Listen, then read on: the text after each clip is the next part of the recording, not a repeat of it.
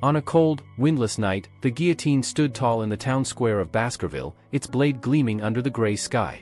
Bound beneath it was a man whose loyalty had once been beyond question, Vicar Van Baskerville, the family's most faithful hound. A tool forged in shadows, trained to carry out the Baskerville family's dirtiest deeds, he now knelt in disgrace, falsely accused of consorting with the Demon Clan. He had committed no such crime. He was no traitor. His only sin had been loyalty that became inconvenient the moment he learned secrets meant to stay buried. As the blade descended, Vicar met his fate without flinching. But just before the cold kiss of death reached him, he swore an oath in the depths of his heart. If I am born again, I will never live as a hound again. I will bite back. When Vicar opened his eyes again, everything was wrong. His vision was blurry. His limbs were weak and small. The world was loud with the cries of infants, and the ceiling above him unfamiliar. It took a moment for the realization to sink in. He was in a nursery. Reborn. A baby. Was this hell? As he tried to make sense of his situation, the door opened and in walked Hugo La Baskerville, the man responsible for his death. The patriarch inspected the crying newborns with a look of disdain, dismissing most as worthless. But when his eyes landed on the quiet, coldly glaring baby that was Vicar, something changed. This one. Move him to the Cradle of Swords, Hugo ordered. The Cradle of Swords, a brutal trial every Baskerville heir was subjected to.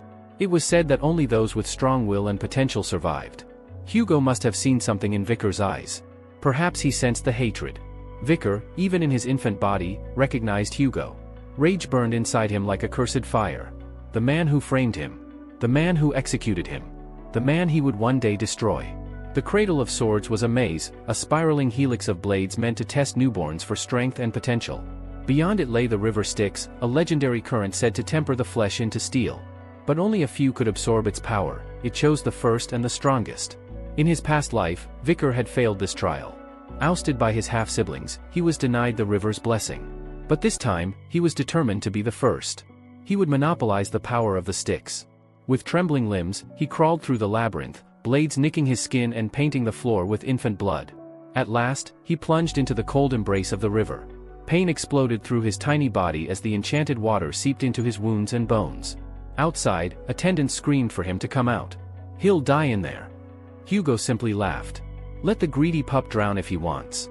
But Vicar endured. He gritted his teeth and forced his body to absorb more than it ever had before. After 7 agonizing minutes, Hugo himself pulled the nearly unconscious child out. Surprised to find baby teeth already sprouting, Hugo stared curiously at the boy. What's his name? Vicar Van Baskerville, the butler replied. Hugo smiled, amused. A greedy son has been born. Vicar, barely conscious, made one more vow. I'll grow fangs sharp enough to tear you apart. And when the day comes, I'll take your head with my own hands. Days passed. In the nursery, Vicar sat quietly in his crib, recovering from the ordeal. One morning, a maid entered, muttering under her breath. Why would Madame order this, for a bastard? She placed a wooden box beside Vicar and quickly left. The lid creaked open. 2 crimson-scaled vipers slithered out, bloody mambas, assassins born of venom. So, the madam wanted him dead. Vicar didn't flinch. With calculated precision, he grabbed the snakes by the throat and snapped their spines. His tiny hands trembled, but his fury burned steady. The next morning, the nannies found him sleeping peacefully beside the corpses of the vipers. Panic spread. The staff was tortured and executed. But no one ever learned the truth behind the assassination attempt. Only the young hound knew.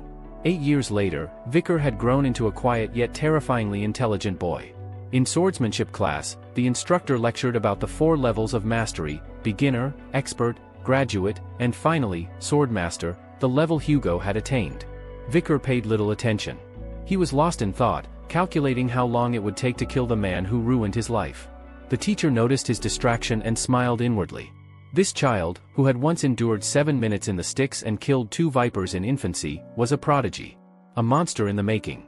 But not everyone was impressed. After class, 3 boys approached him, triplets known as Hugo's Trident. They were the ones who had once stabbed Vicar in the back during his escape in a former life. Highbrow, middlebrow, and lowbrow. All smug. All 9 years old. Still pretending to be strong, garbage van? Rumor says you killed snakes as a baby. Lies, right? Just stay out of our way. Vicar's eyes narrowed. He remembered their betrayal clearly. They would grow to become a thorn in his side, manipulating the family for Hugo's gain. But now he had another chance. Maybe it's time to pull those teeth early, he thought. Standing before the notorious triplets, highbrow, middlebrow, and lowbrow, Vicar was calm and collected. The three brothers, a year older than him and always full of cruel confidence, surrounded him with smug looks. One of them pulled out a small dagger, twirling it in his hand with amusement. They say if you soak in the Styx River long enough, he sneered, your body turns to steel. Let's see if that's true, bastard. The others laughed in agreement, eager to test the myth on the infamous garbage son of Baskerville. One of them grabbed Vicar from behind, clamping a hand over his mouth to silence him. 3 minutes, he said. If he endures that long, I'll eat my own hand. Vicar didn't resist. In fact, he played along, as if curious to see how far they would go. The knife came down. 1 minute passed. Then 3. Then 10. Not a drop of blood spilled. Vicar didn't even flinch. The triplets, baffled, slowly backed off. The myth was real. But as the one holding Vicar began to release him, a sudden, sharp pain shot through his hand. He recoiled, screaming, his finger was missing. And Vicar spat the severed digit onto the floor with a wicked grin. You said you'd eat your hand if I endured, didn't you? He said coldly, crimson eyes gleaming. Panic erupted. The other two scrambled to calm their brother down, shouting about finding a priest to reattach the finger. But Vicar wasn't interested. I'll let you go, he said, voice low and sharp. But only one of you. The triplets froze. Vicar threw the bloodied knife to the ground. Decide among yourselves. At least one of you should live, right? Then he turned and walked to the door. But be quick, he said without looking back. I don't have the patience to wait. Behind him, the room erupted in chaos. The triplets, now desperate, turned on each other, clawing and scrambling for the blade. Screams echoed as brother fought brother. Outside, Vicar leaned against the wall, listening with quiet satisfaction. So this is how the trident of Baskerville crumbles. In the Baskerville manor, head butler John Barrymore stood in the office of Patriarch Hugo La Baskerville, delivering the latest reports. The Moore clan has begun asserting control over the ruby mines, claiming territorial rights, he informed. Hugo brushed it off with a wave of his hand. Let them stir. We'll respond when they formally reach out. Barrymore then moved to more pressing news. Regarding the juvenile fortress evaluation, Master Vicar has scored the highest on the written exam. The practical assessment will be held in 5 days. Hugo's expression shifted slightly, interested now. And the boy's physical state? Healthy. In fact, Barrymore hesitated. There's been an incident. Hugo's eyes narrowed. There was a fight among the young heirs. Master Highbrow's teeth were shattered. Middlebrow's jaw was dislocated. Lowbrow lost his left index finger. They've been treated, but the emotional trauma remains. Those three were close, Hugo said, surprised. They wouldn't turn on each other. There was friction, Barrymore admitted. The cause was Master Vicar. A long silence filled the room. When Vicar entered the Patriarch's study, he wore a calm smile. Hugo greeted him with a mixture of curiosity and amusement. You've grown, Hugo remarked. And yet, you've caused quite the mess. Vicar tilted his head. Didn't they receive medical treatment? I'm not talking about their bodies, Hugo said, eyes narrowing. I'm talking about the damage done to their hearts, the bonds between them, broken. You shattered something inside your brothers. Was that necessary? Vicar looked at him without remorse. What did I do wrong? You turned them into wrecks. Vicar's answer was sharp and defiant. I was stronger. Since when has being strong ever been wrong in this family? That gave Hugo pause. He leaned back in his chair and finally said, they forgave you, you know. Vicar blinked, briefly caught off guard. Forgiven? A memory flashed in his mind. Before his execution in his previous life, a young nun had come to Hugo. She was the daughter of a ruined noble family destroyed by the Baskervilles. Despite everything, she forgave Hugo with a smile. Hugo had sneered and replied back then. Forgiveness is a weapon of the weak, a consolation for those too powerless to exact revenge. Vicar echoed those same words now. Forgiveness is a shield for those without strength. I am not one of them. For a long moment, Hugo said nothing. Then, slowly, a smile tugged at his lips, and his eyes gleamed with something unsettling, approval. He turned to Barrymore. Let the boy take whatever he wants from the food storage. As much as he can carry. Thank you, Patriarch, Vicar replied smoothly. I'll take chocolates. As Vicar and Barrymore headed toward the pantry, the butler explained, these are high-grade chocolates. The Moore clan secured them with great difficulty, they're a delicacy favored by the Germain royalty. But Vicar's expression turned cold. I don't want anything processed. Barrymore blinked. Pardon? I want the raw, Vicar said, staring ahead. Not something passed through others' hands. Barrymore realized something at that moment: this child wasn't like the others. His taste wasn't for sweets or approval. It was for something much darker. Vicar requested something specific: raw cacao beans, ones that carried a rich, deep aroma. The head butler was puzzled by the strange request, but said nothing and had them fetched at once. When the dark, oblong beans were finally presented, Vicar took one between his fingers and placed it in his mouth. The bitter taste hit him instantly, but he didn't flinch. Nearby, the chef couldn't help but explain, "These are known as bloody beans. Just one of these can yield 100 liters of chocolate. Not exactly something you eat raw." The head butler watched silently as Vicar chewed the bean, the bitterness enough to make most people gag. He quietly concluded that the boy must truly love chocolate. Perhaps this was his way of hoarding large amounts for later, by consuming the source directly. The chef offered to have the beans processed and delivered to Vicar's quarters in fine chocolate form. But Vicar simply shook his head. "No. I'll take them as they are." Both the chef and the butler exchanged confused glances. His tastes, they assumed, must be eccentric, maybe even extreme. But Vicar had no interest in indulging a sweet tooth. He had no desire for the chocolate. He simply had a plan. One that involved those very beans. A plan for the practical exam, set to begin in 5 days. No one around him realized that a storm was about to erupt, one that would leave a mark on the Baskerville family's long, blood-soaked history. The Baskervilles, feared across the continent, were known as the Berserker clan for a reason. Their strength wasn't inherited, it was forged through torment. The training of a Baskerville child began the moment they could walk. From that day forward, their lives became a test of endurance. They were made to climb treacherous mountains without pause, forbidden to rest unless given explicit permission. When sleep finally came, it was in the company of death. They were forced to rest beside monster carcasses, to grow used to the stench of rot and the cold grip of fear. This wasn't just training. It was indoctrination. The goal was simple: to raise warriors who felt no fear, showed no weakness, and broke only the bones of others. Once a child turned 8, the true ordeal began. Every eligible child was brought to the outskirts of Baskerville territory, to a savage and untamed place known as Le Rouge et Le Noir Mountain. A forbidden zone brimming with bloodthirsty beasts, it was the designated battlefield for their final test.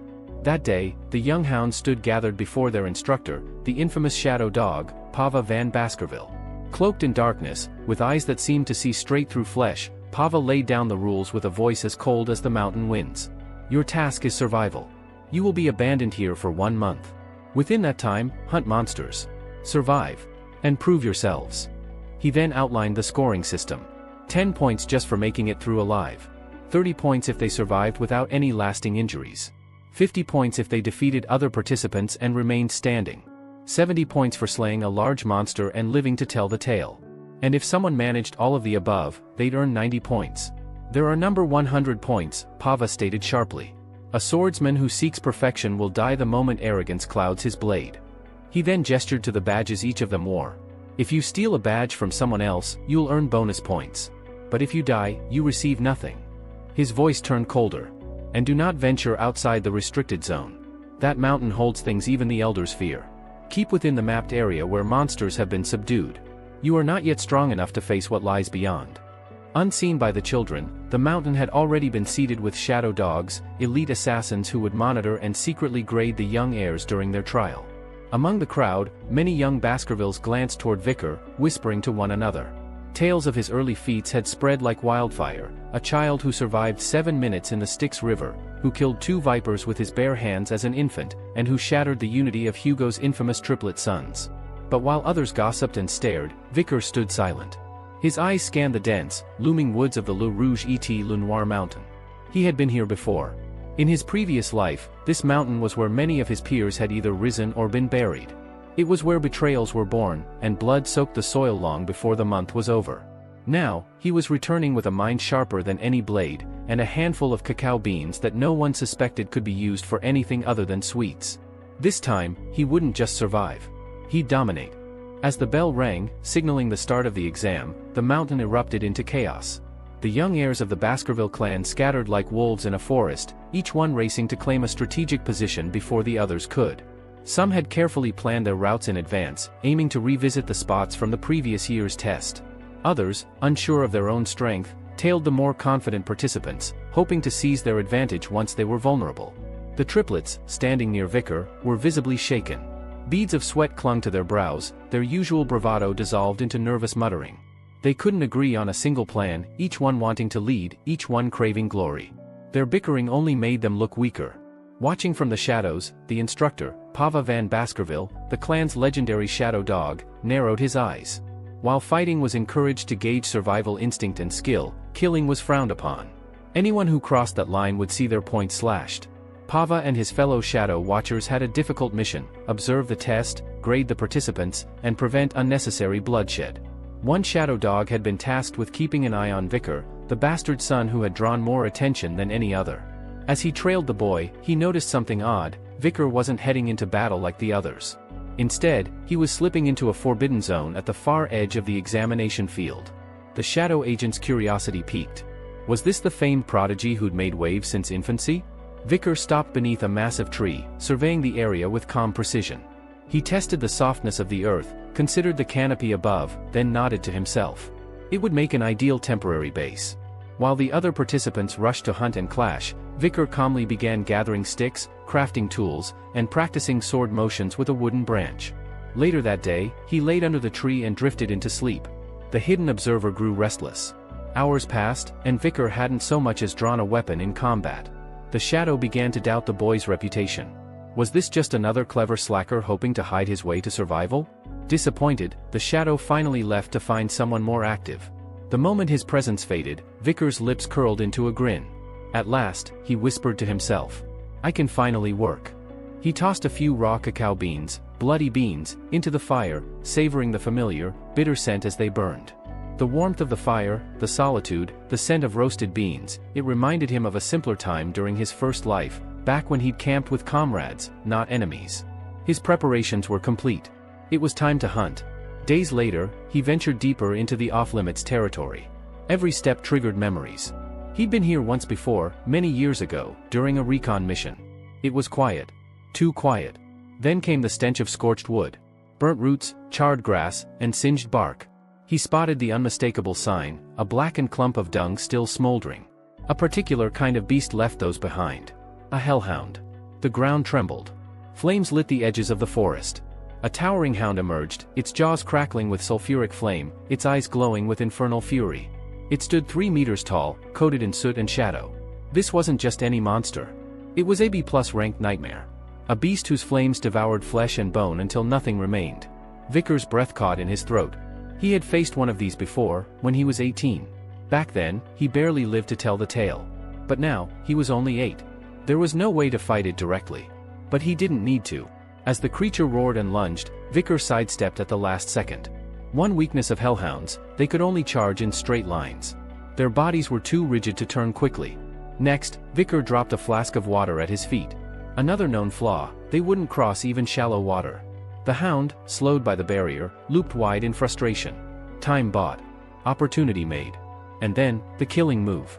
With perfect timing, Vicar hurled a bloody bean straight into the creature's open maw. The reaction was instant. The hound staggered, choked, and collapsed with a whimper. Chocolate, lethal to canines. And this bean wasn't ordinary, it had the potency to produce 100 liters of it. Weaponized chocolate. Only Vicar would think of that. Seizing the moment, he darted forward and drove his blade between the creature's ribs, aiming precisely for its kidneys, the one place its fiery armor didn't reach. The hellhound crumpled. As the beast died, a surge of energy pulsed through Vicar's body. Karma. Power. His blade suddenly felt lighter, his muscles tighter. He was catching up to the strength he once held before being reborn. Smirking, he cut off the creature's head. Just imagining Hugo's expression when an 8-year-old presented him with the head of a B+ monster filled him with satisfaction. But his victory celebration was cut short. Snarls echoed from the tree lean. More hellhounds. A pack. They circled him, eyes burning with rage and grief, drawn by the scent of their fallen kin. Vicar reached for his sword. His pouch still held several more beans. He was ready. Yet, the beasts didn't attack. They stopped. Snarled. Whimpered. Trembled. Vicar narrowed his eyes. Hellhounds never hesitated. Never backed down. Then he felt it. The air shifted. A chill swept through the forest. Behind him, the earth trembled, and the hellhounds began retreating in terror. He turned around, and froze. Towering above him stood a Cerberus, the mythical 3-headed guardian of the underworld. Its massive, 7-meter body was torn and bleeding. Arrows stuck from its flanks. Its breath came in wheezing gasps. Someone had been hunting it. And it had fled here, by sheer chance or cruel fate. Cerberus, the A+ ranked lookout monster. Even wounded, it was leagues above anything Vicar had fought. But he saw opportunity. The beast staggered. He struck. With practiced footwork and honed technique, Vicar sliced across its hide, landing a series of rapid blows. His swordsmanship, refined in wars against demons in his previous life, allowed him to keep up.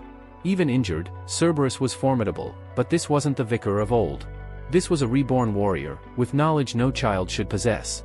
His blade bit deep. But in a moment of complacency, he slipped. Cerberus retaliated. Its claw shattered his sword. The second swipe hurled him through the air like a rag doll.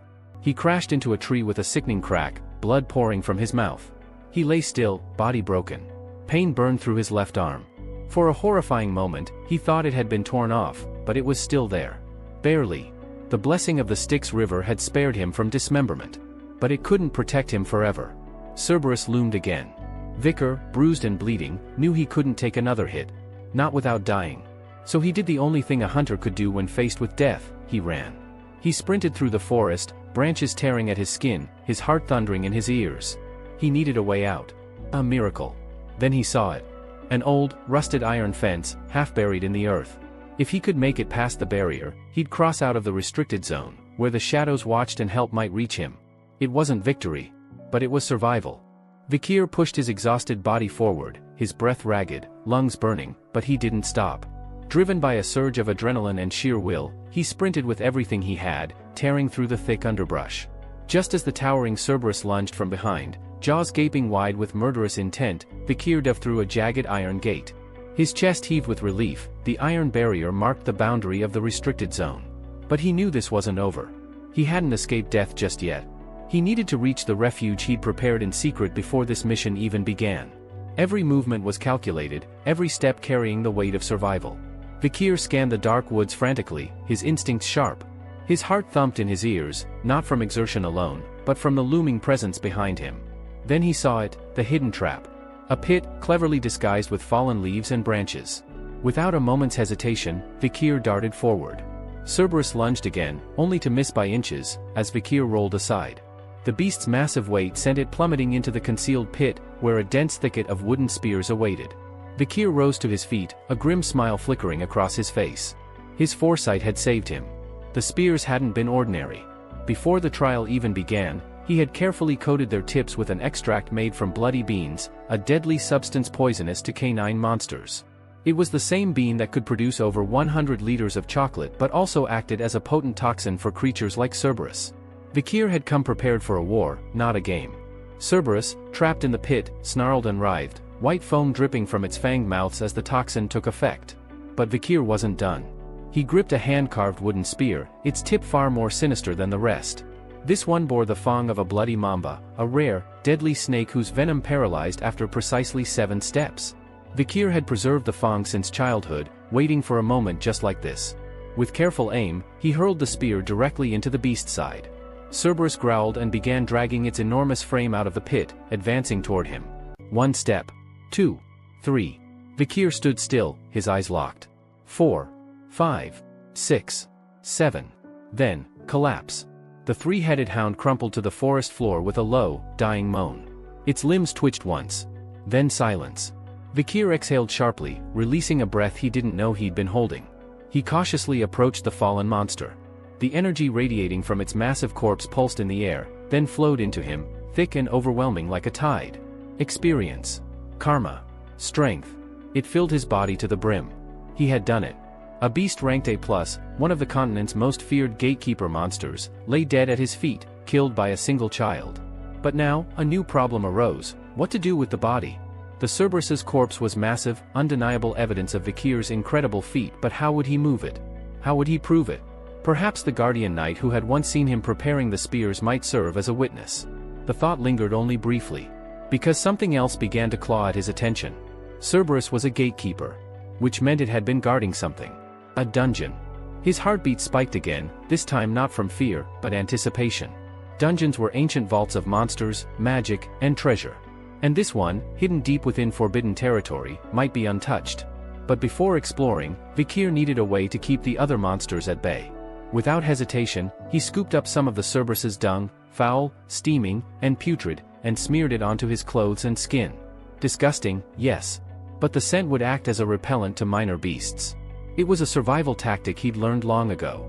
With the stench now cloaking him like armor, Vikir followed the trail Cerberus had left. Each crushed leaf, every patch of scorched ground, told a story. He retraced the creature's path with the instincts of a seasoned hunter. Eventually, the terrain changed. The earth beneath his feet felt warmer, the air heavier with latent mana. He had found it. The hidden dungeon. A massive, weathered crevice in the rock face opened up like a forgotten wound in the land. Vikir's crimson eyes gleamed in the gloom. This wasn't just a simple cave. He'd seen this place before, in his past life, 10 years into the future. But back then, it had already been looted. Its core, its treasures, all stripped away by adventurers and noble scavengers. Not this time. Now, it was untouched. Brimming with power. He stepped inside. Darkness swallowed him. The deeper he ventured, the more oppressive the air became. No light reached this far. Only silence and the subtle hum of magical energy. But he pressed on. Soon, faint glimmers of red reflected from the stone walls. Embedded in the surfaces were ruby veins, rich and unmined. This dungeon was likely connected to Red or Mountain, another territory loaded with mana-rich minerals. A true treasure trove. As Vikir delved further, the narrow tunnel expanded into a vast chamber, brilliantly lit by an unseen source. His eyes took a moment to adjust. And then, he grinned. Whatever lay ahead, it was worth the risk. Vikir stepped into the heart of the chamber, and his breath caught at the sight before him. In the center of the vast, echoing room stood a towering stone pedestal, atop which rested an enormous crimson gemstone. The ruby pulsed faintly with light, bathing the entire space in a soft, red glow. It wasn't an ordinary jewel, he could feel the magical energy radiating from it, thick and dense. The brilliance of the stone seemed almost alive, as though it had a heartbeat of its own. But the wonder of the moment was short-lived. At the base of the pedestal, partially buried under layers of dust and decay, Vikir spotted a lifeless skeleton. The remains were brittle and pale, bones twisted at odd angles, their surfaces stained with the dark rust brown of long-dried blood. Jagged gashes marked the ribs, and Vikir could tell the wounds had been deep, lethal. Someone had perished here, and not recently. Beside the corpse lay a tattered envelope, yellowed with age. Curious, Vikir knelt down and retrieved it, carefully unfolding the brittle parchment inside. The ink was faded, but still legible. The letter began with a strange preface. "I do not wish to stain this white paper with my cursed name. But if you must know, I was called Cain." As Vikir read on, a chill settled in his spine. The handwriting, sharp, precise, yet deeply emotional, was unmistakably from someone of the Baskerville bloodline. He could tell just by the controlled pressure of the strokes. That alone narrowed down the possibilities. The letter, written by Cain, told a grim tale of desperation and regret. Cain and his brother, Abel, twins, had discovered this hidden dungeon years ago. It had long been whispered about among the older generations of the Baskerville family, a forbidden, stone chamber, said to house a treasure of unimaginable value. Driven by ambition and curiosity, the two brothers had entered the dungeon together and braved its brutal trials, monsters, traps, and mind-bending illusions. They succeeded in overcoming every test, and eventually reached the final chamber, the very one Vikir now stood in. But the last riddle had trapped them here. When entering, it is one. Once inside, it becomes two. Upon leaving, it is one again. Cain wrote that they had agonized over the meaning for years, 3 whole years, trapped, slowly starving, their bodies deteriorating while their minds teetered on the edge of madness. They came to a haunting conclusion: since they were twins, born from one womb but now two separate beings, only one could be allowed to exist to leave with the treasure. In desperation, Cain had killed Abel. He had taken his brother's life, believing that by doing so, he would satisfy the condition of becoming one again. But the treasure did not reveal itself. Nothing happened. No hidden path. No magic light. No reward. Just silence. In the letter's final passages, Cain's words grew bitter and sorrowful. "There is no treasure in this place. Only torment. Only regret. Turn back. Leave this cursed chamber before it breaks you too." Vikir slowly folded the letter again and placed it beside the skeletal remains. He sat there for a while, staring at the ruby's glow. His mind was whirling. Unlike Cain, he didn't have a twin. He wasn't, too. So why had the chamber accepted him? Why had the riddle remained unchanged? He muttered the riddle aloud once more, his voice barely above a whisper. When entering, it is one, once inside, it becomes two, and when leaving, it is one again. Cain and Abel had believed it referred to themselves, that one had to kill the other. But Vikir felt deep down that they had misunderstood something crucial. He stood and walked around the chamber, slowly examining every carving, every crack in the stone. His eyes lingered on the ruby at the center. Could the 2 mean something else entirely? Was it symbolic? Physical? He clenched his fists, frustrated but focused. There was always a solution. He refused to believe the dungeon was unbeatable. There was no such thing. Vikir turned back toward the remains, his gaze intense. He would not die here. And he would not repeat Cain's mistake. A sudden spark ignited in Vikir's mind, an insight that cut through the cloud of confusion like lightning. Reflecting on the tragic fate of Cain and Abel, he realized their downfall had stemmed from a fundamental flaw in their thinking. They had interpreted the riddle too literally, bound by the idea that they were 2 separate beings who needed to become one. He turned to face the large ruby glowing in the center of the chamber and let his gaze wander back toward the narrow, dim corridor he had entered through. As he replayed the riddle in his mind. When entering, it is 1. Once inside, it becomes 2. When leaving, it is 1 again. It all clicked into place. It's not about people, Vikir murmured, walking toward the ruby. It's about the self, about perception. About light and darkness. He stepped into the center of the chamber, where the ruby's magical illumination fell directly on him. There, cast across the stone floor, was his shadow, sharp and distinct. When I entered, I was 1, he muttered, eyes following his silhouette. But when light reveals my shadow, I become 2. He now understood. The riddle wasn't about a pair of individuals, but the transformation of the self under light. The 2 was simply the person and their shadow. And when that light was removed, the shadow would vanish, leaving 1 once more. His eyes narrowed. The shadow, that's the answer. With calm resolve, Vikir reached out and shattered the ruby with a single strike of his fist. A blinding light burst forth as the gemstone cracked, momentarily filling the room with a radiant glow. As the light died down, the chamber trembled. The floor split apart to reveal a hidden vault beneath, slowly lifting a pedestal from the ground. Upon it rested a weapon that made Vikir's heart skip a beat. A sword, ominous and wicked, its presence alone enough to make the air feel heavier. Black as pitch, it radiated a corrupted, pulsating aura. Dark mist clung to its blade like oil in water. Vikir stepped forward cautiously, his instincts screaming that what stood before him was not merely a weapon, but a curse wrapped in steel. Carved into the obsidian pedestal were words written in an ancient tongue. He translated them silently. Only one who carries the blood of Baskerville may claim Beelzebub. His breath hitched. Beelzebub? Vikir whispered in disbelief. The name clawed at the corners of his memory, dredging up stories from long ago, half-believed fairy tales read in the dim candlelight of his childhood. He remembered the gluttonous fly, the harbinger of famine, one of the mythical 7 calamities, the devil's holy constellations. The Beelzebub of legend had once descended upon the continent, bringing ruin and madness, and it was said that the founding heads of the 7 great clans had joined forces to seal it away. Many dismissed the tale as fiction, but Vikir now understood, it was real. The sword before him wasn't a relic. It was a remnant. A cursed weapon forged from the remains of a calamity. He gritted his teeth.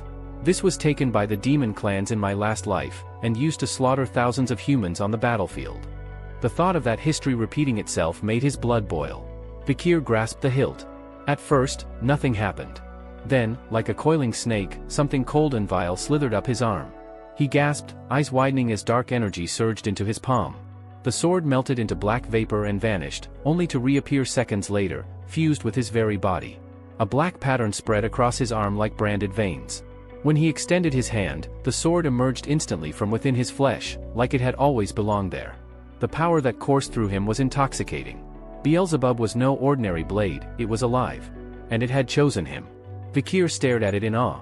A weapon born from a devil's corpse, he muttered. No wonder it feels like it's devouring the air around me. A grin crept across his face. With a tool like this, the strength he could achieve in this life would far surpass what he had known before. The road to vengeance and dominance had just gained a dangerous new ally. Satisfied that the dungeon held no further secrets, Vikir turned to leave, but as he stepped back toward the surface, something shifted within him. A wave of weakness crashed over his body. His knees buckled, and he collapsed, one hand gripping his stomach. A deep, gnawing pain twisted in his gut, not his own hunger, but something far darker. A low voice echoed in his mind, cold, ancient, and insatiable. Feed me. Vikir's expression darkened as he understood the truth. It wasn't he who was starving. It was Beelzebub. And the sword's hunger had only just begun. A peculiar sensation prickled at Vikir's senses. His nose twitched involuntarily, picking up faint, distant scents that had never been detectable before. He wondered for a moment if his sense of smell had evolved, perhaps influenced by his bond with the demonic weapon now fused to his arm. Just then, Beelzebub, the cursed sword, tugged at him. Though it had no voice, its will was strong, pulling Vikir's arm forward like an eager child. Startled yet intrigued, Vikir allowed himself to be guided, racing through the forest under Beelzebub's invisible pull. The trail led him back to a place he had visited before. He stopped abruptly.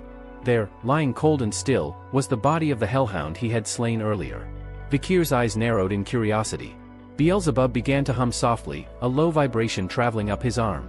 As he raised the sword, its hunger became palpable. Without hesitation, the blade extended toward the corpse. The moment it touched the carcass, Beelzebub pulsed violently and began absorbing the blood left within the creature's body. Vikir watched, both fascinated and disturbed, as the sword fed greedily, its hunger temporarily quelled with each pulse of crimson energy. A strange thought crossed his mind: had Beelzebub's unquenchable thirst caused the land itself to wither? He'd noticed how the mountain soil nearby had become brittle and dry. Was the sword leeching not just life but vitality from its surroundings? The sword's devouring slowed, and with a contented hum, it fell still. Vikir glanced at it. "So that's how you feed," he murmured, frustration flickering across his expression. Beelzebub's appetite was both a gift and a burden. The silence was broken by a cheerful, almost childlike cry from the sword, as if it had just finished a satisfying meal. Now that the weapon was calm, Vikir took the opportunity to examine its abilities.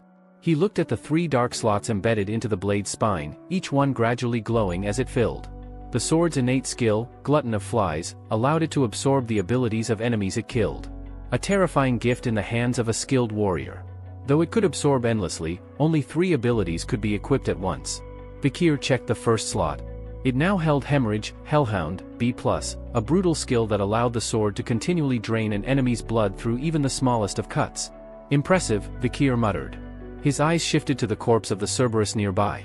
It was still mostly intact, and Beelzebub began to twitch again, reaching for it. Vikir immediately stepped forward and tapped the blade lightly. "Not so fast," he warned. "If you devour everything, they'll start asking questions during the autopsy." Beelzebub let out a sharp whine, almost as if it were protesting. "Enough," Vikir said firmly. Despite the complaint, the sword obeyed. As he examined the rest of the sword's slots, Vikir discovered 2 more newly acquired abilities. Burn Injury, Cerberus, A+, which inflicted intense thermal damage on the enemy, capable of replicating the agony of fire itself. High-Speed Regeneration, Norvik Sewer Rat, F, a minor but useful ability he hadn't even noticed until now. He spotted the crushed corpse of a small rodent beneath the Cerberus and smirked. Apparently, Beelzebub had devoured it too during its frenzy. Not bad, he thought. Even the smallest creature can provide value. The skills now stored in Beelzebub made it a truly terrifying weapon, wounding, burning, and healing in unison. With nothing left to gather, Vikir cleaned the area and prepared the Cerberus body to be submitted for the practical exam. It was intact enough to prove his accomplishment, and with the battle over, he chose to remain in the forest until the evaluation was complete. Several days later, the young hounds returned to Baskerville Castle. There, in the Grand Hall, awaited their rewards: swords, shields, or amulets crafted from the monsters they had slain during their trials. But the attention of the entire room had gravitated to one particular tale. One hound had done something unheard of. Inside his study, Hugo Baskerville, the patriarch of the family, sat with an expression of disbelief. He turned to his head butler, eyebrows raised. "Repeat that," he said flatly. "Who brought down the Cerberus?" The head butler bowed respectfully. "Master Vikir van Baskerville. 8 years old. He's the one who submitted the corpse of the Cerberus, an A+ class threat. The same monster that crossed into the restricted zone during the trial." For a moment, silence stretched in the room. Then Hugo leaned back in his chair, amused. "Even the Guardian Knights hesitate to deal with that beast," he said. The butler nodded. "We found that it had been previously wounded by the barbarian tribes. According to the journal, young Master Vikir finished the job using a poisoned wooden spear, but we have no record of what kind of poison it was or where he acquired it." "I see," Hugo said, eyes twinkling with interest. "Information is a currency, and the boy's already hoarding it." The butler added, he returned to the dormitory saying he was tired and refused to answer questions. Hugo chuckled under his breath. "A cunning little brat," he said. "Scheming like that at his age." The butler hesitated, then said, "If I may. I find it surprising that such talent comes from someone bearing the name Van rather than La." Hugo's expression turned serious. "Bloodline means nothing to me," he said. "I raise hounds by merit. If a mutt outpaces a purebred, then so be it." The butler bowed again. "Understood, sir." But beneath the patriarch's calm exterior, a shadow of thought passed. His second son was entering isolation training soon, one of the most dangerous and sacred rites in the family. Would the rising star named Vikir upset the balance of expectations? He didn't voice the thought, but the idea lingered. The boy who brought down a Cerberus might be more than just a prodigy. The head butler quickly bowed his head, murmuring a quiet apology for overstepping, though he kept his true thoughts to himself. Hugo merely waved a hand to dismiss it with a dry chuckle, saying, "Forget it. What I need now is something, or someone, to lift my mood." The butler, catching the hint, nodded. "I'll summon Master Vikir." Soon after, Vikir stood before Hugo Baskerville, calm and composed. Despite being in the presence of the fearsome patriarch of the clan, the boy betrayed no hint of anxiety. His back was straight, his eyes clear. Hugo regarded the child curiously. "So," he began, "how exactly did you manage to bring down the Cerberus during the trial?" Without hesitation, Vikir answered, "I poisoned the wooden spear with chocolate. It's toxic to canine-type monsters." The response was so matter-of-fact, so relaxed, that Hugo blinked in surprise. A small smile crept onto his face as he recalled the boy's earlier request for chocolate before the practical exam. So that was his plan all along. Standing nearby, the head butler was left stunned, not only by Vikir's answer, but by the strange lack of traditional greetings or formal respect exchanged between father and son. It didn't feel like a conversation between a subordinate and the patriarch. No, this felt like a negotiation between equals. Hugo continued, his curiosity piqued. "And why didn't you explain yourself to the butler earlier when he asked about the hunt?" Vikir didn't hesitate. "Because he's not my master." Raising an eyebrow, Hugo asked dryly, "Then who do you consider your master?" "I serve the clan," Vikir replied simply. "Whoever leads the clan is my master." A satisfied grin tugged at Hugo's lips. He leaned back in his chair, clearly entertained by the boy's boldness. "Well said. As a reward for your performance in the trial, the Cerberus corpse is yours to claim. And as the top scorer, you've earned the right to make a wish." Vikir's eyes lit up. He already knew what he wanted. With unwavering clarity, he declared, "I want access to the 10,000 epistle library." The entire room went still. Hugo leaned forward, visibly intrigued by the boy's unusual request. The 10,000 epistle library was a sacred vault of knowledge, one of the most heavily guarded libraries in the Empire, situated at the heart of the Baskerville estate. "That's a tall request," Hugo remarked. "Only the patriarch, the deputy head, and their direct descendants are allowed entry." Vikir remained respectful but resolute. "If it cannot be granted, I'll withdraw the request." But in his heart, he was already scheming a way to enter regardless of approval. To his surprise, Hugo gave a nod of approval. "You may enter." Vikir's breath caught in his throat. He hadn't expected to be granted permission, and yet Hugo wasn't finished. Once inside, the patriarch added, "Seek out the sixth sword technique. It's stored in the sixth sealed section. Read it." Vikir froze for a moment. Did he hear that correctly? The sixth technique? That was something no child with the name Van, a designation given to those outside the direct line, was ever permitted to learn. Traditionally, only legitimate heirs could study beyond the fourth technique. And yet here he was, an 8-year-old Van, being handed the opportunity of a lifetime. He managed to mask his emotions and nodded in thanks. But internally, his thoughts were racing. So it's come to this. Hugo himself had reached the seventh technique. Before his regression, Vikir remembered Hugo wielding the fearsome 9 fang style in battle. And yet now, Vikir had just been handed access to the sixth step. This wasn't just an opportunity. It was a key. A key that would lead him closer to the true treasure of the clan, the Baskerville Master Text, the complete codex left behind by the clan's founding patriarch. It contained the swordsmanship that had once brought the 7 great disasters to their knees. That book. Vikir swore he would obtain it one day, and Hugo himself would be the one to hand it over. With a faint smile, Hugo dismissed him with a casual, "Good luck." Vikir gave a deep bow, thanked him quietly, and turned to leave. He has no idea what he's just given me, Vikir thought, his heart pounding with restrained excitement.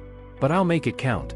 The 10,000 epistle library was more vast and magnificent than he had ever imagined.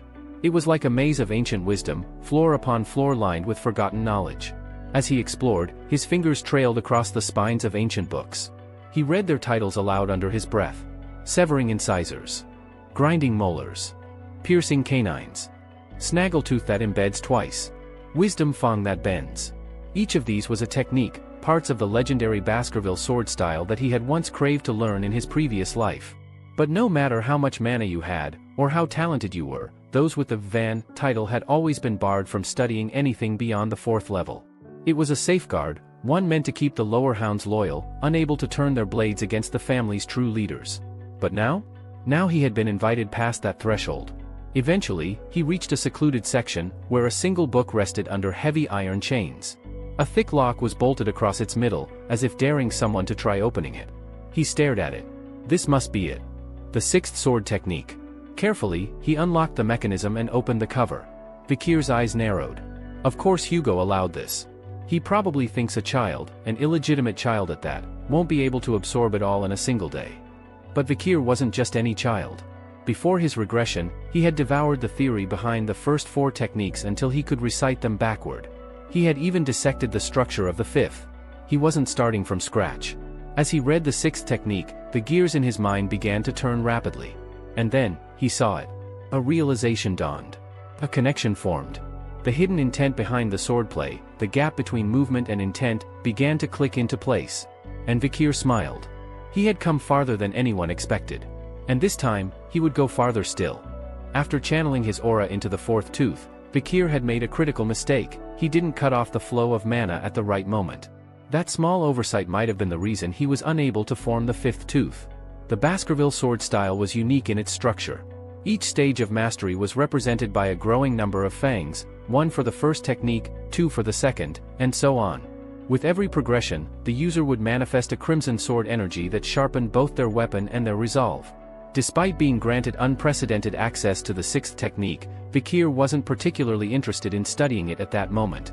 He hadn't come to the 10,000 epistle library just to indulge in conventional swordsmanship tomes. He was seeking something beyond that, something lost, forgotten, or hidden. Leaving behind the formal training section, Vikir exited the aisle that housed the family's official manuals. The guard stationed nearby blinked in surprise as he emerged so soon. "You're done already, Master Vikir?" one of them asked, stunned. "If you'd like, we can fetch more tomes from deeper inside. There are advanced sword techniques even deeper than the 6th, offered another, clearly trying to be helpful. But Vikir simply waved them off. "No need. I finished what I came for." Still baffled, the guards watched as he turned and strolled toward the far end of the Grand Library. One of them whispered, "That section's just full of miscellaneous rubbish. I'd rather dig into the deeper sword volumes if I were him." "Maybe he doesn't realize how valuable those books are," murmured the other, shaking his head. Vikir caught every word, but he didn't turn back or correct them. Let them think what they wanted. They had no idea that the so-called rubbish he was heading toward held something of far greater value than any of the officially sanctioned techniques. His eyes scanned the rows of dusty, neglected books until one spine stopped him cold. A lurking ambush. He reached for the old, frayed volume and gently pulled it free from the shelf. Its pages were brittle, many torn or barely clinging to the binding. Most would dismiss it as a damaged throwaway. But Vikir's expression turned grim with recognition. He had found the book he had been searching for. Before his regression, during his time in the Hound squad, a single page had fallen into their hands, ripped, obscure, but unmistakably bearing the handwriting of a Baskerville ancestor. It was part of a forgotten swordsmanship manual. When Hugo, obsessed with recovering its source, had discovered that it belonged to a lurking ambush, he had gone mad trying to complete it. Vikir vividly remembered what followed. Hugo had dispatched hounds across the empire to retrieve the 6 missing pages, threatening and even waging war against the noble families who held them. Blood was spilled, lives were lost, scores of elite hounds sacrificed for the sake of mere parchment. When the final page was finally recovered, Hugo received it in silence, and then muttered only one thing. "Good job." That was it. No praise. No grief. No honor for the dead. The only reward was a muttered acknowledgement as Hugo broke past the 7th technique and eventually ascended to the 9th. But beneath that triumph lay a mountain of corpses and a river of blood. Vikir's grip tightened around the book as the memories surged. "That was a damned foolish way to live," he muttered under his breath. He couldn't let that tragedy repeat. He remembered the contents of the missing pages with perfect clarity. Even now, he could visualize each stroke, each annotation. And he understood then that his failure to progress past the 4th technique in his past life wasn't due to a lack of talent, but due to missing context. This book, in its incomplete form, was misleading. The techniques were fragmented, nonsensical. But the moment one inserted the lost pages, the moment the blanks were filled in, the entire manuscript transformed into a sublime masterpiece. Others would never see it that way. They would scoff at it, misinterpret it, ignore its secrets. But Vikir saw everything. Before his regression, he had reached the apex of aura mastery and climbed as high as the fourth technique would allow. Now, he was on a path to do it all again, and more. This time, there would be no gaps. No errors. No false steps. He set a new goal for himself. By the time he turned 15, he would reclaim every shred of power he had once lost. Time passed unnoticed as Vikir pored over the ancient book. The flickering torches dimmed. Silence settled over the library like dust. Eventually, the golden light of dawn spilled through the stained glass windows. Vikir blinked, his fingers finally releasing the aged tome. He hadn't realized the night had passed. He exhaled deeply. Not only had he found what he came for, he had memorized every word of it. And now, the path to surpassing even Hugo Baskerville lay open before him. As Vikir rose to his feet, he took a moment to observe his surroundings. The library was still and empty, the guardian knights who usually kept a watchful eye were nowhere to be seen. Realizing he was alone, he allowed himself a moment of calm reflection. He knew that his current body, young and underdeveloped, couldn't yet bear the strain of manifesting all 10 Baskerville fangs. But that wasn't his goal, at least not yet. What he sought now was to conquer the elusive fifth technique, something he had failed to grasp in his past life despite decades of effort. Focusing his breath and centering his mana, Vikir stepped before one of the imaginary statues he created standing silently within the vast halls of the library. A look of firm resolve crossed his face as he raised his hand, channeling all the power he could muster into his strikes. He began with the foundational moves, executing the first technique with precision, followed seamlessly by the second, third, and fourth. Each swing brought sharper strength, more fluid control. The room echoed with the crack of sword energy as he struck again and again. With every blow, fragments of his past returned to him. He remembered the countless hours he had dedicated to reaching the peak of graduate-level aura in his former life. Yet, no matter how hard he trained, the more advanced sword arts had remained locked behind prejudice and bloodlines. As an illegitimate child, he had been cast aside, denied the privilege of advancing beyond the fourth technique. That bitter truth had haunted him. But now, reborn with the wisdom of his previous life, he wasn't going to be held back again. Rage and determination surged in his veins as he unleashed his blade, visualizing Hugo's face engraved into the stone of the training statue. With a final, powerful strike, he cleaved clean through the stone, sending shards scattering. Had he done it? A strange warmth began to spread through his chest, rising to his throat. It was a burning sensation, hot, overwhelming, and alive. A smile crept across his lips, trembling slightly as he clenched his fists. For a brief moment, he felt as though tears might come. He had done it. He had manifested the fifth tooth. As if confirming this, he felt a painful yet exhilarating shift in his jaw. His canine tooth had begun to extend, symbolic of his growth as a hound. In Baskerville tradition, the fangs only grew sharper and longer when aimed at one's master. This alone was proof of his rapid advancement. He glanced at the mana now flowing inside him, no longer a crude solid but a dense, fluid energy, an unmistakable sign that he had ascended to the level of a graduate aura user. Something that had taken him 30 years in his previous life, he had now achieved at just 8 years old. With this surge in power, his body could move smoother, faster, and with greater control than ever before. His newfound strength didn't just surpass expectations, it obliterated them. The sword technique lurking ambush had always fascinated him. Its greatest strength was its versatility. He could now blend offense and defense in seamless transitions, perfect for overwhelming opponents without pause. It had no true limitations, and Vikir was determined to master it completely. Satisfied, he carefully placed the old book near the window and took a moment to appreciate how far he had come. He wasn't just stronger, he was smarter, faster, and far more cunning. He then turned his gaze to the sunlit window and pulled out a magnifying lens. Placing it at just the right angle over the book, he focused the sunlight onto the page. Slowly, deliberately, the paper began to blacken. A faint curl of smoke rose. Then flame. With a slight smirk, Vikir watched the fire catch. "Let's see Hugo and the others reach the 10th technique now," he whispered under his breath, watching the once precious text crumble to ash. He, of course, had memorized everything. But no one else would be able to replicate the path without the missing pieces. The scent of burning paper spread through the air. Moments later, the guards, alarmed, burst into the library. Seeing the smoldering remains, they demanded to know what had happened. Vikir's expression shifted into one of innocent regret. "I'm sorry," he said calmly. "I must have left the magnifying glass there without realizing the sunlight would start a fire." The guards exchanged nervous glances. They were well aware of the punishment that could fall on them for negligence. But instead of blaming Vikir, one of them quickly stepped forward. "No, Master Vikir. It's our fault. We should have been watching more closely. I'm just glad this part of the library only held unimportant texts," Vikir added lightly, further easing their concern. He then turned and asked with a knowing smile, "Weren't you dealing with the Moor clan and the ruby mines? I assumed you wouldn't have time for minor things like this." The guards exhaled in relief, happy to shift blame off themselves. "You're right, young master. This will remain between us." "Good," Vikir replied, starting to walk away. "Let's not waste time on trivial matters." As he departed, the guards whispered among themselves, impressed by the young hound's poise. "He's unusually mature," one said. "Polite, respectful, he treats even workers like us with decency." But behind his retreating figure, Vikir's lips curled into a mischievous grin. Let them think what they want. Later, standing once again before Hugo in the Patriarch's office, Vikir was calm and collected. Hugo, ever watchful, asked, "Did you learn anything insightful in the library?" With a cryptic smile, Vikir replied, "Yes. I discovered something warm, sharp, soft, and thick like honey." The head butler flinched.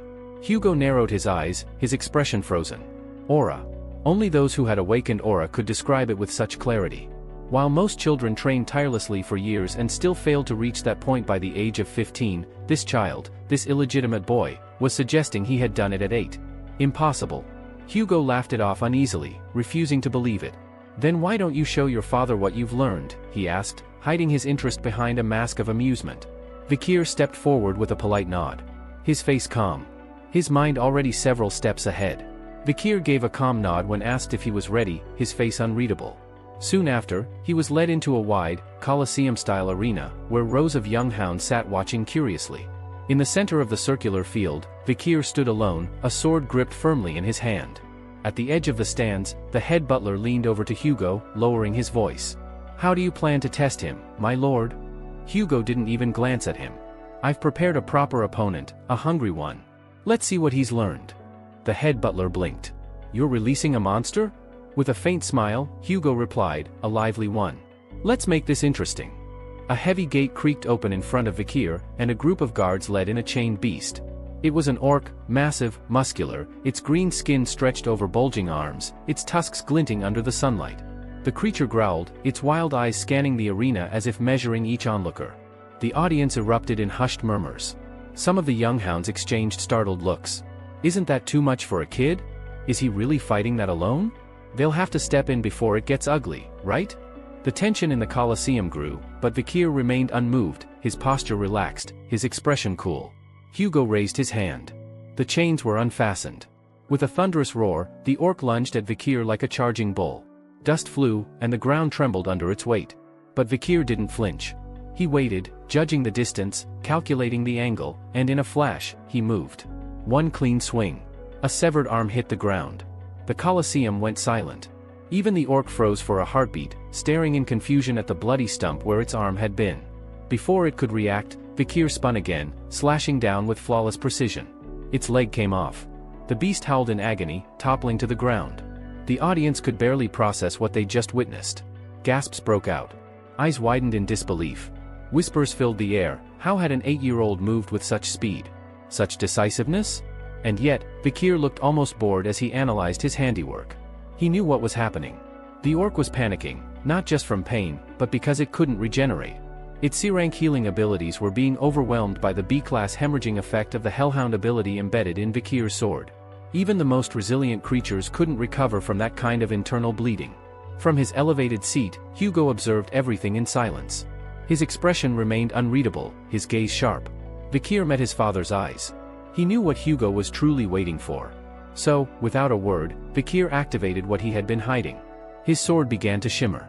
It wasn't mere swordsmanship now, his blade was glowing, wrapped in a vivid red aura. The head butler stood abruptly. That's an aura blade. Low-class sword expert level. The other hounds stared in disbelief. In a flash, Vikir dashed forward.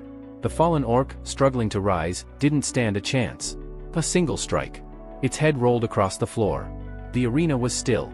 Then, slowly, whispers turned to stunned silence.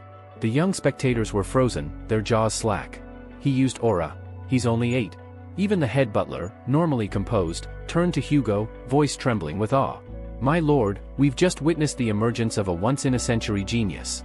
I doubt any house in the entire empire could compare. Hugo, however, was less impressed. His eyes drifted to the orc's lifeless body, and he noticed something odd: the creature's blood still flowed freely. He only won because the orc was already weak, Hugo said quietly, almost as if trying to reassure himself. But then, a voice reached him. Vikir's.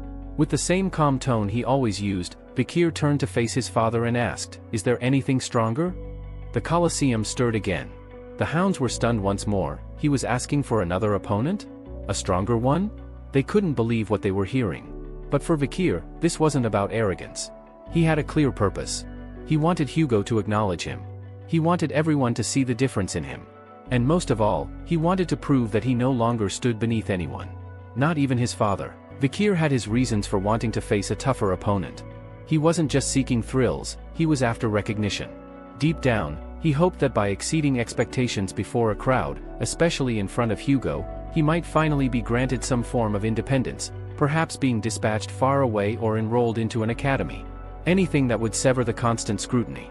From his viewing platform, Hugo observed his son with narrowed eyes. With a chuckle, he remarked, "So, even imported orcs aren't enough for him." Turning to the head butler, Hugo asked, "Didn't we capture a particular specimen during the last barbarian raid? One of the survivors?" The butler gave a solemn nod. "Just one. Still alive, kept for experimentation." Hugo smiled faintly. "Then bring it in."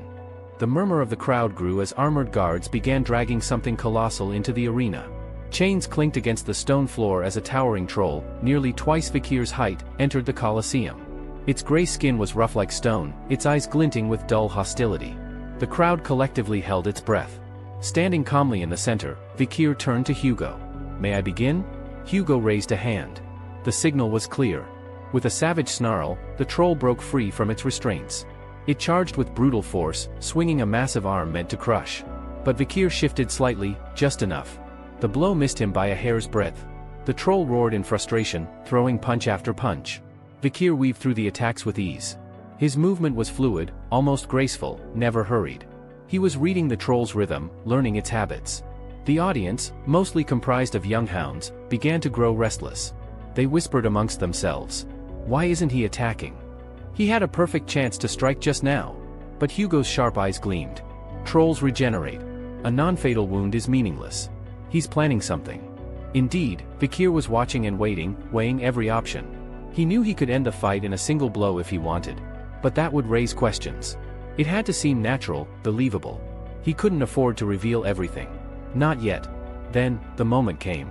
As the troll roared and lunged forward again, Vikir ducked low, his blade flashing toward the creature's shoulder. A brutal gash nearly severed the troll's arm.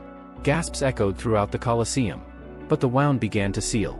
The audience, stunned, watched in disbelief as the troll's flesh reknit itself. Vikir clicked his tongue in irritation. Only a skill like hemorrhage from the hellhound could stop that regeneration.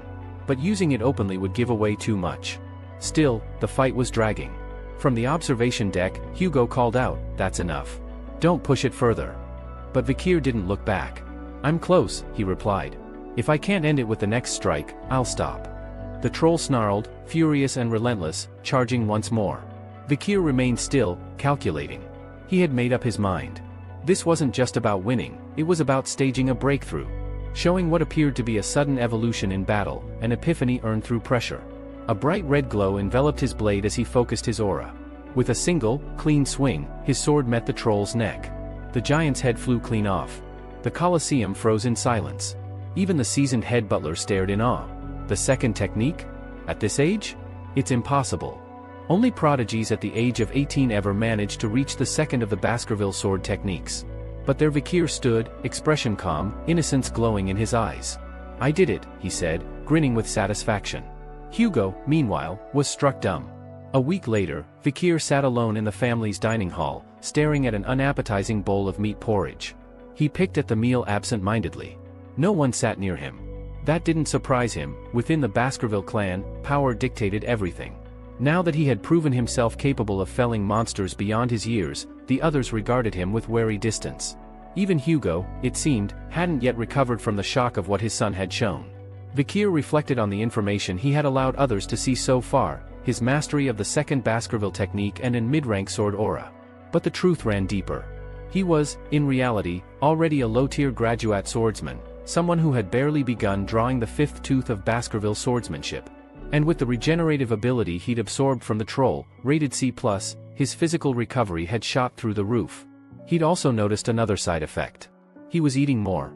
Much more. The cost of maintaining Beelzebub's third ability, rapid regeneration, was clear. The sword constantly hungered. And now, so did he.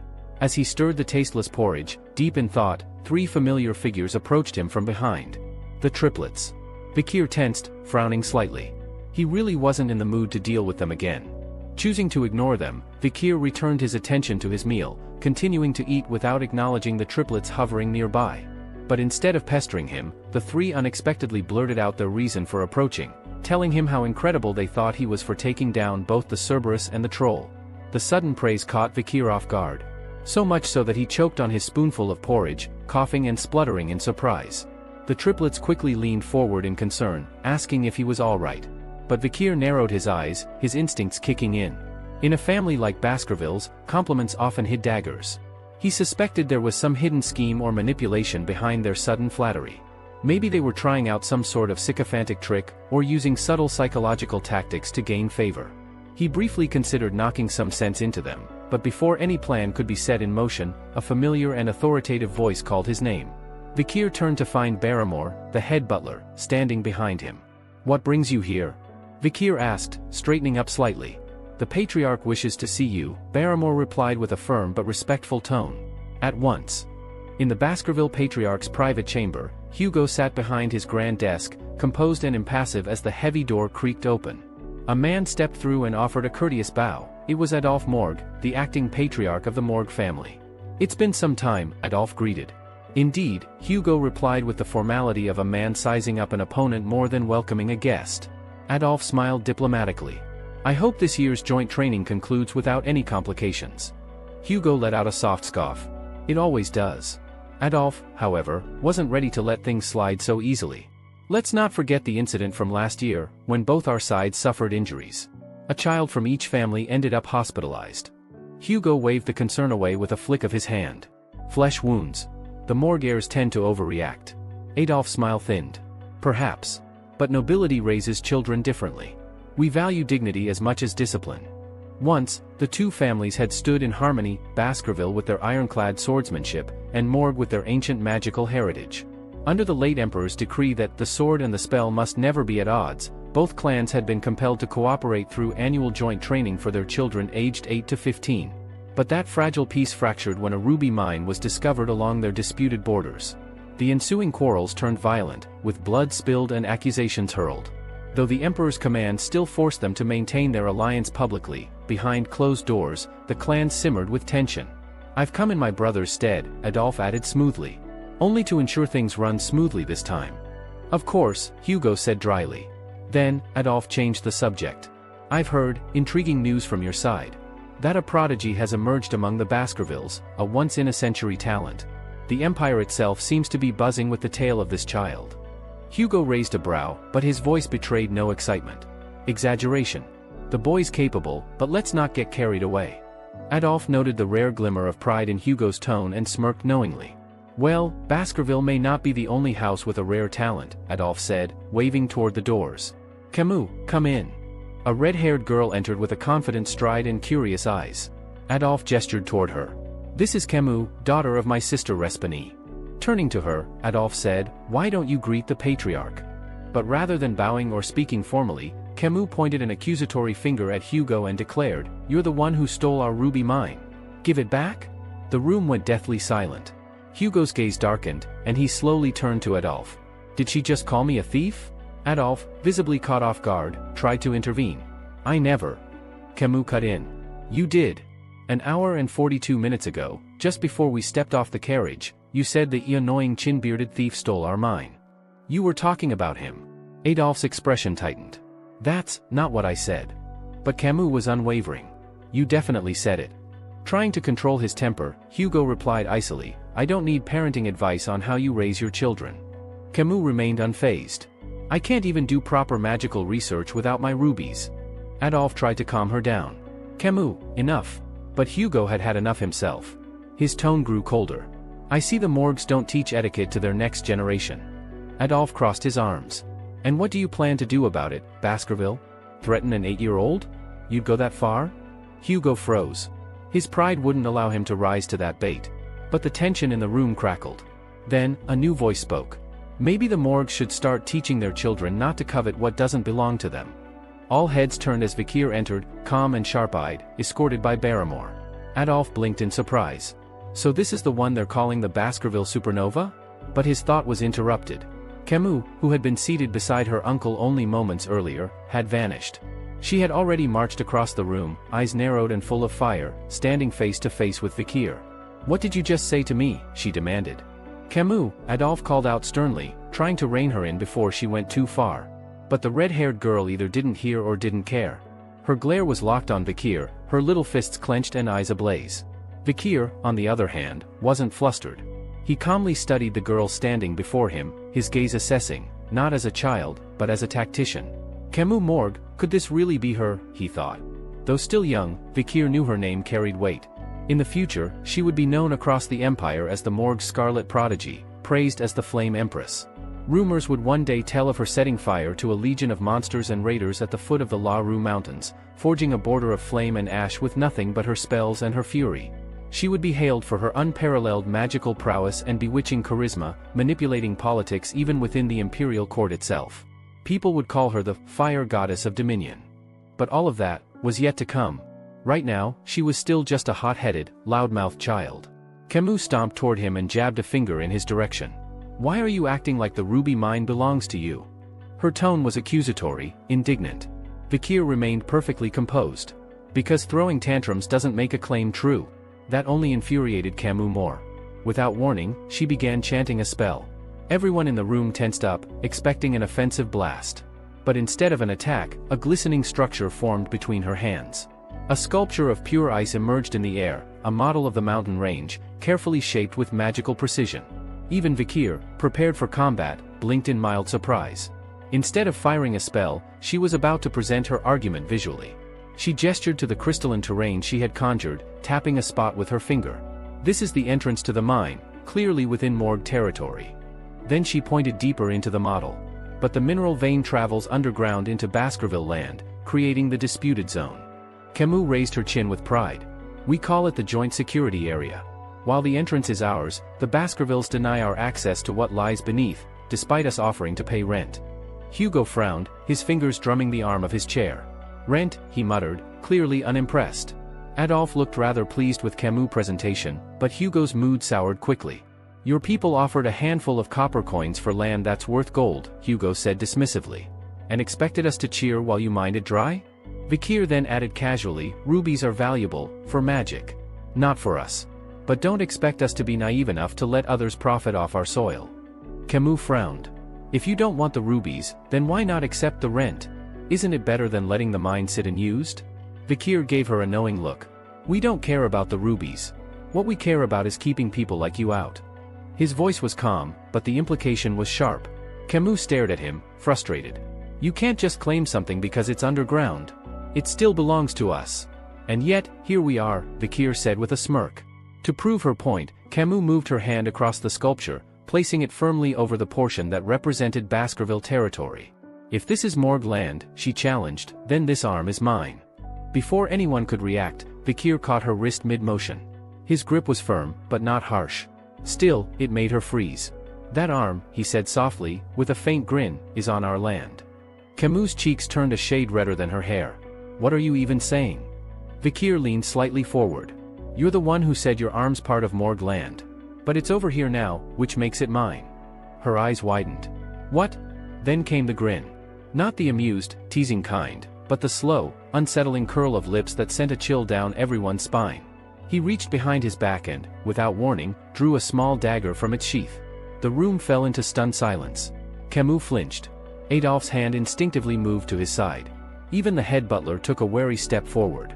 Vikir's eyes glittered as he raised the blade slightly, still holding Camus' wrist in one hand. I mean it, he whispered. That arm belongs to me now. Camus' voice quivered. What are you talking about? Her words died in her throat as the knife inched closer. Hugo sat frozen in place, beads of sweat forming at his temple. His lips were pressed into a tight line, unsure whether to laugh or intervene. Then, finally, Camus panicked. "Uncle!" she screamed. Adolphe, who had been poised to step in, moved instantly. In a flash, he was between them, hand placed firmly on Vikir's shoulder, eyes blazing. "That's enough," he said, voice low and commanding. The moment was broken. Camus yanked her arm free and darted behind Adolphe, trembling. The room slowly exhaled. Vikir stood still, slipping the dagger back into its sheath with a casual motion, as if the entire event had been a harmless joke. But the glint in his eyes said otherwise. Adolphe's face twisted with fury as he turned to Hugo, his voice raised. "What is the meaning of this?" Hugo gave a restrained sigh and glanced at Vikir. "That may have been a little too far for a joke," he admitted. Vikir calmly raised the knife in question and revealed, "It's only a toy. We train with these in Baskerville from the time we can walk." Adolphe stared at the blade, appalled. "You give those to children? That's no toy, that's dangerous." "I meant no offense," Vikir replied with a polite bow of his head. "I didn't intend to make Lady Camus cry. My apologies." Though his words were respectful, Adolphe remained furious. "That's all? You think a simple apology covers this? You treat this whole thing like a game." Before tempers could rise again, Hugo interjected, attempting to defuse the situation. "Let's not allow children's scuffles to sour our discussions. We're here for more pressing matters, like the ruby mine, and the friendly exhibition matches." Adolphe hesitated, still glaring, but finally nodded. "Fine. But this isn't over." Meanwhile, Camus, teary-eyed and flushed with embarrassment, turned to Vikir with a bitter warning. "I won't forget this."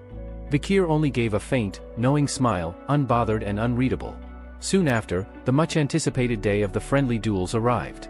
Children from both the Morgue and Baskerville clans, ranging from ages 8 to 15, had gathered at the training grounds to showcase their talents. The younger ones performed basic spellwork or demonstrated their aura sensitivity, while the older youths engaged in full sparring matches, drawing loud cheers.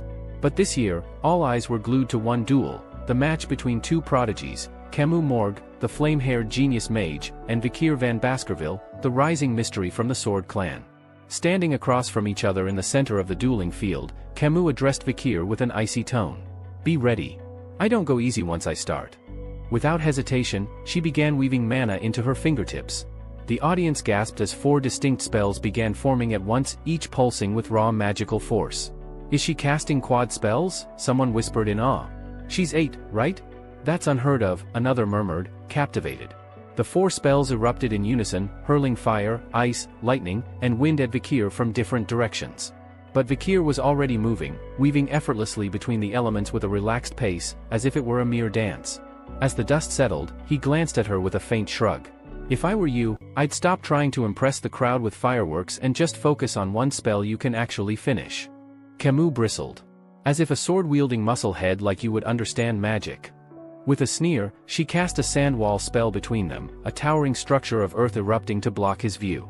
But Vikir didn't hesitate, he launched a sharp kick that shattered the barrier like dried leaves, stepping through the crumbling remains.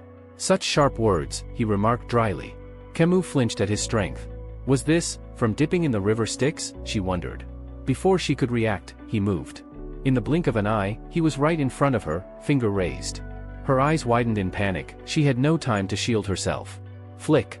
The simple motion struck her forehead, but with enough force to send her tumbling backward. Adolphe's mouth fell open. "That was an air flick?" Clutching her stinging forehead, Camus glared up at him. "Why did you flick me? Were you mocking me?" But Vikir merely smiled and tapped his own forehead. "Think we should wrap this up before you start crying again?"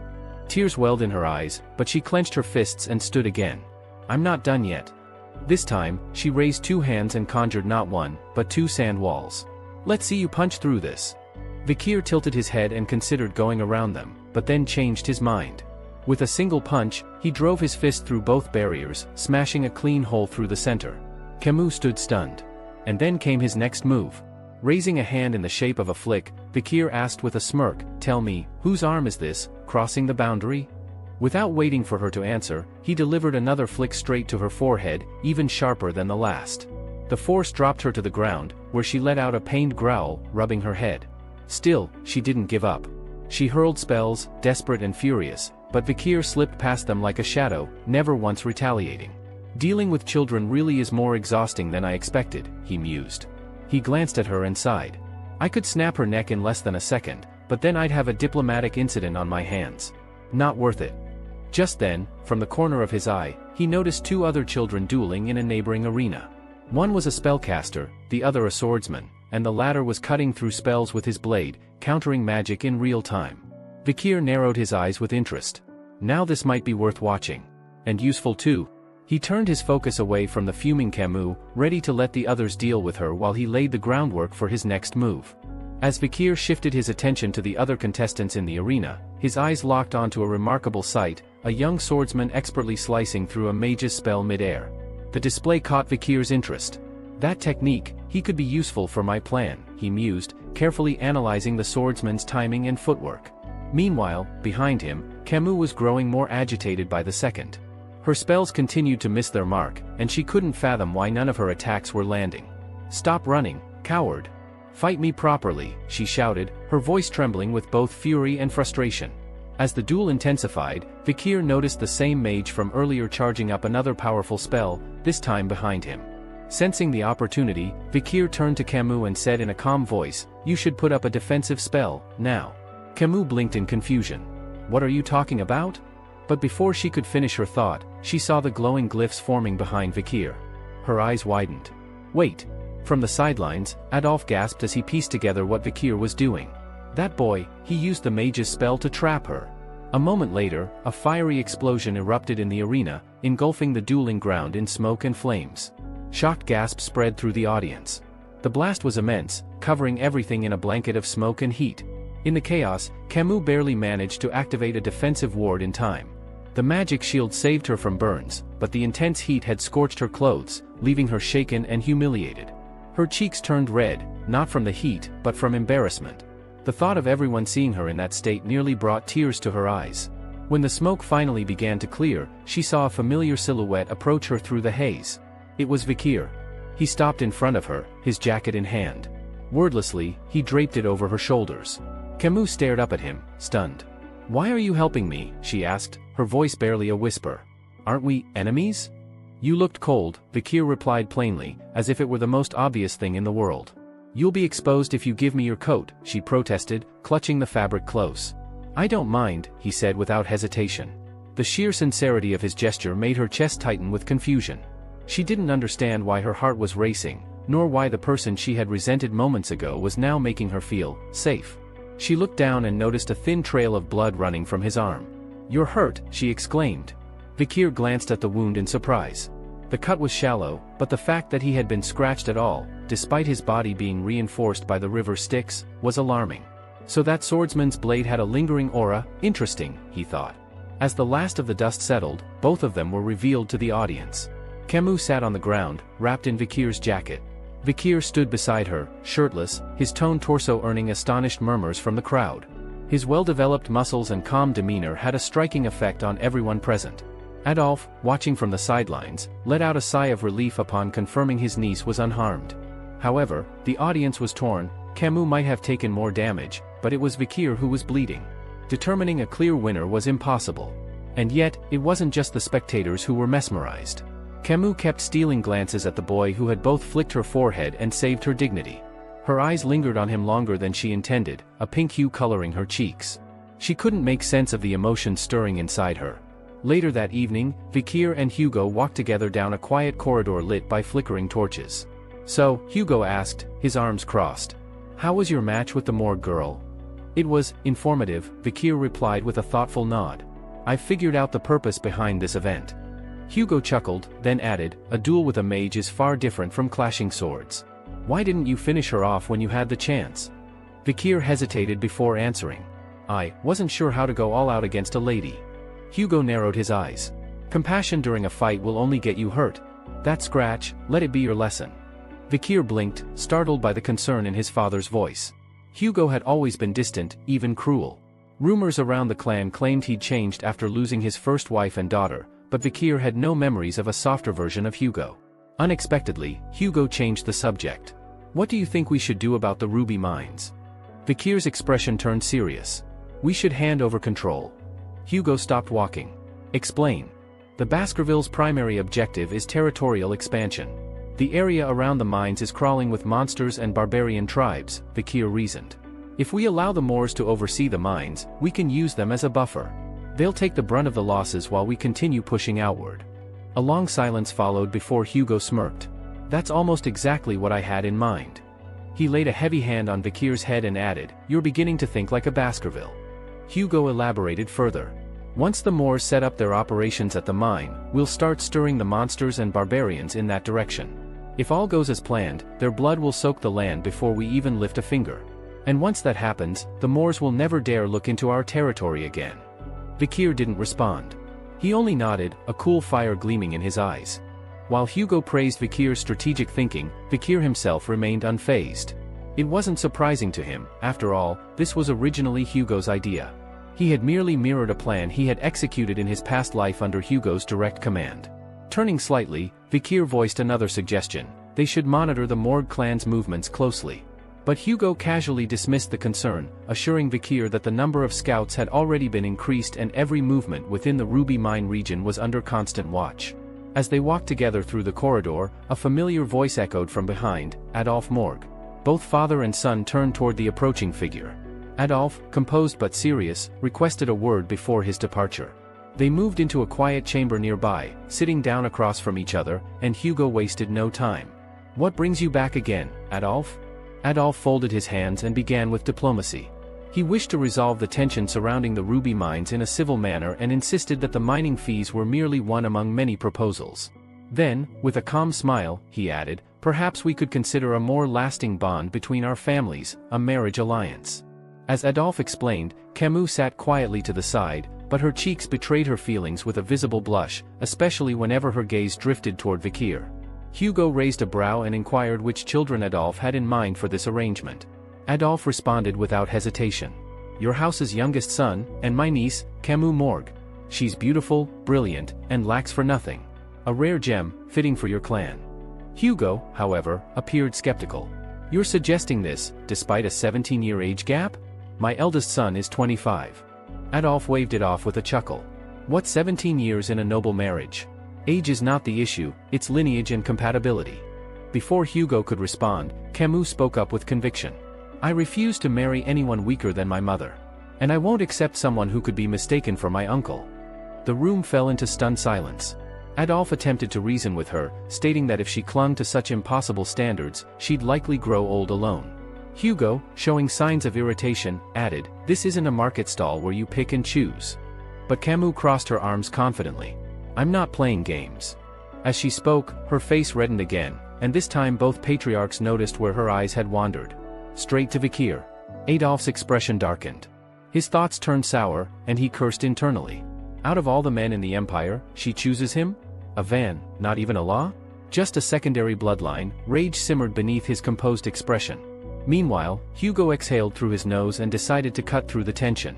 What matters in an engagement isn't status or bloodline, it's the will of the ones involved. His sharp gaze fell on Vikir. "What about you, boy? What's your stance?" Camus turned toward Vikir, eyes wide, anticipation flickering in her expression. Vikir met her gaze and answered evenly, "I'll do as I'm told." A moment of silence passed before Camus turned scarlet, interpreting his vague answer as bashful agreement. Adolphe, on the other hand, clenched his fists under the table. How dare he respond so flippantly to my niece? Adolphe rose from his seat and loomed over Vikir. "You're not just marrying anyone. You'd be marrying Camus Morg, niece to a six-circle master of the Morg clan. And that's not something we hand over lightly." Vikir remained unmoved. "Do you even realize what that means?" Adolphe asked, placing a heavy hand on the boy's shoulder, intending to test his strength. But Vikir didn't flinch. In fact, he didn't move at all. The patriarch blinked in surprise. For an 8-year-old, Vikir's frame was solid, like stone. Narrowing his eyes, Adolphe questioned, "Are you even listening to me?" "I stopped listening when you said it wasn't wise to tell me something," Vikir replied, his tone casual but precise. Camus gasped softly, scandalized by his boldness. Hugo, barely suppressing a grin, turned his head to the side to hide his amusement. Adolphe's eyes narrowed into slits. A sinister chuckle rumbled from his chest. "Very well. I want to understand your potential. Not as the Morg patriarch, but as Camus' uncle." He turned to Hugo. "Grant me 10 minutes. Just the boy and me." Camus immediately stood up. "Uncle, no, don't." But Adolphe dismissed her protests with a calm hand. "It has to happen eventually." He locked eyes with Hugo again. Will you allow it? Hugo gave a reluctant nod. If you insist. The following hour saw a hush fall over the training coliseum. The arena was prepared, and a crowd gathered, sensing that something extraordinary was about to unfold. Standing in the center were Vikir and Adolf, swords drawn, one a child, the other a seasoned master. This isn't a punishment, Adolf said. Consider this a lesson. Show me everything you're capable of. On the sidelines, Camus watched in silent dread while Hugo stood with a stone-cold expression, his arms crossed. The duel wasn't just a test of strength. It was a declaration, a clash between legacy and ambition, bloodline and brilliance. Vikir nodded in agreement to the duel, though in his mind, he scoffed. If I really showed everything I could do, Adolf might collapse from the shock. Across from him, Adolf took a breath, his hand rising to perform a complex incantation. With effortless grace, he wove 3 elements, fire, earth, and water, into a seamless magical construct. A pot materialized in the air before him, shimmering with the stability of earth, the flow of water, and the heat of flames. With practiced precision, Adolf filled the vessel with water and placed it atop his own head like a crown. This will be the condition, he declared with a calm voice. If even a single drop spills, I'll consider it your victory. Vikir narrowed his eyes, intrigued. He knew full well that fighting Adolf was no ordinary experience, it was a golden chance to assess how strong the man truly was. His thoughts drifted to his previous life, wondering what would his chances against Adolf before. Back then, he had a 10% chance of winning outright and perhaps a 50% success rate if he'd opted for assassination. But this wasn't about victory. It was about demonstration. Just enough to keep Hugo satisfied. And maybe enough to peek at Adolf's full strength. Without warning, Vikir sprang forward, sword in hand, making a direct charge. It seemed like reckless aggression, an unrefined lunge from a child. Camus gasped from the sidelines. What are you doing? You can't just rush him like that. Adolf barely blinked, casting a translucent magical barrier to intercept the blow. The steel of Vikir's sword slammed against the shield with a sharp clang but failed to break through. How naive, Adolf remarked with a chuckle, turning to his niece. You see, Camus? Shield magic is the ultimate defense against swords. No aura blade in your typical knight's hand can bypass this. Vikir clicked his tongue in mild annoyance. So that didn't work. Adolf, amused, took the offensive. Complex spell circles whirled into existence as he launched a volley of elemental attacks. Fireballs, stone projectiles, and water blades lashed out toward Vikir, who danced between them with uncanny agility. Not a single spell struck him. From the sidelines, Camus protested, "That's not fair. You never go all out like that when sparring with me." Adolf smirked at her. "Whose side are you on?" He turned back to Vikir, tears forming comedically in his eyes as he pouted, "You bastard. I won't forgive you for this." Hugo watched quietly, arms folded, observing every move. He noted the rhythm of Vikir's attacks, deliberate, focused, and efficient. He's not just testing defenses. He's studying every reaction. Every delay. Every breath. Meanwhile, Adolf mocked, "You'll never break through. Not with that feeble sword." But suddenly, something changed. Vikir's movements became mechanical, repeating the same strike over and over at the exact spot on the shield. The audience noticed. Even Adolf began to frown. He's hammering the same point over and over, like a machine. Then, crack! Vikir's sword shattered mid-strike, fragments scattering through the air. Adolf's smirk returned. So much for persistence. Maybe next time, choose a sword that doesn't crumble against my barrier. But before he could finish his gloating, cold water poured down his face in a sudden torrent. He froze, sputtering in disbelief as the liquid drenched his head and robes. "What?" Adolf shouted. "How did that happen?" Vikir stood calmly, lowering his hand with a slight smile. The pot looked too full. Camus stared in shock before a blush rose to her cheeks. Did he win? Against Uncle Adolf? Meanwhile, Hugo narrowed his eyes, thoughts racing. That final move hadn't been a stroke of luck. A fragment of the shattered sword must have been aimed so precisely that it pierced the pot without Adolf even noticing. That boy, he's no ordinary hound. 7 years passed. The once small hounds of the Baskerville clan had grown into disciplined young warriors. Today, their training brought them face to face with a terrifying opponent, a monstrous beast resembling a bear, but far more grotesque, with tusks like horns and an armored hide. With a thunderous roar, the beast charged toward the young hounds. From a distance, a man with steel-gray eyes watched closely, Staffordshire Busker, the seasoned instructor and a shadow hound of the Basilisk division. He barked out commands sharply, "Don't aim for the vitals yet. Cripple its legs first, slow it down." The children adjusted their formation. Among them, the triplets stood out. Like a single organism split into 3 bodies, they moved in perfect synchrony. Their coordinated strikes targeted the monster's hind limbs, forcing it to stagger as exhaustion crept in. Sweat glistened on brows, the clang of blades echoed in the field, and the sharp cries of effort rang out as the next generation of hounds proved themselves. But for Staffordshire, only one question lingered in his mind. Which of these children would rise above the rest, and which one would lead them into the coming storm? Instructor Staffordshire Busquare watched silently from the sidelines, arms crossed as the final blow landed. The massive beast, a horned ox bear, bred in captivity for combat training, collapsed to the ground with a groan of defeat. Blood pooled beneath its fur, signaling the end of the young hound's graduation trial. His sharp gaze lingered on the triplets whose coordinated attacks had left the monster weakened and disoriented. Their aura, a deep, wine-dark crimson, was raw and volatile, but powerful. Yes, he thought with a hint of pride, those 3 will grow into true Baskervilles. That color suits them. The rest of the young hounds, emboldened by the triplets' assault, moved in for the final strike. One after another, they landed blows until the beast fell with a thunderous thud. Staffordshire clapped once, the sound echoing across the field. "Well done," he announced. "You've all officially earned the title of low-rank sword experts, and with it, mastery over the first form of the Baskerville technique." The children cheered. Some raised their swords skyward, others collapsed in exhausted joy. But their instructor's next words wiped the smiles off many faces. "Remember, what you faced today was a chained beast. A test, nothing more. But the wild ox bears roaming the La Rouge region at Lenore Mountain are an entirely different matter. There, your blade won't strike a target that stands still. There, death is swift, and it shows no mercy. You will survive only through either bloodline instinct, or experience forged through relentless battle." He let the warning settle in before nodding once. "Graduation is complete. From here on, may you walk your own path with sharp eyes and sharper steel. Good luck." As the students dispersed into small groups, the training field shifted from the sounds of battle to idle chatter. 2 young hounds stood off to the side, deep in conversation. "So," one said, wiping sweat from his brow, "which knight order are you aiming for?"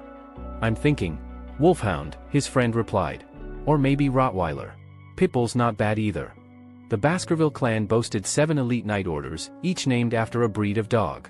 They weren't just titles, they represented unique missions: scouting, assassination, surveillance, protection, suppression, infiltration, and full-scale warfare. Each child would soon receive an assignment based on their skill set and performance. Suddenly, the first boy tilted his chin toward the center of the field. "What about him? Any guesses?" "Who?" the second asked, confused. "The guy sitting on the corpse of the beast we just killed," the first replied, lowering his voice. "Vikir. That freak killed a bigger one on his own a week ago." "Seriously? I heard he's already cleared the 3rd form of the technique. That puts him on par with the Shadow Hounds." The figure in question, Vikir van Baskerville, was indeed seated atop the dead beast, his sword sheathed and his expression distant. He was silent, eyes lost in thought. "It took longer than I expected," he mused. 7 years just to reach intermediate graduate level of the 5th form, too slow. While his swordsmanship had improved leaps and bounds compared to the past, his expectations of himself were higher still. In his previous life, before regression, he had hit a wall at the 4th form and hadn't broken through until much later. This time, he was ahead, but not nearly far enough. As he brooded, a familiar presence stepped up behind him. "Young Master Vikir," came the smooth, deep voice of head butler Barrymore. "The Patriarch is summoning you. Your assignment has been finalized." Vikir stood, brushing blood off his gloves.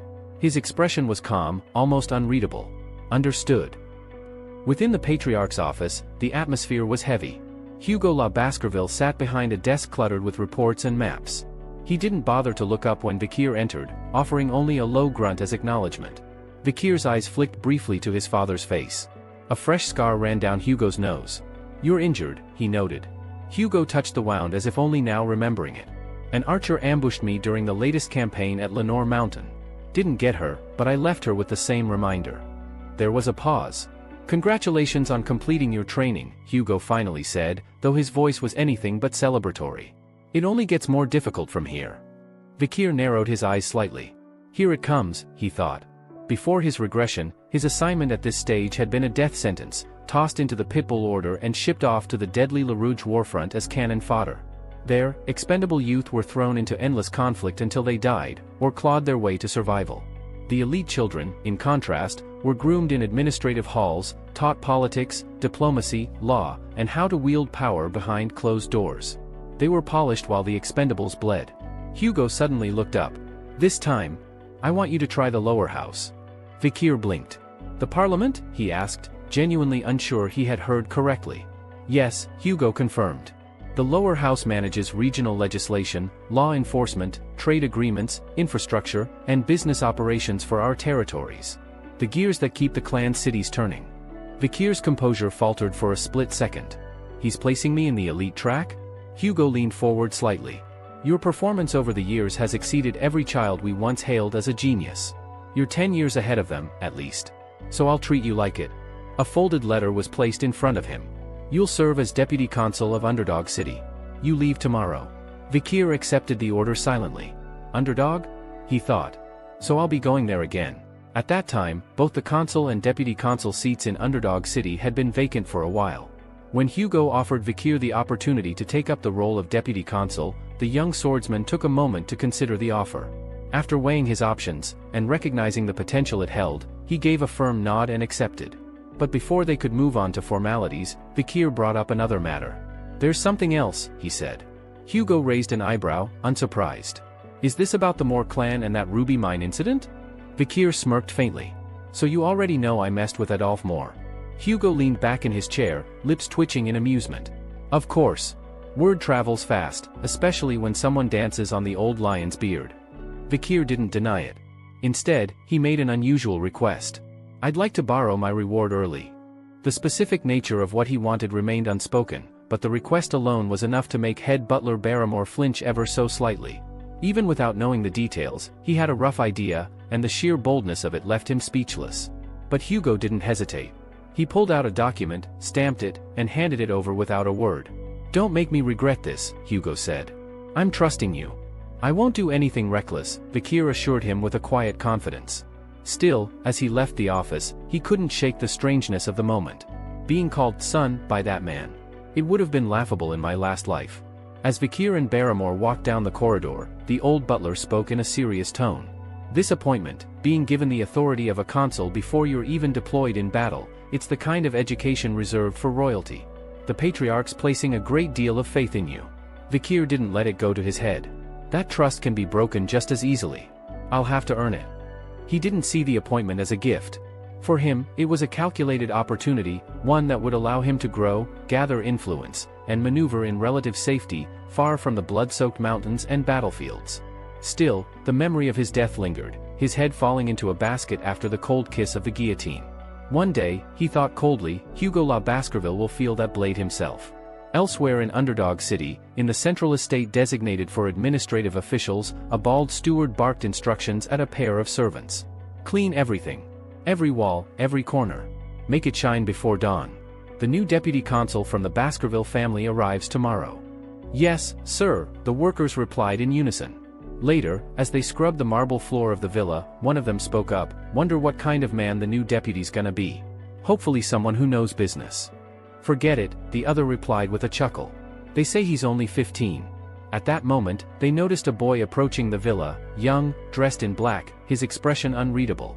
Hey, kid, one worker said, resting a hand on the boy's shoulder. You can't be here. This is private property. The boy looked up, his eyes cold and piercing. Remove your hand. There was steel in his voice, authority beyond his years. The worker blinked, startled, as the boy produced a document bearing the Baskerville seal. It was an official appointment letter. I'm Vikir van Baskerville, the new deputy consul. The two workers exchanged a stunned glance. But you weren't expected until tomorrow? I came early. Get the kitchen ready. We're hosting a reception tonight. The staff scurried into action, scrambling to meet the sudden demand. As Vikir stepped into the villa, they could only watch in silence, baffled by the boy's commanding presence. That evening, the grand hall of the villa was bustling with activity. Food and drink flowed freely, and nobles from all over the region gathered for the impromptu celebration. Laughter echoed against the high ceilings, and crystal glasses clinked as toast after toast was raised. In contrast to the festive atmosphere, Chihuahua Baskerville, the city's general secretary, was pacing frantically in his office, his nerves frayed. What kind of madness is this, he muttered, peeking through the curtains. A party? On his first day in office? Already under pressure due to the previous consuls being ousted for corruption, Chihuahua had hoped the new appointee would be someone reliable. Now, it seemed, he had a reckless noble brat to contend with. He turned away from the window, ready to unleash a tirade, only to nearly jump out of his skin as a voice sounded behind him. "You must be the General Secretary." Startled, Chihuahua spun around to find Vikir standing calmly in the doorway. Vikir offered a polite nod. "Vikir van Baskerville, Deputy Consul." Chihuahua hastily introduced himself. "Chihuahua, huh?"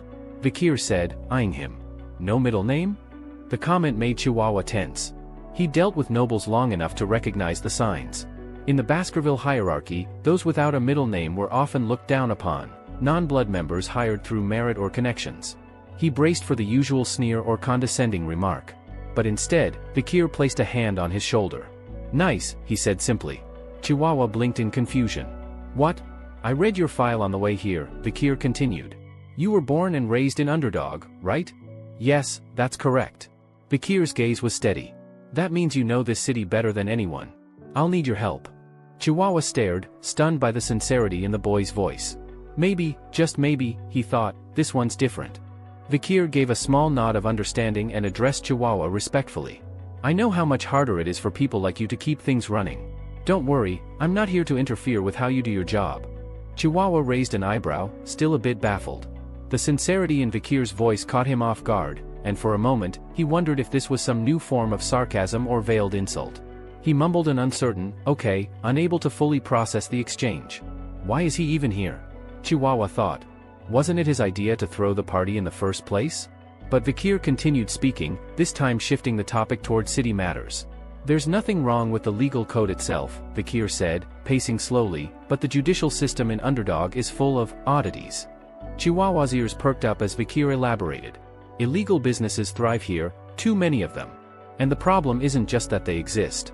It's that they've become so embedded in the city's culture, they now control more power than the law itself." Chihuahua frowned. "So you want to shut down the black market?" "No," Vikir said calmly. "Shutting them down isn't enough. You need to eliminate the heads. Cut off the roots. Otherwise, they'll just grow back stronger." He took a moment before adding, "As Deputy Consul, I'm tasked with creating and executing laws. I respect the structure already in place, but I plan to add a new law to the books." Chihuahua's eyes widened. "A new law?" Vikir nodded, his tone firm. "And I'll make sure the underground economy collapses within a week." Still confused, Chihuahua asked, "But why do you need a reason to make such a law? If the illegal operations are wrong, shouldn't that be enough?" The young deputy smiled, turning toward the window as his expression darkened. "Because I'm just a kid. A newly appointed official. I need a performance, a spectacle, to convince the people. Otherwise, they'll laugh me off." Then came the part that truly unsettled Chihuahua. "To put it simply," Vikir said with a smirk, "I'm going to lay bait for the flies." Chihuahua swallowed nervously, unsure what kind of trap Vikir was setting. The next morning, the citizens of Underdog gathered on Door's Smile Street, drawn by rumors of a strange event. The entire street buzzed with curious chatter as people filled every available space, whispering about the new deputy consul. On a raised platform stood Vikir, calm and composed, holding a thick wooden stake in his hand. He had been standing there since dawn, observing the crowd without saying a word. Nearby, Chihuahua watched nervously with other staff members. What's he trying to do? Just then, Vikir stepped forward and addressed the crowd, his voice steady and authoritative. "I am Vikir van Baskerville, your newly appointed deputy consul." Murmurs swept through the crowd. Many were surprised by how young he looked. Some whispered that he was rather handsome. Others questioned his credibility. "What can a boy like him even do?" one man scoffed. Vikir held up a poster. "These notices display the laws that have existed for years. The change in office doesn't affect their enforcement. The laws of the Baskerville family remain absolute." But the crowd remained skeptical. Whispers of corruption and doubt filled the air. "He'll be eaten alive like the rest." Chihuahua tried to restore order. "Quiet. Show some respect to your deputy consul." Some silenced their voices, but the doubt still lingered. Suddenly, without warning, Vikir raised the heavy stake above his head and slammed it into the ground with such force that the earth trembled beneath it. The impact silenced the crowd instantly. Gasps of disbelief rippled through the audience. That single act was enough to stun them into silence. Then, Vikir spoke again, this time with a glint in his eye. "With my authority as deputy consul, I hereby announce a new decree, the Vikir Special Law." He pointed to the stake. Anyone who can remove this stake from the ground will receive a reward of 100 million gold. Paid directly by me. An uproar broke out immediately. The figure seemed unbelievable, too absurd to be real. Did he say 100 million? Just for pulling out a stake? No way, he's serious. Despite the disbelief, not a single person moved. No one dared approach the stake. Vikir raised his voice again. Is there no one among you who would take a chance for that kind of wealth? Still, no one stepped forward. Vikir smiled again, then declared. Very well. A revision. He paused for dramatic effect. Paragraph 1, Article 2 of the Vikir Special Law, whoever removes the stake will be rewarded with 1 billion gold. Now, the crowd stirred more violently. One fat, balding man in the crowd began to laugh. Are you making fun of us, boy? Do we look like fools to you? The people murmured in agreement, but some started looking at the stake differently. A few even began to inch forward. 1 billion gold, he can't be serious, can he? Chihuahua whispered from behind Vikir, they're starting to believe it. But Vikir wasn't finished. If that's not enough, he called out, raising a hand. Paragraph 1, Article 3, anyone who pulls out the stake will receive 10 billion gold. Gasps swept through the street like a wave. For a brief moment, all of Underdog seemed to fall still. Some people scoffed and retreated, suspicious that it was some kind of trap. Others became visibly tempted. Whispers of opportunity, risk, and greed filled the air. All eyes were on the stake, and on the young deputy consul who had set the city aflame with a single challenge. As the murmurs of the crowd swirled in uncertainty, some people pointed toward the sword fastened at Vikir's waist, warning others not to be hasty. The gleam of that weapon alone, paired with the absurd prize he declared, was enough to make even the boldest hesitate. Whispers spread, what if this was a trap? What if the young deputy punished those who looked too greedy? Despite Vikir's repeated invitations to challenge the stake, not a single soul stepped forward. Just as he was preparing to speak again, Chihuahua leaned close and whispered with a worried tone, Sir, we don't have that kind of money in our treasury. Before Vikir could respond, a small hand hesitantly rose from within the crowd. It was a little girl, no older than 8 or 9, with a basket of flowers looped over one arm. Her face was sun-kissed and freckled, and her clothes were threadbare. She shyly asked, Can I try? Gasps rippled through the gathering. An old man in the front row recognized her and immediately tried to stop her. Judy, child, no. Don't. This isn't for someone like you. But Judy didn't back down. She clutched her basket tighter and gave a small nod. My mom's sick, she said softly. If there's even a small chance, I have to try. The crowd fell quiet as she approached the stake. Her tiny feet shuffled across the dirt, stopping just in front of the deeply buried timber. Standing before the impossibly strong stake, and the intimidating man who planted it, Judy hesitated. Her throat felt dry, her knees weak. Maybe he won't hurt me, she hoped. Maybe I'll get some coins. Or at least, someone will buy my flowers after this. Vikir, silent and expressionless, gave her a nod. Go on. Pull. His voice was neither warm nor cold, just empty. She couldn't read him at all. Judy gripped the wooden stake with both hands and took a deep breath. Her muscles tensed as she pulled. And to everyone's astonishment, it came free without resistance, sliding up from the earth as if it had never been rooted there at all. A collective gasp tore through the onlookers. Even Chihuahua blinked in disbelief. What? How did she? Judy turned to Vikir, holding the stake in both arms. Her body trembled slightly. Was she in trouble? Had she done something wrong? Vikir stepped forward. Her heart raced. He reached toward his waist, and her breath caught. Is he going to hurt me? Did I break something? What if he? But instead of steel, a leather pouch appeared in his outstretched hand. Vikir knelt down, face calm, and handed the girl the bulging bag. For now, here's 100 million, he said matter-of-factly. Judy stood frozen, eyes wide as she accepted the heavy pouch. Her fingers clutched the drawstring tightly, as if afraid it would vanish. She looked at Vikir as though still unsure if this was real. He met her gaze and asked, Where's your house? I live near the wells, by the market, she stammered. Good, Vikir said, rising to his feet. 10 billion is too much for you to carry. I'll send it directly to your home. He gave her a light tap on the head and added, and I'll assign guards to escort the gold. Judy couldn't believe what she was hearing. Her eyes welled with tears, not from fear this time, but from disbelief and joy. This is law, Vikir said to her firmly, but not unkindly. It must be honored. Behind them, the square had fallen into stunned silence. Everyone had witnessed the entire scene, but few seemed to believe their eyes. Even Chihuahua stood slack-jawed, struggling to process what had just happened. Vikir had actually followed through with his outrageous promise. This single event caused a seismic shift in the hearts of the people. The Vikir special law became more widely recognized than even the historic self-governance decree of the Baskerville clan. Its message was simple, yet profound: those who obey the law are rewarded, those who defy it are punished. The people were touched by its clarity, and the strange performance that had begun as a spectacle left behind a lasting message. The deputy consul who kept his word, even to a street girl, was something new. Something rare. Something worth believing in. Soon after, crime rates began to fall.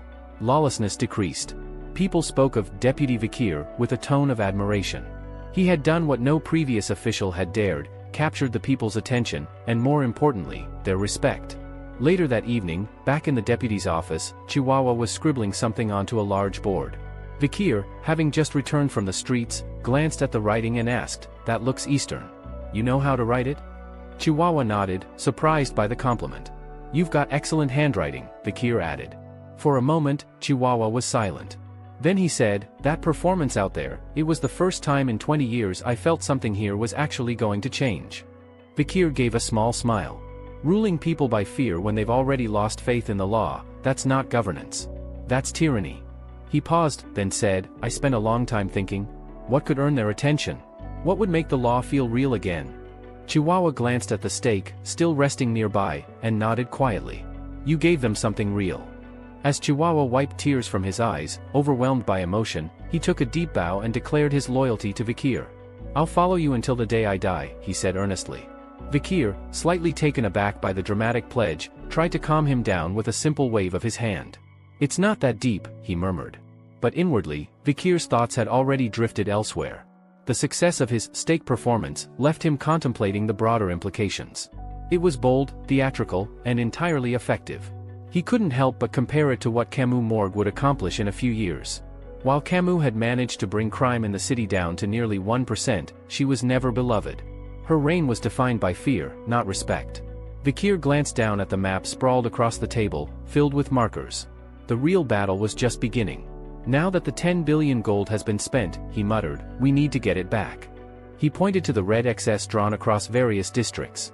"These are hotspots, illegal trade zones, hideouts, or places that'll likely harbor criminals again soon," he said. Chihuahua leaned in and blinked. "How did you even find all these locations?" Vikir smirked and tapped his nose. "I have a good nose for trash." In truth, every location marked had already been deeply surveyed by him before his regression. He didn't need to investigate them now, he remembered every last one of them by heart. It was muscle memory, born of pain and survival. Chihuahua's admiration only deepened. "Just how far ahead have you planned?" he muttered. Their exchange was interrupted by a sharp knock and a staff member hurrying in, visibly flustered. "Deputy Consul. The Youth Autonomy Association, they've requested a formal meeting." Vikir frowned. "Who?" Chihuahua sighed. "You knew this day would come. The Youth Autonomy Association is composed of heirs from the city's founding families, the Manblanc, Porer, Lovi, Channel, Fama, Hermes, and Prar clans." He paused, then added dryly, despite the name, "they're less an official youth council and more a hedonistic clique. Entitled brats with too much time and money." Vikir's lip curled in disdain. "So the dung flies are starting to buzz." The aide looked stunned, while Chihuahua couldn't hide his unease. Vikir's voice turned icy. "Then it's time we smoked out the pests feeding on the city's rot." Meanwhile, in one of the most lavish buildings in Underdog City, a towering hotel of gleaming marble and gilded walls, a raucous party was in full swing at the private VVP lounge. The luxurious room had been rented for an eye-watering 10 million gold for 6 hours. Inside were the 7 young men who comprised the core of the Youth Autonomy Association. These were the spoiled, arrogant scions of the 7 ruling families. They lounged in silk robes and jeweled accessories, surrounded by towers of expensive wine glasses and mountains of imported delicacies. Laughter echoed off the walls as they poured bottles of vintage wine down a pyramid of glasses, the excess spilling across the table in a crimson stream. One of them, a smug blonde boy with sharp cheekbones, turned to the waiters. "Lick it up," he said lazily. The servers hesitated. "I said lick it up." Like beaten dogs, the waiters dropped to their knees, licking the spillage from the table as the boys chuckled. The blonde leaned back into the plush velvet sofa, grinning with self-satisfaction. "Doesn't matter how much I spend. It always comes back to me." One of his companions chuckled, raising a glass. "All thanks to the Baskervilles. They focus on expanding territory and don't bother with the trade routes. We can traffic anything, gold, gems, even people." Another snorted. It's easy when you've got the mountain tribes to kidnap. Selling them's a breeze. The laughter continued. The Baskervilles are our watchdogs, one added. Fear swords, but no brains. Loyal mutts. The blonde sneered. Sword-wielding fools. Remember the Mamego incident? We shifted the blame to the Mesamagino, and the Baskervilles slaughtered their own most loyal supporters without blinking. As they gloated, one of the boys raised a concern. There's talk of a new deputy consul. Kid named Vikir. Heard he's from the Van line. Van, the blonde repeated. Never heard of him. Probably a puppet. Then a devilish smirk appeared on his face. Let's break him in. Invite him to one of our parties, give him the best women, the finest drinks. Then when the night's over, hit him with the bill. Let's see if the little pup can handle it. The others roared with laughter, already savoring the scandal. Just then, the door opened, and a new group entered, beautiful young women, dressed to impress, led in by the hotel's staff. Among them was a boy. The blonde narrowed his eyes. Who's that? The waiter looked unsure. He came in with them, walked in so confidently no one questioned him. The boy calmly approached the group. The blonde signaled one of the bouncers. Throw him out. The man stepped forward and grabbed the boy by the hair. You got a death wish? The words died in his throat. With a movement so fast it seemed unreal, the boy twisted his arm backward, unnaturally, impossibly. The bouncer screamed in agony, collapsing to his knees. Every eye turned to the boy. He stepped forward, the light catching the insignia on his coat. I am Vikir van Baskerville, he said coldly, his eyes sweeping across the room. The blonde smugness evaporated. You're the deputy consul? Yes. And from what I've heard, you invited me. His tone was level, yet beneath it was the edge of a sword. The blonde forced a nervous laugh, trying to defuse the moment. Of course. We just didn't expect you to show up. What an honor. Vikir's eyes narrowed as he noticed the blonde whispering hastily to one of his companions behind cupped hands. The room had gone utterly silent. As the laughter and idle talk filled the luxurious banquet hall, one of the blonde-haired men leaned in toward his companion, whispering with a smug grin, "Shall we move forward with our plan?" His partner nodded, glancing toward Vikir.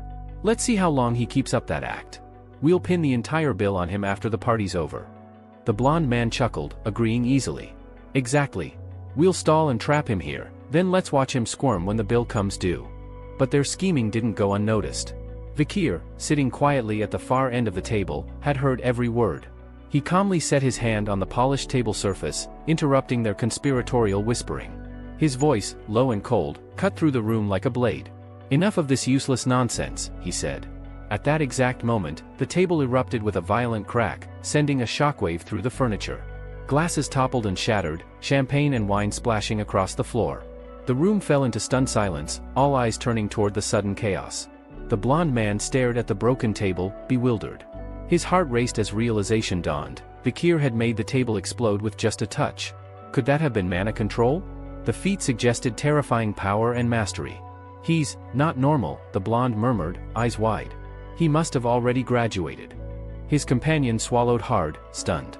We thought he was just some 15-year-old brat. The blonde man shot his companion a glare. You're a ranked mid-tier expert. Do something. But the companion shrank back, his face pale. We won't last a second if we fight him. Don't be stupid. Before either of them could react, Vikir was already standing behind one of them, placing a firm hand on the man's shoulder. The man stiffened in fear, and in a trembling voice, he blurted out, "We were going to pay. For everything." Vikir narrowed his eyes. "So, were you planning to pin the entire bill on me?" The man stammered, but the guilt was obvious.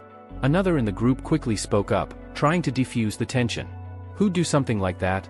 It was just a misunderstanding." The blonde man tried to maintain his composure. "We just wanted to test you, that's all. Underdog city's rotten to the core. We had to make sure you wouldn't get swept up in it." The companion nodded quickly. "And clearly, you passed. You're strong. The kind we'd follow." But Vikir's expression darkened. Without warning, he struck the man beside him with an open palm blow, though it was more like the swipe of a predator's claw. His hand latched onto the man's abdomen with terrifying strength. "You test your own dog, not your master," Vikir growled. "Never the other way around." He scanned the group with contempt, his voice growing colder. "You think your money and influence make you untouchable? You have no idea what true fear even looks like." Then, with a brutal motion, Vikir hurled the man to the floor and stomped on his face. The sound of bone meeting marble echoed through the stunned hall. "Do you know why I'm doing this?" he asked the group. "If you don't, well, you will soon enough." The blonde man flinched, panic written all over his face. "We understand. Completely." But Vikir pressed his foot harder on the man's head. "If you really understood, then you'd know exactly what comes next." Anger flared within the group. The blonde man spat, "You bastard."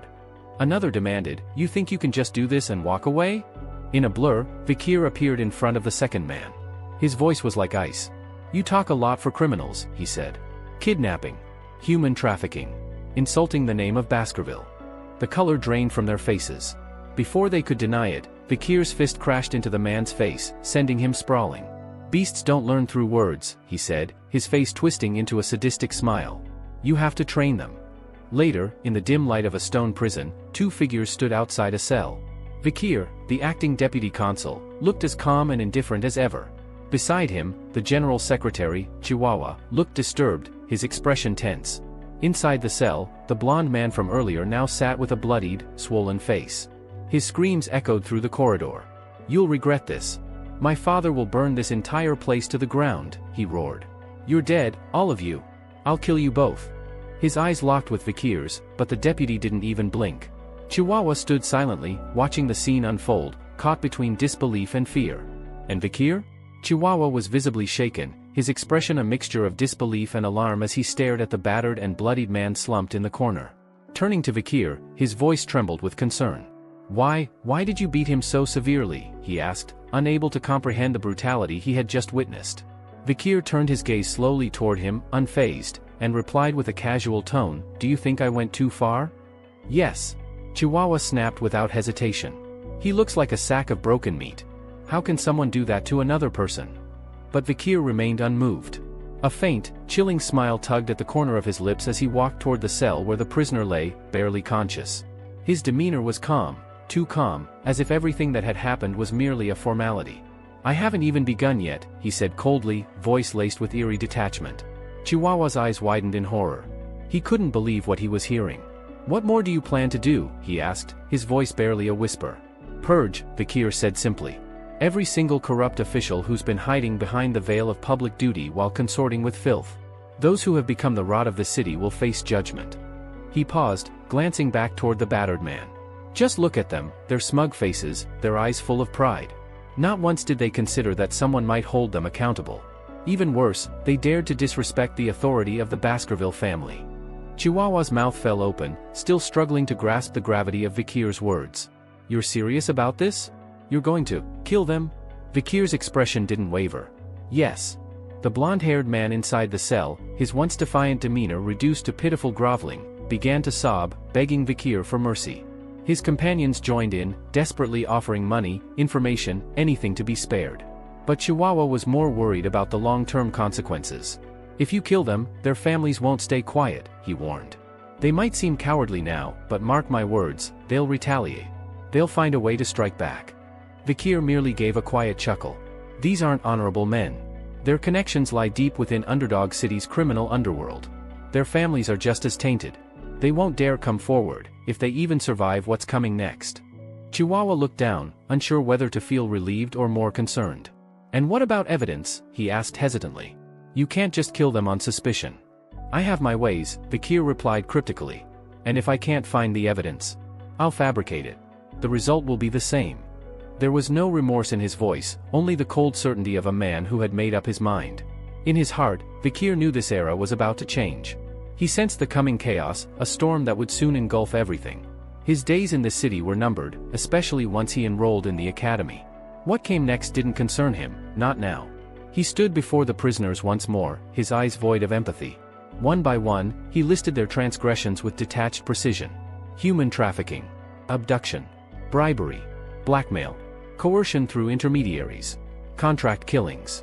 The blonde man immediately shouted back in denial, pleading for proof, insisting they had done none of those things. Vikir didn't even flinch. "Would you accept punishment if evidence were produced?" The man fell silent. His eyes dropped to the floor, shame flooding his face. In that moment, it was as if he had already accepted his fate. Just then, a figure emerged from the hallway, a bald man carrying a worn leather bag.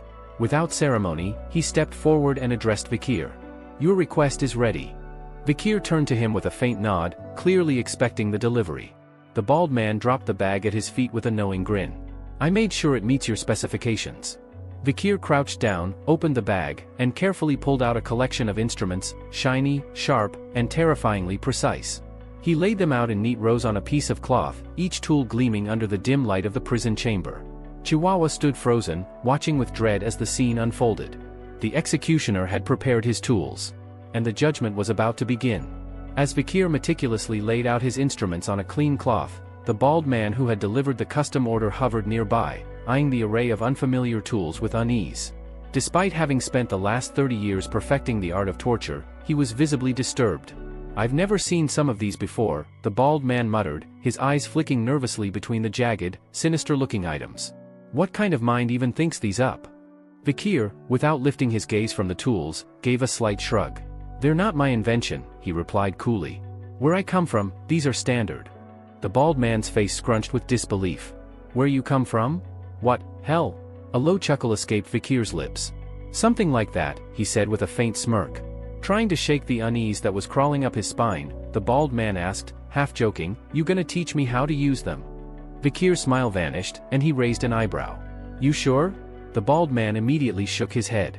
No thanks. I think I'd end up puking my guts out if I watched what you're about to do. Accepting the refusal without a word, Vikir returned to his preparations.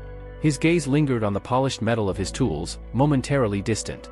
His thoughts drifted back to the era of destruction, a time of chaos and bloodshed, where even high-ranking demons, known for their resilience, cracked under interrogation.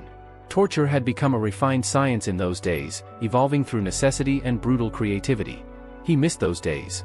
With calm deliberation, Vikir unfastened his coat, revealing an inner lining packed with more customized tools that shimmered ominously under the dim light. The moment the blonde prisoner caught sight of them, a shrill squeal tore from his throat. He recoiled, face pale, trembling violently in his restraints. Vikir's eyes swept over the prisoners, his expression unreadable. What happened to all that bravado? He asked coldly. Weren't you the ones boasting that no matter what happened, you wouldn't talk? He tugged the cuffs at his wrists, tightening them with a slow, deliberate motion. Please, don't say anything, he added in a low voice, almost to himself. Just this once, let me indulge in a memory. The blond man could no longer contain his emotions. Tears flowed freely down his cheeks as terror consumed him. Meanwhile, news of the arrest of the notorious 7 wicked gangs had exploded across Underdog City like wildfire. Wherever 3 or more people gathered, whether in the backstreets, alleyways, or marketplaces, the same conversation buzzed. In one dimly lit tavern, patrons hunched over their drinks, speaking in hushed tones. Finally, a grizzled man exhaled. They used to treat us like garbage. Good riddance. Another man, leaning on the counter, replied cautiously, don't celebrate too soon. With their connections, you think they'll stay locked up for long? They'll be out as soon as the bribes hit the right pockets. Someone else scoffed. Don't forget, those punks are all from second-generation native families. The deputy consul might just humiliate them a bit and let them walk. But didn't you hear the charges? Said a man near the corner. Human trafficking, bribery, blackmail, murder. If those stick, execution's not off the table. A heavy silence followed. Someone finally whispered, would the council really execute the sons of native aristocrats? The barkeep, who'd been polishing a glass, interjected, this new deputy consul's got a different way of doing things. You remember that story, he burned 10 billion gold on a single pyre just to make a point. He doesn't play by the rules. Even so, another patron mused, killing them might be a step too far. Wouldn't that cause a backlash from the native clans? The tension in the room was palpable. Most of the city believed the arrest of the 7 gang leaders was just another strategic tug-of-war between the rising new political force and the entrenched authority of the native families. To them, it was all a show, an act of flexing power rather than a real effort to bring justice. Little did they know, the storm hadn't even begun. Most of the citizens in Underdog City had initially assumed the arrests were nothing more than political theater. They believed that once the influential native families made their apologies and bowed their heads, the whole matter would be resolved quietly, and the detained gang leaders would walk free without consequence. It was the way things had always been, those with power and deep roots never truly suffered the law's wrath. True to expectations, the elite clans began offering formal apologies. The Mont Blanc clan, Pure clan, Luovi clan, Channel clan, Faremo clan, Hermes clan, and Prater clan all sent emissaries to express their regret and beg forgiveness from the newly instated deputy consul. But what followed shocked the entire city. Contrary to their expectations, the apologies were dismissed outright. The 7 captured gang leaders did not return to their homes or estates. Instead, their severed heads were mounted high in the public square, encased in salted preserves to prevent decay, and displayed for all to see. Their twisted, contorted faces seemed frozen in unbearable pain, suggesting that their final moments were filled with torment beyond imagination. Above the grisly sight hung a public declaration. It listed the specific crimes committed by each of the 7 men and detailed the penalties they received before their executions, all according to the ancient laws of the Baskerville family's autonomous constitution, rules known for being ruthless and unyielding. The first law addressed the operation of illegal brothels. Anyone caught violating this clause faced facial tattooing, with the symbol for sex permanently inked across their faces. The punishment had been carried out with chilling precision. The second law forbade unauthorized gambling dens. The prescribed penalty was amputation of the wrists. For these gang leaders, their wrists were not simply severed once, but a total of 72 times, piece by piece, over a set schedule. Each act of mutilation meant to account for repeated violations. The third statute banned illicit moneylending. The law demanded the removal of both eyes as punishment. However, this particular clause had been suspended at the request of many victims, who wished instead to witness justice through other means. The fourth and final rule prohibited clandestine lobbying and influence peddling. The consequence? Exile. But since the perpetrators had already been executed, only their decapitated bodies were discarded, unceremoniously dumped beyond the city's fortified walls while their heads remained in the square as a public warning. Gasps of horror and silence filled the air as the townsfolk stared up at the severed heads and read the proclamation. No one had imagined the deputy consul would actually enforce the laws that strictly, not against the second-generation heirs of such powerful lineages. In his office, Vikir spoke calmly, dismissing the public's astonishment. The laws have always been here. What's new is that they're finally being applied equally, he remarked. It was the first time the notorious native clans had been forced to pay the price for their crimes. And now, Vikir expected that this would tip the scales, setting the city on a path toward upheaval. Once either side made their next move, Underdog City would descend into bloodshed. Turning to his aide, Vikir gave a subtle nod. Chihuahua, prepare yourself. You're coming with me for the next stage of the operation. Chihuahua blinked in confusion. And me? His shock only deepened in the next scene. Now clad in a mask, Chihuahua stood motionless outside a large iron cage, whispering to the man locked inside, who was none other than Vikir, the deputy consul himself. Are you sure this is the right course of action? Chihuahua whispered nervously, glancing at the gathering crowd. Vikir, seated calmly inside the slave cage, met his eyes and replied with a dry smile, You still don't trust me? One by one, masked individuals began to flood the location. Every attendee wore a disguise to conceal their identities. Shackled slaves were being dragged into the area, their wrists bound in heavy iron chains. The auction site buzzed with a twisted sort of excitement, fueled by cruelty and lawlessness. In the chaos, Chihuahua found himself glancing again at the caged Vikir, unable to shake his anxiety. Was this truly the best plan? Selling the deputy consul as a slave to infiltrate the heart of the city's dark underbelly? After all, this was the Underdog District, an infamous lawless region where forbidden events like underground slave auctions weren't just tolerated, they were tradition. A grand tent stood tall on the outskirts of town, a place shrouded in secrecy, bustling with activity far from the eyes of the law. Lavish carriages rolled up one after another, each belonging to aristocrats, slave merchants, and masked noblemen eager to partake in what lay beyond the canvas walls. This wasn't a typical market. Here, the wares on sale weren't objects or livestock, they were human beings. Captured barbarians, abducted commoners, and even fallen nobles, each awaiting their turn to be paraded before the highest bidder. And all of it was unfolding without the faintest knowledge or intervention from the Baskerville family. At the center of it all stood the auctioneer, dressed in flamboyant garb, his voice as theatrical as his gestures. With a wide smile plastered on his face, he welcomed the arriving crowd with the flair of a ringmaster introducing a circus. His tone shifted slightly as he noticed the entrance of a particularly distinguished group. The Chihuahua entourage had arrived, instantly recognizable by their distinctive features, known to be trademarks of the Mont Blanc clan. Their presence drew attention not just for their reputation but for their history of lavish purchases. Greeting them warmly, the auctioneer checked their credentials and quickly confirmed that the group was here not as buyers, but sellers this time. He chuckled, making a half-joking remark about the clan's past dissatisfaction with previous slaves, expressing concern since they were usually one of the most valued and frequent customers. However, Chihuahua assured him that they had no complaints with the last batch and that their attendance today was merely part of business. But something, or rather someone, soon drew the auctioneer's eye. Inside a reinforced cage stood a peculiar figure, a young man with jet black hair and piercing red eyes, his aura calm yet unmistakably ominous. The auctioneer blinked. Such features were rare, too rare. This was clearly no ordinary slave. With a polite smile, he assured Chihuahua that he would personally oversee the auction of this particular product, promising a worthy price. Chihuahua gave a nod and allowed it, then departed to enjoy the evening spectacle. Inside the massive tent, chatter filled the air as attendees settled into their places. Conversations ranged from gossip about the nobility to the latest trends in slave appearances.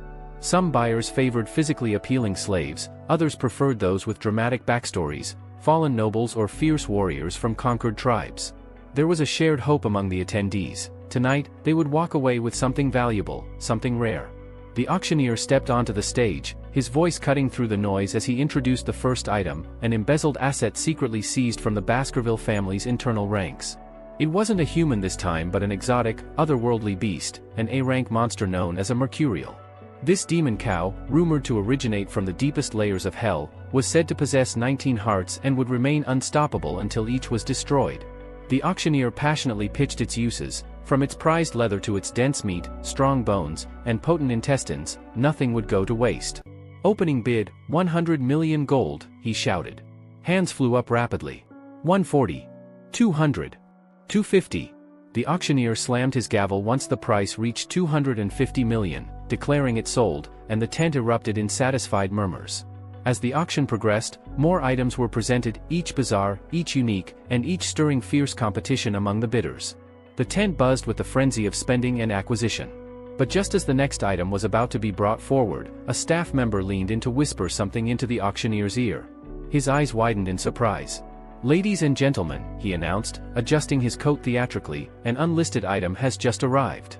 A true rarity." He gestured, and a wild-looking girl was dragged onto the stage, barefoot, restrained, and fierce-eyed. The auctioneer declared she had been captured deep within the La Rouge et Le Noir Mountains, a remote jungle where warrior tribes still thrived. She was known as a barbarian of Balak, a fighter born and raised in one of the most dangerous and untouched regions. An untamed specimen, the auctioneer proclaimed. Think of it as a challenge. Train her, mold her, turn a savage into a servant. He opened the bidding at 5 million gold. Silence. No hands raised. He lowered the price. 3 million? Still no takers. Sweat formed on his brow. 1 million gold, surely someone sees potential here? But the crowd had already moved on mentally. Their interest waned. No one wanted the risk, the unpredictability. With a forced smile turning tight, the auctioneer gave a nod to the guards. Remove her. Bring out the guaranteed merchandise. But just as they stepped forward to drag her away, the girl erupted into a struggle, shouting in a language none understood, thrashing violently against her restraints. The guard, clearly used to such resistance, stepped forward and slammed his fist into her stomach. Her body jerked, then slumped unconscious as the crowd watched in muted disinterest. Dragged off the stage, she disappeared behind the curtain, a failed product in a market that thrived on obedience and spectacle. And so the auction continued, its darkness hidden beneath wealth and luxury, far from the reach of justice or conscience. The auctioneer quickly regained composure and apologized to the audience for the earlier disruption, promising to present the highlight of the event, a special product to make up for the disappointing auction so far. With a dramatic flourish, the curtains parted to reveal none other than Vikir. The auctioneer proudly introduced him, describing Vikir as a rare specimen, an exquisite purebred youth with striking black hair and piercing crimson eyes. He pointed out that Vikir didn't even require heavy restraints, implying both obedience and value. Murmurs rippled through the audience, but one woman in particular was visibly taken aback by his appearance. Her eyes gleamed with excitement as she admired his symmetrical features and strong, sculpted frame. Without waiting for the auctioneer to announce a starting bid, the woman boldly called out, 600 million. The auctioneer blinked in surprise, clearly amused at her impatience. Before he could comment, a deep male voice countered with 800 million, drawing everyone's attention. The woman scowled at the new bidder, clearly irritated, and snapped, "What does a man like you need him for?" The man calmly responded, "That's not your concern. I want to use him in the gladiator arena." Before their argument could escalate, another voice interrupted with a bid of 900 million. But the real shock came next. A quiet yet firm voice from the crowd, bidder number 99, raised the stakes astronomically. 6 billion. The entire room fell into stunned silence. The auctioneer looked up from his podium, his eyebrows raised in disbelief. 6 billion? Do I hear any higher? Everyone turned to see who had made the outrageous bid. All eyes landed on a masked man sitting in the front rows. Whispers spread like wildfire through the crowd as people recognized him, Baron Gambino of the Granary District. He's swimming in money since he took control of the underground funds, someone murmured. No surprise. He's got deep pockets, said another. But 6 billion for a single slave? Baron Gambino didn't seem fazed by the price. His servant, however, leaned in and expressed concern. Isn't this a little excessive, my lord? But the Baron waved her off, smirking. Don't worry. I'll sell him in the capital at double the price. You'll see, I'm not losing money on this. The woman hesitated before voicing another concern. Only if the merchandise remains intact. Baron Gambino's smile dropped. His voice turned cold. Watch your tongue, Cindy. Have you forgotten where you came from? I picked you up off the streets. Don't dare lecture me. Back at the podium, the auctioneer officially closed the bid. Sold. To bidder number 99. Guards escorted Vikir toward his new owner. Baron Gambino examined the boy up close, and his eyes gleamed with satisfaction. You belong to me now, the Baron said in a honeyed tone. No need to be so tense. I'm not a cruel man. But his next words betrayed his lecherous intent. There are so many ways I plan to enjoy you. I'm already thrilled just imagining it. Vikir, still calm, slowly raised his cuffed hands toward the Baron. The Baron tilted his head, confused. What is it? Want me to remove them for you? Before he could even reach out, a loud snap echoed through the hall. Vikir had shattered the steel cuffs with sheer force. Gasps filled the room. Baron Gambino's eyes widened just as Vikir's leg drove into his chest with a brutal kick, launching him across the stage. He crashed into the ground with a grunt, groaning in agony. Striding over, Vikir casually grabbed the Baron by the back of his collar, lifting him like a sack of grain. Let's play a game, he said, a hint of amusement in his voice. I'll be the spear, and you be the shield. If you can withstand the attack, you win. With a swift, crushing motion, Vikir applied pressure to the Baron's back, making him shriek in pain. Cindy! Help, the Baron screamed. But before she could move, he went limp. Unconscious. Vikir dropped him unceremoniously and dusted off his hands. You fainted. I win. Then, in one smooth motion, he removed the wig covering his head, revealing his identity, jet black hair flowing down, unmistakable and noble. Gasps filled the room again. Vikir? Van Baskerville? Cindy, who had remained frozen in place, staggered back in shock. Why you're... But Vikir ignored her and nudged the Baron's body with his foot. Still breathing, he muttered, more to himself than anyone else. The auction room erupted in whispers and confusion. Wait. If Vikir Van Baskerville is here, then who's acting as the new deputy consul in Underdog City? What's a Baskerville hound doing at a slave auction? The tension in the air was thick, the audience unable to make sense of the unfolding chaos as Vikir stood tall, calm, fierce, and now fully unmasked. The crowd murmured in shock and unease, yet amidst them, one man stood silently, Chihuahua. Watching intently, he couldn't help but think to himself how skillfully the deputy counsel had escalated the situation into a full-blown crisis. This was no longer just a minor disruption, it had turned into a spectacle. Vikir, standing confidently at the heart of the auction room, glanced at the people surrounding him with a twisted grin. His expression turned cold and menacing as he said, "A circus, that's what this place really is. A fitting name for this pathetic display." The warning in his voice was unmistakable. No one leaves here in one piece if you think of resisting. He was unarmed, standing alone in the middle of the room, encircled by armed guards. The tension was palpable, like a taut string ready to snap. Eyes darted nervously among the crowd, unsure of what would happen next. From his podium, the auctioneer, visibly irritated by the disruption, barked out an order. What are you waiting for? Kill him. I don't care if he's the deputy consul's. At the command, the guards surged forward. But before they could even raise their weapons, a burst of scarlet light erupted from Vikir's hand. From it emerged Beelzebub, his demonic sword. With terrifying speed and precision, the blade slashed through the nearest attackers. Blood splattered across the walls, their weapons clattering uselessly to the ground. The auctioneer froze, horror slowly dawning on his face as he witnessed the red aura surrounding Vikir, a horrific, blood-drenched power that seemed to warp the very air around him. Another guard, trying to swing a heavy spiked ball on a chain, charged in desperation. Vikir darted forward, slicing clean through both the iron ball and the man's body with the same effortless movement. The guard collapsed in pieces. The crowd recoiled, and the auctioneer's thoughts spun in panic. What is this man? He wondered. A graduator? At his age? Impossible. Graduators were the pride of nations, the apex of strength and talent.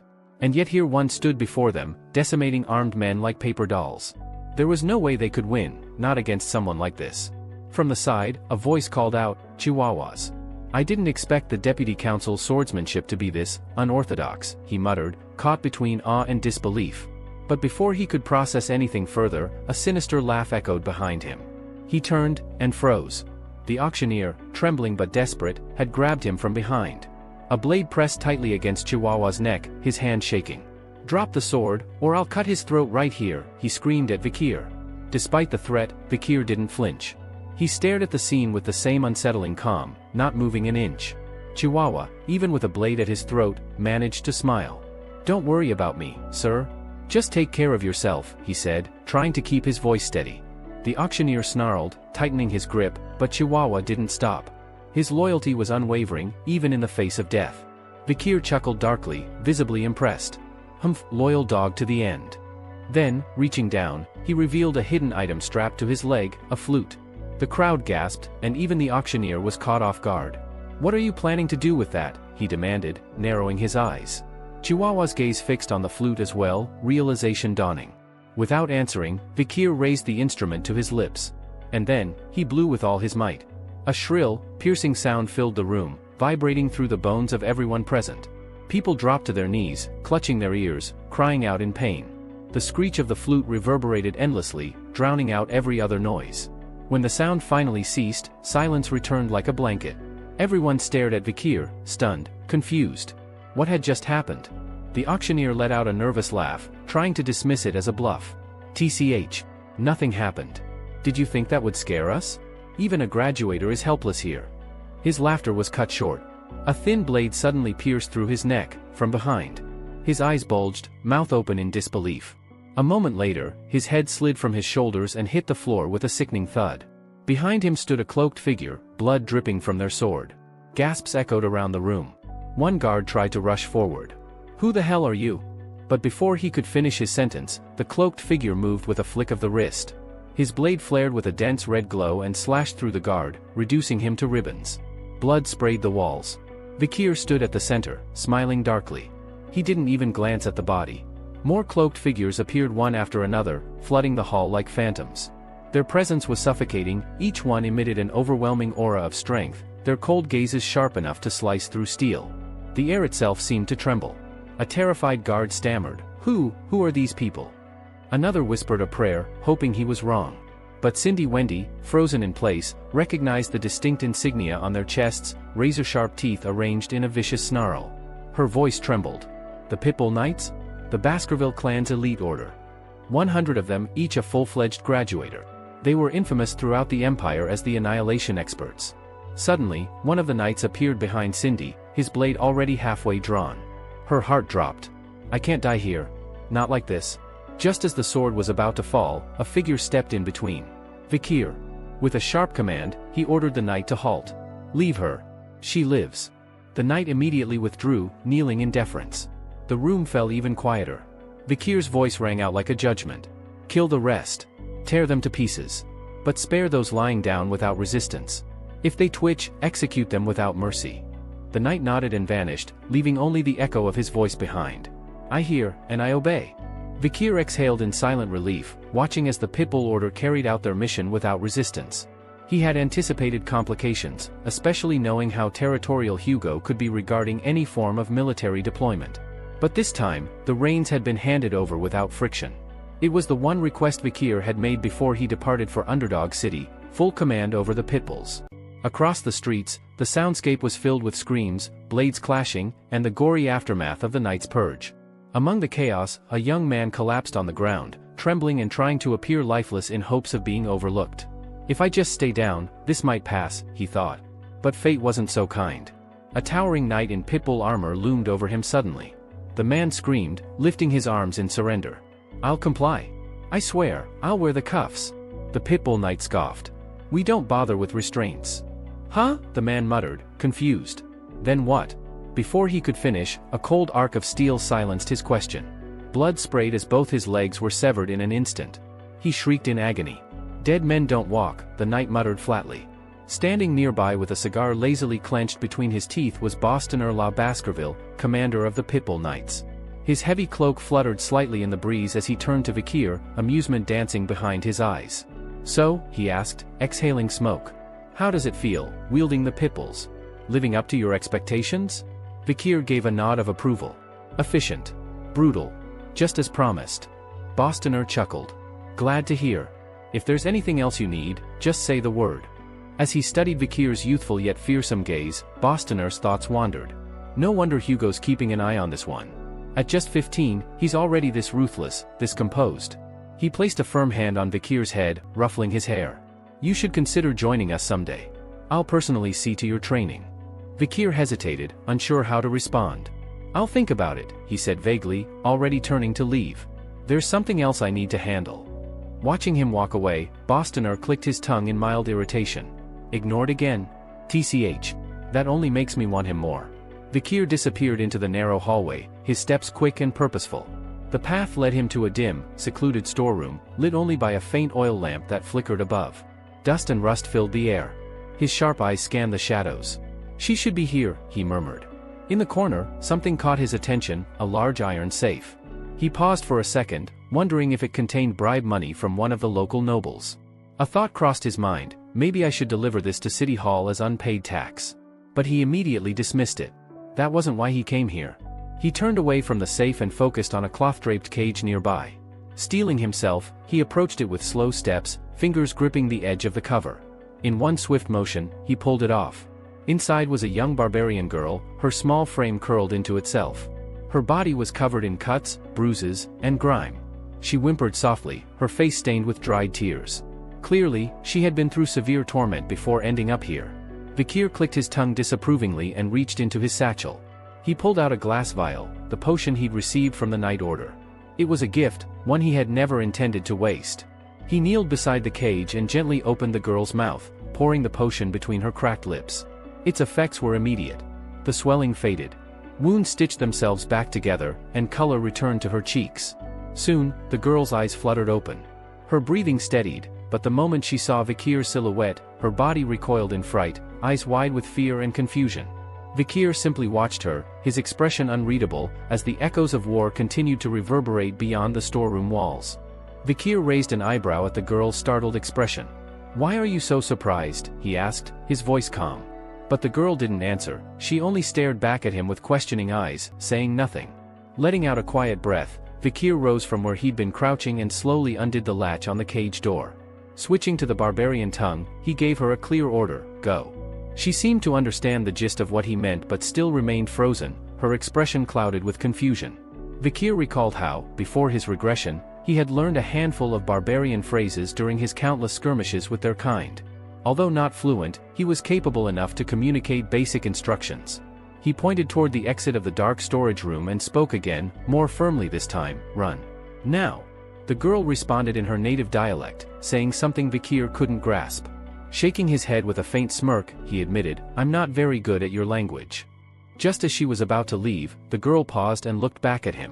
She said something again, words Vikir didn't understand, but he could sense their meaning. Gratitude. He was almost sure she was thanking him in her own way. As she disappeared down the corridor, Vikir turned back to the dimly lit corner of the storage chamber.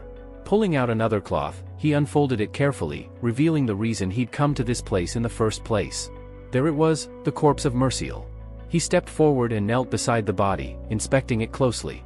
It was still untouched, preserved exactly as he had hoped. Relief washed over his face.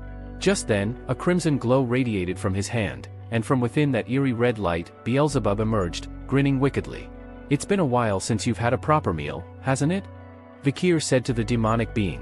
"You'll get to feast on an A-rank monster soon. But make it quick, the Pitbull order will be arriving shortly." Beelzebub let out a sound of satisfaction, clearly thrilled at the treat he was about to devour. The events of the night spread across the city like wildfire. By sunrise, the entire underdog city buzzed with rumors. News of the new deputy consul's brutal crackdown on the underground slave network was on everyone's lips. Nobles and high-ranking individuals tied to the illegal auctions were now rotting in prison, their limbs torn apart as punishment. The den of corruption, suspension, had been reduced to ashes, swallowed in a blaze that left no trace behind. The heads of the auction's elite clients were put on public display, a warning to all who dared follow in their footsteps. The once powerful 7 clans, whose children were lost in the disaster, sent formal protests to the city's administrative office. But Vikir remained unyielding in his stance. He issued a direct statement: the trafficking of human lives, especially one banned by the imperial family itself, could only be punished with death. All the financial records, ledgers, and transaction documents tied to the underground auctions were seized. Evidence of countless bribes and black deals now rested in the hands of the Baskerville clan, which had launched an internal investigation. The findings would soon be submitted to the imperial court. Eventually, the protests from the 7 clans ceased. Their patriarchs, desperate and shaken, arrived one by one at the administrative office. For the first time in history, they bowed their heads before the man who had executed their sons. Vikir's reply was cold and clear. The black ledgers from suspension have already been examined and judged. According to the laws of the Baskerville self-governing territory, all your family assets will be confiscated. And for committing treason, your families will be eradicated, 3 generations deep. The city's execution grounds turned crimson with the blood of corrupt officials and collaborators. But their purge brought change. Government posts and public contracts suddenly had vacancies. Locals found employment in place of the eliminated parasites. The unemployment rate plummeted. And with the collapse of the black market auctions, Underdog City's tax revenue surged. Welfare systems began to function again. The city healed, and Vikir's name soared in popularity. One quiet morning, Chihuahua approached the deputy consul with a steaming cup of coffee in hand. "Sir, I brought you something," he said with a grin. Vikir glanced up. "You don't need to serve me coffee. You're the office manager." Chihuahua shook his head.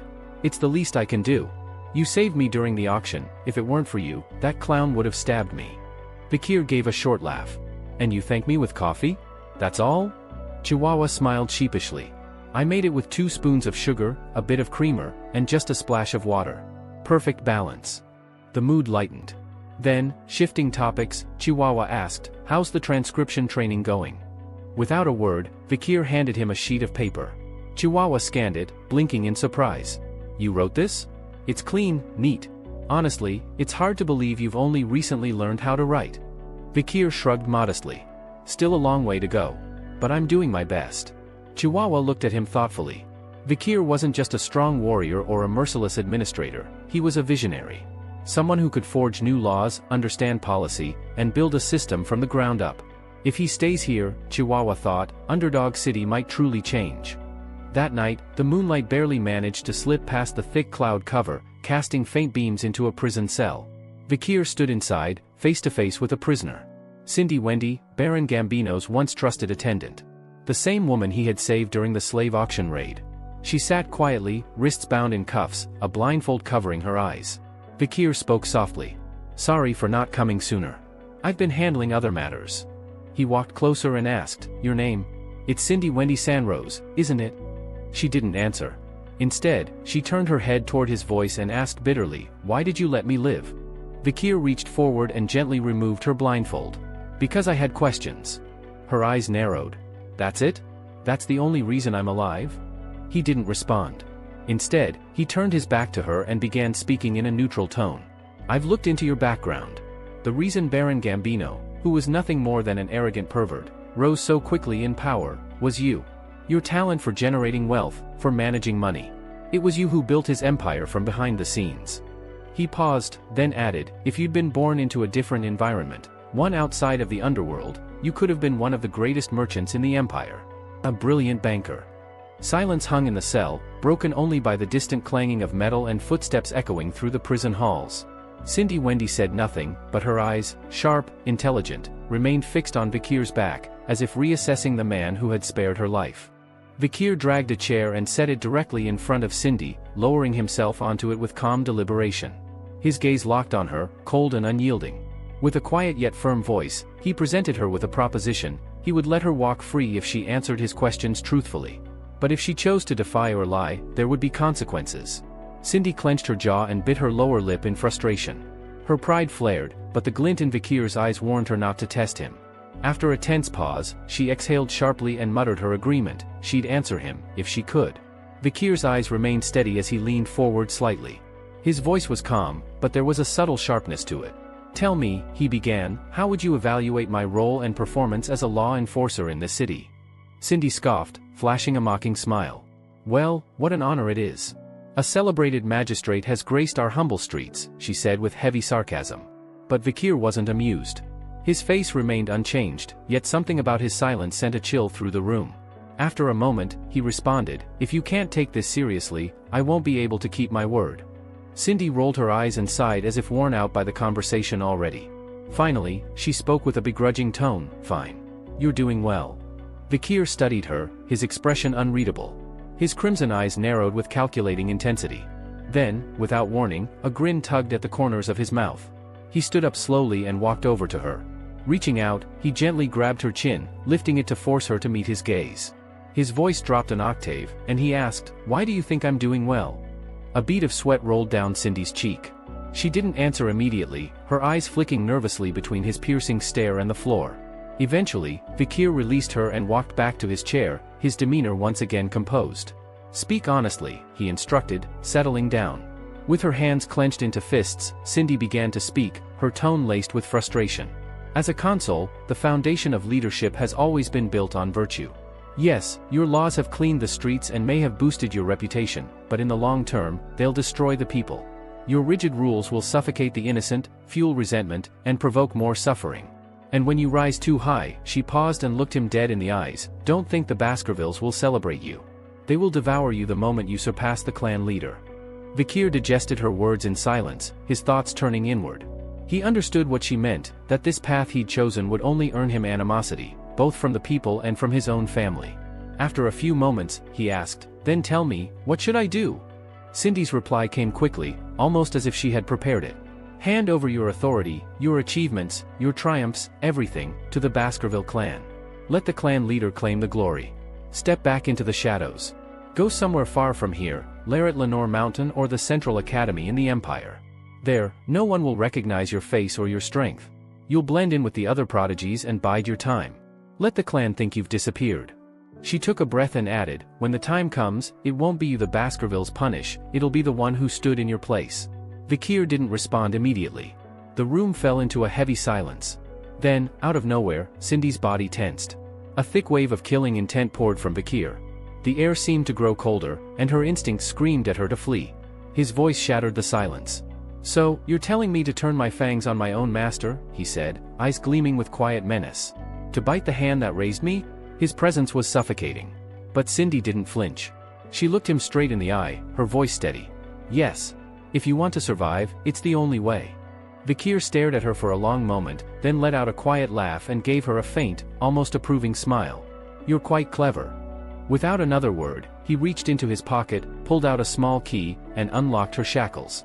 The sound of metal clicking echoed in the quiet room. Cindy stared at him, stunned. "You're letting me go?" "I keep my promises," Vikir replied simply. She slowly stood and walked past him, rubbing her sore wrists. Just as she reached the door, she stopped and looked back. "I hope you won't regret this." But Vikir wasn't done. "Before you go," he said, "tell me, have you ever heard of the Messegenero clan?" Cindy blinked, confused. "Messegenero?" Vikir nodded and began explaining. "Everyone talks about the 7 great clans that built Underdog City, but there were 8. The 8th was the Messegenero clan, wealthy merchants with power rivaling any noble family. They weren't warriors like us, but they were one of the founding clans. Until the incident." His voice grew darker. At a birthday celebration, their youngest son was showing off his sword skills, nothing unusual for a child proud of what he had learned. But those watching were horrified. His swordsmanship, it was unmistakably the secret art of Baskerville. The same techniques passed down only to our bloodline. Word of the incident soon reached the head of the Baskerville family, and the revelation of such a serious breach in military confidentiality ignited suspicions that someone had leaked highly classified combat techniques. Enraged by the betrayal, the Baskervilles unleashed their elite enforcers, famously known as the Hunting Dogs, who mercilessly wiped the Messegenero clan from existence. But behind this massacre was a carefully orchestrated plot. Someone had manipulated events from the shadows. It turned out that the young heirs of the 7 great clans had conspired to steal the sword techniques native to the Baskervilles. They had secretly passed these techniques to a child from the Messegenero clan, raising her in defiance of the order's authority. Cindy, who was listening to Vikir's retelling, forced a tight, uneasy smile and asked, "And what exactly does this tragic tale of the so-called 8th clan have to do with me?" But Vikir didn't answer her directly. Instead, he continued, revealing a painful truth: the Messamajinero clan wasn't entirely exterminated. A single child had survived the bloodshed. Barely a year old at the time, the girl had been captured and subjected to unspeakable torment. The reason? Her beauty. The cruelty she endured was so vile, so inhumane, that even Vikir, usually unflinching, chose not to describe it aloud. Cindy's expression darkened. Her fists clenched, and her voice trembled as she turned away. "I don't want to hear any more of this," she snapped, her eyes glistening with rage and sorrow. Yet Vikir's voice cut through the silence behind her. "There's more." He told her how a newly appointed deputy consul had come to the city. Unlike the rest, this man was not one to sweep the past under the rug. He dragged the long-buried secrets into the light, hunting down the 7 privileged heirs who had committed the atrocity. They were imprisoned, tortured until they confessed, and executed without mercy. And in their final moments, each one broke down in anguish, muttering apologies through sobs and screams. Cindy halted in her tracks. Without turning around, she asked quietly, "Who were they apologizing to?" "To the little girl," Vikir replied, "who grew up under the name Cindy Wendy Sanrose, the last living soul of the Messamajinero bloodline." Tears spilled down Cindy's cheeks. She faced him again, disbelief and pain flooding her features. "Why should I believe they were sorry? You tortured them. How do I know their remorse was real?" Vikir didn't flinch at her accusation. Instead, he took a torch from the wall and said softly, "Then come see it for yourself." He led her through the silent corridors to a dark prison cell, the very one where the 7 young nobles had spent their final hours. As the torchlight flickered against the cold stone floor, Cindy's eyes widened in shock. Carved and smeared across the floor in dried blood were words etched by trembling hands. "We were the ones who destroyed the Messamajinero clan. Forgive us. We beg for mercy for our sins." The apologies, filled with desperation and dread, were scrawled again and again, as if their very souls had tried to scream out through every letter. Cindy took a shaky step back, her face turning pale. A wave of nausea overcame her, and she dropped to her knees, vomiting in the corner. Vikir stood beside her, watching quietly. "They died in agony," he said solemnly. "But even now, justice isn't complete. There is one clan left untouched." He turned toward her. "The Baskervilles. Your final enemy." As she wiped her mouth, tears streaming afresh, she asked, voice cracking, "Why are you helping me, Vikir? You're one of them." Vikir smiled faintly, not with pride but with grim irony. "You're asking the wrong question." She looked at him for a long moment, and then slowly rose to her feet. The firelight danced in her tear-filled eyes. "I understand now," she whispered, more to herself than to him. Then louder, she addressed him properly, clearly, "Vikir van Baskerville." Turning away, she began to walk back down the corridor. Her final words echoed softly through the stone walls. "I owe you. No matter what you choose to do from here on out. I swear, I'll make sure you never have to worry about money again." Vikir stood still, watching her silhouette fade into the dark. And for the first time in years, something unspoken stirred in his heart. Some time passed, and Vikir eventually murmured that he would remember her promise. Meanwhile, deep within the headquarters, Chihuahua bustled with urgency as he made his way toward the deputy consul's private chamber. His footsteps quickened with excitement. It was time for Vikir to prepare for work. However, the moment he swung the door open, his words died in his throat. His eyes widened in disbelief. The room was a macabre scene. Blood soaked the sheets, staining the pristine bedding in deep crimson, and strewn across the floor were several lifeless corpses. Yet, at the center of it all lay Vikir, sleeping peacefully, undisturbed, as though nothing out of the ordinary had occurred. As the door creaked, Vikir slowly opened his eyes and stretched, rubbing the sleep from them before greeting Chihuahua with a warm and casual, "Good morning." Chihuahua blinked, still frozen in place. Then, he stammered, Sir, what's with the dead bodies?" Vikir sat up, scratched his head, and looked around the room with feigned confusion. "Oh. I'm not sure. Looks like I might have killed them in my sleep," he said nonchalantly. Chihuahua gawked at him. What? Are you being serious right now?" Vikir chuckled lightly, brushing it off. "Relax, it was a joke." Despite his words, the blood and corpses still littered the space, making it difficult for Chihuahua to truly relax. As they began walking down the corridor together, Chihuahua tried to steer the conversation elsewhere. So, about your childhood. What was it like?" But Vikir simply turned to him and asked, "You didn't find the joke funny?" "It's not about whether it was funny," Chihuahua trailed off awkwardly. Vikir, still grinning faintly, turned pensive for a moment, then spoke aloud as if thinking to himself. There've been a lot of weird accidents lately." He began listing them, one after another. 2 poisoned arrows.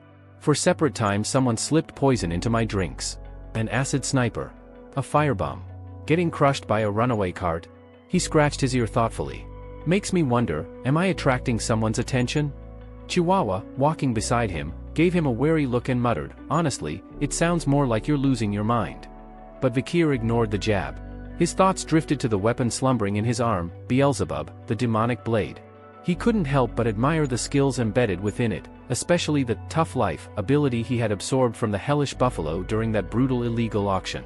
Despite having a high danger rating of Class A, the skill had proven incredibly effective. In fact, it exceeded all of his expectations.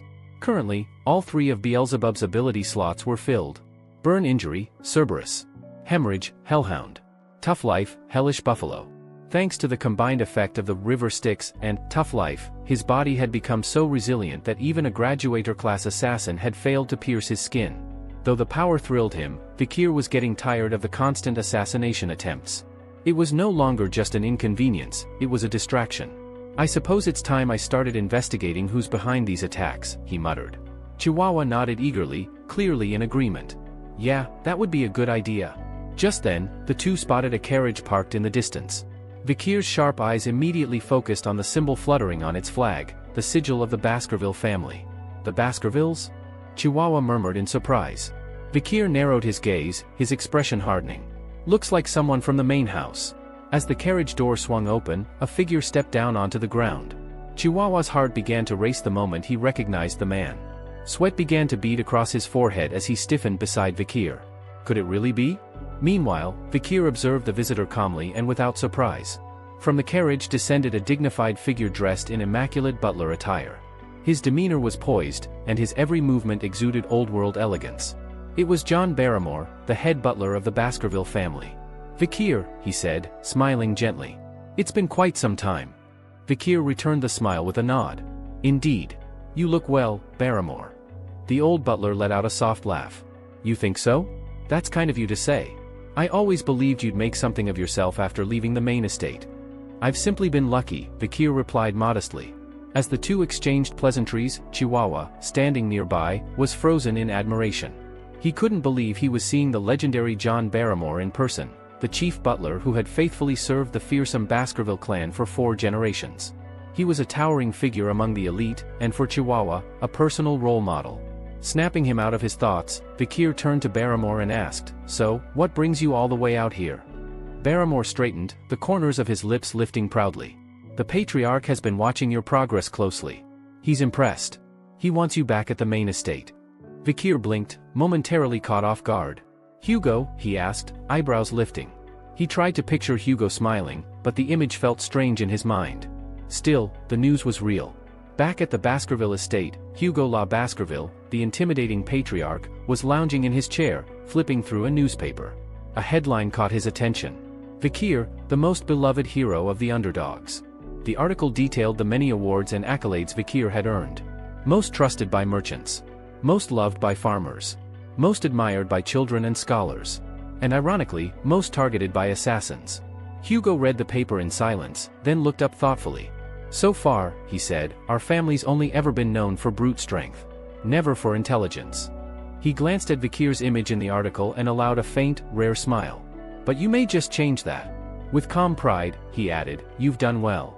And at that very moment, Vikir bowed his head and placed a hand over his chest, replying sincerely, "I've only done what was expected of me." Still, Vikir couldn't help but feel uncertain. Was the expression on Hugo's face really supposed to be a smile? It looked more like a grimace forced into place. Hugo, firm in his tone, declared that both rewards and punishments must be dealt according to merit and circumstance. With that, he turned to Vikir and announced that this year, it would be Vikir who would attend the academy. Vikir remained composed, his face unreadable, but inwardly he wasn't surprised. He had anticipated this development long ago. The academy in question was none other than Colosso, the most prestigious educational institution in the empire, an elite school that catered exclusively to the children of nobility and the royal bloodline. Due to strict internal security protocols, all students were required to live on campus in dormitories, away from their families. To Vikir, this wasn't a punishment. It was a blessing in disguise. It meant distance from Hugo's constant watch, and more importantly, an opportunity to grow stronger in secret. As Hugo continued, he mentioned his intention to send a few more individuals along with Vikir but added that he had yet to finalize who those people would be. Then, he looked directly at Vikir and asked if there were any siblings he would like to bring along. Without missing a beat, Vikir calmly responded that he was closest to high bro, middle bro, and low bro. Of course, in his mind, he had no real affection for them, he simply saw them as potential sparring partners. Or more accurately, sandbags. Hugo chuckled, seemingly pleased with the answer, and agreed to send the trio with him. Then, Hugo asked something peculiar. "Do you remember the plan you came up with when you were 8 years old?" Vikir paused briefly, thinking back. A faint recollection surfaced. He remembered devising a strategy during joint training exercises with the Moors. That plan involved leasing the ruby mines to the Morg family and using the alliance to eliminate the barbarian threat from the region. "That plan?" Vikir asked. With a pleased nod, Hugo confirmed it. "Exactly. That one. It worked." Vikir raised an eyebrow. "How so?" Hugo explained that the Morg family had recently proposed a joint military operation. They'd been surprisingly cooperative, even humble. Clearly, the plan had borne fruit. Before wrapping up the conversation, Hugo added one more suggestion. Vikir should go on a territorial inspection before starting his term at Colosso. It would be good experience, Hugo claimed, and also a way to ensure that the new laws they had recently passed were being followed across the region. "I understand," Vikir replied, bowing his head respectfully. "I'll carry out your command." Not long after, Vikir prepared to depart. As he approached the gates of the Baskerville estate, Chihuahua, the Secretary General, stood nearby, dabbing at his teary eyes. "Take care, Deputy Consul," he called out emotionally. "I'll do my best to keep things running smoothly while you're away." Vikir glanced back at him briefly, silently acknowledging the farewell. Internally, he knew this journey marked the beginning of their parting ways. As Vikir's group traveled away from the city and into the rural outskirts, they had barely reached a secluded stretch of land when Vikir suddenly raised his hand, halting the convoy. "Show yourselves," he commanded. At once, shadows shifted. Dozens of black-clad figures emerged from various hiding spots, behind boulders, trees, and even from among the escort. One of them stepped forward, appearing beside Vikir himself. "Apologies for keeping you waiting," Vikir said, addressing the man calmly. "I wanted to leave in an organized manner." The man pulled down his hood, revealing his face. It was Staffordshire Baskerville, a seasoned operative of the elite Pitbull Order. "I've been ordered to escort you safely to the Morg's juvenile fortress," Staffordshire said, offering a slight bow. Vikir asked about his uncle Bosther, to which Staffordshire replied that he was doing well. However, following the recent slave auction incident, Bosther had become unusually adamant about having Vikir officially inducted into the Pitbull Order. Vikir didn't say much in response, but internally, he felt uneasy around his uncle. There was something about Bosther's fervor that rubbed him the wrong way. Soon, Vikir and Staffordshire arrived at a hilly region where farmers could be seen tending to fields in the distance. Vikir glanced around. "Is this the land we loaned to the Morgs?" he asked. "It is," Staffordshire confirmed.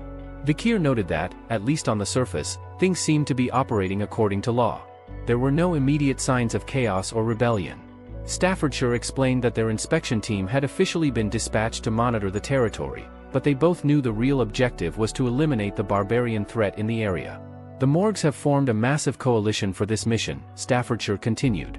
3 delegates, 30 lower house members, and around 100 mages, though not all are legislative members. He paused for a moment and added, "It seems they're taking this matter extremely seriously." In contrast, the Baskervilles had only dispatched a dozen knights and Staffordshire himself, who held a seat in the lower house. The real heavyweights from their side were stationed in the mountains, waiting in reserve.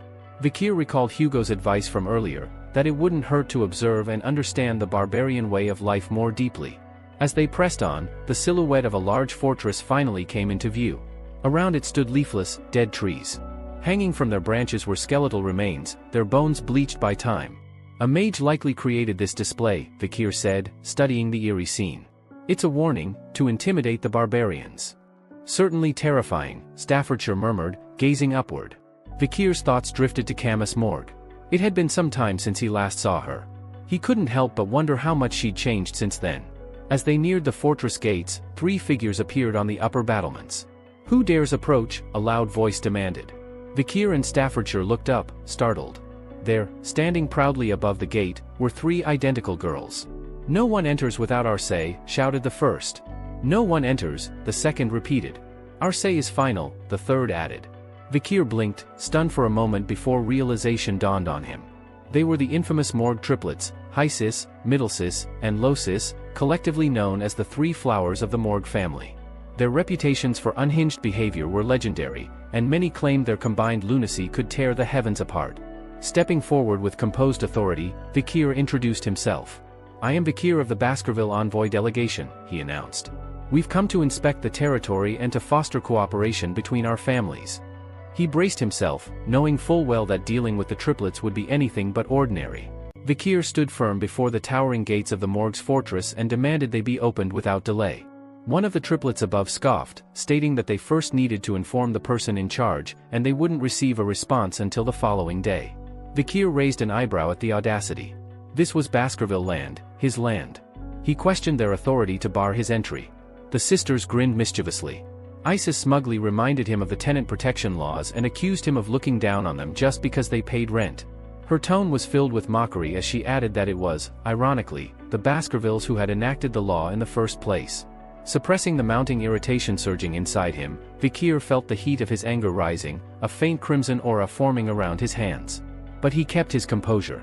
Calmly, he explained that the law had been modified to allow him to remove tenants he found disagreeable. He gave his demand one final time, his voice colder, his killing intent seeping outward like a blade unsheathed. The weight of his aura made the Morg triplets falter.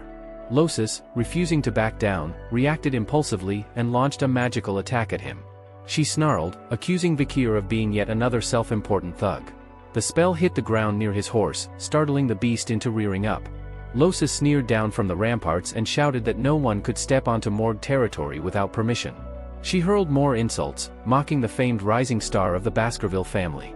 Staffordshire placed his hand on the hilt of his sword, murmuring to Vikir that this was unlikely to be resolved with diplomacy. Vikir gave a subtle nod in agreement. Just as they prepared for battle, a voice rose from behind them, loudly denouncing the Morg sisters for their insolence. The voice was strangely familiar to Vikir. Then another echoed the sentiment. And a third followed suit. Three figures stepped forward and cast off their cloaks. Highbrow, Middlebrow, and Lowbrow, the Baskerville triplets. They pointed to Vikir and proclaimed him the symbol of the family, brimming with pride. Turning to Vikir, they offered a reassuring grin. "Leave this to us," they said in unison. Vikir sighed, visibly more annoyed than before. His internal monologue flared, the triplets' presence had doubled his irritation. He studied them, questioning whether their exaggerated loyalty stemmed from genuine admiration or the opportunity to gain favor within the academy. He recognized their future potential. Though not particularly bright, the triplets were loyal and deadly in battle. With the right training, they'd become ruthless instruments of war. Vikir decided he would mold them into valuable assets. Smiling faintly, he acknowledged them as his older brothers. The triplets beamed with joy. From atop the wall, the Morg sisters mocked the Baskerville bond, ridiculing them as fools who could only rely on each other. The Baskervilles, unfazed, returned their middle fingers and mocked the sisters right back. The Morg sisters, fuming, vowed to put the Baskerville triplets in their place. Vikir reflected on what he remembered from before his regression. The Morg triplets possessed elemental affinities of water, earth, and nature. Their combined magic was highly synergistic, making them a formidable magical unit. In unison, the sisters channeled their powers, and a colossal, intertwined wall of earth and vines surged upward, sealing the entrance. High-sis taunted from her perch, mocking the Baskervilles with laughter. Highbrow stepped forward, calm and focused. He declared the barrier meaningless and, in a blur of motion, unsheathed his blade and unleashed the Baskerville family's first technique. The enormous vine split apart cleanly. Staffordshire watched in awe at the flawless execution. But before Highbrow could fully recover, another vine lashed out like a whip. He blocked the strike, but the sheer force sent him skidding back. Middlebrow and Lowbrow cried out in alarm. From above, Losis laughed and proclaimed their swords were useless. The Baskerville triplets snarled, eyes wild with fury. Staffordshire turned to Vikir, a curious smile on his face. "You enjoying this?" Vikir blinked. "Enjoying what?" "This age-old conflict, swords versus sorcery," Staffordshire replied. "Magic manipulates external mana for incredible effects. Swordsmanship focuses on internal strength and enduring power. The clash between these worlds is always a sight." Vikir crossed his arms. "In that case, I'm part of it too." Staffordshire grinned. "You're already leagues ahead of your peers." Vikir, unimpressed, scoffed. He wished everyone here would just drop dead. This whole charade was wasting his time. He had a supervisor now. There was real work to do. Suddenly, the sky flared red. A fiery presence descended upon the field. A spell ignited in midair, flames roaring across the battlefield. The Baskerville triplets barely dodged the blast. Staffordshire tensed. Vikir, however, smirked. Maybe they all burned up, he muttered. To his disappointment, the triplets stumbled out of the smoke, still very much alive. Vikir clicked his tongue in annoyance. Highbrow, rattled, muttered about the unexpected fire attack. Middlebrow cursed into the smoke, furious at the near-death experience. Behind the thinning smoke curtain, the Morgue sisters were in tears. Middlesis stammered, still reeling from the blast. Highsis admitted she had almost been killed. Losis clung to her sisters, trembling. A new voice rang out, fierce, authoritative. What the hell is going on in front of my land? Everyone turned. Atop the fortress wall stood a figure cloaked in fire. Camus Morgue. Flames licked around her hands as she assessed the scene below. Her eyes burned with rage. Without hesitation, she leapt from the ramparts, landing beside her crying sisters. Her voice was sharp and unforgiving. No one causes chaos in my territory and gets away with it. Middlesis, trying to save face, stammered out an excuse, saying they were only trying to stop an intruder. But Camus's fierce gaze never wavered. As the tension finally eased, Losis quickly defended her sisters, stating that it was the newcomers who had sparked the conflict. Camus, however, remained unimpressed. With a stern and icy glare, she reprimanded them not just for their actions, but for their informality. How dare they address her by name without title? She reminded them sharply of her rank as the vice-commander of the fortress. Middlesis immediately froze, her confidence unraveling. Panic clear in her eyes, she stammered an apology and corrected herself with the appropriate honorific, her voice trembling. Without saying a word, Camus raised her hand and gestured toward the tall trees near the fortress gate. From the branches, the wind swayed the bodies of long-dead traitors, skeletons still dangling as grim warnings to any who might misbehave. The sight turned Middlesis pale as she whimpered, quickly bowing in apology once more. Then Camus' gaze drifted toward a familiar face, and her demeanor shifted. Her eyes widened as she recognized Vikir. Slowly, she approached him and said with surprise, 7 years. It's been a while. Vikir offered a small smile.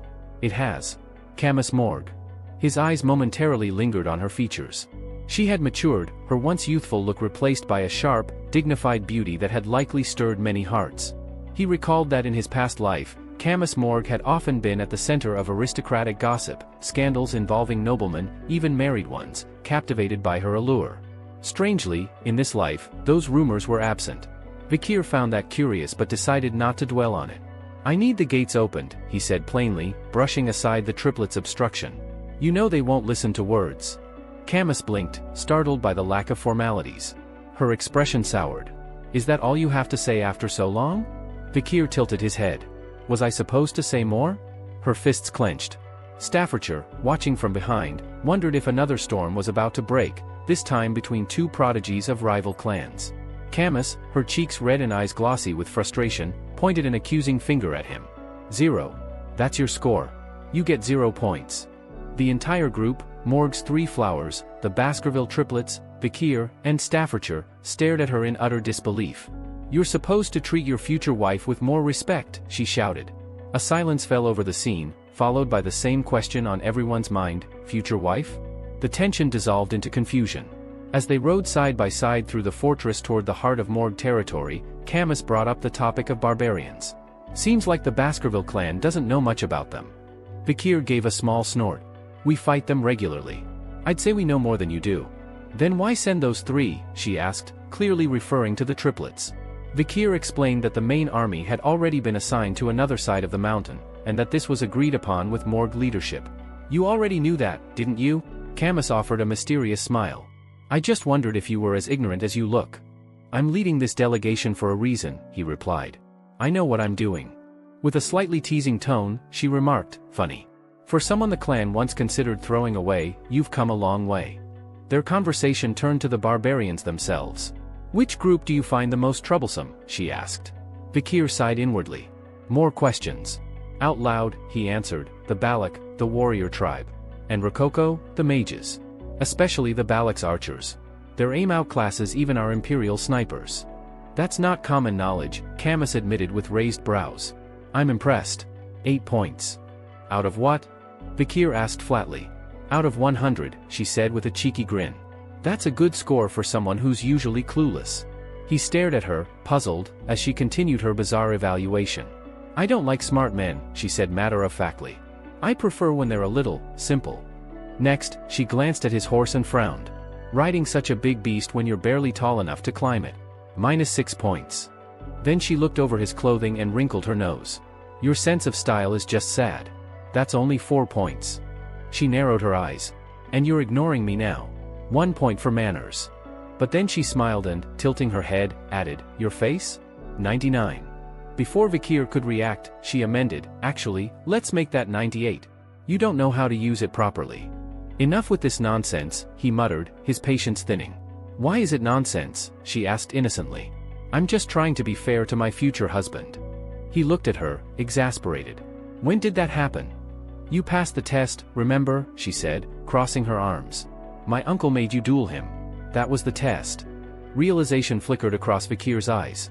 That duel, 7 years ago, it had been framed as a test of strength, but now he understood its true purpose. Camus looked annoyed. "Because of him, I've been stuck with this stupid promise ever since." He interrupted her venting. "I forgot all about that. Consider it void." Her cheeks flushed a deeper red. She tossed something at him, a jacket. "You can't just void it. Dummy," she shouted. "I never forget anything." Looking at the jacket, Vikir realized it was the one he had given her after their duel, when her clothes had been scorched. Had she really kept it all this time, without even washing it? Their horses continued toward the edge of the fortress, where Camus briefed him on the recent barbarian attacks. They hit the ruby mine. Either went after the slaves or the food. Took the slaves, most likely, to sell elsewhere, she said. She gestured toward a stone wall in the distance. "Our earth and iron mages built that in a month." Vikir raised his brows. "Impressive. Would have taken normal workers a year." "Exactly," she said proudly. He then noticed massive gaps in the otherwise solid wall. "Those arrows?" he asked. Camus nodded. "Balak archers. Their ore-enhanced shots can penetrate 3 meters of stone. We lost many on night watch." Vikir narrowed his eyes. "More dangerous than I thought." And so, the conversation shifted from bickering to strategy, but the heat between them, emotional and magical, lingered just beneath the surface. Camus recounted how her uncle had taken a serious wound to the chest during a recent attack. The enchanted shields erected by their mages had failed to stop the arrow that pierced through, leaving her uncle gravely injured. Though he survived, his pride had suffered just as deeply.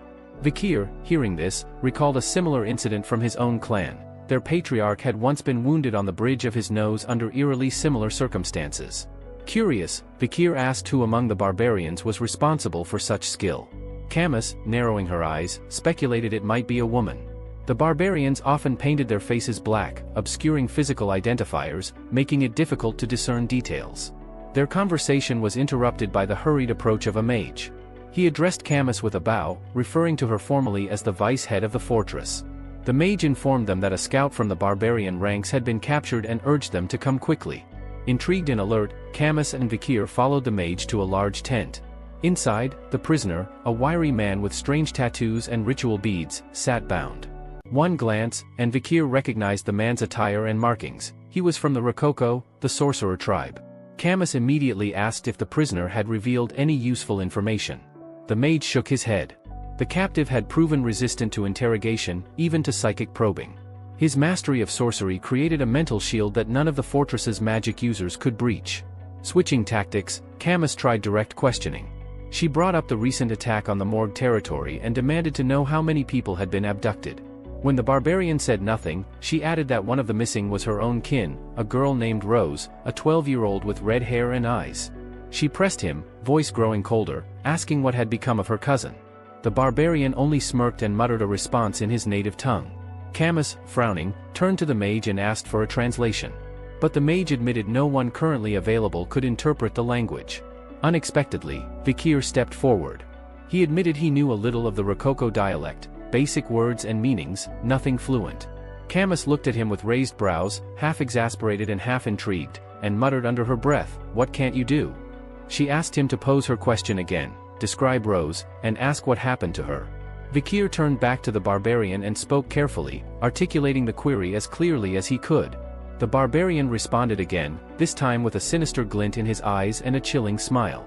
It was a short reply. Closing his eyes, Vikir exhaled and looked at Camus. With grave weight, he told her, Rose was dead. Camus froze. Her face darkened with fury, and she stood tall. With a commanding voice, she declared that, as the current acting authority, since the senator of the audience hall was wounded and the temple senator was away, she would pass judgment. Her verdict: immediate execution. Without further ceremony, a long, iron spike erupted from beneath the barbarian, impaling him. Flames consumed his body within moments.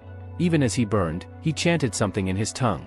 Camus turned away coldly and muttered that, once this war was over, the barbarian language would be spoken only in hell. A second barbarian, watching from captivity, trembled at the sight.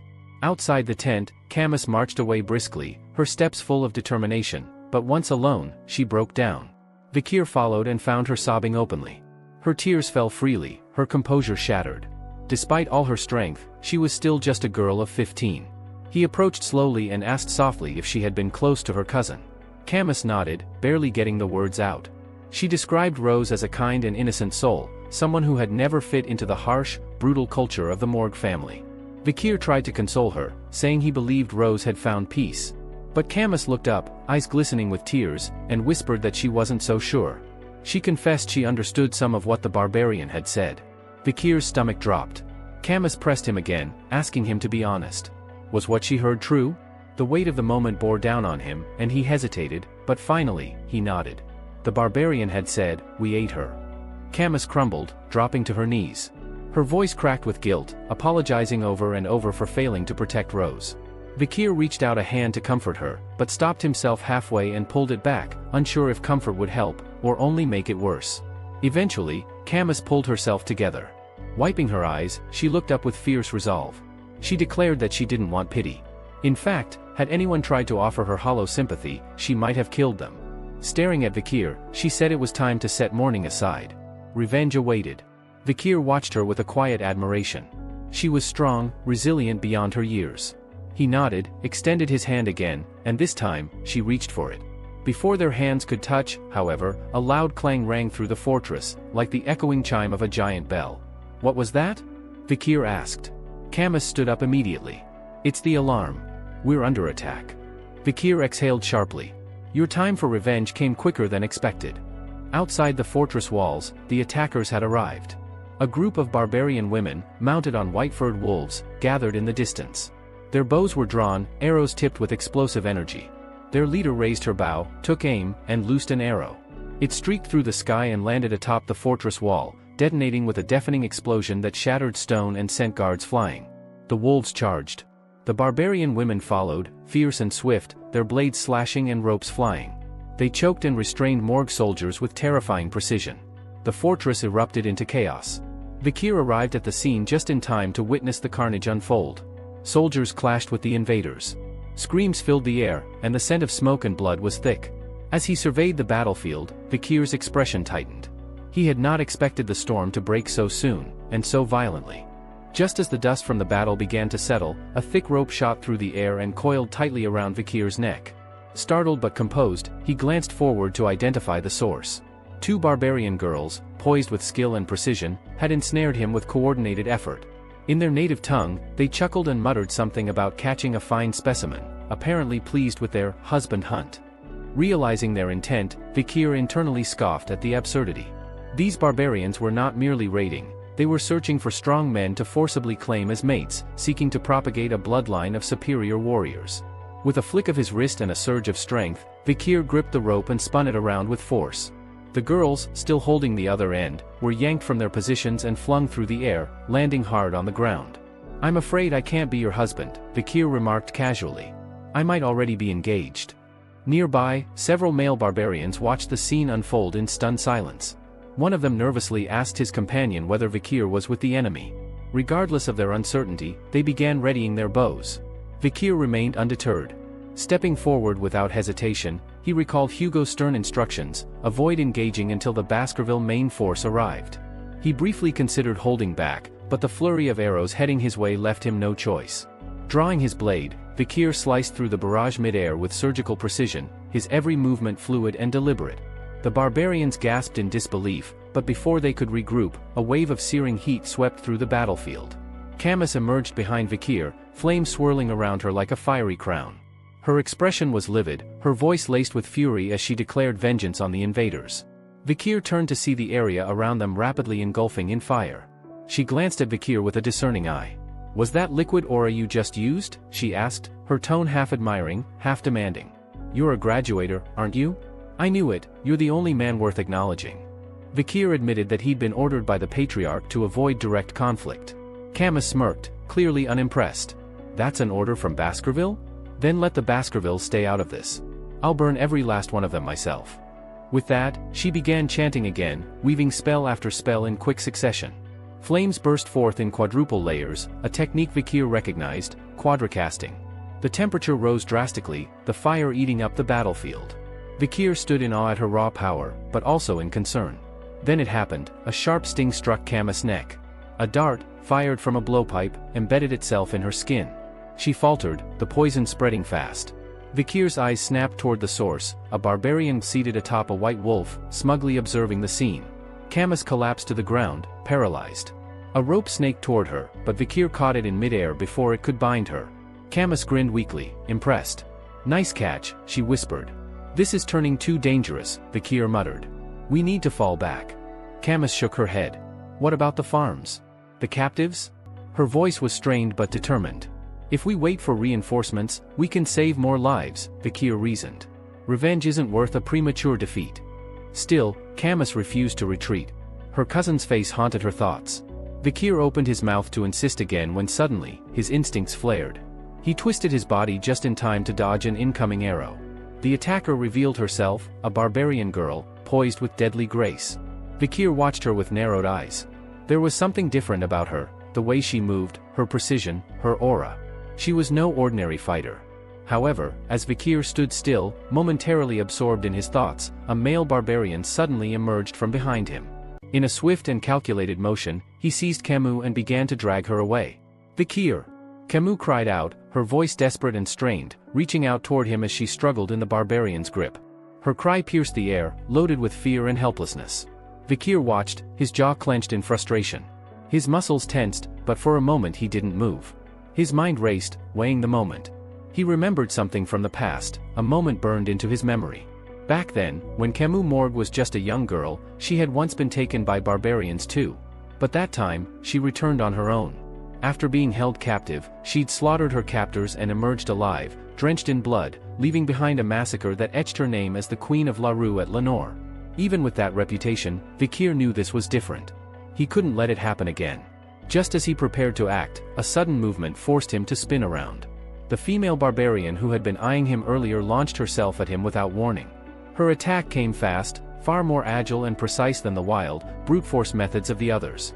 Vikir twisted his body, narrowly dodging the strike, and instinctively slid into a defensive stance. His eyes sharpened. His senses kicked into high gear. That wasn't a regular punch or strike, she had used a bow, not to shoot, but to physically attack him. Using the bow's limbs like a weapon, she had turned it into a tool of close-quarters combat. Before he could recover fully, she followed up with a powerful kick. Her leg swung like a whip, striking him squarely and sending him skidding backwards across the ground. His boots dug into the earth, stabilizing him, but the force still stung. Vikir quickly analyzed her movements.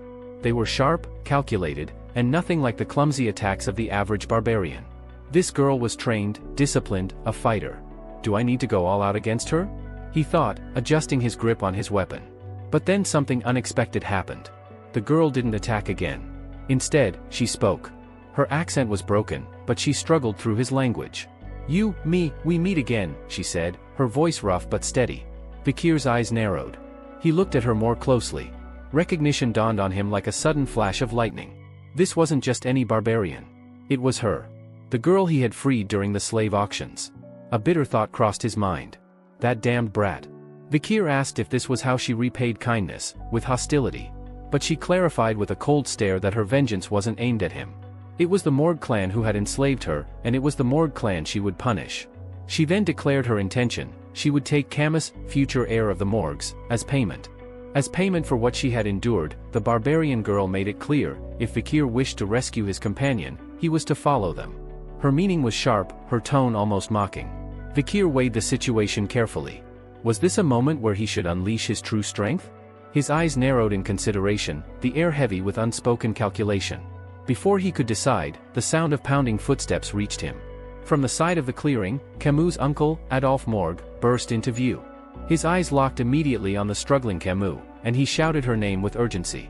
Vikir turned his gaze toward the older man, wondering silently if Adolphe had arrived here by chance, or if he'd come because he had learned of the ambush. Without hesitation, Adolphe raised his hands, arcane energy already swirling around him. "You barbarian bastards," he roared, his voice thick with rage. He slammed his hands against the ground, sending a surge of magic rumbling through the earth. The ground split apart violently, jagged stones jutting upward as the spell tore through the terrain.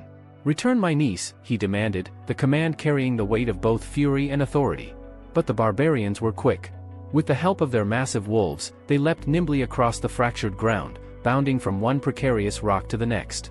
Their movement was so fluid that they seemed almost untouchable, and within moments they had melted back into the shadows of the wild. Adolphe's face twisted with frustration as he watched them vanish. "Damn it," he muttered under his breath. Vikir's mind flickered back to the name Balak, and to the fact that barely 3 minutes had passed since the warning bell had sounded. The entire ambush had unfolded at a dizzying pace. Camus' capture, he thought grimly, had come about because of her own inexperience and carelessness in actual combat situations. His attention shifted when another figure, a mage, stepped quickly toward Adolphe. Breathless, the mage reported, "Grand Senator, we believe the barbarians are retreating toward the restricted area of La Rue at Lenore Mountain." Adolphe's eyes widened. "What?" His voice was laced with disbelief and anger. He knew the place all too well, an uncharted wilderness brimming with lethal hazards. Venturing there at night was madness. Even as worry for his niece burned in his chest, the sheer danger of that terrain forced him to hesitate. Could anything be done under such circumstances? Vikir's calm voice cut through the tension. "We can still pursue them." Adolphe turned sharply toward him, astonished by the suggestion. "Into that forest? At night?" His tone made it clear, such a thing was considered near suicidal. Before Adolphe could press him further, Vikir interrupted with quiet confidence. "I've been walking through forests like that since I was a child." And it wasn't an empty boast. Before his regression, Vikir had spent years honing his skills, tracking enemies, surviving harsh conditions, and leading missions into dense, predator-filled wilderness. Reconnaissance and subjugation in such environments had been second nature to him. Adolphe seized Vikir by the shoulders, searching his eyes. "Are you serious about this?" The mage from the Moore clan stepped in, addressing Adolphe respectfully. "Grand Senator, if you truly intend to chase them into La Rue at Lenore Mountain at night, you are sending yourself to certain death. It would be a suicide mission." Adolphe's response was firm. "Anyone unwilling to go can turn back now. I won't fault you for it." Later, as the tension between them softened, Adolphe gave Vikir a more measured look. "I already know what you are, boy. And I have no other choice now but to rely on you." His voice grew grave. "I'm entrusting my niece's life to you." The group prepared to move. Ahead of them loomed the forest of Lenore Mountain, a place so infamous that locals called it the life-engulfing forest. Within its borders, swarms of bone-sucking mosquitoes hunted in clouds, venomous thorn vines lay hidden beneath the undergrowth, and silent spiders spun webs strong enough to ensnare a man. Few could last an hour inside. But with Morgue and Baskerville warriors at his back, Vikir plunged forward without hesitation. His movements through the wilderness were swift and purposeful, almost uncanny in their precision. Adolphe couldn't help but watch in growing amazement. "Are all boys from the Baskerville clan like him?" Staffger Baskerville gave a short laugh. "Not all, my lord. Young Master Vikir is an exception." As they pressed deeper, 2 massive, poisonous bees blocked their path. Before anyone could react, Vikir dispatched them with a few fluid motions, his weapon cutting through them as though they were nothing. The Baskerville triplets exchanged glances, their eyes wide with admiration. "He's really cool," one of them whispered. Then, without warning, Vikir stopped and pressed himself against the trunk of a tree. He raised a hand, signaling everyone to halt. His eyes scanned the dark ahead. "There's light up ahead," he murmured. "I don't think they've gone too far." He then shared something he'd heard before. Balak hunters sometimes scattered dried leaves in their wake so they could hear the crunch of pursuers approaching. If that was the case, every step from here on had to be made with caution. Unexpectedly, Adolphe approached and raised a hand toward him. A faint shimmer passed over Vikir's body, the result of a spell. "Silence," Adolphe explained with a small smile. "Now your footsteps won't make a sound." Vikir gave him a questioning look, and Adolphe chuckled. "From here, I'll take the lead. Thank you for your help, nephew-in-law." Nephew-in-law? The term caught Vikir off guard, though there was no time to question it. Not far ahead, the barbarians had made camp in the forest, a fire crackling in the center. Camus was tied securely to a tree, thick ropes digging into her wrists. She shouted at her captors, voice full of fury. "Let me go, you dogs. When I get free, I'll burn you all alive. I've got a fireball just for you." Her threats bounced off them like pebbles against stone.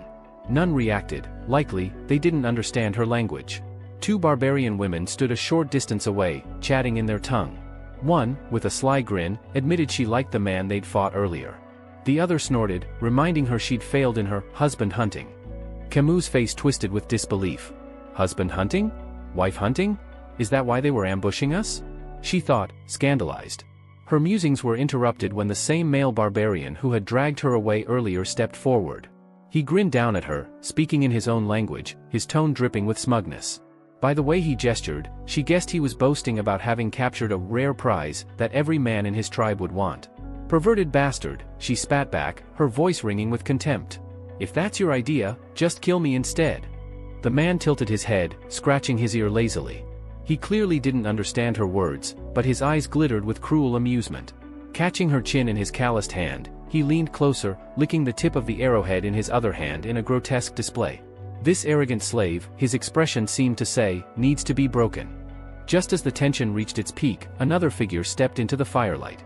It was the barbarian girl from before, the same one Vikir had freed at the slave auction. She walked straight toward them, her presence commanding. "Ahun," she said sharply to the male, "stay away from my slave." Ahun's head jerked in surprise. "Commander Ian?" He looked almost wounded. "I'm the one who captured her." "Nonsense," Ian replied flatly. "Lower your voice." Ahun bristled. "You dare speak to me like that?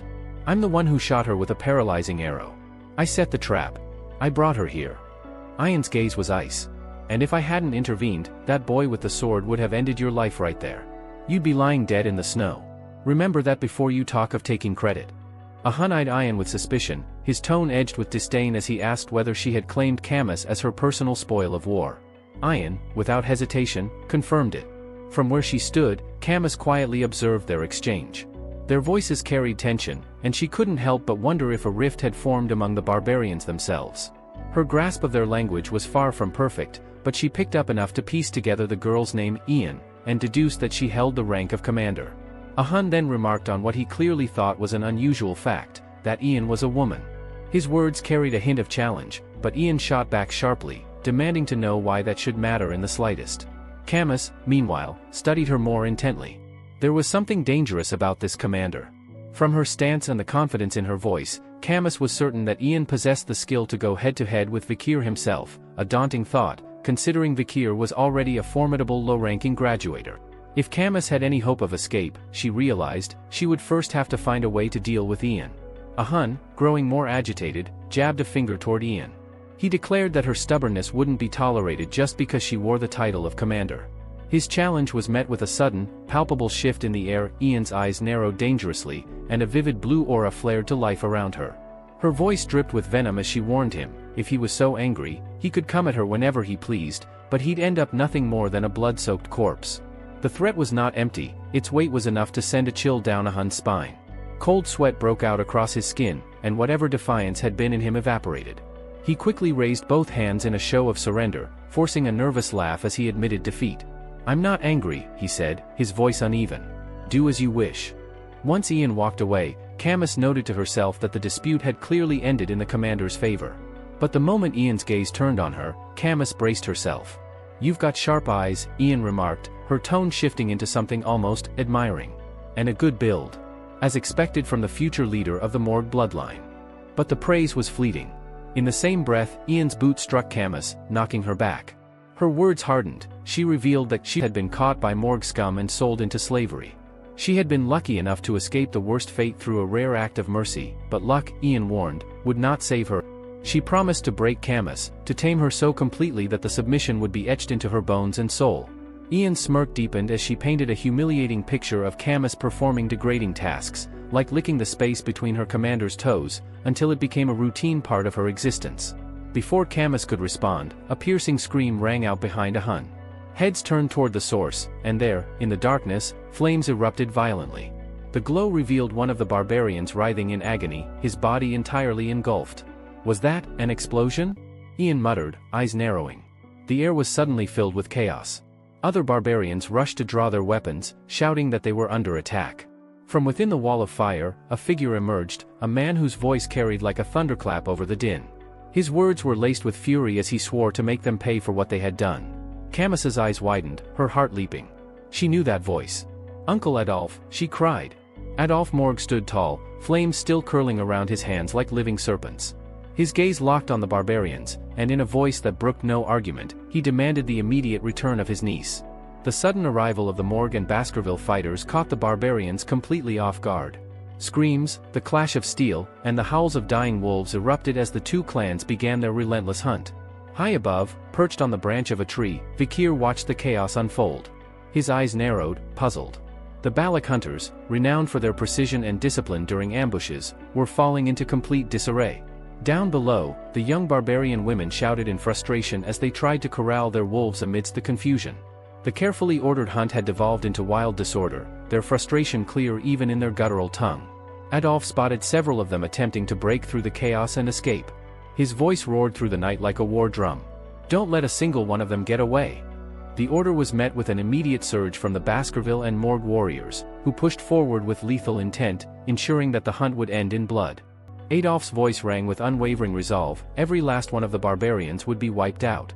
Camus, bound to a thick tree trunk, couldn't help but smirk at the pandemonium erupting around her. The chaos felt like justice served, and she relished the sight of the Balak warriors finally getting what they deserved. But her satisfaction was cut short by a faint rustling from behind. Her eyes widened. Turning her head, she spotted a shadow slipping between the trees, Vikir. He pressed a finger to his lips, silently urging her to keep quiet. Camus, however, was too overwhelmed to contain herself. "Vikir," she blurted out. His brow twitched in mild irritation at her complete disregard for subtlety, but he didn't waste time. With a swift motion, he sliced through the ropes and caught her by the arm, pulling her to her feet. "You came to save me?" she asked breathlessly, her face lighting up. "Didn't the signal for silence mean anything to you?" he muttered, half annoyed, half relieved. They began moving quickly through the trees, but a familiar figure stepped into their path, Ayan. Her sharp eyes locked on Vikir, and a slow smile curved her lips. "So, you finally arrived," she said, her tone dripping with amusement. She looked him over, speaking as though she were reading a list, "The way you handle a blade, the stamina to cover such distances at speed, the calm to navigate this forest's darkness, and the passion to risk your life for her. You pass." Vikir frowned, thrown off by her strange choice of words. "Pass, what?" he thought, but Ayan offered no explanation. Camus and Ayan's gazes met, an unspoken duel sparking between them. Neither blinked, their eyes carrying an unvoiced message of defiance. Vikir could feel the tension and pulled Camus closer, realizing it would be hard to keep his true strength under wraps now. His mind raced. Why did he remember no one like her from his past life?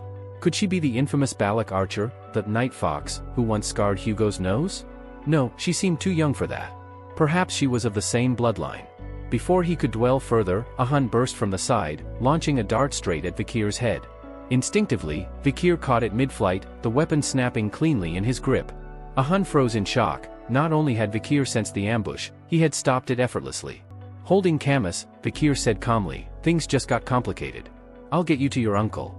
Camus flushed slightly at his formal tone, thinking perhaps the poison was affecting his manner of speech. She agreed without protest. They moved swiftly, but two barbarians leapt into their path, releasing arrows. Vikir deflected both with clean precision. Behind them, Ayan raised her bow and took careful aim, at Camus. Her voice was cold as steel. "Shall I remove the Morgue girl?" The bowstring snapped. The arrow streaked forward, trailing a faint blue aura. Vikir's eyes flashed red as he turned, spotting the danger. Camus followed his gaze, her breath catching. The arrow was moments from taking her eye. Then, crack! A wall of ice erupted between them, halting the projectile mid-air. From behind the frozen barrier stepped Adolphe, flames still flickering in his palm. "Camus! Are you hurt?" he demanded, his voice taut with worry. Relieved, Camus called out, "Uncle." Adolphe hurried to her side, chanting a spell, "Cure poison." The numbing venom was severe, he explained, and while he could suppress it, only the Divine Church could purge it completely. But Camus stepped back, pushing his hand away. "Wait." Puzzled, Adolphe froze as she dashed past him and threw herself into Vikir's arms, hugging him tightly. "Thank you, for saving me again." Adolphe's eyes went wide, tears welling as he stammered, "Camus." He tried to explain that he had also done everything in his power to rescue her, but she turned to him with sharp reproach. "Why did you only show up now? "I'll tell Mother everything," she declared angrily. Before Adolf could answer, a rope shot from the darkness, wrapping around Vikir's neck. Ayan held the other end, straining to pull him toward her. But Vikir didn't move. Not an inch. Ayan's eyes narrowed in disbelief at his sheer strength. "Come quietly," she said. "I don't have much time." Camus, watching, recognized her immediately. "You, again?" Vikir tore the rope apart with a sharp pull. Her words about having little time gnawed at his thoughts. Why were the Balak in such a hurry?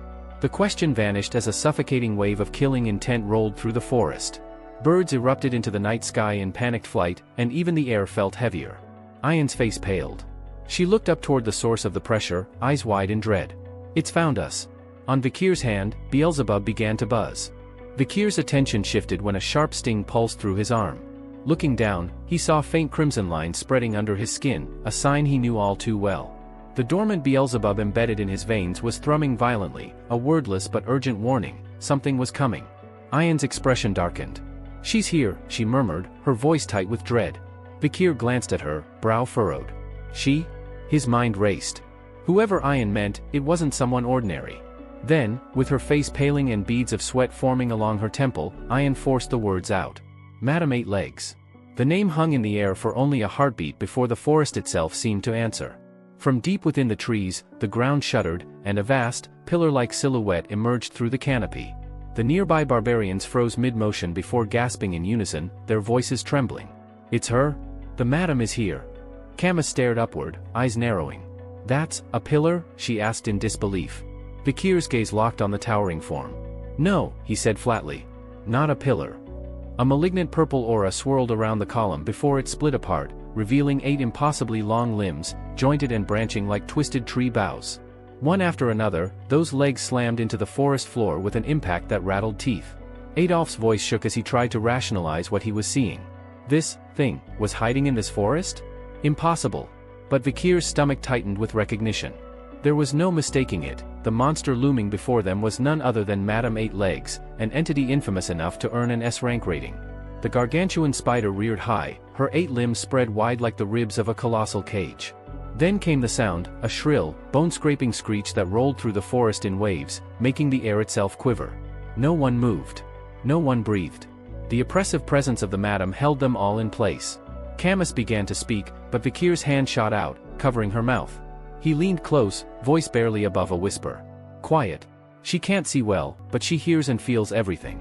Inwardly, he recalled a grim warning from the native hunters he'd met before his regression, a fireside tale about a predator that prowled the deep heart of the Lar Rouge in Lenore Mountain. The Empire's own monster encyclopedia, in its most recent edition, confirmed the truth: Madame Eight Legs. A nightmare wrapped in chitin and venom, capable of reducing entire regions to ruin in less than a day. The spider let loose another unearthly scream. This time, a stream of green, acid-like fluid sprayed from her maw. Wherever it landed, the forest itself died, branches dissolved, bark turned to sludge, and leaves crumbled into ash. Vikir sidestepped the falling droplets with calculated precision. Adolf, reacting in time, raised a shimmering magical barrier around himself and Camus. Hun wasn't as fortunate, a streak of poison grazed his hair. Without hesitation, Ayan hacked off the affected strands with her blade before the corrosion could spread, his chest heaving. She fixed a hard glare on the young barbarian Hun, who had yelped moments earlier. "If you weren't the shaman's grandson," she hissed under her breath, "you'd be dead for screaming like that." Then, without looking back, Ayan barked an order to her warriors: "Retreat." Adolf echoed the command for the Baskerville and Morgue forces, though he held Camus protectively in his arms. The madam's reaction was unnerving, a low, almost playful chittering, as if amused by the scattering prey. Both Balak and Baskerville Morgue fighters fled, but their retreat patterns differed just enough for the monster to make her choice. Her body shifted, and with terrifying speed, she lunged toward Adolf's group. "Why us?" Adolf spat in frustration as he ran. A Morgue mage stepped forward, thrusting out his staff. "Leave her to me," he shouted. "Fire is a bug's bane." He conjured a blazing inferno, hurling it with enough force to light the forest sky in orange. The explosion engulfed Madame Eight Legs, and the mage turned, grinning smugly. "See, Sir Adolf? Simple." His words choked off as the man beside him jerked violently, a glistening black limb protruding through his torso. Blood sprayed across the mage's face. The spider had emerged from the flames without a scratch. Still running, Camus clutched at Vikir's arm. "What is that thing?" she cried. Vikir's mind churned, and abruptly, he stopped dead in his tracks. "Vikir?" Staffordshire called, alarm lacing his tone. "What are you doing?" "If no one stops her here," Vikir said evenly, "she'll tear through all of us." His eyes swept the battlefield. "We need to pin her legs down." "I'll do it," Staffordshire volunteered. Vikir cut him off with a sharp look. "You think you can hold that with your skill?" He gestured toward the thrashing monster. "We can't let her follow us into the territory. I'm the best suited for this." His hand fell to his sword hilt as he faced Adolf. "We're out of time. The choice is yours." Camus's voice cracked. "You can't," but Vikir was already moving, urging the others to run while they still could. Adolf's jaw tightened. "Go," he barked at his troops. "Don't waste his effort." Camus's eyes brimmed with tears. "Come back," she pleaded, but Adolf's grip held her in place. Vikir exhaled slowly, loosening his grip on his blade. He had no attachment to the survival of Baskerville territory, not really. The thought that this could be a perfect moment to disappear from Hugo's watchful eye settled in his mind. If the others believed he had died here, it would give him the space he needed, time to master the 10th technique etched in his memory, to either challenge Hugo outright or vanish completely until his control over his own power was absolute. And for that, this monstrous spider was not just a threat. She was an opportunity. A deep crimson glow began to pulse from Vikir's hand, the air around him warping with its intensity.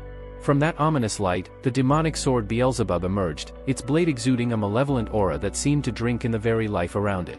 Vikir knew, without unleashing everything at his disposal, he would not leave this forest alive. His resolve hardened.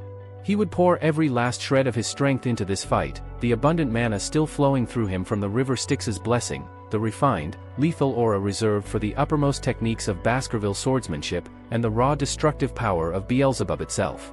The red radiance clung to his form like a living flame, and his eyes took on the same feral glow, burning with a predator's focus. Without hesitation, he burst forward, his movements a blur, the ground cracking beneath each step. In an instant, he sprang high into the air, his shadow passing over Madame Eight Legs. The monstrous spider's countless eyes locked onto him, her scream reverberating through the forest like the tearing of the sky. Vikir's aura surged to its peak, the glow from his sword threatening to consume him.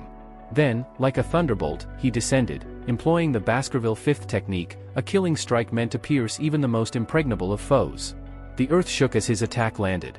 In that instant, Madame Eight Legs' limbs faltered, her towering legs pressing into the soil as if something unseen had bound them in place. The impact smashed her head down with a bone-jarring crack, and for a heartbeat, the world itself seemed to flash blood-red. From far off, those fleeing caught sight of a blinding crimson beam erupting into the sky, splitting the shadows of the forest. Adolf, clutching Camus as he ran, risked a glance back. The Baskerville triplets sprinted alongside him, their faces streaked with tears, their eyes wide at the impossible sight. Camus stopped dead in her tracks for a heartbeat, her breath catching, then she cried out Vikir's name, her voice breaking. But the forest answered only with silence, and the lingering glow of red light. When Vikir's eyes opened again, it was not to the charred battlefield but to the executioner's guillotine. His head lay upon the cold block, Hugo Le Baskerville standing tall beneath the pale moon. The clan head's hand lifted in a silent command, and the blade fell. As his severed head rolled, Vikir saw the cold stares of those who watched. Hugo turned away without a word, his back vanishing into the darkness. But then, he woke. The moonlight, the guillotine, it had been a dream. He found himself staring at an unfamiliar ceiling, lying upon a rough mattress. His body was tightly wrapped in bandages, one eye covered completely, his torso crisscrossed with scars. A thick rope was looped around his neck, its length trailing away somewhere out of sight. Every muscle in his body screamed in pain as he tried to move, a white-hot agony that ran from his skin to his very bones. The memory of that battle came back in fragments, the blinding light, the crushing force of Madame Eight Legs' counterattack, and then, nothing. He realized he had taken the full brunt of her strike, and his survival bordered on the miraculous. Even breathing sent a shudder through his cracked ribs. Pushing himself upright with great effort, Vikir glanced around. Outside the small room, rough-built structures and smoky fires marked the encampment of the Balak barbarians, the mortal enemies of the Baskervilles. Warriors strode past, while children practiced with bows, their arrows thudding into wooden targets.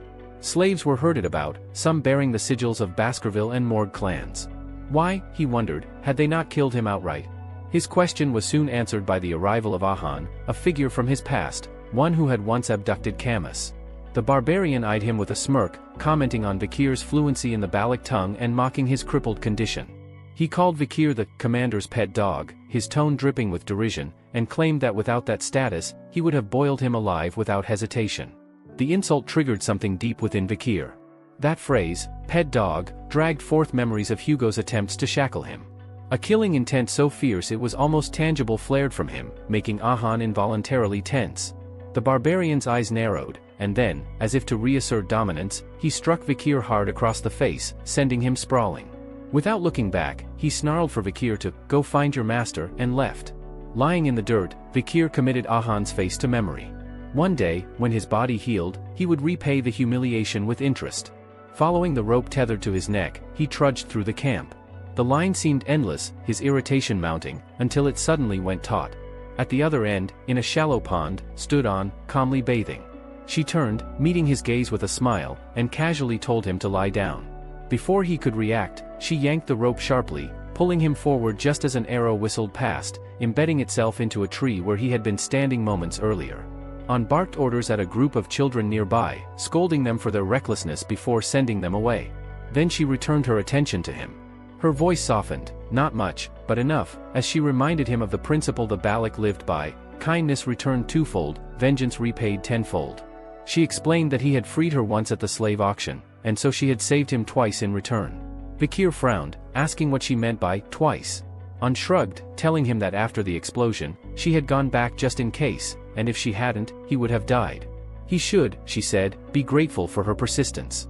Vikir, still reeling from the previous events, narrowed his eyes at the rope around his neck and asked the barbarian girl why she was keeping him alive. Ayan, that sly smirk never leaving her face, replied that he must hold an important rank within his own people. The implication made his stomach drop. If she decided to ransom him back to the Baskerville clan, all his careful plotting to vanish from Hugo's watchful gaze would be shattered. Her grin widened as if she could see the calculation in his eyes. She told him not to get his hopes up about going home, not as a free man anyway. You'll be mine, she declared, her tone half playful and half serious, like a cat toying with a mouse. Without ceremony, she drew a dagger and sliced through the rope at his throat. Vikir, though outwardly impassive, silently let out a breath of relief.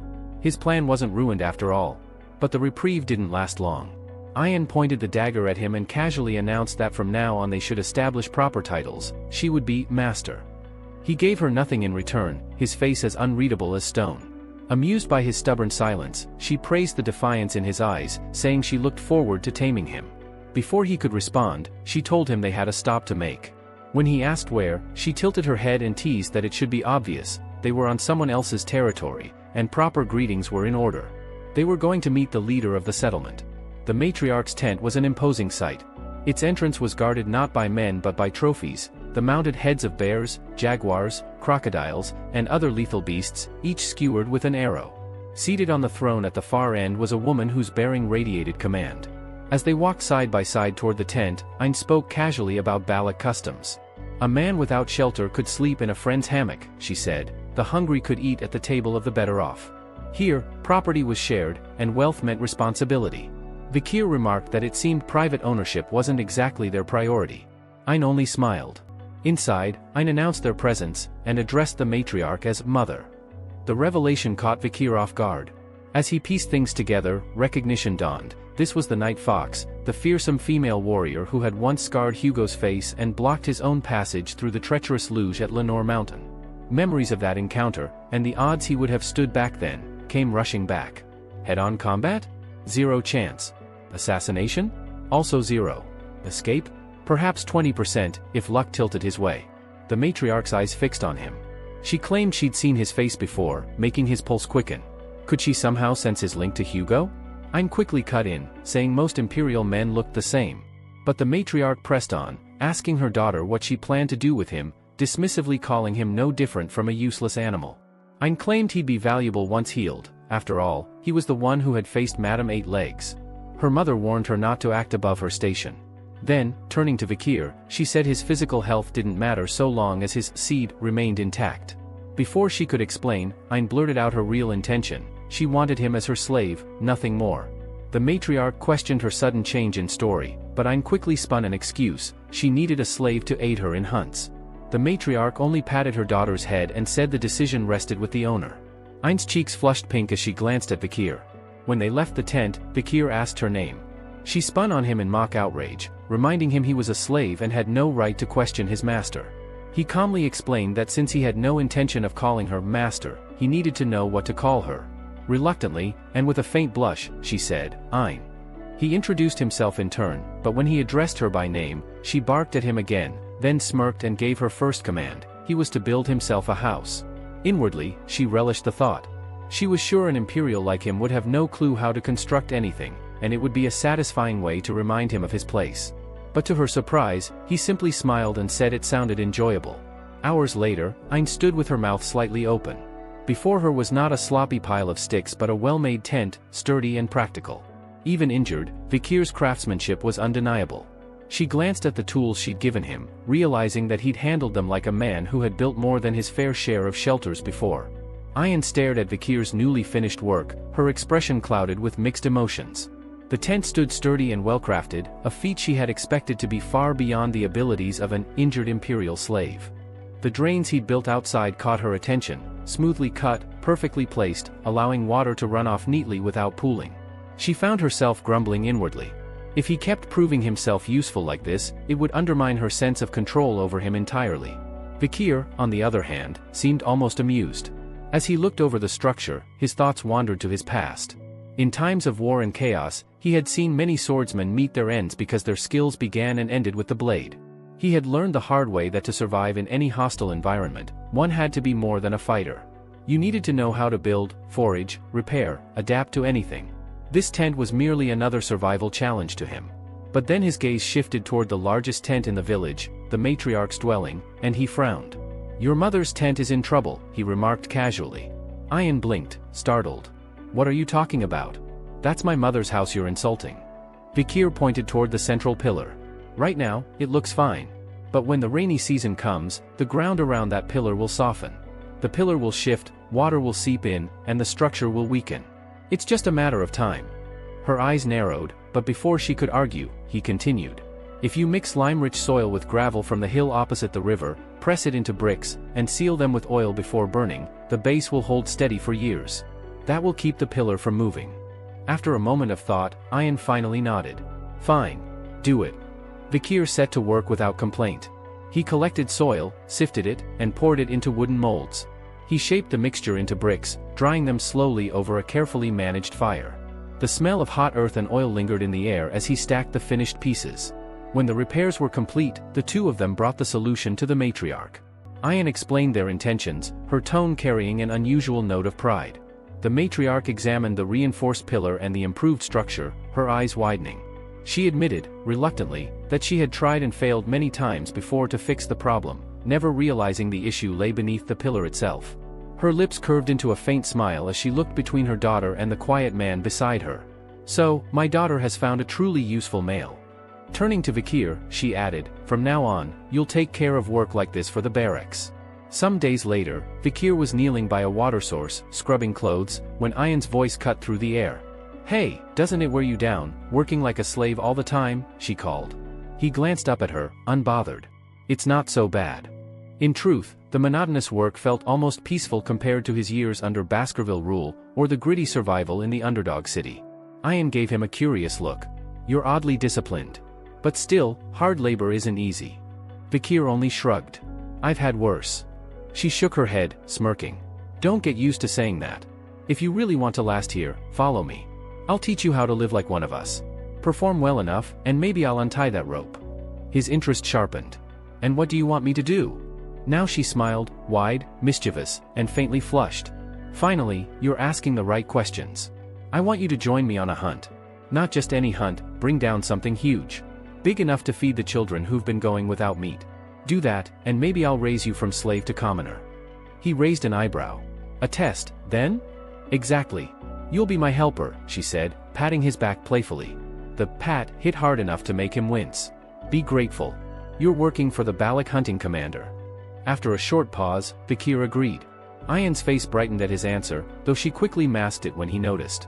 "We leave tomorrow," she said briskly. But neither of them realized someone else had been watching, a figure lurking in the shadows, gaze fixed on Ayan's faint blush.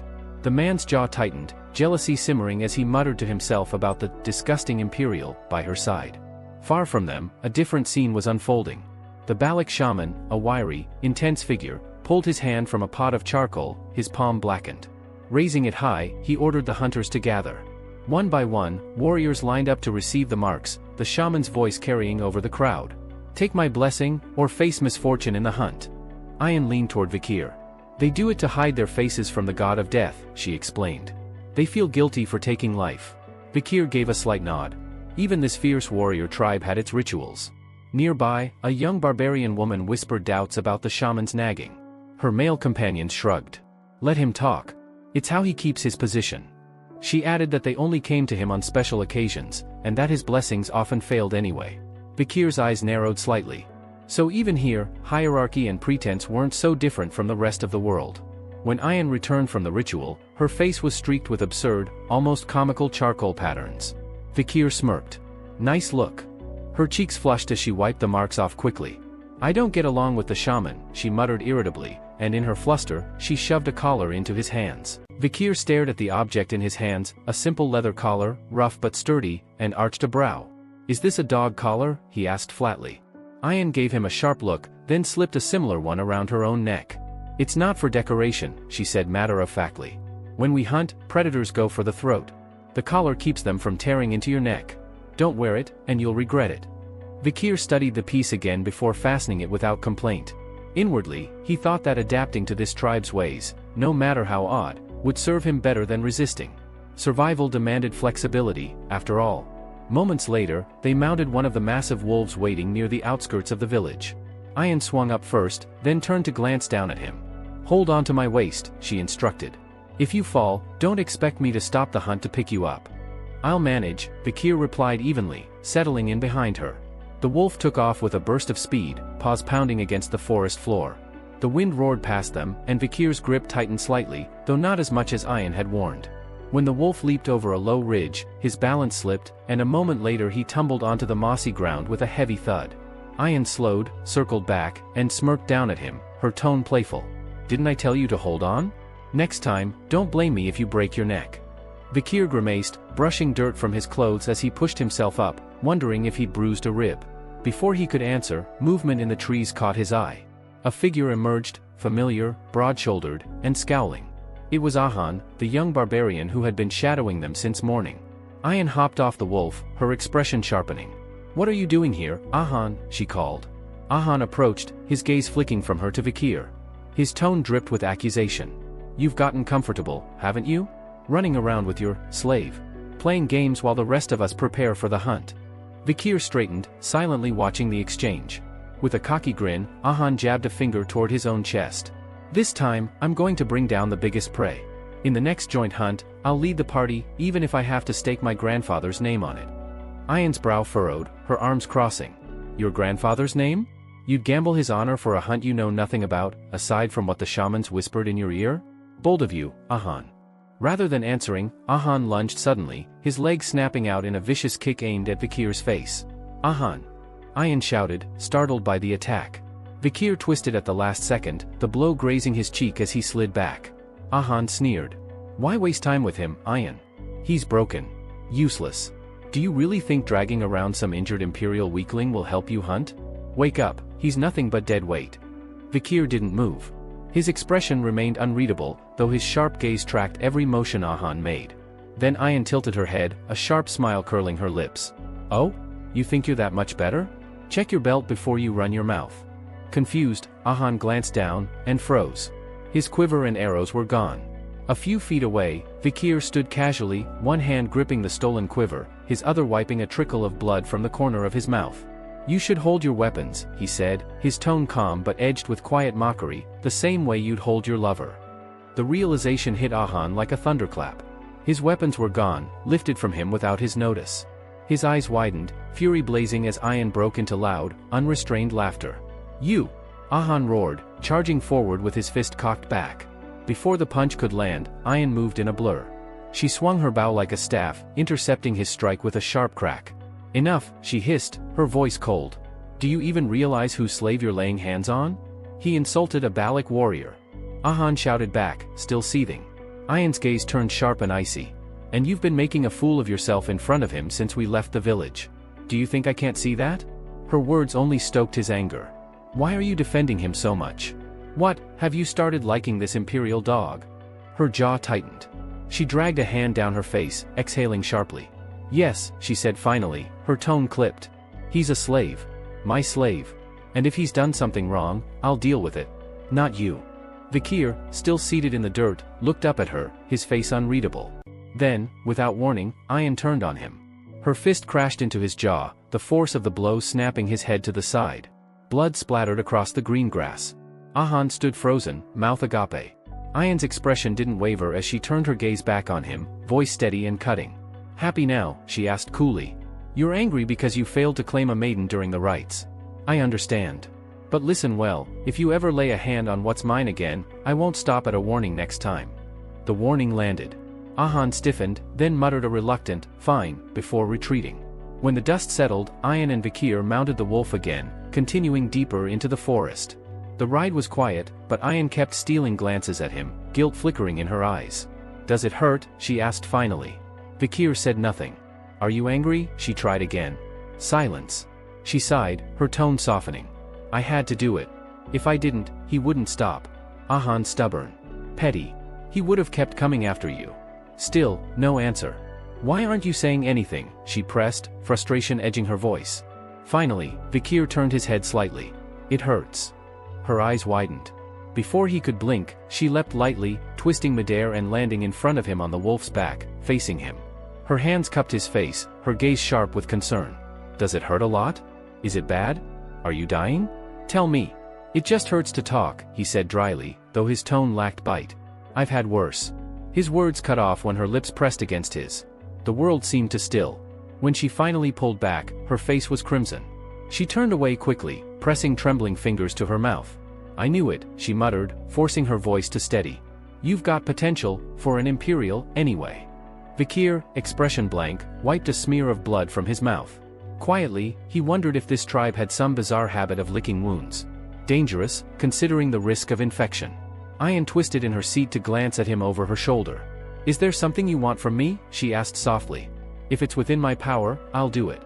Vikir tilted his head slightly, his eyes fixed on Ayan. Anything? He asked, his voice calm but carrying a hint of curiosity. At his question, Ayan's shoulders tensed. Her back stiffened for just a moment before she turned to face him, her eyes sharp yet unsteady. A Balik warrior, she said firmly, never goes back on their word. If I said you can ask for anything, then anything it is. Vikir lowered his gaze, thoughtful. The quiet stretched between them as he considered his request, his mind running through possibilities. Seeing him so deep in thought made Ayan's cheeks flush crimson. Why is he hesitating so much? She wondered, biting her lip. Don't tell me, is he thinking of something indecent? Her heartbeat quickened as the seconds dragged on. Finally, Vikir lifted his head, his expression unreadable. I've decided, he said evenly. Ayan's breath caught, her hands unconsciously clenching the fabric of her tunic. Her face grew hotter, anticipation bubbling in her chest as she braced herself for his request. Teach me, Vikir said simply. Teach me how to shoot a bow. Ayan blinked. The flustered heat that had been rising inside her crashed into a cold wave of disappointment. That's it, she muttered under her breath, her lips curling into a small pout before she caught herself. Still, she straightened and nodded briskly. Fine. If that's what you want, then that's what you'll get. As the wolf loped steadily through the forest, Ayan spoke again, her tone lighter. Starting tomorrow, we'll begin special training. We'll work until you can hit a moving target with your eyes half closed. Are you fine with that? Vikir gave a silent nod. Later, they stopped by an open clearing. Vikir, bow in hand, loosed an arrow that whistled through the air, only to bury itself deep into the trunk of a nearby tree. Ayan sighed audibly. No. Wrong. Again, she said sharply, stepping up beside him. She pointed at the arrow embedded in the wood. Don't just aim for the tree. Aim for the arrow that's already there. Precision, not power. Vikir glanced at her sideways, his voice dry. And you're sure this is the right way to teach someone? Ayan's lips curved into a teasing smile as she stepped closer, her fingers brushing over his elbow to adjust his form. You're the one who asked for my help, she reminded him. Your body's too banged up to swing a sword right now. If you want to make yourself useful, you need to master the bow. And the sooner you do, the sooner you can hunt something big enough to make the others respect you. Her hands pressed firmly against his back, correcting his posture with practiced ease. Vikir stiffened, feeling his ribs strain under the pressure. His body was already near its limits, every bone aching from days of relentless training. Then, a low growl echoed behind them. Bakira, Ayan's wolf, padded up silently through the trees. Bakira, Ayan muttered, a note of surprise in her tone. The unexpected appearance startled her just enough that her hand pushed down harder on Vikir's back. A sharp crack sounded, followed by a harsh jolt of pain that shot through Vikir's body as he crumpled to the ground with a hiss. "Oh, Ayan cursed under her breath, stepping around him as she addressed the wolf. "Did you find it?" The wolf lifted its head and let out a low, guttural howl in confirmation. "Good." Ayan's sharp gaze flicked back to Vikir. "Get up. We're moving. And move fast, we don't want to miss our chance." The wolf carried them swiftly through the forest until the scent of brine filled the air and the sound of rushing water grew louder. They stopped at a wide, shimmering stream where the river met the ocean. Ayan gestured toward the waters with her chin. "This is where the river and sea collide," she explained. "That means fish, and more importantly, predators." She crouched near the bank, her voice softening slightly as her eyes scanned the water. "My grandmother used to tell me a story," she said. "About salmon. They believe that if they swim upstream and conquer the waterfall, they can evolve into something greater, into a beast of legend. But most fail. They climb, they fall, and when they do, the sharp rocks below make sure they don't get a second chance. The ones that fall," she nodded toward the dense forest beyond, "become food for the oxbears." Vikir followed her gaze, and froze. A massive shape moved between the trees, emerging with slow, deliberate steps. The creature towered above the brush, muscles rippling beneath its thick fur. "That's an oxbear?" Vikir murmured, incredulity in his voice. "It doesn't look like the ones I've seen before." Ayan's expression hardened, her eyes sharp with focus. "This one isn't ordinary," she said. "It carries the blood of a superior lineage. It survived countless hunts, and every scar on its body tells you why." Vikir's jaw tightened. "And you're telling me to bring down something like that?" Ayan shook her head, a sharp smile tugging at her lips. "No. We're not after the female. Not yet." As they watched, other male bears emerged from the forest, one by one, circling the massive female like challengers. She regarded them for a brief moment before turning on them with a violent roar, scattering them like frightened deer. Vikir raised a brow. "She rejected them all?" "Of course she did," Ayan replied smoothly. "Strength doesn't interest her." Then, a smaller, leaner male approached cautiously. Instead of violence, his approach was met with a quiet, almost tender acceptance. The female brushed against him, her massive head lowering to nudge his side. Vikir stared, stunned. "She chose the weakest one?" Ayan smirked. "Naturally. Strong males are too aggressive. They're dangerous. Sometimes, they even kill their mates during the rut. Females know this, so they prefer partners they can dominate. Partners they can control." Her eyes flicked toward him, sharp and knowing. "Among the Balik, it's not much different. We choose mates for strong bloodlines, and if that strength is wrapped in someone weakened or injured, all the better." Understanding clicked in Vikir's mind. "It's not about the male. It's about the blood." "Exactly," Ayan confirmed with a nod. Over the next few days, they lingered near the bear's territory, carefully observing and feeding the pair to build trust. Vikir lost count of the number of times he hauled meat and fish toward the cave, keeping a quiet watch while the roars and guttural sounds from within echoed through the valley.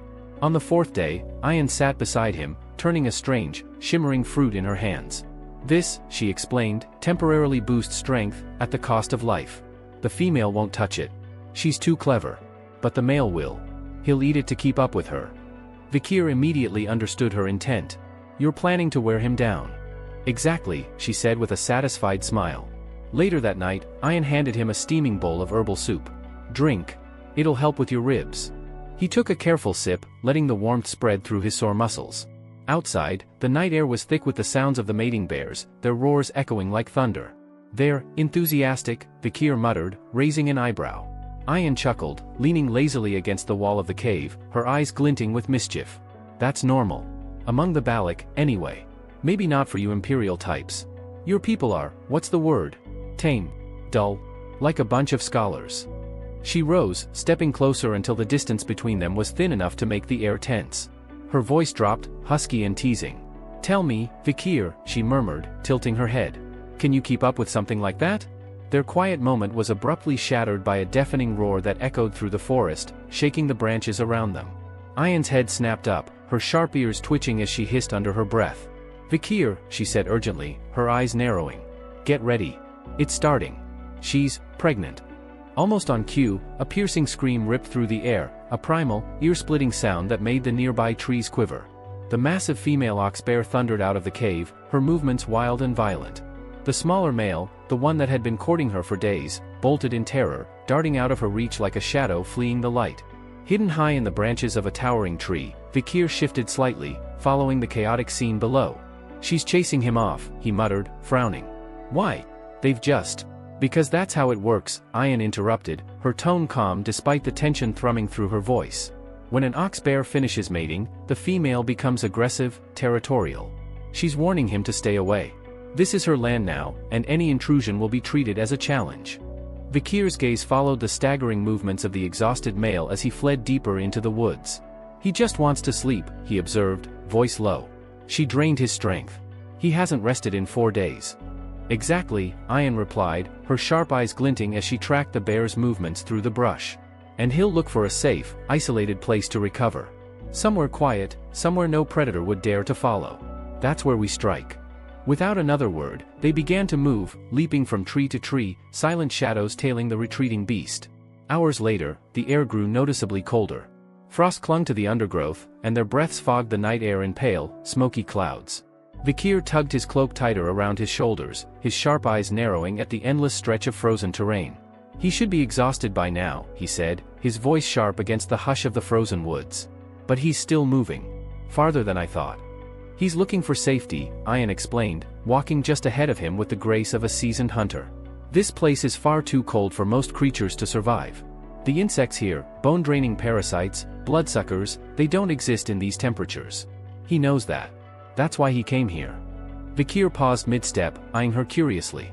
"So you're saying, he chose this place intentionally?" Ayan nodded without hesitation. "An ox bear's intelligence is sharper than most monsters you've met. They don't just rely on instinct, they think. They learn. Every scar, every victory, every escape, it all teaches them something. That's why this one's still alive." Vikir said nothing, though a quiet realization stirred within him. The cold was biting through his still healing body, the thin scars along his ribs aching with every breath. But his pride clamped his jaw shut. Ayan slowed, her sharp gaze flicking to him. She noticed the slight tremor in his shoulders, the way his fingers stiffened on his bowstring. "You're freezing," she said flatly. "I'm fine," Vikir muttered, turning his face away. Her voice softened but carried a sharp edge of authority. "If your body temperature drops too far, you'll seize up. And if that happens, you'll be too slow to move when it counts. You'll die out here, and so will I. Stay warm. Stay alive." Vikir blinked, momentarily surprised by the stark logic in her tone. For a heartbeat, he considered refusing again. But then, with a quiet exhale, he stepped closer without warning and pulled her against him. Ayan froze, heat flooding her cheeks as she felt the solid weight of his arm around her shoulders. Her face turned scarlet, and she stammered, "This is purely for survival. A master has to look after her slave's well-being, after all." Vikir didn't bother responding, only tightening his hold slightly as they moved forward together through the frozen brush. Suddenly, Biakira, Ayan's wolf, halted mid-step. Its ears pricked sharply, a low, guttural growl rumbling in its throat as its amber eyes locked on the shadows ahead. Ayan's instincts flared. Her sharp eyes darted across the snow-covered terrain, scanning for the familiar trail. Then she froze. "The tracks," she whispered. "They're gone."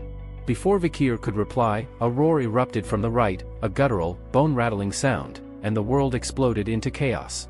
The ox bear, massive and silent as death until now, lunged out of the darkness like a nightmare made flesh. Elsewhere, deep in the heart of the tribe, the hunters had gathered in a loose circle around an enormous boar that had been dragged back to camp.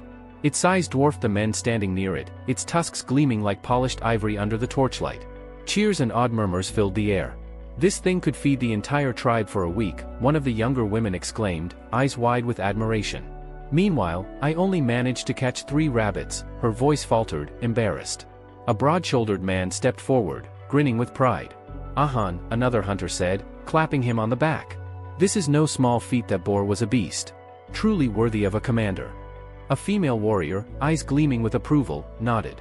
"He should lead the hunts from now on. His skill speaks for itself." Another voice chimed in, this one edged with a sneer.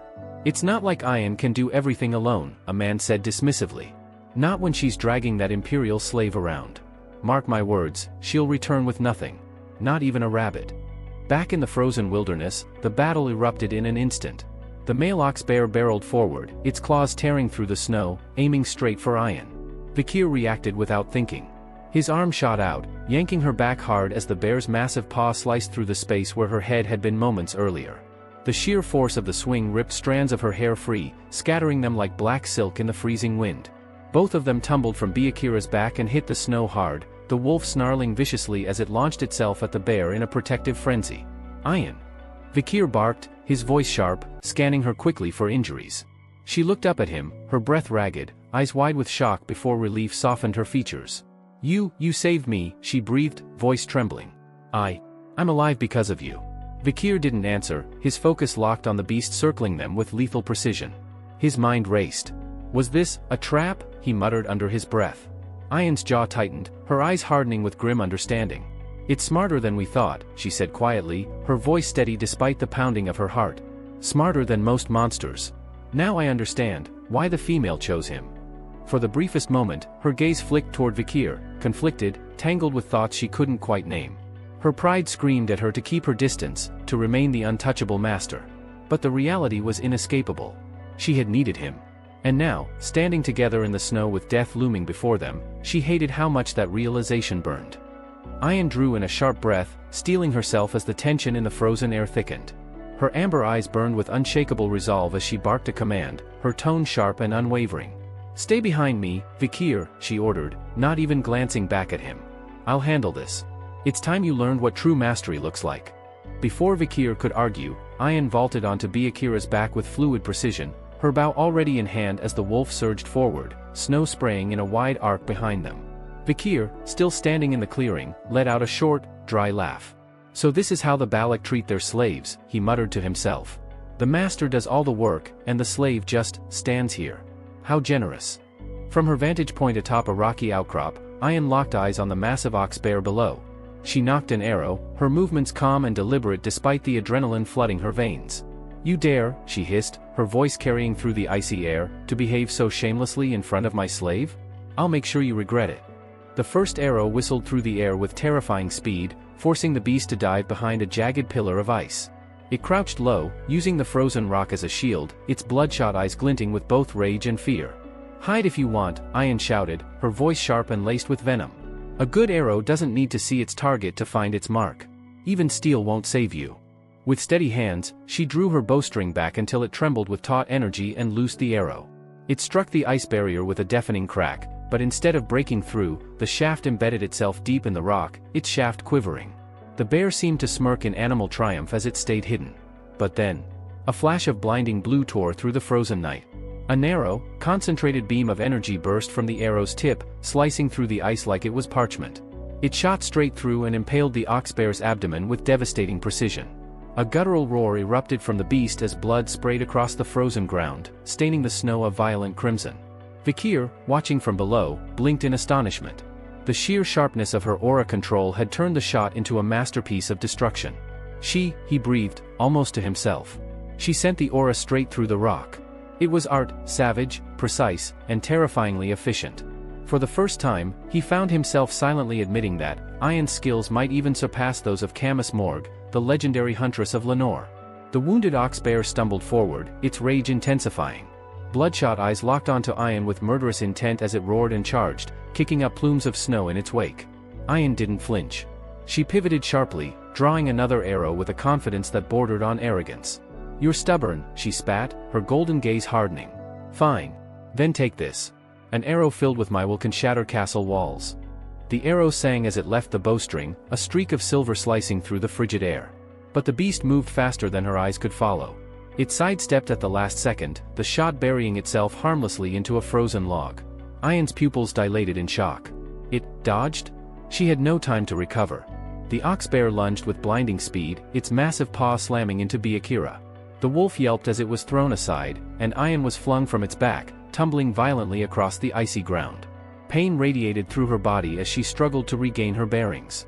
Her mother's voice, calm, steady, and full of quiet authority, whispered in her mind. A beast that has dulled senses doesn't need sight or hearing to find you. It can feel your intent. Your killing intent betrays you. A sickening realization slammed into her chest. She had been careless. Overconfident. She thought she had the upper hand, but in truth, she had only cornered herself. The ox bear loomed above her now, saliva dripping from its fanged maw, steam curling into the icy air with every guttural breath. Its bloodshot eyes gleamed with animalistic hunger. Ayan's body trembled as fear rooted her in place. She squeezed her eyes shut, bracing for the inevitable. Then, "Are you done?" A calm voice cut through the chaos, showing off what a master's dignity looks like. Her eyes snapped open. Vikir stood in front of her, his figure tall and unwavering, his gaze fixed on the beast with a predator's focus. "It's my turn now," he said simply. He thrust his hand forward, fingers curling into an open palm. In an instant, a violent red glow flared to life, heat radiating from his skin as an ominous hum filled the air. The familiar weight of Beelzebub's power surged forth, coalescing in his grip. The ox bear hesitated for the first time, instinctively sensing the danger. Then, fire. Crimson flames erupted like a living thing, engulfing the bear's massive head in a storm of burning agony. It howled, staggering backward, snow hissing and melting beneath the inferno as its flesh blistered and charred. Ayan stared, wide-eyed, as the night blazed red. Her breath caught in her throat, awe and disbelief tangling together as she whispered, "Fire? Is that truly fire?" The flames roared louder, brighter, consuming everything. With one final, agonized bellow, the ox bear collapsed, its titanic frame hitting the frozen earth with a deafening crash.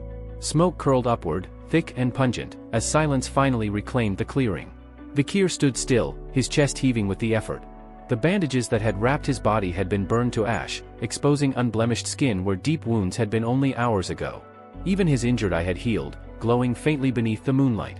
Ayan's face flushed crimson as her eyes traced him, the savior who had just incinerated death itself. Gratitude welled up in her chest, mingled with something else she couldn't quite name. But her awe was quickly replaced by dread. Vikir staggered, his posture twisting with pain, his breath ragged. "The backlash," he murmured, his voice hoarse. "Vikir!" Ayan's voice cracked, panic lacing her tone. She lunged toward him as his knees buckled and his body crashed into the snow. Her heart pounded wildly as she knelt beside him, gripping his shoulders. "Vikir! Stay with me!" The cold wind swallowed her desperate cries, carrying them through the forest as the crimson flames slowly died away. That night, back at the Balak settlement, the tribe gathered beneath the star-streaked sky.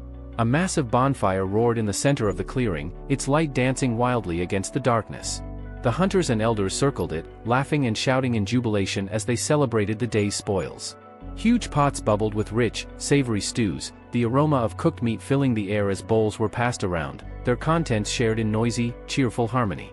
But even amidst the joy and celebration, one figure remained on everyone's mind. Away from the boisterous crowd, Vikir and Ayan sat cross-legged near the edge of the gathering. Both wore the traditional hunting hats of the tribe, wide, fur-lined brims adorned with carved bone ornaments that clinked softly whenever the wind shifted. Ayan sat upright with her usual confident posture, her bow resting against her shoulder, while Vikir leaned back lazily, watching the flames with an almost bored expression. "The one who brings down the greatest prey," Ayan began, her tone brimming with pride, "earns the respect and admiration of the entire tribe. Tonight, that's us, Vikir." She looked at him expectantly, waiting for some spark of excitement. Vikir tilted his head, his crimson eyes unreadable. "And?" Her brows twitched. "And? That ox bear wasn't just any beast. It was powerful. Cunning. Killing it makes us the centerpiece of the pillaging ceremony, a symbol of strength." Vikir didn't reply. Instead, he scooped up a piece of roasted meat from the bowl in his hand, chewing slowly, his expression as indifferent as ever. Ayan's temper flared. "Honestly, you could at least try to look interested. Do you know how rare this is? That ox bear wasn't some sluggish boar trembling in its pen. It was a predator feared even by seasoned hunters." She gestured sharply to Ahan, who stood nearby. "Tell him, Ahan." Ahan shrugged, giving a solemn nod. "She's right. The kill is significant." Clicking her tongue in frustration, Ayan snatched a wooden bowl from the serving tray and thrust it toward Vikir. "Here. Eat, slave." Vikir blinked at the small portion of meat in the bowl, raising a brow. "This is it? After all that, this is all I get?" Ahan let out a low grunt, clearly amused. "The amount of meat isn't the point. What you earned in honor tonight is worth far more than a bowl of stew." Ayan smirked, brushing her hair back as she explained, "It's a tradition. The one who contributes the most to the hunt eats the least. In return, they gain the highest honor. You're at the top now, Vikir." Vikir stared at the tiny cut of meat, his face blank. "So the more honorable you are, the less you eat. That's ridiculous." Ayan chuckled under her breath at his obvious irritation. Even Ahan, standing to the side with his perpetually sour expression, couldn't help but look mildly entertained by Vikir's displeasure. As the night wore on, Vikir sat silently, absent-mindedly flexing his fingers as he thought about the enormous blacksmith's hammer, the 600-kilogram weapon he had drawn from Beelzebub's flames. The memory of the oxbear's fall replayed in his mind, and a thought struck him: if I can hold my breath long enough, could I make my body that heavy too? He drained the broth in his bowl and set it aside. The warmth seeped through him, but he knew the recovery he felt wasn't from the stew. No, after Beelzebub had devoured the oxbear, something had changed. His wounds had closed faster, his strength had surged, and his reflexes had sharpened. Whatever power Beelzebub had granted him, it was more than just a weapon. Ayan, watching him, seemed to sense his quiet thoughts. Without a word, she filled another bowl to the brim with steaming meat and pushed it toward him. Here. Take it. A hunter has the right to feast on their prey. Vikir pushed the bowl back. I already got my share. Meat. Blood. Intestines. That's enough. Her eyes narrowed. No, it isn't. You eat based on what your body needs. Weak eyes? Eat the beast's eyes. A frail heart? Eat the heart. Limbs lacking strength? Then eat its legs. He looked into the bowl skeptically. So this long thing is intestine? What are you saying, that my insides are weak? Before Ayan could answer, 3 girls approached, their voices cutting through the night. The first crossed her arms, glaring at Ayan. Commander, why are you bothering with what's already yours? The second tilted her head, her sharp gaze playful but laced with challenge. We all know your intentions. Don't think they're subtle. The third, a tall girl with a braid that glinted under the firelight, added flatly, why give him anything at all? He's just a slave. Ayan ignored them, her golden eyes fixed solely on Vikir, who had started chewing on the meat with slow deliberation. The texture was tougher than he expected, chewy, dense, and oddly rich. Watching him eat, Ayan's lips curled into a satisfied smile. Good. Eat up. Now you'll have the strength to fulfill your duty. Vikir didn't bother looking up, his thoughts flat and cynical. Duty? I killed the damn bear. What more does she expect? By the time dawn broke, the frost had begun to thaw slightly. Vikir stood near the towering stump of an ancient tree, its top cleanly severed. He reached out, brushing his fingers against the smooth surface. It was damp, almost as if the wood itself had been sweating during the night. A memory from the evening before surfaced. He had seen slabs of fresh meat placed atop the trunk, stacked neatly and left untouched. You really think it's a good idea to waste good meat like that, he had muttered to Ayan the night before, his eyes narrowing. Especially when the village barely has enough food. Ayan's voice had been calm but firm. It's not waste. It's an offering, to Madame Eight Legs. Without her blessing, no one in this tribe would dare step foot into the deep forest. It's how we ask permission to live here, and how we keep her from hunting us. Now, in the quiet morning light, Vikir exhaled slowly, piecing it together. Madame Eight Legs.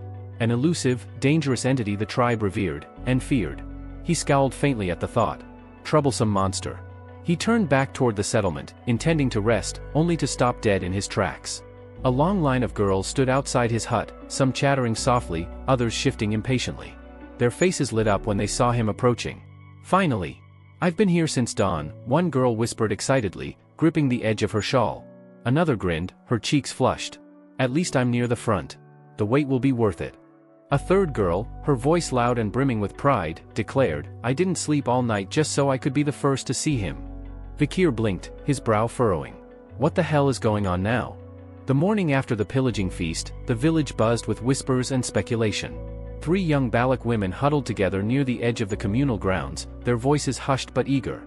Did you hear what they're saying? The first girl whispered, her eyes darting toward the huts.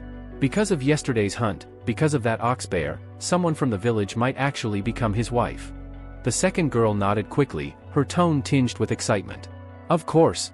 A man strong enough to bring down an ox bear doesn't stay unclaimed for long. Whoever wins him over could rise above her current rank, maybe even become a commoner. The third girl giggled behind her hand, her cheeks flushed. Imagine the looks on everyone's faces if it's one of us. His strength, his aura, it's unlike anyone we've ever seen. Their conversation halted abruptly as Ayan appeared, stepping out from the trees with a freshly killed deer slung casually over her shoulder. The deer's antlers glinted faintly in the early morning light, proof of her skill as a hunter. She stopped when she heard their chatter, her sharp gaze narrowing as her voice rang out like a whip. You 3, she said coldly, adjusting her grip on the deer, stop buzzing like flies. Whatever you're plotting, forget it. He's mine. The girls stiffened, caught like children stealing sweets. One of them, the boldest of the trio, raised her chin defensively. Yours? Please, Commander. You think feeding him stew once makes him yours? Another crossed her arms, scoffing. You didn't even share with us yesterday. Stingy, that's what you are. Stingy and selfish. Ayan's eyes sharpened, the golden flecks in her irises glinting dangerously. If you think it's that easy, why don't you go and set your own traps? Catch your own prey. See if you find anyone even half as capable as him. The third girl huffed but shook her head. We've tried. We've gone out countless times, even beyond the Empire's borders. There's no one like him out there.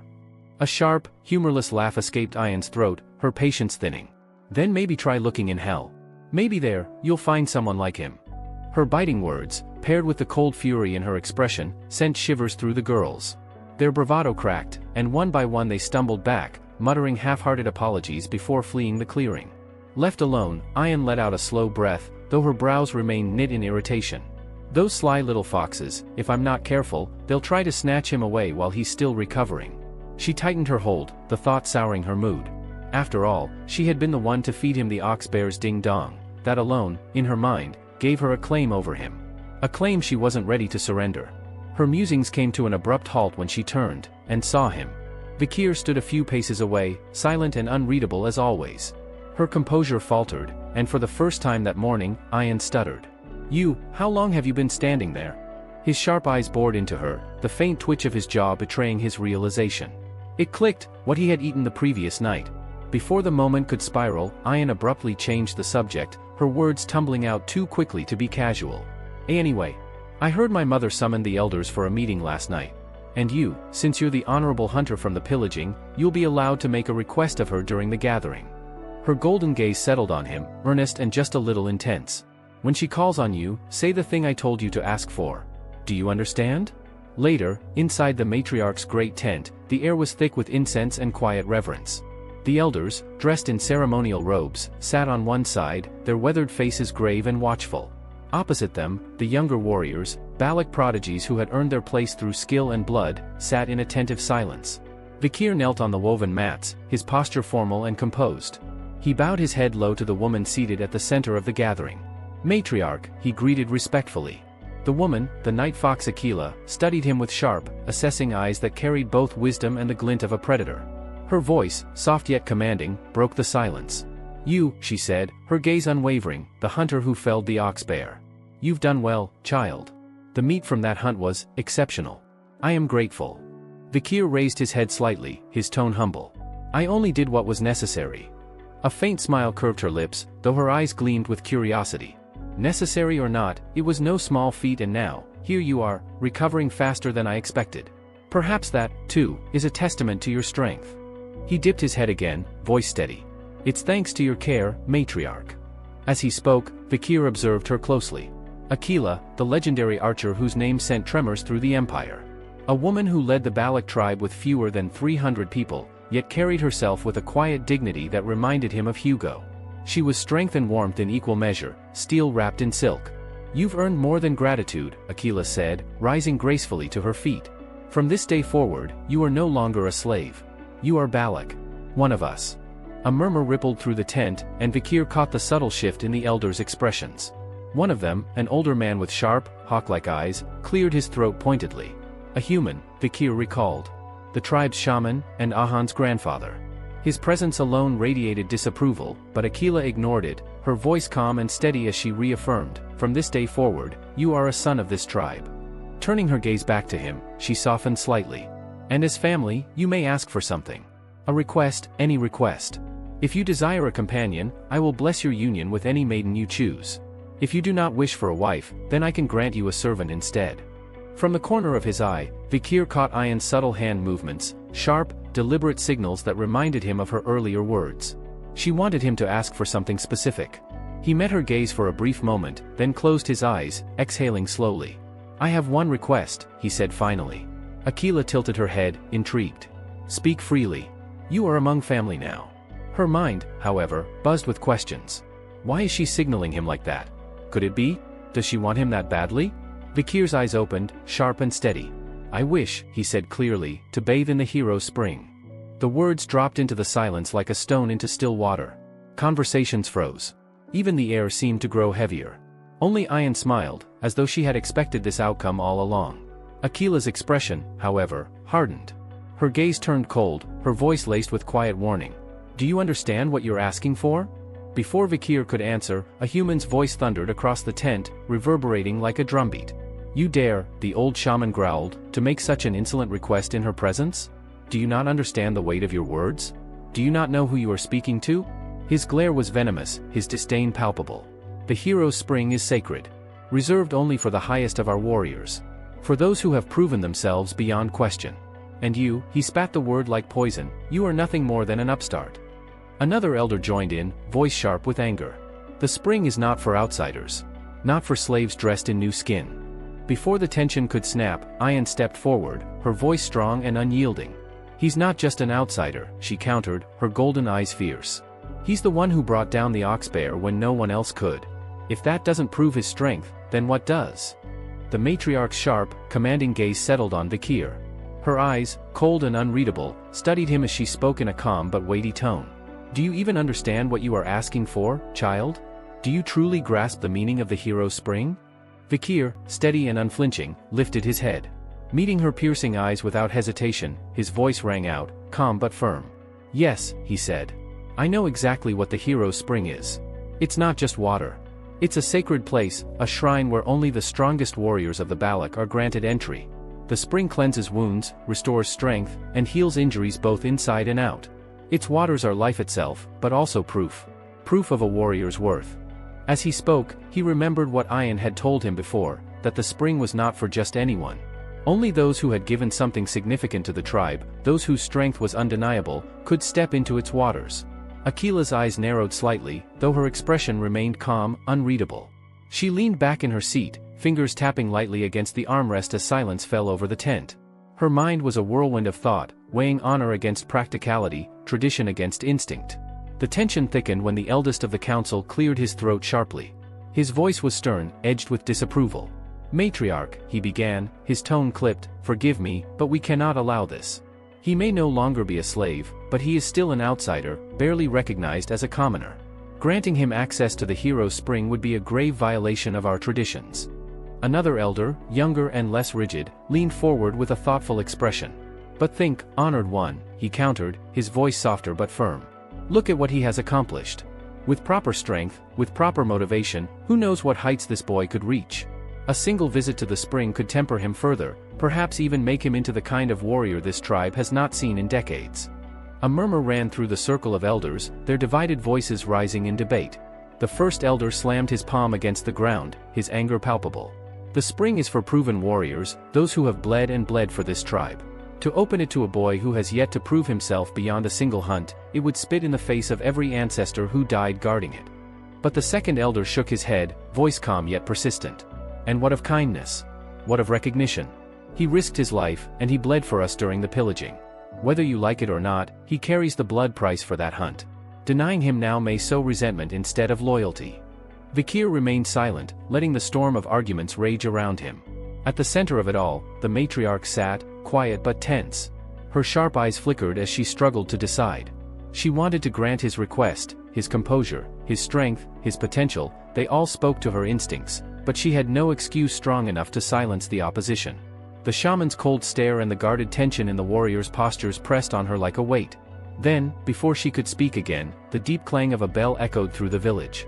Clang! Clang! Clang! The sound cut through the tent like a blade, snapping every head toward the entrance. The murmuring stopped.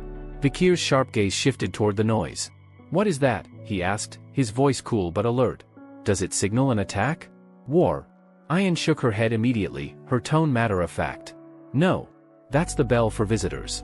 A warning that outsiders have entered Balak territory. There will be no fighting, not unless they've come for it. The matriarch stood, the fabric of her robe rustling like a whisper. This discussion is over. For now, she said, her voice steady but edged with finality. Return to your duties. She turned to leave, but the shaman, a human, let out a sharp, disapproving sound from deep in his throat. His eyes burned with unspoken judgment, though he said nothing further. Outside, the tribe was already gathering near the entrance to the settlement. Vikir stepped out into the sunlight and caught sight of a group approaching, several men, heavily laden with goods, their clothes marked with the signs of long travel. Beside him, Ayan crossed her arms, watching the newcomers approach. Are those the guests you were talking about? Vikir asked, his tone casual but sharp, scanning their gear. Yes, Ayan replied, a faint smile touching her lips. Merchants. They come from beyond the forest, bringing things we can't get here. Everyone looks forward to their visits. But Vikir's sharp eyes were not focused on the goods, they were on the flag one merchant carried. A familiar crest stared back at him, the emblem of the bourgeois family, one of the empire's 7 great merchant houses. His brows knit in thought. The bourgeois? Here? To reach this remote part of the forest, they would have had to cross the Baskerville or Morgue family's territories. Neither house was known for granting easy passage. So, they found another way. Smuggling routes, maybe, he mused, his sharp instincts prickling at the thought. The man at the head of the caravan stepped forward, a tall figure with a bright, practiced smile plastered across his face. Speaking in flawless Baloch, his voice rang out with cheer and confidence. Honored friends. We've brought the 5-day market to you once again, the merchant announced, spreading his arms wide. Come, come, barter, trade, and see what wonders we've brought for you this time. Almost instantly, the merchants began setting up their stalls, colorful fabrics unfurling, crates opening to reveal their contents. The air filled with the buzz of voices and the sharp scent of foreign spices. One merchant held up a delicate glass orb, the surface shimmering in the light. Place this by your bed, he called out, his tone persuasive, and you'll dream only sweet dreams. Another merchant, smiling smoothly, drew attention to his array of fine powders and perfumes. Cosmetics and grains, fresh and pure, straight from the Empire's heartlands. Vikir's gaze swept over the stalls with a discerning eye. Grain, salt, oils, small luxuries, useful items, yes, but hardly worth the rare pelts, stones, and herbs the Baloch were offering in exchange. They're bleeding them dry, he thought grimly. Trading rare goods for scraps. And they don't even realize it. But he said nothing. Drawing attention to himself now would be reckless. This was their tribe, their business. For now, he would simply observe. Nearby, a familiar, sharp voice broke through the noise. This is ridiculous. Ayan snapped, slamming her fist against her hip. Why should I hand over a diamond, just to get a corn? Vikir's lips twitched in a rare, amused smirk. At least someone saw the absurdity. The merchant, unfazed, smiled disarmingly. Ah, but this is special corn, my lady. Ayan glared, unrelenting. Then I want 2 corn. At least 2. Don't try to cheat me. To Vikir's growing frustration, the merchant, still smiling, handed over 2 corns, and Ayan accepted them with a bright grin, completely oblivious to how poorly she had bargained. Hopeless, Vikir thought, exhaling through his nose. Utterly hopeless. As the chaotic bartering continued, the air grew more tense near the far side of the market. 3 Baloch tribesmen were now standing face to face with the head merchant, their voices sharp and rising. This isn't fair, one of the warriors barked. A pearl clam for 1 radish? No. 2 radishes. At least 2. That's the proper trade. The second Balak warrior bartered relentlessly with the caravan merchant, haggling over the quality of the cabbages laid out for trade. After a prolonged back and forth, the deal was sealed with the exchange of a single deer antler. The merchant leader, though visibly annoyed at the warriors' persistence, eventually yielded to their stubbornness. In an attempt to save face, he added a few extra items into the bargain. The Balak men celebrated their perceived victory, their rough laughter echoing through the market space. However, the merchant leader's smirk betrayed his true thoughts. Behind his polite smile, he silently mocked them, amused by what he saw as ignorance. These savages, he thought, had no idea of the true value of what they had just given away. Then, as the commotion of trade carried on, a small figure stepped timidly toward him. A young girl, her appearance fragile yet innocent, approached the merchant leader with a polite bow. Her bright eyes looked up at him as she softly asked if she could have one of the glass orbs displayed on the stand. The merchant, brimming with self-assured arrogance, crouched slightly and said he had plenty of such orbs. In a condescending tone, he asked her what she had to offer in return. The little girl's face lit up like the morning sun as she eagerly opened her small hands. Resting in her palms was a plump, wriggling sun larva. She proudly announced that it was rare, delicious, and full of nutrients, a true delicacy where she came from. She extended it toward him, a smile of pure hope on her face. But the merchant's expression twisted almost instantly into one of revulsion. His lip curled in disgust as he slapped her small hand away with the back of his own. The larva tumbled to the dirt, its body wriggling feebly as the girl froze in shock. Her lower lip trembled, her wide eyes shimmering with unshed tears. Turning his back on her, the merchant adjusted his sleeves with a sharp flick of annoyance. "Primitive little thing," he muttered with a mocking grin, his voice loud enough for others nearby to hear. "Still, for a barbarian, you're quite a pretty one." Pretty enough to fetch a decent price in the slave markets. The words hit her harder than the slap. Her eyes welled up as she stared at the fallen larva, her tiny hands shaking as she reached down toward it. Then, a warm hand landed gently on her head, shielding her from the weight of humiliation. Vikir stood there, his sharp gaze fixed on the merchant. His voice was calm, yet laced with simmering anger as he spoke, "This trade is invalid." The merchant blinked in confusion before narrowing his eyes. You understand the imperial tongue?" he asked, trying to regain his confidence. Forcing a patronizing chuckle, he waved dismissively. "Ah, this must be a misunderstanding. Children shouldn't." Vikir cut him off coldly, his tone like sharpened steel. "Are you telling me," he said, "that you intended to sell a Balak child into slavery?" The merchant froze, the arrogant words dying in his throat. But when he tried to stammer an excuse, Vikir refused to entertain it. His gaze was unwavering as he redirected the conversation, his voice steady and commanding. "All trades conducted today," Vikir declared, "every single one that was unfair, will be cancelled." The merchant leader stared at him, dumbfounded. "Unfair?" he repeated, as though the very concept offended him. "And what, boy, do you mean by unfair?" With a sharp, cutting precision, Vikir laid out the facts. "Your items are marked at prices that stray far from their actual market value," he said. "Corn, for instance, what you called ordinary, is valued at 100 gold each in the empire. And that diamond you bartered away? 2 million gold. At the very least." Gasps rippled through those nearby. The merchant leader's confident facade began to crack as Vikir continued, each word striking with surgical precision. "The horn of the ox bear you took? If carved and shaped properly into a billiard ball, it would fetch no less than 1 million gold. That's comparable to the price of a goblin but mushroom, a rare medicinal ingredient that has only recently started circulating in the empire." The merchant's face paled as realization dawned on him. This boy, this young, unassuming boy, had an exact understanding of imperial trade values.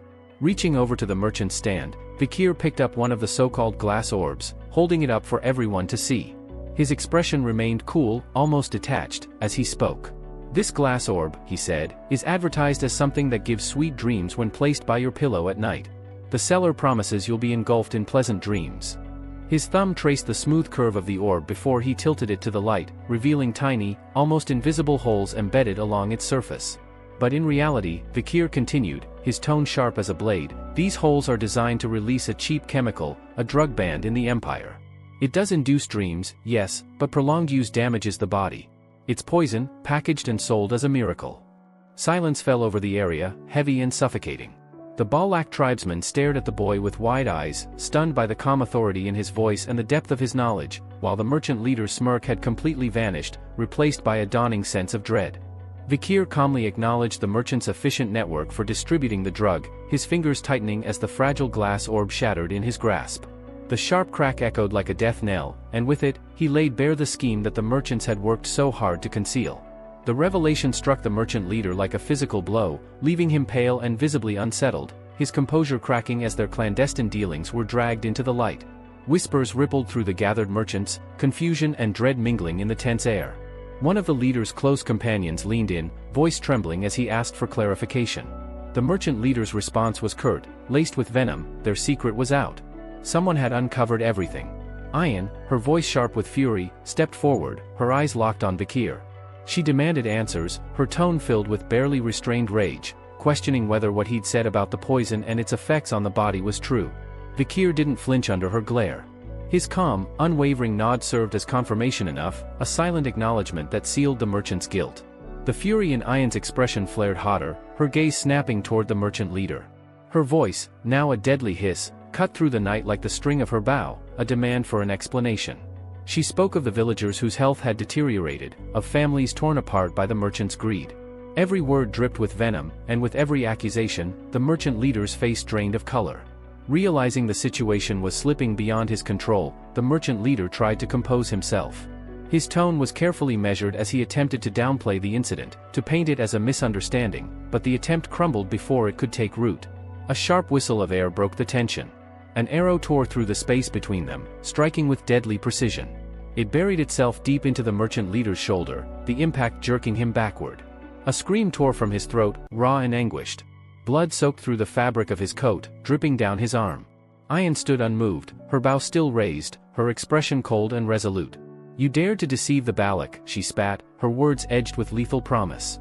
The merchant leader's body trembled, sweat beading across his brow as agony lanced through him. His breaths came in shallow gasps, his vision blurring from the sharp pain in his shoulder. Tears welled at the corners of his eyes, not from remorse but from the sheer intensity of his suffering. His reply came as a bitter, broken murmur, the hollow words of a man who had just realized that his schemes had backfired. "Gather everything," another merchant shouted, panic surging through their group. "Now! We need to leave, hurry!" Within moments, the merchants were scrambling, grabbing their belongings in a frenzied rush as they mounted their horses. Hooves pounded the dirt, the caravan scattering as they attempted to retreat. Vikir's voice, low and sharp, cut through the noise as he turned to Ian. "You're letting them go?" he asked, an edge of incredulity in his tone. "You know what they're like. They'll regroup. They never take a loss without striking back." Ian, her gaze still fixed on the fleeing figures, slowly lowered her bow. Her voice carried a chilling calm as she answered, "You don't kill the entire pack at once. You injure the beast, let it flee, and follow it home. Then, you take down the rest. Cleanly. Completely." Vikir studied her for a moment but said nothing, recognizing the deadly precision in her words. Far ahead, the merchant leader gritted his teeth, rage twisting his features even as pain throbbed from his wound. His breaths came out ragged, hatred and humiliation burning in his veins. "Damn you, damn all of you Balak," he muttered, spitting curses as they rode through the darkness. By the time they reached their camp, a group of mercenaries had already set up near the outskirts of the forest. Lanterns cast flickering shadows over steel weapons and hardened faces. The merchant leader, seething with frustration and desperate for retribution, wasted no time. "They stole everything," he snarled, his voice raw from the ride and the pain. "Every last crate. They've made a mockery of us. This doesn't end here. Do you hear me? It won't end like this."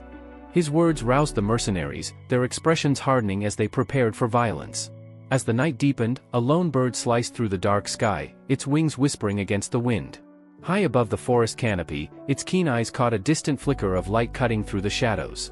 With a graceful swoop, it descended, landing smoothly on Ian's outstretched hand. Her piercing gaze never wavered as she stared at the bird. Her voice, quiet but sharp as the edge of her blade, broke the stillness. "They've crossed the line," she murmured, her tone heavy with a promise of blood. "There's only one answer to that. Slaughter." In the dead of night, the mercenaries moved with practiced silence, their steps muffled by the dense forest floor. Blades gleamed faintly under the sliver of moonlight as they advanced toward their destination. At the head of the group, the mercenary captain turned toward the wounded merchant leader who trailed slightly behind. His voice was cold and practical as he spoke. "Your goods," he said, almost with a sneer. "Taken right from under your nose. You and your people were soft, complacent. But you already know this, don't you? Words won't settle this. The Balak won't negotiate, they need to be wiped out. Or chained. Those are your options." The merchant leader grimaced, his jaw tight. "They're not simple prey," he admitted. "Underestimating them will only get us killed." The captain let out a low chuckle, lighting a matchstick with deliberate ease. The faint glow illuminated the sharp lines of his face as he brought the flame to the end of his cigarette. He exhaled a thin stream of smoke, his gaze steady and unyielding. "Then why hire us if you're too afraid to fight?" he asked, his tone sharp and mocking. "We were brought in as your failsafe. You wanted muscle, you wanted insurance. Don't forget, this was your idea." The merchant leader said nothing, his silence betraying his internal conflict. The captain tilted his head, his voice low but laced with menace. "We're entitled to our share of the profits. But if the situation calls for it, we'll take more than just your payment. That's the price of calling in the wolves." A reluctant nod was all the merchant leader could muster, a silent acknowledgement of the dangerous game he had set in motion. Plans were whispered in the dark, ambush tactics, coordinated attacks, fire to flush their enemies from the trees. The night grew heavier, the forest suffocatingly still, as death quietly threaded its way into the Balak's path. The first mercenary casually passed the lit matchstick to the man beside him, allowing him to light his cigarette. As the second man inhaled, savoring the bitter taste of tobacco, a third mercenary stepped forward, hand outstretched. "Pass it here. Let me get a light," he said, a grin playing on his face. That sparked a brief discussion, one of those idle battlefield conversations that usually meant nothing but filled the quiet. Someone muttered about the old superstition, that a single match should never be used to light more than 2 cigarettes. 3 people sharing a flame, they said, would invite death. Bad luck. The third man, scoffing, waved it off with a laugh. "Superstitions for fools," he mocked as the match flared again, casting a glow over his rough, scarred features. A heartbeat later, the night split with a sharp whistle. Thunk. An arrow slammed straight through his forehead, cutting his grin short and sending him crumpling to the ground like a puppet with its strings severed. One of his companions started, but before the words fully left his lips, another arrow screamed out of the darkness, piercing clean through the skull of the second mercenary, the one who had just taken the match. Chaos erupted. Shouts, confusion, the scraping of boots against dirt. The mercenary captain, unaware of the sudden bloodshed just steps behind him, continued chatting with the caravan's merchant leader, recounting with grim pride the tales of hunting and enslaving barbarian tribes. And then there was this one time. His words never finished. The merchant leader's eyes widened in horror as an arrow, silent and swift, buried itself dead center in the captain's forehead. The man's expression froze mid-sentence, the arrogant smirk still etched on his lips as his body toppled backward into the dirt. "Put out those damn cigarettes," the merchant roared in terror, the sharpness of his tone slicing through the chaos. "They're using the light to aim, put them out." From a distance, Ayan watched the scene unfold, her bow drawn, her expression cold and sharp. "Only the head," she muttered, her voice like ice. "Aim for the head. Let them know what fear really is." Nearby, Vikir blinked in shock, his sharp eyes narrowing as the realization struck. "Wait," he muttered, his tone edged with disbelief. "They can aim, just from the glow of a cigarette?" Before he could dwell on it, Ahan appeared, trudging toward him while lugging heavy barrels strapped across his back. His sharp gaze flicked to Vikir. "Move it, slave," Ahan barked. "I'm not a slave anymore," Vikir shot back, his tone even but firm. "I'm a commoner now." Ahan smirked, his voice dripping with mocking amusement. "Commoner, slave, same thing to me. Don't flatter yourself." Meanwhile, the surviving mercenaries scrambled to organize. One of them, holding a shield high to deflect the rain of arrows, barked orders. "Mages, form up. Prepare your shields. Shield bearers, cover the gaps. Aura users, ready yourselves for a counterstrike." Then something strange caught their eyes. 2 arrows, perfectly shot, had embedded themselves into nearby trees, and between them hung a wooden barrel, suspended midair by ropes tied to their shafts. "What the hell?" one of the mercenaries muttered, confusion flashing in his eyes. And then more came. A dozen, then 2 dozen, arrows with barrels tied between them arced through the night sky, blotting out the stars as they rained down across the clearing. The sharp tang of alcohol filled the air as the barrels struck the ground, rolling to a stop among the disoriented men. The realization hit someone like a sledgehammer. "They're filled with liquor." The warning was cut short. A second volley followed, this one carrying arrows tipped with burning cloth. The fiery shaft screamed through the darkness, striking the barrels dead on. The night exploded. Flames roared as the alcohol ignited, engulfing the clearing in a hellish inferno. Screams echoed through the forest as mercenaries stumbled, burning alive, their armor glowing red as the heat devoured them. "The Balak! It's the Balak!" voices shrieked, some in pain, others in terror, as chaos consumed the once organized camp. From the relative cover of a thick oak, the merchant leader crouched low, his eyes wide with disbelief as the horror unfolded before him. Then, slowly, his stunned expression shifted to grim understanding. "They tied ropes to the arrows," he muttered under his breath, horror and awe mixing in his voice. "They're using the ropes to launch the barrels right into the camp." He marveled silently at the unexpected intelligence displayed by the barbarians. Just as that thought crossed his mind, a faint rustling came from behind him. He turned his head slightly and saw a shadowy figure emerging from the darkness of the forest. The merchant leader froze in terror the moment he noticed the newcomer. His trembling voice broke the silence as he accused the person of being a meddlesome Balak, warning that killing him would only bring regret. With shaking hands, the merchant hastily pulled out a crumpled paper stamp with an official seal and thrust it forward. "This is an exploration permit," he cried out, desperate to save himself. "It's been issued by the deputy consul of the underdog city." Then, in a quivering tone, he added, "If you harm me, the Baskerville family will make sure you pay dearly." The words caught Vikir's attention. His red eyes narrowed slightly. "Deputy consul, you say?" he asked in a low, curious tone. Would his name happen to be Vikir? The merchant leader nodded quickly, though his eyes flickered with fear. "Yes. Yes, Sir Vikir, the infamous one." A faint, humorless smile tugged at the corner of Vikir's lips. "That's strange," he said, drawing his bow with calm precision. "I don't recall signing any such permit." The merchant's eyes widened in shock, and realization dawned upon him as he took in the cold red gleam in Vikir's gaze. He opened his mouth to speak, but before a single word escaped, an arrow pierced straight through his forehead. His body crumpled to the ground. Vikir lowered his bow and murmured, "Anyone who dares forge the Baskerville seal, shall face execution." Moments later, Ayan appeared astride her wolf, her face pale with urgency. "Run, slave," she shouted, her voice cutting through the air. "I'm not a slave," Vikir replied firmly, correcting her without hesitation. Meanwhile, the mercenaries on the battlefield were still locked in a desperate defense, using their shields to block a rain of arrows. But soon, they realized something odd: the Baloks had stopped firing. Confusion rippled through the ranks. Some took it as a sign of weakness, believing the enemy had lost confidence. Encouraged, they rallied together and shouted their intent to pursue the retreating barbarians and make them pay in blood. But before they could advance, the ground trembled. A heavy thud echoed, followed by terrified screams. A massive, grotesque shadow descended upon them. Something monstrous had arrived, tearing through their formation like a storm. Ayan turned back toward Vikir, her eyes sharp. "You used the fire as bait, clever," she remarked, acknowledging his calculated tactics. "You've turned into quite the Balak yourself." Vikir smirked faintly, his tone carrying a teasing edge. "Funny. I was thinking the same about you, every time I see you." His gaze shifted toward the eerie silhouette of Madame Eight Legs, the monstrous being looming nearby. "But this mess," he said dryly, "is a disaster." The matriarch of the tribe stepped forward, smiling gracefully despite the chaos. Her voice carried authority as she spoke. "Vikir, you've done well," she said.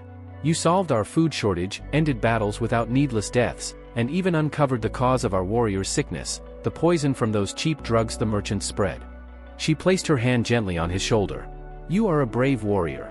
Tonight is the full moon, Ayan, take him to the hero spring." "Yes, mother," Ayan replied, rising to her feet. As the two walked together, Ayan playfully wrapped her arm around Vikir's shoulder. "Looks like Amon's gone quiet," she said with a grin.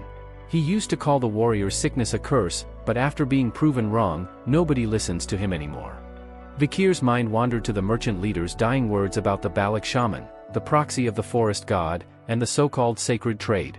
He glanced toward Amon, silently wondering if the old man still clung to the idea of a curse. Later that night, Vikir entered the hero spring. The water was warm and luminous, and as he sank deeper, a wave of soothing energy coursed through him. His mana began to purify, his muscles mended, and his broken bones knitted together. He realized the spring's healing power was astonishing, perhaps even greater than the river Styx of Baskerville, without the cruel restriction of age. As he rested, his eyes lifted to find Ayan entering the spring as well. "You know," he said flatly, "the matriarch said only I could come here. If you join me, the spring's power might weaken." Ayan scoffed. "A true Balak doesn't fuss over small things," she said, wading in beside him. Then, her tone softened. "Still, I should thank Sir Adnai. Without him, we wouldn't have found this place." "Adnai?" Vikir asked. "The only one who ever fought Madame Eight Legs," she explained, pride flickering in her eyes. "He's our tribe's greatest legend. You'd better respect him." Vikir nodded. "If he faced that monster head-on, he deserves it."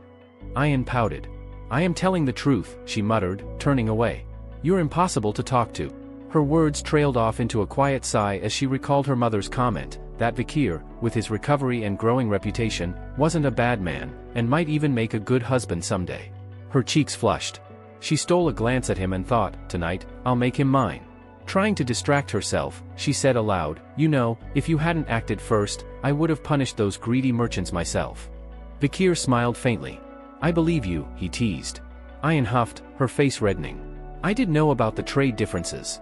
Diamonds and corn, I know how the Empire values them." Vikir arched a brow. "Oh? Then tell me, how many coins for a single diamond?" 20, she guessed. He said nothing. 30, she tried again. Finally, he replied, "Far more than that.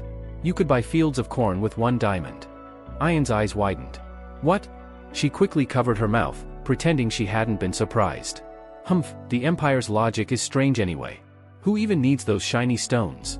Vikir chuckled. "Doesn't matter. What matters is this: you can either call me by my name or call me slave. I don't like things left unclear." Ayan stared at him for a moment, then slowly stood up. Moving close, she tilted his chin up and whispered, "Then I'll call you neither, Vikir. What I want to call you is..." Before she could finish, the sound of splashing interrupted them. A group of children ran into the spring, laughing and calling out, "Commander Ayan! Brother Vikir!" Ayan blinked in surprise. "How did you brats get here?" The children only grinned and invited her to play. Vikir glanced at them and thought to himself, "If not my name or slave, then what does she want to call me?" Ayan snapped at the kids. "You rascals! The spring's power will weaken if you bathe here." But Vikir smirked. "Didn't someone say a true Balak doesn't worry about such things?" The children giggled and chimed in, yeah, Commander Ian stingy. Ian sighed, realizing the matriarch must have sent the sick children here for healing. Her younger sister approached shyly, thanking Vikir for saving her. Ahun followed with his own apology. Yeah, Vikir replied simply. Yeah? That's all you've got to say? Ahun snapped. We're apologizing here. Vikir looked at him evenly. You've got too much anger in you. Her frustration melted into a soft smile. Maybe, she said. But we have plenty of time. Then, with a bright expression, she added, Congratulations, Vikir. You're officially one of us now, a true Balak. 2 years passed. A sharp punch struck Ahun square in the jaw, sending him crashing to the ground. He groaned, clutching his face, while the one standing over him, Vikir van Baskerville, now 17, lowered his fist and said coolly, You're more of a crybaby than I thought. Ahun coughed but pushed himself up, glaring. Let's go again. Vikir turned away. We're done for today. Running away, huh? Ahun called after him. Just taking a walk, Vikir replied. After he left, Ahun's friends rushed to help him up. Man, that guy's a monster, one muttered. I heard his marksmanship is on par with Commander Ian's. The other scoffed. No way. Ian's in a league of her own. Ahun winced and said quietly, He didn't even hit me. His friends blinked. Then how'd you get that nosebleed? From the pressure of his punch. Elsewhere, Vikir stood drenched in sweat, breathing heavily. Perfect, he murmured. I can now execute the 6th fang flawlessly. He looked at the stone wall before him, riddled with massive holes, and smirked. At 17, he had mastered 6 fangs and formed 6 mana circles, qualifying as a high-rank graduator. With the blessings of the river Styx, his demonic sword Beelzebub, and the assassination techniques of the Balaks, he could now challenge even the most elite.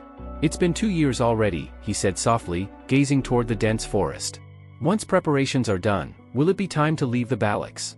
Later, he and Ian trekked through the woods. Vikir crouched down, studying the dirt. Tracks, he said. A deep forest serpent, Mashasu. Big one, and old. Ian nodded, her eyes gleaming. If we catch it, Vikir continued, the village will have enough food for 4 days. Vikir noticed that Ian's attention seemed to drift elsewhere as they moved silently through the forest. Her eyes, usually sharp and alert, appeared unfocused, her thoughts clearly elsewhere. What's wrong? He asked, his tone casual but probing. You're distracted. Thinking about something while we're supposed to be hunting? Ian's face turned slightly pink as she quickly looked away. And no, of course not, she replied a bit too fast, clearly flustered. Wanting to change the subject, she added hastily, actually, another hunting group asked me to bring up something with you. Vikir narrowed his eyes slightly, not buying her sudden change of tone. Is that so? He said quietly, his gaze fixed on her as though trying to read her thoughts. Ian reached into her belt pouch and pulled out a dagger wrapped in a piece of cloth. The blade caught a faint glimmer of light as she unwrapped it. They found this, she said. One of the hunting teams retrieved it from an imperial intruder who trespassed into the deep forest. Vikir's eyes sharpened as he examined the weapon.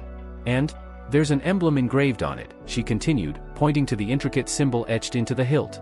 They wanted to know if you recognized it. Vikir studied it for a moment longer before giving a quiet nod. Yes, I know that mark. His voice dropped slightly. It's the crest of the Leviathan clan, one of the 7 imperial houses. A powerful name that once stood beside Baskerville. Ian's brows furrowed. We thought it might have belonged to one of the mercenaries we fought 2 years ago, she admitted. But it turns out that wasn't the case. Her tone darkened as she continued. Still, there's something strange. Around the river's headwaters, our scouts found signs of a red liquid, something poured from glass bottles. Whoever left it behind disappeared before we could track them. She clenched her fist slightly. The hunters caught one of them, but before we could question him, he swallowed poison and died. The only clue we have is that dagger, with the Leviathan crest. For a moment, the forest fell silent except for the distant rustle of leaves. Then, Ian spoke again, her tone quieter this time, almost hesitant. Vikir, do you ever think about going back? He blinked, caught off guard. Back, he repeated. To my homeland? Her gaze was steady, but her voice wavered slightly. Yes. I want to know. Please, tell me honestly. I hate secrets. Vikir frowned slightly at her insistence. Why ask that now? Because, Ian said, meeting his eyes, another imperialist entered the deep forest recently, and I think they're here for you. Vikir's expression hardened. For me, he muttered, his voice low and cold. She nodded, watching him carefully. 2 years ago, after you fought Madame Eight Legs, there was a girl. She came with a search party from the Empire. They've been investigating this forest ever since. A slight tension flickered across Vikir's features. A girl? Yes, Ayan confirmed softly. I think she's looking for you. She hesitated, her thoughts racing. What if he decides to go with her? Should I try to stop him? Would he be angry that I kept this from him? The uncertainty gnawed at her. Finally, she asked, if she found you, would you go with her? For a long moment, Vikir said nothing. The crackling of the campfire and the distant cry of an owl filled the silence between them.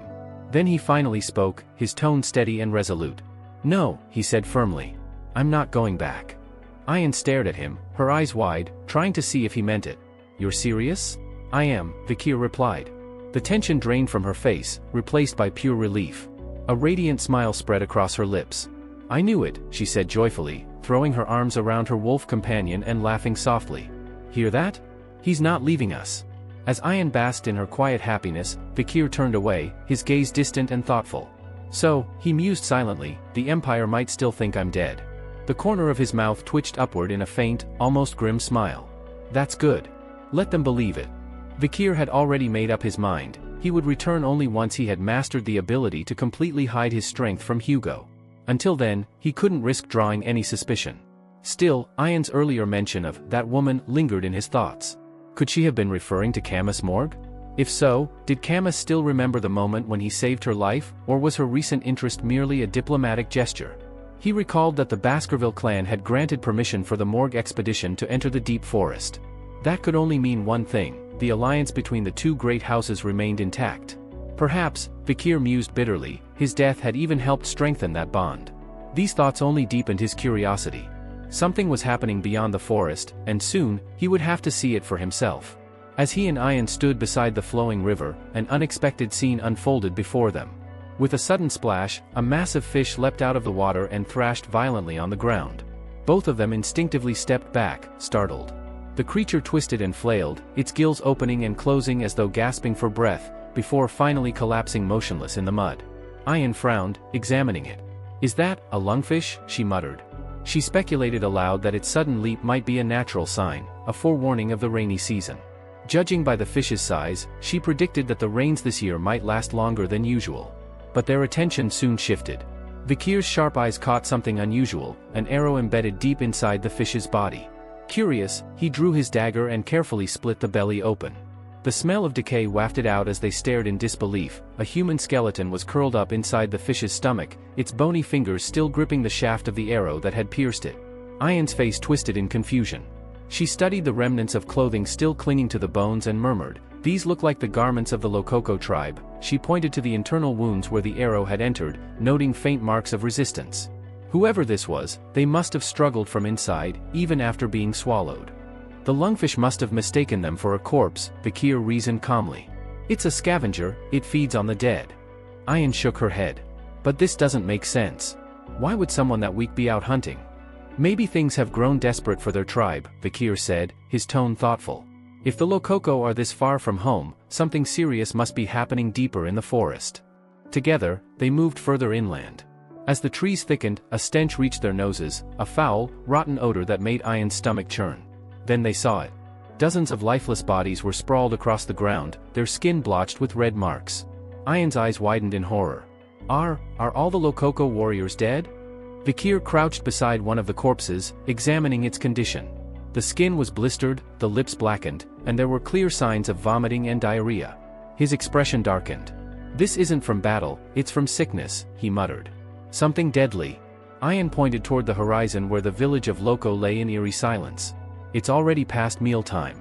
Shouldn't there be smoke from their cooking fires, she whispered. By the time night had fallen, they reached the village. The air was unnervingly still, and the huts were overrun with weeds, as if abandoned for weeks. Did they move away? Ayan wondered. But her question was quickly answered. As she pulled aside the flap of a nearby tent, a cloud of flies burst out. Her scream pierced the quiet night. Inside, a rotting corpse lay stiffly on the floor. Vikir, she cried. He rushed over, only to discover another dead body nearby. His mind flashed back to the memories of his past life, of that same dreadful disease that once swept through the deep forest. The Red Death. It was a nightmare that had once crippled the entire region. The afflicted would develop red pustules all over their bodies, then succumb to unbearable pain, vomiting, and fever before dying in agony. It hadn't only killed humans, it had decimated beasts and tribes alike, spreading far beyond the borders of the empire. Ian, trembling, said, "We need to leave. Now. This is a curse. The curse of the gods." Vikir shook his head. "It's not a curse. It's a contagious disease." Her eyes widened. "That's even worse." "It's not highly infectious," he reassured her, his voice steady. She hesitated. "You're sure it's not divine punishment?" "If you're that frightened," Vikir said flatly, "then return to safety. I'll stay." "What if you die from it?" she cried. He glanced back at her, his expression calm. "Then I die. Simple as that." Ian's eyes widened in disbelief. "How can you say that so easily?" Ignoring her protests, Vikir began examining the area. Judging from the number of corpses, he concluded that the Lokoko tribe hadn't been completely wiped out. "The survivors must have fled," he said. "They left behind the dead and the sick." He decided to scavenge what he could from the abandoned barracks and told Ian to find shelter and rest. She sighed, muttering under her breath that he really didn't understand fear or emotion. But just as she turned to leave, a sudden chill ran through her. Her face went pale, her eyes wide with terror. A piercing scream shattered the stillness. Vikir spun around, his instincts flaring. "Ian! What happened?" She was trembling violently, pointing at something ahead. "It's the curse," she stammered. "It's real." Her shaking hand indicated a small figure standing at the edge of the village, a child, motionless, watching them. Ian's voice cracked with dread. "That child is cursed. Run, Vikir. Run." Ian had initially insisted she wouldn't let Vikir go alone, declaring that if he went ahead, she would follow no matter what. Yet, before she could take another step, she stumbled, letting out a pained cry and clutching her leg. "Cramps," she gasped, grimacing. Vikir glanced back but didn't stop, his attention was fixed on the child standing silently a short distance away. He approached slowly, the soft crunch of dirt under his boots the only sound breaking the eerie quiet. The child didn't run. Instead, she stood completely still, watching him with wide, unreadable eyes. When he knelt in front of her, Vikir noticed she couldn't have been older than 5. Her dark skin, tangled hair, and rough clothes made it clear she wasn't one of the Lokoko tribe. Nearby, a small pile of stones was stacked neatly beside a wilted flower. It was a grave, he realized. She'd been mourning someone. His voice softened as he asked, "Who are you, little one?" The girl hesitated before speaking in a trembling tone, her words broken and simple, "Lokoko, slave, kitchen maid." Vikir's brow furrowed. So, she had been a servant, a slave belonging to the Lokoko tribe. He leaned closer. "And your name?" The girl fidgeted, her small fingers clutching the hem of her torn garment. After a moment of silence, she murmured, "Pomerian." Vikir raised an eyebrow at the name. It didn't sound barbarian at all. In fact, it sounded distinctly imperial. Could it be that she was a kidnapped child from the Empire? But before he could ask further, the girl added softly, "La Baskerville." The words hit him like a thunderclap. "What did you just say?" Vikir asked sharply. The child met his gaze, her crimson eyes gleaming faintly in the dim light. Pointing at herself, she repeated clearly, "My name is Pomerian La Baskerville." Vikir froze. There were only 3 types of middle names within the Baskerville clan. Van belonged to distant relatives, Lu was reserved for men of the direct bloodline, and La was for the women directly descended from the main family, though it was rarely used, given that most Baskervilles were male. That meant this little girl? Ian, watching nearby, suddenly pointed at something glinting on the girl's chest. "Vikir, look! The pendant." Vikir reached out and gently caught the small pendant dangling from Pomerian's neck. Startled, the child tried to pull back, but he had already unclasped it. As he opened it, his expression hardened. Inside was a small, faded portrait of Hugo La Baskerville. The sight stunned him. Why would a barbarian child carry Hugo's image, his father's face, so carefully protected around her neck? His jaw clenched, his eyes burning with fury. "Who are these people to you?" he demanded, his tone dripping with restrained rage. The girl's lips quivered, her grip on the pendant tightening as tears welled up in her eyes. She was terrified. Ian quickly stepped in, touching Vikir's arm. "Stop. She won't talk to you if you scare her like that," she said softly. "Ask her kindly, maybe even smile." Her words made him pause. He realized his killing intent had been leaking out without restraint. Taking a slow breath, Vikir forced himself to relax. He had faced monsters, assassins, and blood-soaked battlefields, but now, before a trembling child, he found it difficult to steady his emotions. He crouched again, meeting Pomerian's gaze with a calm expression. "I'm sorry. I didn't mean to frighten you." He offered a small smile. "Can you tell me who the people in the picture are?" From behind him, Ian muttered in disbelief, "He can smile?" Pomerian hesitated, then raised the pendant and pointed at the figures. Mother? Grandmother? Grandfather. Vikir's breath caught. Mother. Grandmother. Grandfather. His mind immediately went back to a conversation he once had with Barrymore, the old butler of the Baskerville mansion. The man had told him, almost wistfully, about a time when Hugo wasn't the cold-blooded executioner he was now. Hugo was once a kind man, Barrymore had said. He loved his wife, Lady Roxana, more than anything. But when their only daughter, Lady Penelope, was kidnapped by barbarians, something inside him broke. Barrymore had explained how Hugo abandoned his life in the capital, moving the Baskerville clan to the perilous Le Noir Mountains, the region infested with barbarian tribes, hoping to find his lost daughter. Despite sending countless hounds and trackers, she was never found. From that day, Hugo became something else, a merciless beast who slaughtered monsters and barbarians alike without hesitation, consumed by his hatred and grief. Vikir had once dismissed that story as little more than a tragic legend. But now, the truth was staring him in the face. If what Pomerian said was true, then her mother, Penelope, was Hugo's long-lost daughter. That made this girl, this frightened, half-barbarian child, Hugo's granddaughter. He stared at her in stunned silence. What would Hugo do, he wondered bitterly, if he saw the child of his daughter and a barbarian? Vikir sighed softly, suppressing the turmoil in his chest. Reaching out, he gently ruffled Pomerian's hair. "You've been through a lot, haven't you?" he said. "You're safe now." The girl blinked up at him, uncertain. He smiled again. "Come with me. I'll take care of you." Pomerian studied his face carefully. "Mother said, if I see someone with red eyes, I should follow them," she whispered. Then she pointed at his eyes. "You look like Mother." Vikir chuckled quietly. "That's because all Baskerville hounds look alike," he said, half joking. "You can think of me as your uncle." The word uncle seemed to stick. After a moment, she nodded shyly and reached for his hand. That was how the two lost descendants of the iron-blooded Baskerville line found each other, one scarred by vengeance, the other by loss. The next morning, Pomerian emerged from the tent and spotted Vikir preparing to leave. "Where are you going?" she asked. "I have a meeting," he said, tightening the straps on his armor. "The clan matriarch has summoned me." "I want to come," she cried, running toward him. Before he could object, she climbed onto his arms and clung to him tightly. He sighed. "You're afraid of being alone, aren't you?" She nodded, pressing her face against his shoulder. Vikir smiled faintly. Though she was just a child, her trust in him warmed a part of his heart he thought had long gone cold. Still, he knew he couldn't keep her here. The Balak tribe was no place for a Baskerville child. He would have to take her somewhere safe, far from Hugo's grasp, but within the Empire's protection. As he walked with her asleep on his back, he made up his mind. He would seek help from Chihuahua. They would leave the forest and head toward the city. Meanwhile, inside the matriarch's tent, the mood was grim. The air was heavy with tension as the matriarch addressed her people. "This sickness spreading among us, it will worsen once the rains arrive," she said gravely.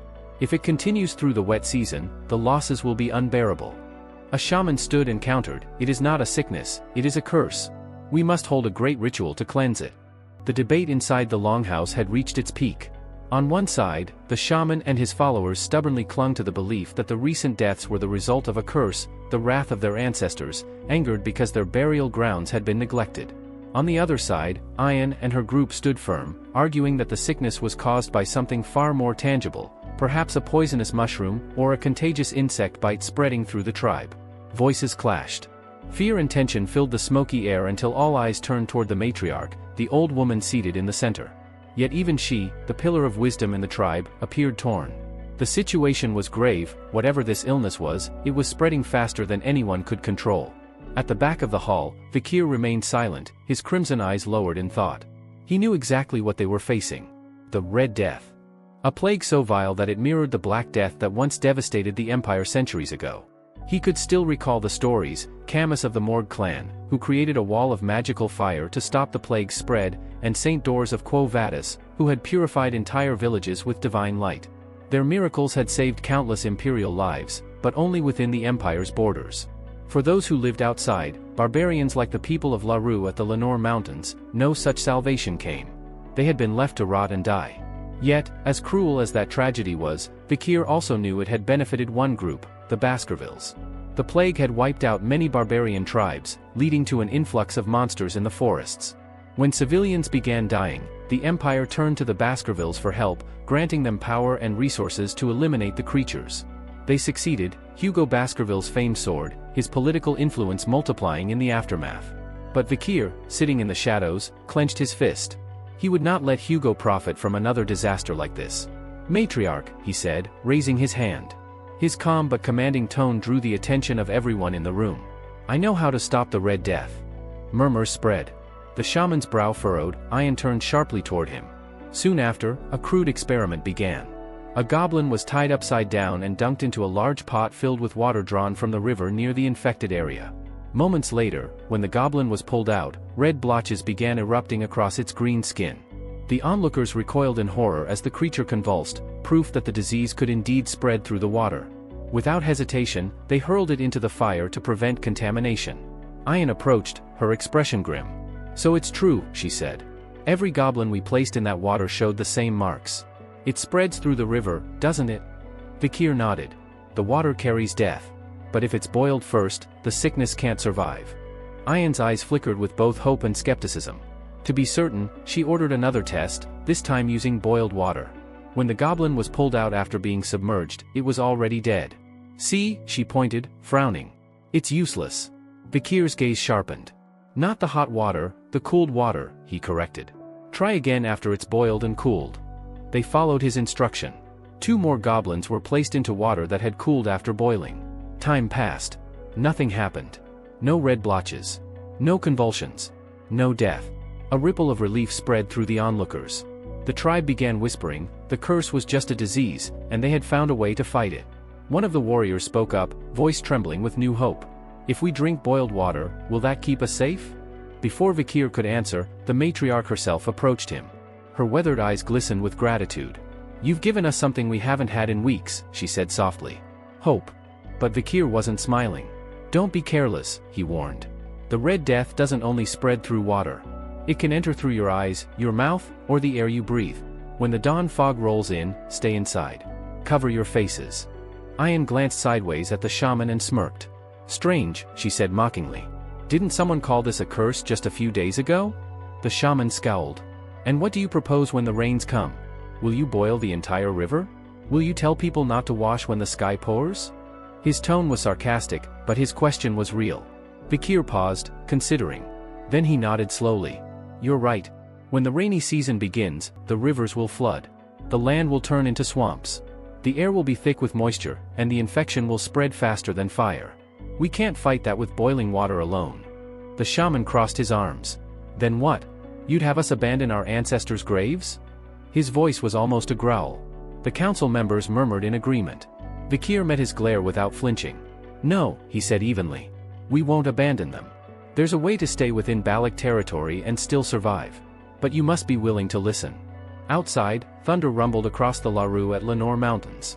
The river's surface shimmered under the gray sky, and the first heavy drops of rain began to fall, signaling that the storm season had arrived. And with it, the true test of survival. The downpour had been relentless for days, an event so extreme that even the oldest among the Balak tribe couldn't recall seeing anything like it. The heavens roared, rivers overflowed, and the entire forest drowned beneath sheets of rain. Yet, amid the chaos of the flood, one place remained untouched, the Balak village, perched high above the waters. 2 barbarians strained with all their strength, muscles taut as they hauled on thick ropes. "Pull harder! Secure it tight," one shouted over the roar of the storm. Across the way, others anchored the line between 2 towering platforms, working swiftly to build a new bridge linking the houses nestled in the upper canopy. Another voice yelled back, "Raise the fence, fast! Keep it steady before it collapses." Within hours, the bridge was complete, a sturdy web of ropes and wood connecting the treetop homes. One of the workers leaned on the railing, awed. "Even with this storm, we didn't flood. Not even a drop in the huts." His companion grinned, wiping rain from his face. "That's all thanks to Vikir. If not for his plan, we'd be fish bait by now." Soon, the village echoed with shouts of gratitude. "All hail Vikir," they cried, their voices carrying across the storm. From his vantage point, Vikir watched them quietly. His gaze swept across the treetops and the newly built ropeways connecting them. "It's a blessing the Balak lands are rich with giant trees," he thought. "Without them, this entire village would have been washed away." Just then, Pomerian crawled out of one of the huts, her fur damp from the mist. She wagged her tail, smiling brightly. "Uncle! I want to be with you, she chirped, bounding toward him. Vikir's lips curved into a faint smile, but his attention was suddenly drawn elsewhere. 2 barbarians on the far platform were waving at him excitedly. Something about the water behind them made his instincts flare. His eyes narrowed. "Get back," he shouted. But it was too late. A monstrous catfish, easily the size of a wagon, burst out from the murky depths, its gaping maw lined with jagged teeth. The 2 barbarians froze, horror flashing across their faces. Before the beast could swallow them whole, an arrow whistled through the air, striking it squarely in the eye. The creature recoiled with a furious screech, splashing back into the river. Standing on a nearby branch, Ayan lowered her bow, glaring at the creature. "Get lost, you slimy bastard," she barked, notching another arrow in warning. Vikir landed beside her. "That thing, was it the Mashasu?" he asked. Ayan nodded grimly. "No, worse. That's Ka, the River King. He's ruled these waters for decades. No one's managed to chase him off, until now." As if angered by her words, the water surged again. The massive catfish slammed into one of the platforms, splintering the wood beneath the 2 barbarians. They lost their footing, screaming as they plummeted toward the raging waters below. Vikir's body moved before thought. "Damn it!" He leaped, aura flaring crimson, and his right hand began to glow, a familiar fiery pulse gathering in his palm. Beelzebub, his weapon, materialized with a hiss of heat. Baskerville style, 6th Fang, 6 lurking ambushes. His blade flashed 6 times in a heartbeat. The strike sliced across the catfish's thick hide, sending it thrashing violently. With a guttural roar, the beast dove back into the river and disappeared beneath the churning surface. The fallen barbarians managed to grab onto a tree trunk, coughing and trembling but alive. From above, cheers erupted. "He did it again. He drove Ka away. Vikir saved us, again." Their voices rose like thunder through the rain. "The hero of the Balak," they shouted, their respect echoing through the flooded forest. The shaman, standing at the back, merely clicked his tongue in irritation. "Hero, ha," he muttered bitterly. Beside him, Ahan stood silent, her expression unreadable. Ayan raised her thumb with a smirk. "You passed," she said simply. As the storm finally began to ease, night descended. Inside Vikir's hut, a warm fire crackled while Pomerian happily devoured the meal he had cooked. To his mild surprise, Ayan sat beside her, eating just as eagerly. "This is delicious, uncle," Pomerian said, her cheeks stuffed. Ayan nodded in agreement. "He's a better cook than he looks." Vikir raised an eyebrow. "I don't remember inviting you," he said dryly. "I couldn't resist the smell," she replied with a teasing grin. "Then you'll have to wait until I cook yours," he joked. Ayan leaned back, smirking. "You forget, what belongs to the slave belongs to the master." "I'm not a slave," he countered, amused. "Then stop listening to me," she said with mock command, popping another bite into her mouth. Their banter drew laughter from Pomerian. "You two sound like a married couple." Ayan froze, color rushing to her cheeks. "Pomerian," she exclaimed, pulling the girl into her arms and hugging her tightly. Vikir hid a faint smirk, glancing at them. When did those two get so close? He wondered. Just then, a cold draft swept into the hut. Vikir turned toward the entrance. A figure stood in the rain-soaked doorway, water dripping from his shoulders. Ayan's expression hardened. "Ahun," she said sharply. "What are you doing here?" The man stepped forward, his eyes glistening, not with rain, but with tears. "I came looking for Vikir," he said, voice trembling. "If anyone can save us again, it's him." The room fell silent, the sound of the rain echoing faintly outside. Ahun fell to his knees before Vikir, rain streaming down his face as if the heavens themselves mourned with him. His trembling voice broke through the storm. "Please, save my sister. She's all I have left." Night descended over the drenched forest, the storm unrelenting. Inside a small, dimly lit tent, a single oil lamp flickered weakly, its light trembling with each gust of wind. On a makeshift bed lay a young girl, her skin flushed and marred with red blotches, her breath shallow and ragged. Each exhale rattled faintly, like a whisper on the verge of fading. Vikir stood beside her, his eyes cold but focused. Ayan and Ahun were there too, the latter clutching his sister's hand, praying desperately. "When did this begin?" Vikir finally asked, his tone steady amidst the storm's roar. "Yesterday," Ahun replied, his voice hoarse. "She went into the swamp while we were gathering wood for the new platforms. After that, she started coughing, and then these marks appeared." Ayan added softly, Ahul's always helping others. "She's kind, too kind. She must have gone there for someone else's sake." Her voice trembled before she turned to Vikir. "Can you cure her?" Before he could respond, the tent's flap was thrown open, and a sharp, disapproving grunt broke the tense air. Everyone turned to see Amun, the tribe's shaman, and Ahun's grandfather, enter, his gnarled staff tapping against the ground. I warned you, he growled, eyes narrowing on Ahun.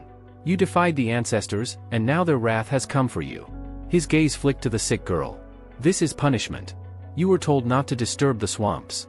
Grandfather, Ahun interjected, stepping forward. It's not a curse. It's an illness. Before he could finish, his hand struck her across the face, the sound echoing sharply through the tent. Ahun staggered back, his cheek flushed red. You dare talk back to me? You've grown just as useless as your parents, he spat, his voice trembling with fury. You bring an imperial spy into our midst and call his poison wisdom. He jabbed a finger toward Vikir. His presence alone invites disaster. Ahun clenched his fists, tears spilling down his face. Please, she's dying. Do something instead of. Silence, the shaman barked. The gods curse those who defy them. The only way to cleanse this blight is through the ancestral rite. Defy the old ways, and you'll doom us all. He turned to leave, muttering, the matriarch will see sense and grant the ritual. Then we'll see who truly serves Balak. As he disappeared into the rain, a heavy silence settled. Ahun stared blankly at the ground, his grief too deep for words. Then Vikir finally spoke. His voice was low but firm. If you're looking for a cure, I might have a way. Ahun looked up, hope flickering faintly in his eyes. Vikir gave brisk orders. Boil water, lots of it. Scrub the furniture she's touched. Burn charcoal to drive out insects and dampness. Keep the air dry and clean. If we can hold the infection back, we'll buy her time. Ahun hesitated for only a moment before nodding, wiping his tears. I'll do it. When he left to carry out the tasks, Ayan turned to Vikir. Can you really save her? She asked quietly, her eyes wide and desperate. I'll try, he said simply. But I'll need your help. Anything, she replied instantly.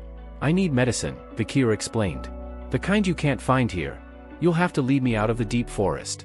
Her expression faltered. You can't leave.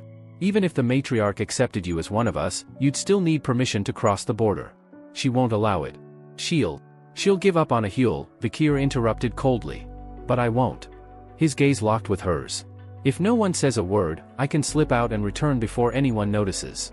The question is, he took a step closer, his tone quieter but sharper. Will you let me? Ayan froze. The rain outside seemed to grow louder, filling the silence between them. Her lips parted, but no words came out. Vikir waited for her answer, then turned away. Soon after, as the floodwaters rose, he darted through the submerged forest, leaping from plank to plank that floated on the currents. Each step splashed through the muddy water as the storm howled around him. Wait! He stopped, turning back. Ayan stood behind him, drenched but resolute. I told you to stay, he said. And I told you I'm coming, she countered. You'll slow me down. Then at least tell me where you're going. No. Her eyes flicked toward the small creature clinging to his shoulder, Pomerian. Then why bring her? She demanded softly. Vikir didn't answer. Ayan lowered her gaze. I've seen the things you can do, the sword from your arm, the way you knew about the Red Death. But I never asked. Her voice cracked slightly. Because I was afraid that if I did, you'd vanish. The rain fell heavier. She looked away, her voice trembling. Just answer one thing for me. She paused, her breath catching. You'll come back, right? For a long moment, he said nothing. Then, quietly, I will. When she lifted her eyes, he was gone, already swallowed by the storm. Ayan stood alone in the rain, her heart heavy. You better keep that promise, she whispered. Meanwhile, far away in the Deputy Council office of Underdog City, General Secretary Chihuahua sat hunched over a mountain of paperwork. His small frame looked almost buried under the endless stacks of reports. With a groan, he rubbed his temples. No matter how much I do, he muttered, these damn numbers never end. He wandered to the window, staring out at the dimly lit city streets below. It used to be easier when the deputy consul was around, he said softly. Even if the work was exhausting, it was fun. His voice faltered. Hard to believe he's really gone. His reflection on the window wavered, and then changed. A shadow hung upside down just beyond the glass, a familiar face grinning faintly through the rain. Did you call for me? The voice asked. Chihuahua nearly screamed, stumbling back from his chair. Vikir? The man dropped lightly onto the windowsill, dripping wet but wearing his usual calm expression. How have you been, General Secretary Chihuahua? Chihuahua's jaw hung open, words failing him as his mind spun. Had the man crawled out of hell itself? Vikir only smirked, pouring himself a cup of tea from the table as if nothing were amiss. Chihuahua gulped, beads of sweat forming on his forehead. Don't tell me, you met something in the forest. Some monster? Vikir took a slow sip, his eyes glinting. You could say that. Vikir confirmed Chihuahua's words with a calm nod, his expression unwavering. The Secretary General, still overwhelmed by disbelief, shifted the conversation with a stammer, his tone hesitant yet tinged with wonder. Vikir, you're really alive, aren't you? You're not some ghost come to haunt me. A low chuckle escaped Vikir's lips. Is that why you've been staring at me like you've seen an apparition? I'm very much alive, Chihuahua. And it seems you haven't changed at all, you're still the same overworked, sharp-tongued Secretary General I remember. Chihuahua blinked a few times before emotion overtook him. His stern face softened, and tears welled in his eyes. You've no idea how relieved I am to see you alive, he murmured, voice trembling. We all thought you were gone for good. Vikir offered a faint smile in return. Before he could respond, Chihuahua's eyes shifted toward the small figure beside Vikir, Pomerian, whose features bore an uncanny resemblance to the man himself. The secretary tilted his head, squinting as curiosity overtook his emotions. Wait a minute, he muttered. Who's this little one? Don't tell me she's your daughter? Did you, by the gods, marry a barbarian? Vikir sighed at the implication. It's not what you think, he replied firmly. She and I share blood, that's true, but she's no daughter of mine. Our resemblance comes from the same lineage, not parentage. Chihuahua dabbed his eyes with a handkerchief, half from lingering tears, half from embarrassment at his assumption. But his curiosity remained. Still, it's been years, Vikir. I can't imagine what you've gone through. Ignoring the remark, Vikir crouched down beside Pomerian and spoke gently. While I'm gone, you'll stay here with Secretary Chihuahua. He'll take care of you and make sure you learn what you need to. Then, turning to Chihuahua, his tone grew serious. I'm entrusting her to you. Teach her, feed her, and protect her. Give her the basics, a proper education, some discipline. She's not an ordinary child. Chihuahua's lips curved into a faint smile. It's been a long time since I last received an order from you. Consider it done. You have my word. But then his brow furrowed. What about you? Running off again, are you? Underdog City's matters won't wait, and you know how much chaos piles up here. I can't handle it all alone. Vikir crossed his arms and replied, if things get too heavy, reach out to Cindy Wendy. She can help. Chihuahua blinked. Cindy Wendy? You mean that criminal you released 2 years back? I wouldn't even know where to start looking for her. Vikir's eyes glinted with faint amusement. Do you remember the time you handed 10 billion to a little flower girl named Judy? Chihuahua frowned, trying to recall. Judy, yes, I remember. That poor girl, she was alone. I gave her the money on your instruction. Then it'll be easy, Vikir said. No one supports her now, so she'll be easy to find. Cindy Wendy is with her.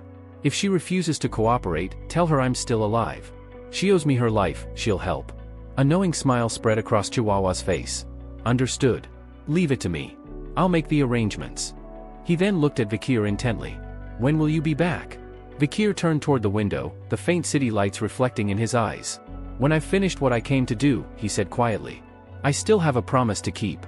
His thoughts drifted toward Ahyul, her pale face, the red marks spreading across her skin. Only one thing could save her now, a drop of holy water from the Quo Vadis clan. As he contemplated his next step, Pomerian stirred awake and began tugging playfully at Chihuahua's beard, earning a startled yelp from the older man. Vikir smirked faintly, his gaze hardening with purpose. His destination was set, the sacred lands of Quo Vadis awaited. Meanwhile, at the city gate, 2 guards stood watch beneath the gray morning light. Their spears were crossed, their eyes alert as the rumble of wheels echoed through the mist. A carriage emerged from the fog, drawn by weary horses and driven by a familiar face. Sir Joseph, one guard called, lowering his spear slightly. What brings you out so early? Joseph, the well-known oil merchant, offered a polite smile and waved a document in the air. Just the usual delivery, he said smoothly. Barrels of oil from my shop on the first floor. All properly listed under my import permit. Inspection, one of the guards said curtly. Orders from above. Joseph's brows furrowed. Come now, you've seen me pass through here dozens of times. Must we really go through this again? The guard shrugged. Rules are rules. Nothing personal.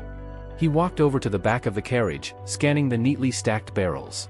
After a brief pause, he pointed. That one. Open it. Joseph's stomach dropped. His hands clenched around the reins, sweat forming on his temples. Not that one, he thought. The guard pried open the lid, his face illuminated by the faint shimmer of oil. He dipped a finger, sniffed it, and nodded. Just oil. All good. Joseph exhaled silently, relief washing over him. He forced a casual smile. Told you. Nothing to worry about. The guard waved him through. Move along, then. And as the carriage rolled past the gate, its wheels creaking softly, the faintest whisper of a breath could be heard from inside one of the sealed barrels, proof that the journey of the hunter was far from over. When he was certain no one was following, Joseph cast a quick glance behind him and spoke under his breath toward the barrels in the back. "It's clear now. You can come out."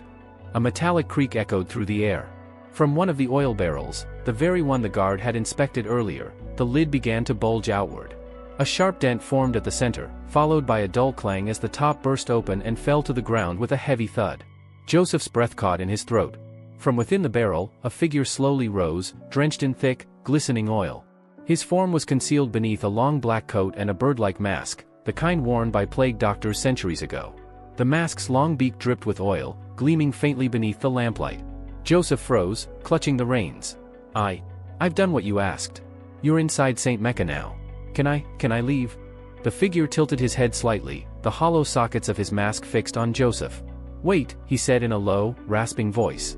Joseph stiffened instantly. The crow-masked man reached into his coat and produced a small leather pouch.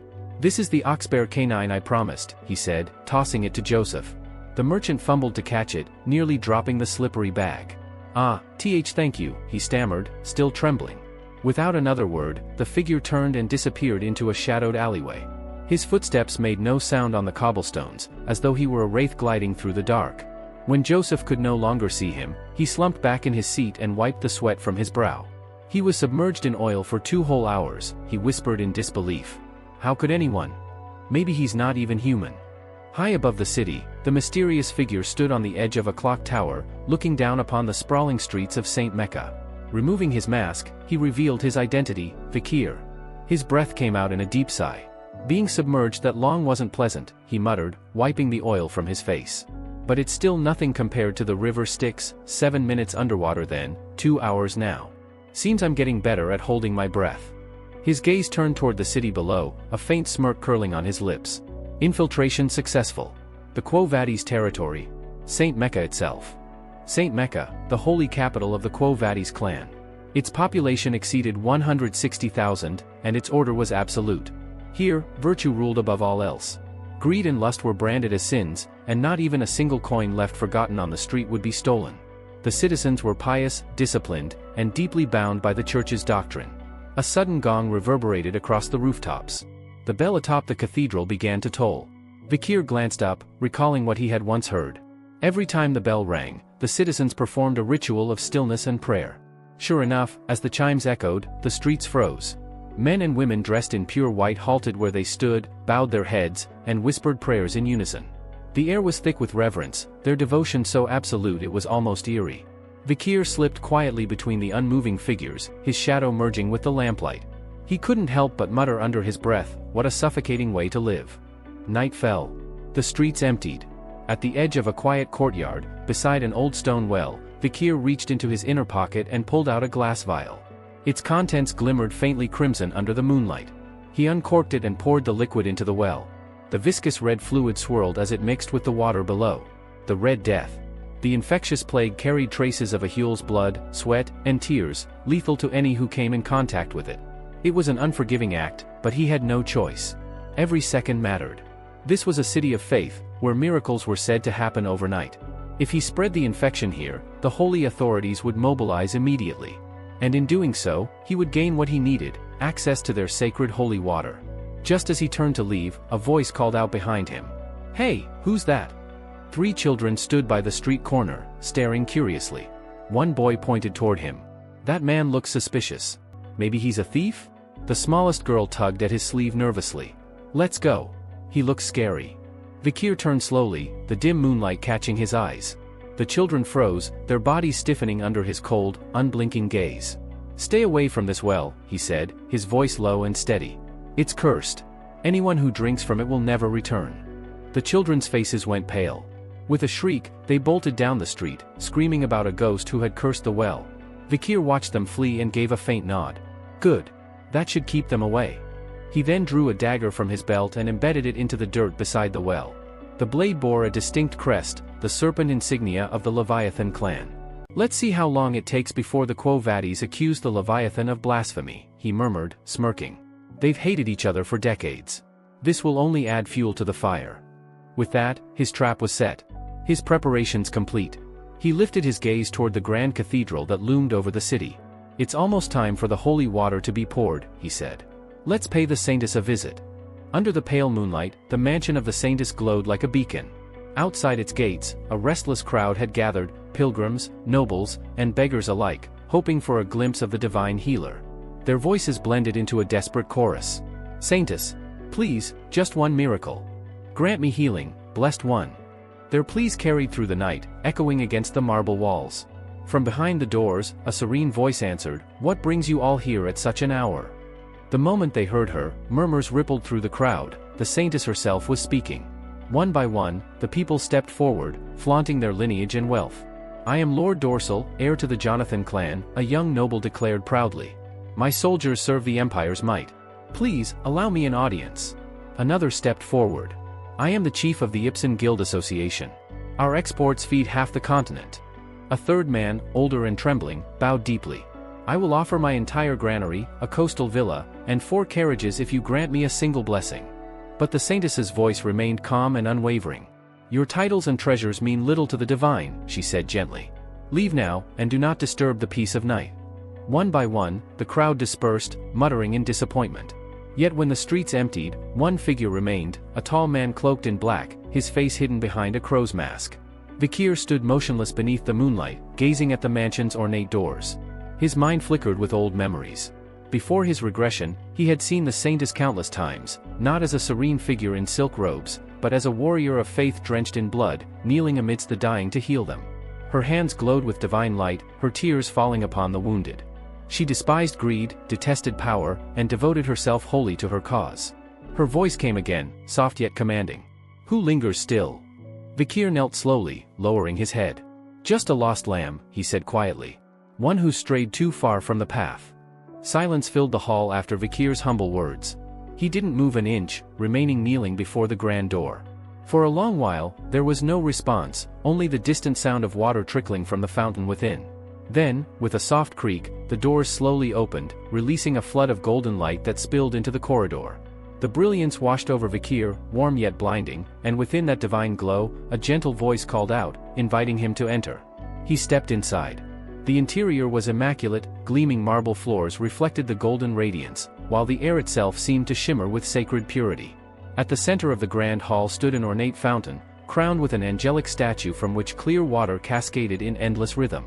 The saintess's voice echoed through the chamber, serene yet distant, as if carried by the ripples themselves. "You said you lost your way, child," her voice murmured. "How did it happen?" Vikir hesitated. He had expected to meet her face to face, but it became clear that the saintess preferred to speak through the fountain. Given his current appearance, a crow mask and a robe stained with oil, she had little reason to approach him directly. Placing a leather pouch carefully on the marble edge of the fountain, he spoke calmly, "I came to report something grave. There is an epidemic spreading in the lower districts. This pouch contains water drawn from a well there, tainted with a wicked energy. If you truly possess divinity, you'll sense the corruption yourself." The sound of flowing water continued. Then, a sharp gasp broke the stillness. "You lie." Her words reverberated through the chamber, and in an instant, armored footsteps thundered from the shadows above.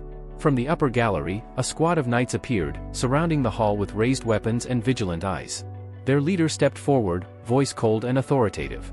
"Your words are too bold for a lost lamb. Who are you?" Vikir didn't answer immediately. His gaze rose to meet the man's, a face from his past life. Pyro Quo Vadis. Once a comrade, now a stranger in another time. Pyro had always been unwavering, a zealot of justice who'd go so far as to outmatch demons in cruelty if righteousness demanded it. It was from him that Vikir had once learned the brutal interrogation techniques used on captured masters. "I didn't expect to see you again," Vikir murmured softly. Pyro frowned, clearly puzzled. "You claim to report an epidemic, yet hide behind a mask? That's no way to approach the saintess. Remove it at once, or leave." "I've said what I came to say," Vikir replied, voice firm. "My duty is done." He turned to leave. Something whizzed past him, grazing his mask. A page, radiant with divine light, embedded itself into the wall beside him. Pyro stood holding an open book, holy energy flowing between its pages. "I can't let a suspicious man leave," he said icily. Vikir's eyes narrowed. A holy scripture used as a weapon. It was so like Pyro, innovative, ruthless, unyielding. Pyro descended from the gallery with a single leap, landing before him. "You carry tainted water," he accused. "That makes you the source of this plague." "If I were," Vikir countered sharply, "why would I come to warn you?" "Perhaps to lure out the saintess herself," Pyro replied, eyes narrowing. Every word struck true, and Vikir silently admitted it. Pyro was as sharp as ever. The knight suddenly flung several glowing pages toward him, each carrying divine energy. Vikir moved like a shadow, dodging, rolling, pivoting off pillars. The chamber rang with the hiss of tearing air and the crack of energy against stone. He thought briefly about using his aura, but stopped. It would reveal his identity as a Baskerville. When Pyro leapt forward again, Vikir used the wall as a springboard, hurtling downward with explosive speed. His foot collided with Pyro's raised guard, a blow so forceful it cracked the marble floor beneath them. Pyro's eyes widened. Such strength, from a man his size? Vikir spun with the recoil, kicking off Pyro's chest to create distance.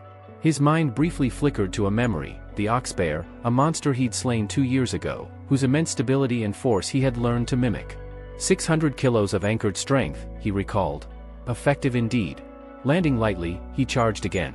His fists became a blur, each strike landing with punishing precision. Pyro blocked with his book, but the relentless assault pressed him back until Vikir unleashed his next move, Cerberus Flame. A surge of crimson fire erupted from his hand, engulfing Pyro's holy tome. "Arg!" Pyro cried, hurling the burning book away and plunging his hands into the fountain to douse the flames. "Still want to continue?" Vikir asked coolly. Pyro glared at him, trembling, then suddenly lunged. "You heretic," he roared. "You dare wield sorcery before the saintess?" Vikir's eyes darkened. "Then let's end this." He kicked the flaming book lying near his feet, sending it spinning through the air. Pyro's view vanished in a flash of fire and ash, and in that heartbeat, Vikir closed the distance and drove his fist straight into Pyro's chest. The impact thundered through the hall. Armor shattered, the knight's body hurled backward through the fountain, crashing into the marble wall with a sickening crack. Blood splattered the floor. Gasps erupted from above. "Sir Pyro has fallen?" "Impossible." Knights rushed to their commander's side, weapons drawn, but before they could move, a commanding voice cut through the chaos. "Enough." The saintess's voice, calm yet absolute. She stepped forward, the golden light preceding her. Her gaze settled on Vikir, still masked and steady. "So, you are the lost lamb?" she asked softly. Vikir inclined his head. "Yes, Saintess Dolores." Her eyes lingered on him before she smiled faintly. "You seem less like a lamb, more like a wounded puppy." A knight behind her barked, "He's no puppy, my lady, he's a blood-crazed wolf." She ignored the remark. "Bring tea," she said. The knight blinked. "Tea, my lady?" "Yes. For both of us." Without waiting, she turned and walked toward a side chamber, her eyes never leaving Vikir. "Come. I wish to speak with you." Moments later, they sat facing one another across a small tea table. Pyro, still bandaged, stood silently behind her. Vikir studied her face under the lamplight. 16, perhaps 17, young, yet her eyes carried a maturity that no girl her age should bear. Saintess Dolores Lonquo Vadis. He remembered her vividly, how during the war, she stood at the front lines, drenched in blood, healing soldiers until her hands trembled. A living saint amidst ruin. Breaking the silence, Dolores sighed. "You know, I've been quite stressed lately." Vikir raised an eyebrow, unsure how to respond. "I'm enrolled at the Imperial Academy of Kolos," she continued, almost wistfully. "It's the holidays, so I'm home managing the family's affairs. Nobles, merchants, they never stop coming. They all want blessings, healing, favor. But most of their troubles are trivial, broken hearts, indulgence, disease from debauchery. Not a single real illness among them." She swirled her tea with quiet frustration. "Sometimes I wonder if they've forgotten the true meaning of justice, righteousness, benevolence, and equality." Vikir replied, "Theology is, in essence, the study of humanity.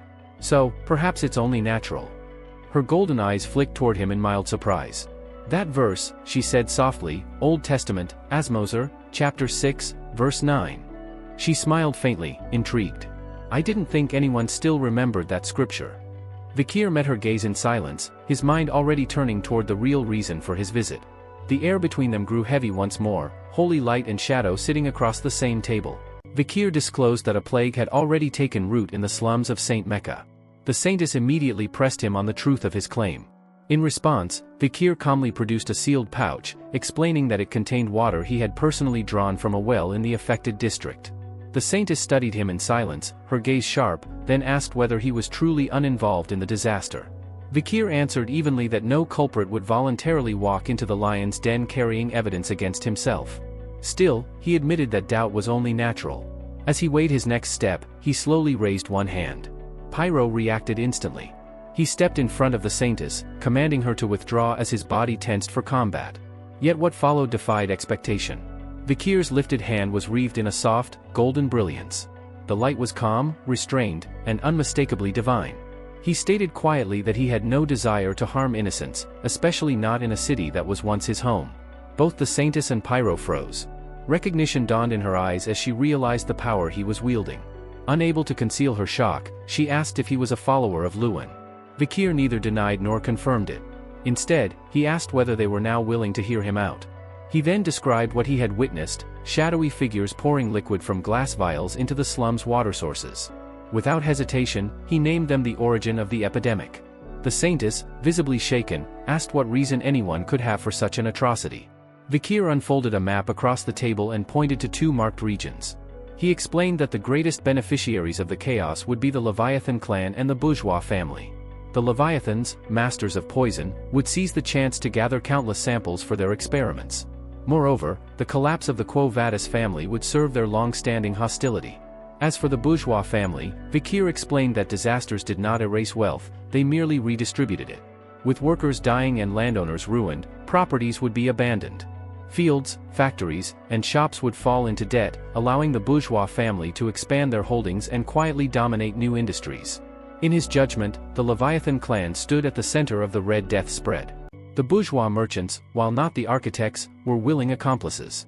Meanwhile, the natives of the deep forest were being pushed forward as convenient scapegoats, ensuring both factions could profit while avoiding blame. When he finished, silence filled the room. Pyro and the saintess stood stunned by the precision of his reasoning. Her thoughts raced as she considered how frighteningly plausible his conclusions were. At last, unable to suppress her curiosity, she asked who he truly was. Vikir replied with deliberate ambiguity, saying they could call him Night Bloodhound. The saintess frowned slightly at the ominous name, while Pyro remarked that it suited both his appearance and his irreverence. Still, she acknowledged that his words could not be dismissed. She ordered Pyro to prepare to visit the slums and report everything to her father. Pyro agreed without hesitation. Watching her decisiveness, Vikir reflected that meeting her had been fortunate. Events would now move quickly. Yet as the saintess observed him in silence, she found herself troubled. The man who had defeated the invincible Pyro and the holy knights appeared frail, almost pitiful. But beneath that exterior, she sensed something vast and feral. His soul carried the stench of blood, oil, and steel, steeped in violence and restrained fury, tinged with hatred. And deeper still, she felt an immense, crushing sorrow. She could not grasp what he truly was. Within a church in the slums, the sisters rushed to greet Saint Dolores, relief flooding their faces. One of them, trembling with tears, begged her to save the people from the nightmare that had descended upon their home. The saintess halted as she took in the scene before her. Rows of infected patients lay groaning, their bodies marked by the unmistakable signs of the plague. Night Bloodhound had spoken the truth.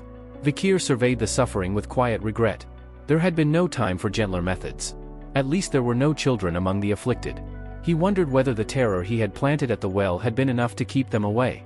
Seeing that the disease was still in its early stages, he knew the rest now lay in her hands.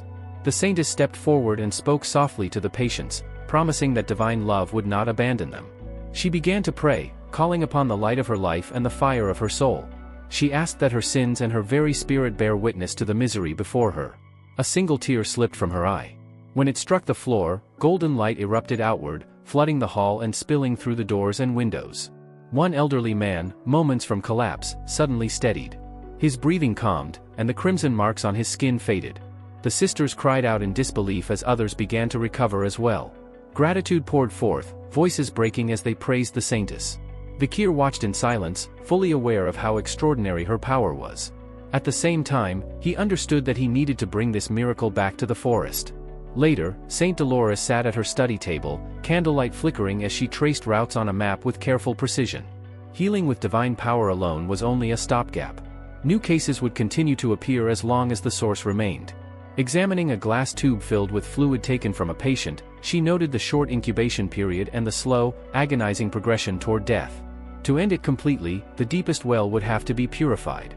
She considered whether she could condense her power into a single, perfect drop. A sudden realization made her exhale sharply. This was not the time to hesitate. She rose, determined to treat one more patient, but a stabbing headache struck her mid-step. Gripping the table, she steadied herself, wondering if overuse of divine power had drained her too far. Still, she straightened and resolved to continue. As she exited her chamber, 3 men hurried forward, their faces alight with forced enthusiasm. They greeted her loudly, offering their company and assistance. They claimed concern for her safety, insisting that a lady of her stature should not walk alone through such filthy places. They boasted of wagons filled with donations and joked that the slum dwellers had struck fortune. Beneath their smiles, mockery lingered. The saintess passed them without slowing. Though they pledged to follow her as a matter of gentlemanly duty, she merely smiled and entrusted them with the task. Their excitement quickly turned to disgust once they reached the relief camp. The stench made them gag. They complained about their shoes, demanded priority treatment, and urged a swift departure. The saintess remained serene. To her, approaching suffering with hidden motives was sacrilege. Compassion alone mattered. True grace lay in selfless sacrifice, kindness, and tenderness. Her attention shifted to a nearby tent steeped in oppressive darkness. She sensed that the most critical patients were inside. Steeling herself, she parted the curtain and announced her presence. What she saw made her halt. A commanding voice called for more saline. A priest stood frozen behind a doctor, watching in disbelief. The treatment unfolding before him defied doctrine. The doctor incised infected flesh with precision, then pressed 2 fingers to the wound. Divine power flowed directly into the body, sealing the injury and erasing the infection. The priest realized that this was not mere blessing of the surface, but a focused channeling of power into the source itself. As understanding dawned, the saintess recognized the doctor at once. It was Knight Bloodhound, none other than Vikir, working without pause. After sealing the wound, he administered medicine to stabilize recovery.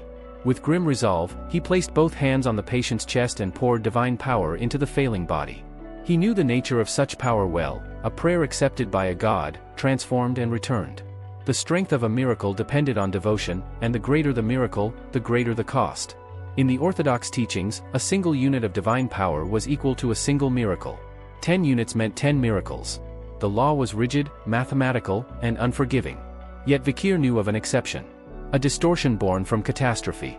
A method that allowed 1 divine power to produce 10 miracles, and 10 divine powers to give rise to 100.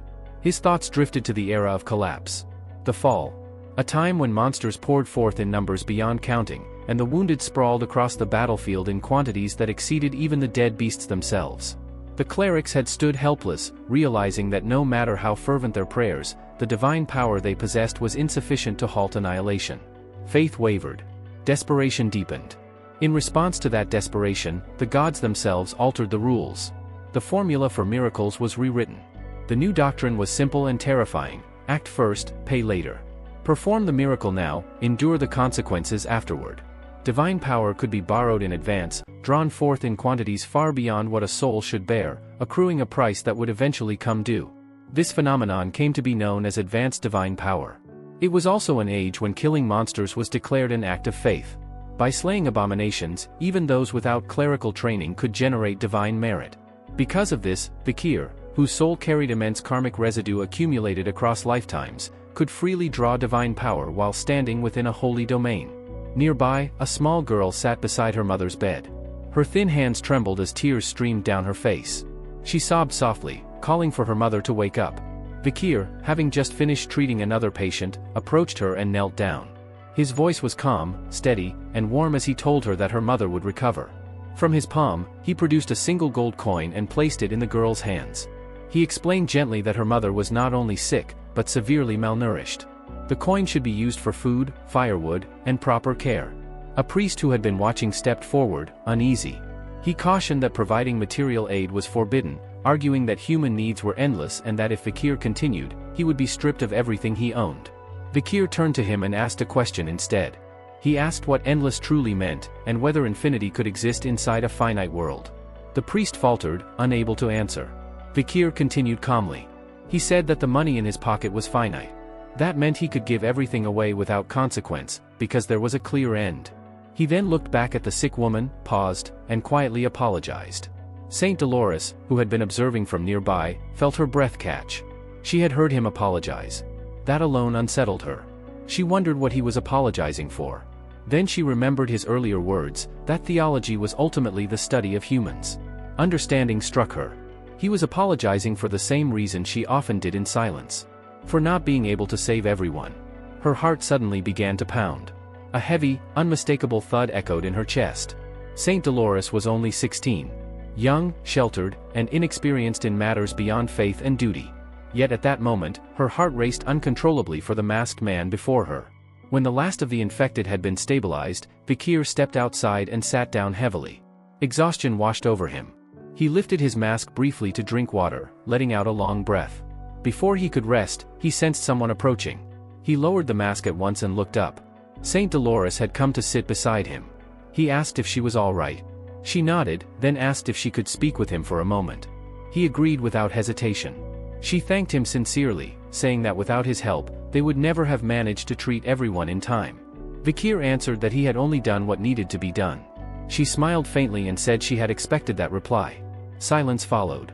After a moment, she clutched the fabric of her robes and spoke again, her voice trembling. She said that someone as strong as him should have been born with divine power. Then she confessed that although she herself had been blessed with it from birth, she felt weak in every other way, body, mind, and faith alike. She asked why God would choose someone like her to bear the title of saintess when so many others possessed stronger faith without divine gifts. She asked why that burden had fallen on her. Vikir's answer left her stunned. He told her that the very fact she felt guilt and anguish was precisely why she had been chosen. He smiled softly and said that what the world needed was a light capable of reaching even the darkest, most violent places. Tears welled in her eyes. She asked if she could truly become such a light. Vikir answered without hesitation. He told her that she would. By gathering the clergy of the Quo Vadis family into a single unified prayer, the process of creating holy water succeeded completely. The result was a condensed divine essence capable of purifying every infected individual in the slums with a single drop. 3 drops were formed. They were sealed carefully and named Pli de la Verge, also known as Saint Testier. Within a grand hall, Saint Dolores stood before a podium. Upon it rested a box containing 3 small glass vessels. As she began her prayer, radiant divine light spiraled through the chamber. Her voice echoed solemnly as she spoke of the woman granted the singular privilege of nurturing God's only son. She spoke of sleepless nights filled with despair, of a heart unable to endure the weight of sorrow, and proclaimed this day as the most painful and mournful of all. As the saintess finished her prayer, the last syllable faded into the vast hall, and a pillar of divine radiance descended upon the podium. Holy light spilled outward, wrapping the altar in a soft, otherworldly glow that lingered long after her voice fell silent. Not long after, a group of holy knights emerged, moving with disciplined precision. In their hands was a sealed box containing the 3 saintess tears. One of the knights respectfully closed the lid, thanked the saintess for her efforts, and informed her that the relics would be placed under strict protection in the basement vault. Saintess Dolores acknowledged their words and entrusted the task to them without hesitation. As the knights withdrew, her expression turned thoughtful, her mind already drifting toward what needed to be done next. Elsewhere in the cathedral, a priest stood before a towering statue of the goddess, his hands folded in prayer, his presence solemn and unshakable. From behind him, the saintess approached with measured steps. Addressing him with reverence, she called him her father and stated that she had important information regarding the Red Death. The priest turned, his stern features softening instantly. He called her his fairy, his daughter, and beckoned her closer. Saintess obeyed, lowering her head slightly as she approached. The man before her was none other than Humbert Lewin Quo Vadis, Cardinal of the Lawn Church. He placed a hand gently on her shoulder and smiled warmly, praising her for the substantial offering she had made this time. Saintess accepted the praise with humility, acknowledging that such devotion was only natural for his daughter. In turn, she expressed her gratitude for his continued generosity. With a nod, the cardinal urged her to proceed with her report. Saintess explained that their order planned to deploy the newly developed Saint Tyr purification method to cleanse the underground waterway flowing beneath Saint Mecca. Hearing this, the cardinal asked whether the source of the contamination had been identified. She confirmed that it had. The infection, she explained, originated from an unregistered well hidden deep within the slums. According to testimonies from local children, a spirit had cursed the well. Their investigation revealed that the water source was heavily corrupted. Moreover, they had discovered a glass bottle, apparently used by the culprit to store and distribute the infection. As she spoke, Saintess carefully laid several suspicious items on a cloth before him. The cardinal's eyes fell upon a dagger and an emblem resting beside it. His expression hardened as he questioned where they had been found. Saintess replied that both objects were recovered near the well. At that moment, the warmth in the cardinal's gaze vanished, replaced by an icy glare. He recognized the symbols engraved upon them at once. The emblems of Leviathan and Bourgeois. Proof that the two factions had conspired together to engineer an artificial virus. A powerful aura erupted from the cardinal's body, filling the chamber with crushing pressure. His voice thundered with holy wrath as he condemned those who dared defile divine order. He declared that such poison-addicted degenerates and greedy misers would face a holy war for their blasphemy. Throughout his outburst, Saintess remained composed, her posture steady. However, the moment he mentioned the Night Hound and labeled him suspicious, her calm shattered. She raised her voice, cutting through the air, insisting that the Night Hound was innocent. The sudden interruption stunned the cardinal, who turned to her with a piercing, questioning stare. Saintess spoke fervently, defending him with unwavering conviction. She argued that the Night Hound had devoted himself entirely to treating the infected, and that his actions alone had prevented any deaths. She declared that a man capable of such deeds could not possibly be evil. The cardinal listened in silence before responding that he already knew what was truly happening. Confusion flickered across Saintess's face at his words. Raising his hand toward the heavens, the cardinal stated coldly that it was the Night Hound's fault that his daughter, who had never once defied him, would speak so boldly against his judgment. His decision was swift and absolute. He would summon the Night Hound and interrogate him personally, extracting every truth with his own hands. A crushing pressure suddenly flooded the chamber, so intense that Saintess cried out as it bore down on her chest. The air itself seemed to kneel. From Cardinal Humbert's raised hand, a pillar of radiant light erupted and pierced the heavens, carving a blazing path through the clouds. Moments later, that same divine brilliance spread outward, washing over the entire city like a sacred tide, every street and spire drenched in holy radiance. With absolute certainty in his voice, the cardinal declared that her resistance was meaningless. His decision had already been carried out. The paladins were in motion, dispatched to hunt down the Night Hound. There would be no reversal. At a modest inn where Vikir had been staying for several days, a squad of holy knights assembled in silence outside his room. Using practiced hand signals, they coordinated their entry with cold precision. At the signal, one knight stepped forward and kicked the door open, his voice sharp as he accused the Night Hound of being a prime suspect in the outbreak of the Red Death. The accusation echoed uselessly. The room was empty. No trace of their quarry remained. The knights stood frozen, disbelief spreading across their faces as they realized they were already too late. Back at the cathedral, a priest hurried toward Saintess and the cardinal, his steps frantic, breath unsteady. He spoke of calamity. The cardinal, unmoved, demanded an explanation. After a brief hesitation, the priest revealed the truth. One of the Saintess' tears had vanished from the basement safe. A thin sheen of sweat slid down Saint's face. A dreadful realization surfaced in her mind. Was this why the Night Hound had come here in the first place? Unseen by any of them, Vikir stood atop one of the city's watchtowers, the wind tugging at his cloak. In his hand rested a Saintess tear, its surface shimmering faintly. He smiled, calm and satisfied. After sealing it carefully inside a pouch, he murmured a quiet word of gratitude for the unexpected gift. Then, as though he had never been there at all, his figure dissolved into the surrounding shadows. Elsewhere, An found herself standing at the edge of a cliff, a bow clenched tightly in her hands. Before her loomed a Cerberus, its massive body bristling with arrows, 3 heads snarling in unison. Behind the beast, a barbarian shouted, trying desperately to draw its attention. The effort failed. The Cerberus advanced toward An alone. Instinctively, she stepped back. The ground crumbled beneath her heel. She fell. Branches tore at her body as she plunged through the trees, each impact stealing the breath from her lungs. At last, the descent ended in a violent collision with the ground below. When she stirred, voices drifted into her ears, blurred and indistinct. Her eyelids felt impossibly heavy, but she forced them open. 2 men stood over her. One examined her injuries with indifference. The other smiled greedily. They were merchants, their supply caravan halted by the unexpected discovery of a wounded girl sprawled in their path. Time passed. An now stood trembling, a sword clenched in her hands. A wooden wall pressed against her back, hemming her in with no route of escape. Before her, a massed crowd roared with excitement, their voices merging into a feverish chant. Her opponent stepped forward, a heavily built man covered in scars. He flexed his fingers and grinned, the sound of his joints cracking echoing ominously. The fight began. He charged with a thunderous shout, confidence radiating from every step. Fear surged through An, yet her body moved on instinct. She leapt aside, narrowly avoiding his blow, and slashed back, her blade carving a shallow wound into his shoulder. Relief flickered for an instant. It vanished just as quickly.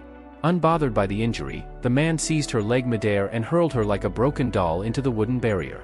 The impact was brutal. Blood sprayed from An's mouth as agony exploded through her body. Tears streamed down her face.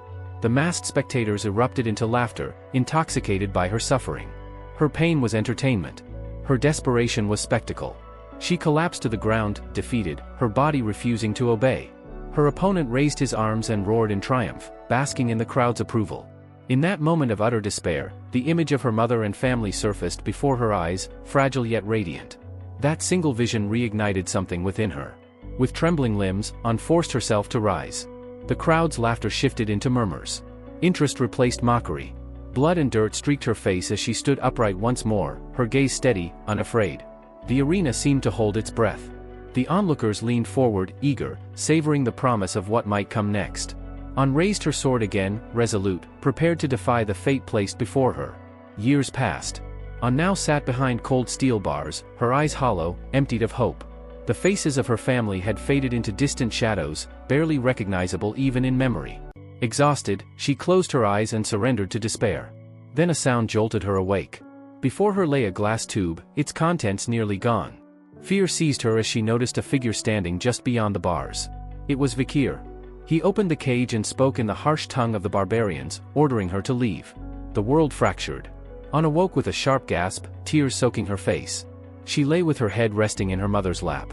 The matriarch stroked her hair gently and asked if she had suffered another nightmare. She said An kept calling for Vikir even in her sleep. But the dream was only part of her torment. With labored breaths, An confessed that the pain had grown worse.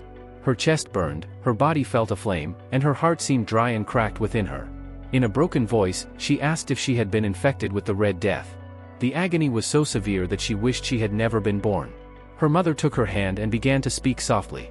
Long ago, she said, she and An's father planted a single seed. He placed it in the soil, and she watered it every day. In time, the seed sprouted and bloomed into a beautiful flower. They harvested it, extracted its sap, and smoked it together, laughing in shared euphoria.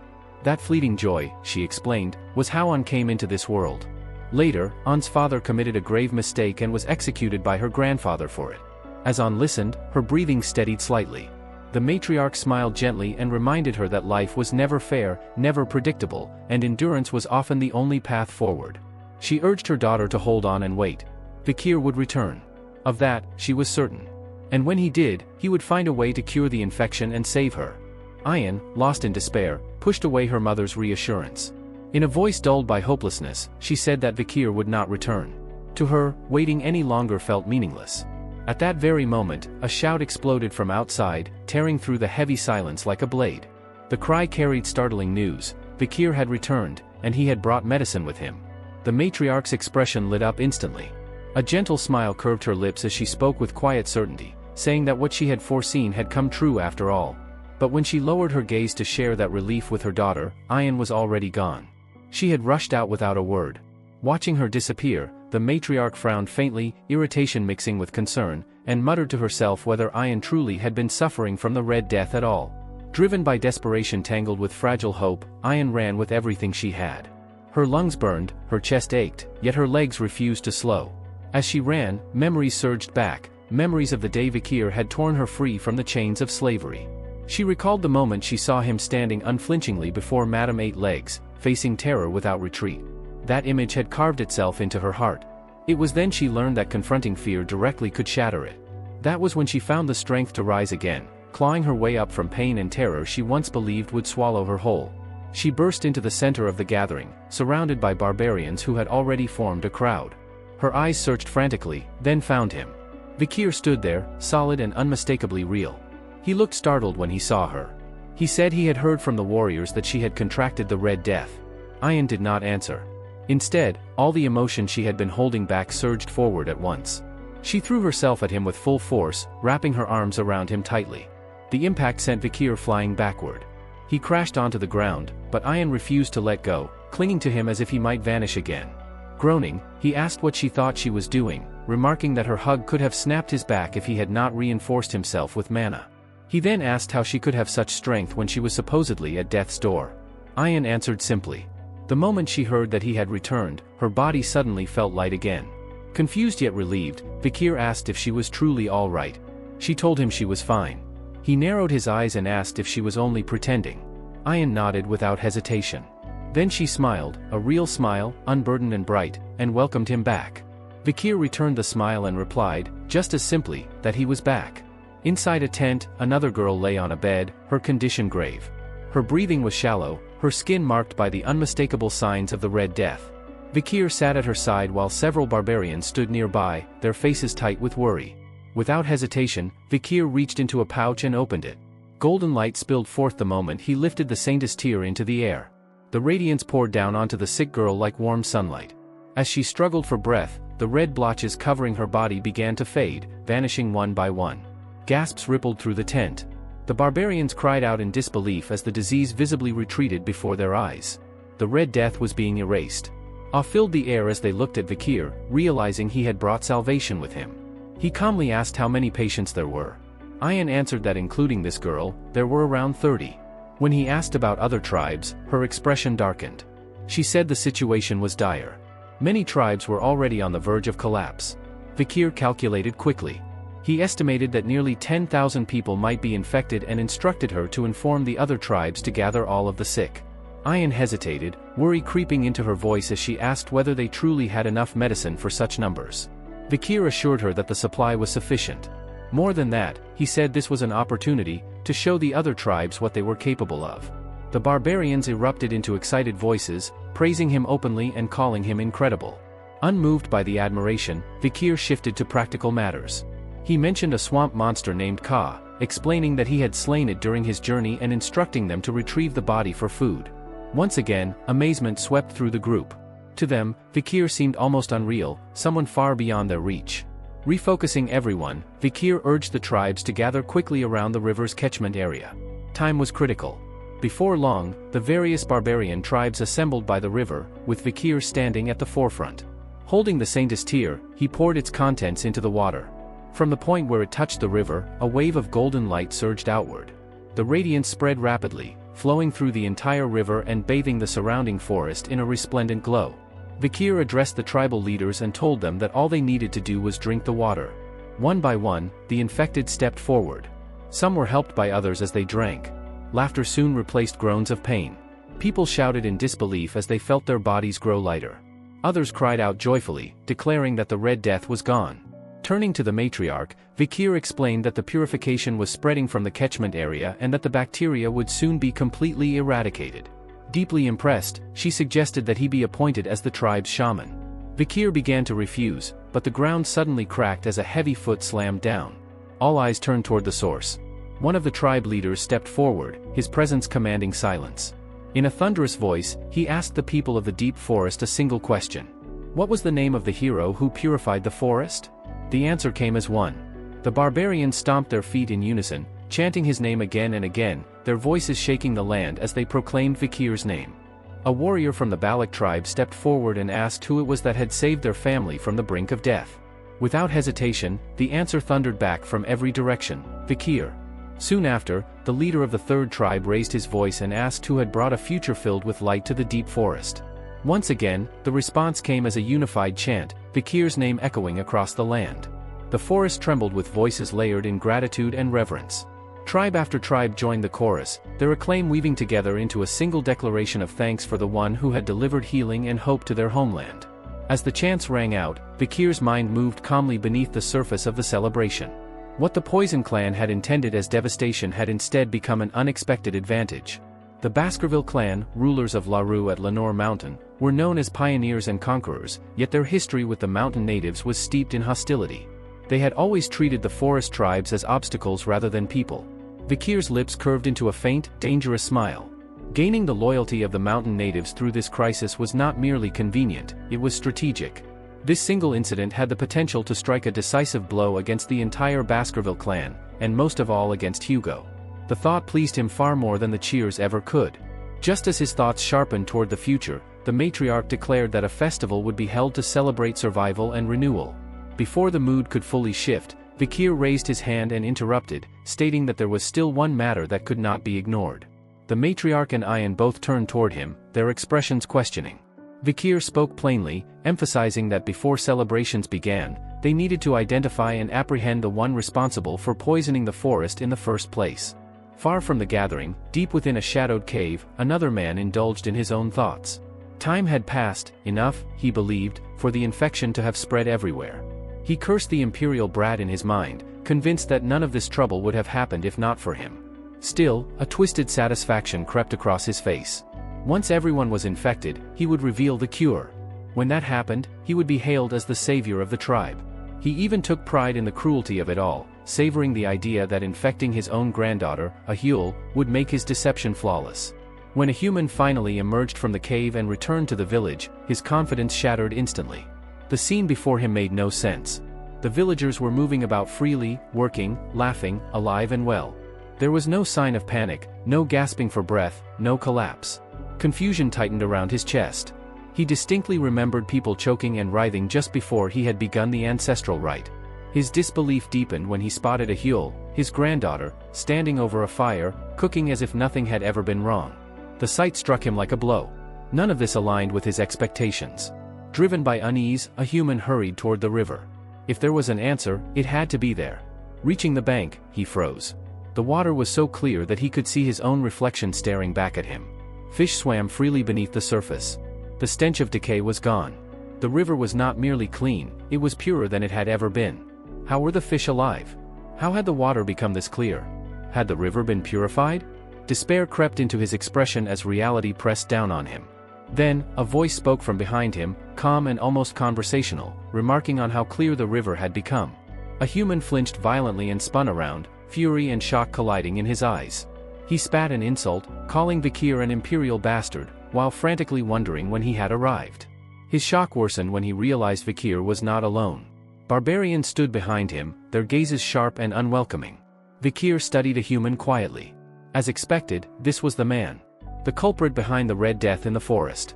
In that moment, memories from before his regression surfaced, whispers of an old man in the forest, a tale of madness and ambition. A man who had poisoned his own people in an attempt to become a hero, only to fail in curing them and ultimately bring ruin upon his entire tribe. A human's thoughts spiraled. He refused to believe that Vikir could know the truth. Forcing a crooked smile, he turned to the crowd and spoke with sarcasm, asking whether everyone had gathered simply to welcome the old shaman. The matriarch stepped forward, her voice steady as she asked whether the ceremony had been completed. Feigning confidence, a human declared that the infection would soon fade away. In response, the matriarch spoke of a war within the empire, one ignited by the Red Death. Investigations had revealed that the disease was not natural but artificially created and deliberately spread. What troubled her most was that there was no connection between the imperial factions and the deep forest. By all logic, the infection should never have reached them. A human hesitated, then claimed ignorance. He insisted that he had only come after performing a ritual meant to save the tribe. The matriarch's eyes narrowed. She asked why, then, he had come to the catchment area instead of returning to the village. Her gaze briefly shifted to Vikir, silently affirming that a human's presence there validated what Vikir had already told her. A human, however, looked lost, unable to grasp what the two of them were implying. Turning back to him, the matriarch said that now they would see whether what Vikir had said next would also prove true. Sweat began pouring down a human's face. His voice trembled as he asked what they were talking about. The matriarch calmly recalled Vikir's claim, that a human intended to turn this disaster into an opportunity, to crown himself the tribe's hero, and that he would surely be carrying the cure for the Red Death with him. A suffocating pressure radiated from the matriarch as her aura shifted. Her voice dropped, cold and commanding, as she demanded to see what was inside his pouch. At that moment, Vikir's thoughts drifted back to a conversation he had once had with Ayan. She had spoken of a human's past, peeling back layers long buried. A human was not originally Balak. His origins were unknown. Long ago, he had arrived as a slave under the rule of the former shaman. Everything changed when he murdered that shaman during a planned coup and stole his sorcerer's power. Because he helped suppress the rebellion that followed, he was elevated from slavery and named the new shaman. To earn acceptance, he endured years of humiliation, cleaning filth, performing every menial task, even serving as bait during hunts. Only when his hair turned gray did the tribe finally grant him respect. Watching a human now, Vikir wondered if the old shaman craved the authority and recognition he had been denied in his youth. It was clear to him that a human had overstepped the matriarch's authority, attempting to seize control of the forest itself. The matriarch's anger was unmistakable as she repeated her demand to see the pouch. A human, visibly shaking, claimed it only contained flour he had saved to eat after the ceremony. As he reached for it, his hands trembled. The pouch slipped from his grasp and fell straight into the river. The contents dissolved instantly into the water. A human cried out in panic, blaming his trembling hands for the accident. At the same time, the matriarch's gaze hardened. She acknowledged Vikir's suspicions aloud, stating that she could not believe the pouch had been thrown into the river by coincidence. Silence settled heavily over the riverbank as the truth closed in around a human. Vikir calmly remarked that with the pouch lost to the river, the contents could no longer be examined using the same approach as before. At once, a human erupted in outrage. He vehemently denied possessing any antidote and argued that accusing him was equivalent to branding him as the one who had poisoned the entire forest.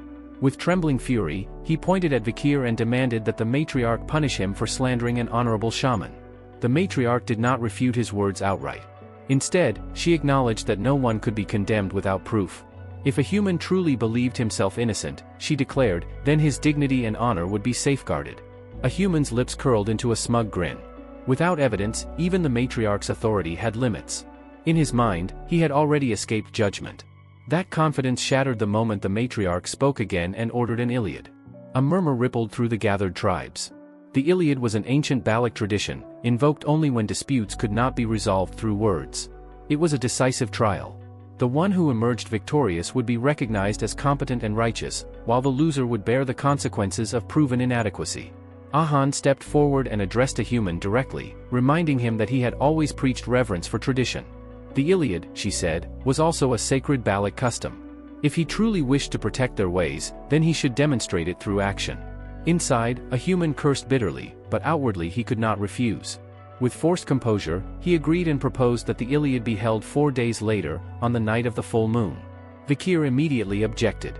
He stated that tradition dictated otherwise. The one who received the challenge, not the challenger, had the right to decide the time.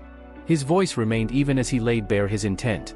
Evidence and verification, he said, were never the point. Forcing a human into a position where requesting an Iliad became his only escape had been the goal from the very beginning. A faint smile touched Vikir's lips as he concluded by suggesting that the Iliad begin immediately. Near the mountain summit, the Balic tribe gathered in solemn anticipation. The matriarch stood at the center of the warrior circle and declared the start of the Iliad. Her voice carried a stern warning: anyone who attempted to flee would be executed without mercy. Behind her loomed the warrior's mountain, where the ancestors rested. With their forebears watching, no disgraceful act would be forgiven. She called upon the judgment of the ancestors and commanded the Balic warriors to prove their righteousness. Ayan, smiling brightly, shouted encouragement toward Vikir, urging him to end the fight with a single strike. Others quickly joined her, chanting his name until it echoed through the mountains. A human clenched his teeth. Frustration burned through him as he bit into his finger, letting drops of blood spill onto the ground. He was convinced that once he won, the chanting would stop. An Iliad was not limited to blades alone. From the blood-soaked earth, 3 skeletons clawed their way to the surface. A human commanded them to guard his blind spots and alert him to any movement from Vikir. Gripping his bow, he smirked with confidence. There was no way someone who had only spent 2 years in the forest could defeat him. He had survived here for 7 years. He knew the terrain intimately. All he had to do was wait. The moment Vikir appeared, an arrow would pierce him. What a human did not realize was that Vikir had already arrived. Upside down, hanging silently from a branch behind him, Vikir observed his opponent. His thoughts briefly turned to the silent heal skill he had acquired after killing the swamp's master. It was a Mashu ability that allowed him to move and strike without producing sound, erasing even the faintest noise. For assassination, it was exceptionally effective. Watching a human manipulate necromancy, Vikir considered the possibility that he originated from Lokoko, a tribe of shamans. The thought held no real importance. It changed nothing. In the next instant, Vikir dropped from the tree. He landed among the skeletons, his movements impossibly fast. Red arcs flashed through the air as his hand struck again and again. The skeletons collapsed into fragments before they could react. A human, still wearing his confident grin, believed Vikir was frozen in fear. Then reality struck. Vikir appeared behind him without a sound and drove Beelzebub straight into his chest. A human's eyes widened as blood filled his mouth. Coughing violently, he staggered, unable to understand what had happened. He had heard no footsteps, no rustling leaves, nothing at all. With a single decisive shove, Vikir sent him crashing to the ground. The man lay sprawled in the dirt, eyes unfocused and hollow. Vikir withdrew Beelzebub and stood tall, the victor beyond any doubt. Ayn rushed toward him at once, unable to hide her relief and excitement. Around them, the barbarians stared in stunned silence. The confrontation had ended far too quickly for anyone to intervene. Murmurs spread through the crowd, some claiming that the ancestors themselves had judged a human's words as unworthy of consideration. The Iliad had ended abruptly and absolutely, leaving the mountain summit drowned in silence, broken only by the faint whisper of leaves stirred by the wind. On the ground, the defeated human writhed in agony. Fire coursed through his body from the wound in his chest, and terror clawed at him as death crept closer. Memories flooded his mind, years of humiliation, compromise, and shame, all endured simply to survive among the Balak. A crushing sense of injustice consumed him as his gaze locked onto Vikir. Resentment festered, directed not only at Vikir but at the Balak tribe, Lakoko, and every single person who had ever scorned him. In his twisted perspective, they were all to blame for stealing the life he believed should have been his. Watching the man's prolonged suffering, Vikir turned to Ahan and suggested that ending it quickly might be an act of mercy. Ahan refused without hesitation. He reminded Vikir that Ahol had nearly died because of the Red Death. Even if a human was his grandfather, forgiveness was impossible. A coward, he declared, deserved pain, not pity. Unnoticed by everyone, the dying human began tracing symbols into the ground using his own blood. His trembling hand moved with desperate precision. The moment the final line was completed, a deep purple aura surged from the ancestor's grave. The coffin lid creaked open, and in an instant, the sky and earth were swallowed by a dark, ominous violet energy. The sudden shift sent a chill through everyone present. Alarm spread through the crowd as they stared at the grave in disbelief. Ahan's face drained of color as he realized what his grandfather had done. Vikir, sensing Ahan's shock, turned back toward a human. He froze. Despite the wound that should have collapsed his lungs, a human was still moving. Furious shouts erupted from the barbarians, accusing him of defiling the grave and inviting the wrath of the ancestors. A human slowly rose, his eyes glowing purple, an eerie aura coiling around him. He laughed hoarsely and asked whether it was truly the ancestors he should fear. Something was terribly wrong. Vikir sprinted toward him, shouting that they had to kill him immediately. Just as he reached striking distance, a violent explosion tore through the air, hurling Vikir backward. As he struggled to his feet, dread filled his chest. Had he been too late? Ayan arrived behind him and stared in shock at the source of the blast, an arrow saturated with dense, blackened energy. A human lifted his gaze toward the peak of the mountain and proclaimed that since the decision had been entrusted to the ancestors, the time had come for their judgment to descend. At the summit stood an undead woman, a bow clenched in her skeletal grip. Information surfaced at once: she was a Death Knight, her risk rating stretching into the highest tiers. A Death Knight was a being that had reached the pinnacle of life before falling into corruption, transforming into an undead existence. Such entities used both soul and flesh to draw in dark mana until it flooded their veins and muscles. Ain's eyes widened as she stared at the figure above. She whispered in disbelief, questioning whether that creature was truly their ancestor. Meanwhile, Vikir observed a human closely, his thoughts racing. Resurrection sorcery involving a Balak ancestor was far beyond what a mere shaman should be capable of. The possibility gnawed at him. Had a human already crossed the line and turned himself into something else entirely? As if answering his thoughts, a human summoned skeletons and mocked them, asking whether they truly believed he had lived among the Balak all this time without preparing any countermeasures. He sneered and told them not to be so shocked. Warrior's Mountain, he revealed, held more than a single grave. One by one, coffins burst open. More Death Knights emerged, their presence suffocating the battlefield. A human fled at once, escaping in a carriage drawn by skeletons. His laughter echoed behind him as he shouted for them to struggle and survive against their own ancestors if they could. Ahan arrived just behind him, fury burning in his eyes. He demanded to know how far his grandfather was willing to sink.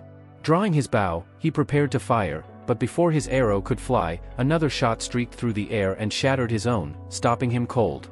Ahan turned sharply toward the source of the interference and froze. It was the Balak ancestor herself who had intervened. Before anyone could react, an arrow tore out of the forest like a bolt of judgment and obliterated the undead ancestor's head in a single strike. The corpse collapsed instantly. The matriarch stepped forward without hesitation. After confirming the kill, she issued a calm but absolute command for everyone to prepare for battle. She made it clear that the figures standing before them were not true ancestors but puppets manipulated by a human. There was no need for hesitation or reverence. Survival came first. The undead had to be destroyed. The battlefield erupted into chaos. The Balak tribe clashed head-on with their undead ancestors in a brutal and merciless struggle. Despite their resolve, the situation quickly grew grim. The Baloks began to fall one after another, overwhelmed by the monstrous strength of enemies who once stood at the pinnacle of their tribe. Each undead moved with terrifying power, their blows crushing defenses and tearing through ranks. Then a piercing scream cut through the noise. An undead woman raised her head, only for it to explode as an arrow punched straight through it. Moments later, 2 more undead suffered the same fate, their heads erased by flawless shots fired from afar. Vikir followed the trajectory of the arrows and focused on the matriarch. She was firing with terrifying efficiency, 1 arrow for 1 death knight. Each shot was precise, lethal, and final. These were enemies comparable to high-ranked graduators, yet she eliminated them as if they were little more than targets. Watching her fight, Vikir understood why she was called the Night Fox, Aquila. The rumors about her single-handedly defending the forest from the Empire were not exaggerations. Turning to Ayan, Vikir spoke with certainty. With Aquila on the battlefield, the tribe would hold. There was no reason to remain here. He told her to follow him. When Ayan asked where they were going, Vikir answered without hesitation. Their target was a human. Far from the battlefield, a human was already retreating. He laughed to himself as he fled, convinced the Balok would one day regret casting him out. As he moved, he glanced at a nearby skeleton and issued a brief command, sending it off to carry out a task before continuing onward. His thoughts churned. Even with the ancestors resurrected, Aquila's presence meant he could not act recklessly. She was a prodigy, the strongest village head in Balok history. A slow, twisted smile crept across his face as a new plan took shape. No matter how brilliant Aquila was, he believed she would not be able to handle what he was about to unleash. Vikir and Ayan eventually located a human deep within the forest. He was seated at the center of a massive magic circle, chanting in a low, rhythmic voice. Stone pillars surrounded the area, arranged in a pattern that felt ancient and deliberate. Vikir frowned, unsettled by the choice of location, and asked Ayan if she knew the significance of the pillars. Ayan admitted she did not know the details, but one thing was clear. Whatever a human was attempting, they could not allow him to finish. Drawing her bow, she infused the arrow with aura and declared her intent to kill him. The arrow flew straight toward its mark. Just before impact, a human shouted triumphantly that he was finished. A hand burst out of the ground and caught the arrow between its fingers. A human laughed, his voice filled with manic joy. He announced that the summoning had succeeded. According to legend, this being slept alone deep within the forest, unnoticed by all except him. Spreading his arms, a human welcomed his newly summoned ally, the divine archer, Adonai. Ayan stood frozen, unable to believe what she was seeing. The undead figure before her was Adonai. Vikir was equally stunned. Summoning Adonai, the legendary archer of the Balok, was beyond reason. The implications were horrifying. There was no time to process it. Adonai raised his bow and loosed an arrow at them. Vikir reacted instantly, summoning Beelzebub and twisting the arrow's trajectory just enough to divert it. The arrow slammed into a tree, and detonated. The explosion ripped through the forest, splintering wood and blasting debris outward. Vikir stared in shock. That arrow had been formed entirely of aura. He barely had time to register the danger before he heard Ayan cry out in pain. Blood stained her thigh where the arrow had grazed her. She clenched her teeth and said it felt as if her leg were burning from the inside. Vikir's expression darkened. Poison. Most likely from Adonai's arrow. His mind raced as fragments of legend aligned. The story of Adonai slaying that monstrous creature was real. And the bow Adai wielded now, it had been crafted from the remains of Madame Eight Legs. Before Vikir could fully absorb the realization, Adonai unleashed a relentless barrage of aura arrows. Vikir threw everything into defense, using Beelzebub to deflect them one after another. Each deflected arrow exploded on impact, tearing open the ground and shattering the terrain. When the storm finally ended, the land was cracked and scarred beyond recognition. Vikir remained standing, though his breathing was heavy and his body strained. He positioned himself in front of Ayan, shielding her completely. Even Beelzebub trembled, releasing strained, almost pained sounds. Ayan noticed his condition and felt her chest tighten. She told him to stop protecting her, to run while he still could, and to leave her behind. A human's laughter rang across the shattered battlefield, sharp and triumphant, as he basked in what he believed was his inevitable victory. His contempt for Vikir and Ayan was no longer concealed. With a venomous sneer, he ordered Adai to finish them. Adonai responded without hesitation. Drawing his bow, he released an arrow steeped in deathly aura, a projectile so dense with killing intent that it seemed capable of snuffing out life itself before impact. Vikir stepped forward at once, tightening his grip and bracing himself to block the attack head-on. Before the arrow could reach them, fate intervened. A figure appeared out of nowhere. A hand closed around the arrow mid-flight, stopping it cold. Time seemed to freeze. A human, Vikir, and Ayan all stared in stunned silence as the impossible unfolded before their eyes. From the shadows stepped the matriarch, Aquila. She held the arrow calmly in her bare hand. With a slow, deliberate motion, she tightened her grip. The arrow cracked, its dark aura dispersing into nothingness under her overwhelming strength. A chill crept up a human's spine as Aquila lifted her gaze and met his eyes. Her voice was low, cold, and unmistakably dangerous. "Let's talk." Ayan cried out in shock, unable to believe her mother had appeared at this exact moment. Aquila turned slightly and explained that she had sensed an overwhelming aura erupting nearby. Coming here, she said, had been the correct decision.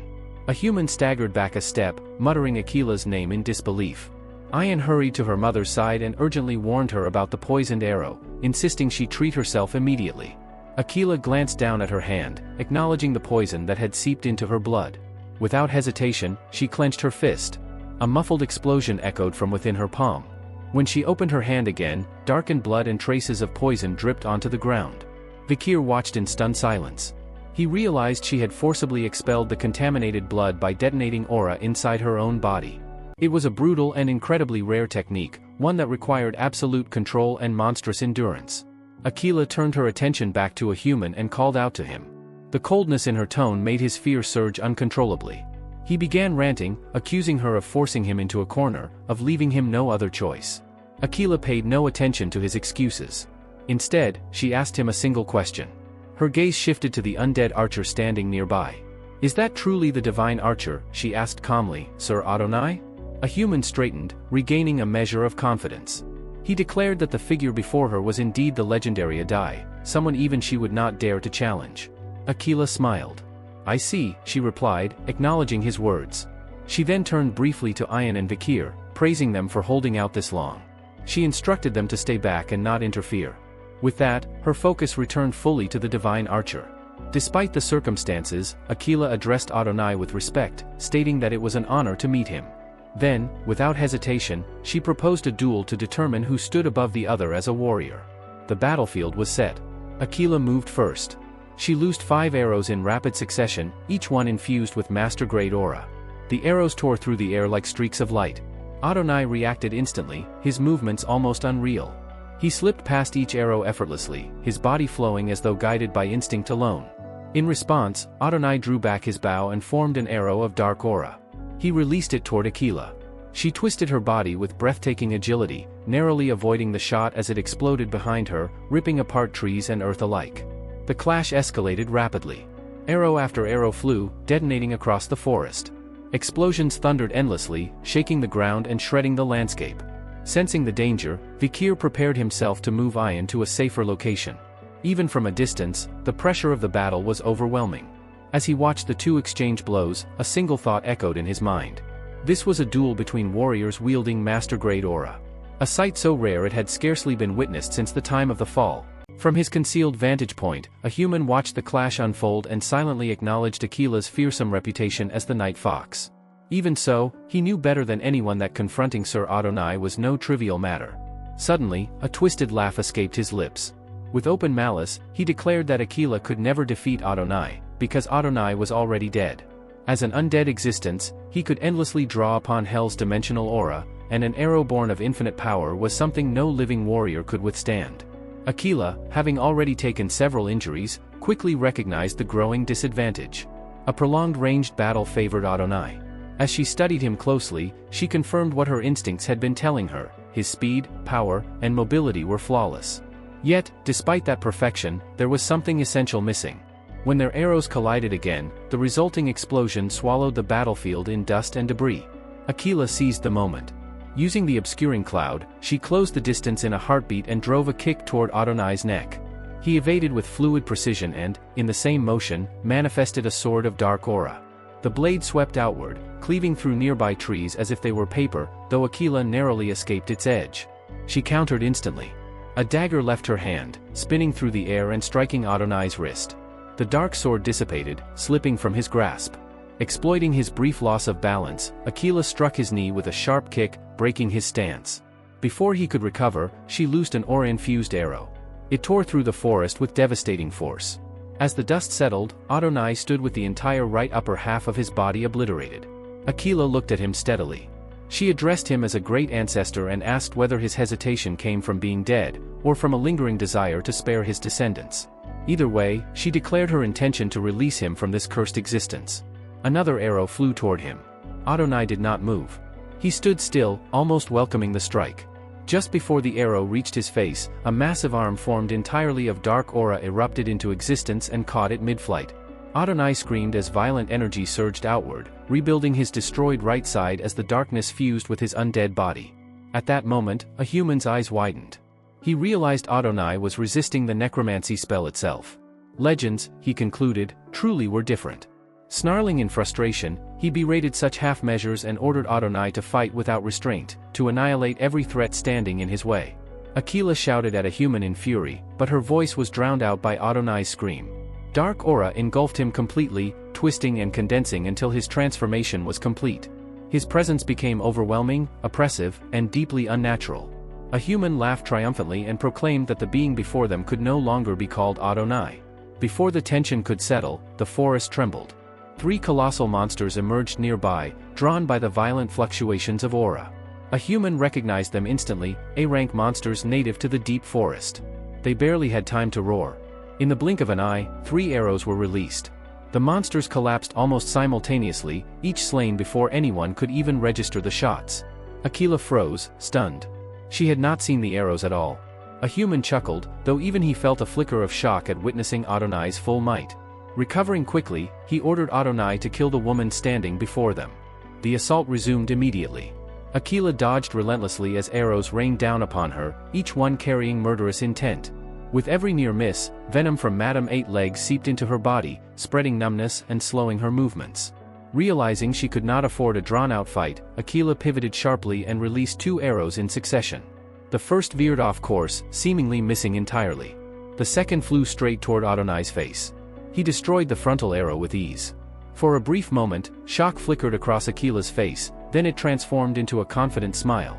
The arrow that had missed suddenly reversed its trajectory, spinning back through the air and piercing cleanly through Adonai's throat. Aquila explained calmly that while it appeared the first arrow had failed and the second had been blocked, the true strike came afterward. Once the second arrow was intercepted, the first, having reached maximum rotation, returned and struck from behind. It was her personal technique, created after long contemplation of Adonai's legendary battle against the Imperial Knight. Her satisfaction vanished almost instantly. Adonai reached up, pulled the arrow from his throat, and stood unharmed. A human burst into mocking laughter. He taunted Aquila, telling her that no matter how many hardened warriors she had fought, she had never faced a corpse. Adonai was already dead, there was no vital point to destroy with a single arrow. Far away, on a cliff overlooking the chaos, Ayan watched as explosions echoed through the forest. Her heart clenched with fear for her mother. The forest itself seemed to quake. She wanted desperately to rush in and help, but she remembered Vikir's instructions. He had told her to stay hidden while he dealt with a human and severed the source of the necromancy. True to that plan, Vikir sprinted through the forest. He concluded that a human feared Aquila deeply, which meant he would be hiding behind Adonai rather than facing her directly. Before long, Vikir spotted him crouched behind a massive tree. He stopped instantly. Then he charged. Vikir resolved to kill a human with a single strike. Before he could reach his target, a Death Knight materialized out of thin air and delivered a devastating kick. The ground exploded from the impact. Vikir twisted mid-run, narrowly evading the blow, and retreated to a safer distance, eyes locked on the new threat. The commotion caught a human's attention. He turned, recognized Vikir, and erupted into curses. With grim satisfaction, he declared that he had anticipated someone coming for him. That was why he had already summoned his elite Death Knights, warriors so skilled that they had been buried in the graves of heroes. The trap had been waiting all along. At a human's command, the Death Knights surged toward Vikir from every direction, their movements perfectly synchronized, intent on tearing him apart. At the same time, Adonai's arrow finally struck true.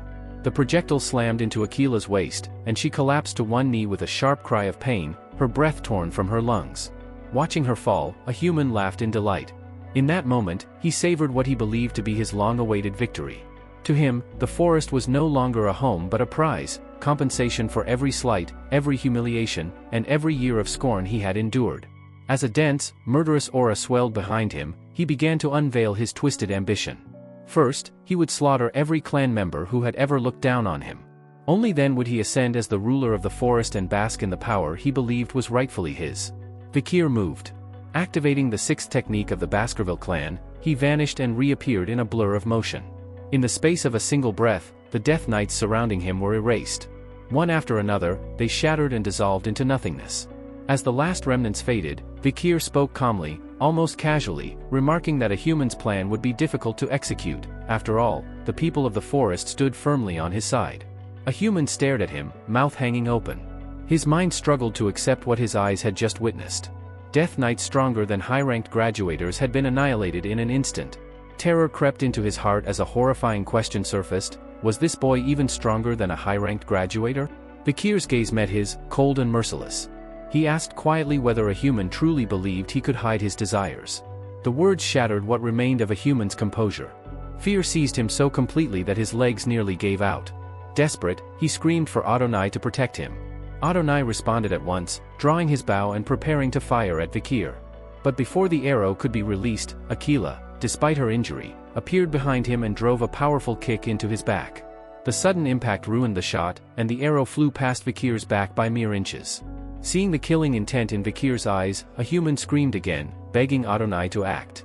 He never received another answer. In a blink, a human's hands were severed, cleanly and without resistance. As he stared down in disbelief, trying to understand what had happened, his head was sliced off just as effortlessly. Even in death, confusion was frozen on his face. He never comprehended how swiftly everything had ended. Elsewhere on the battlefield, the Balak tribe was still locked in brutal combat with the remaining Death Knights. The situation was grim. One Death Knight shattered a young girl's bow and raised the broken weapon to strike her down. Before the blow could land, the knight's body crumbled into ash. Moments later, the same fate claimed the rest of the undead legion, each dissolving until nothing remained.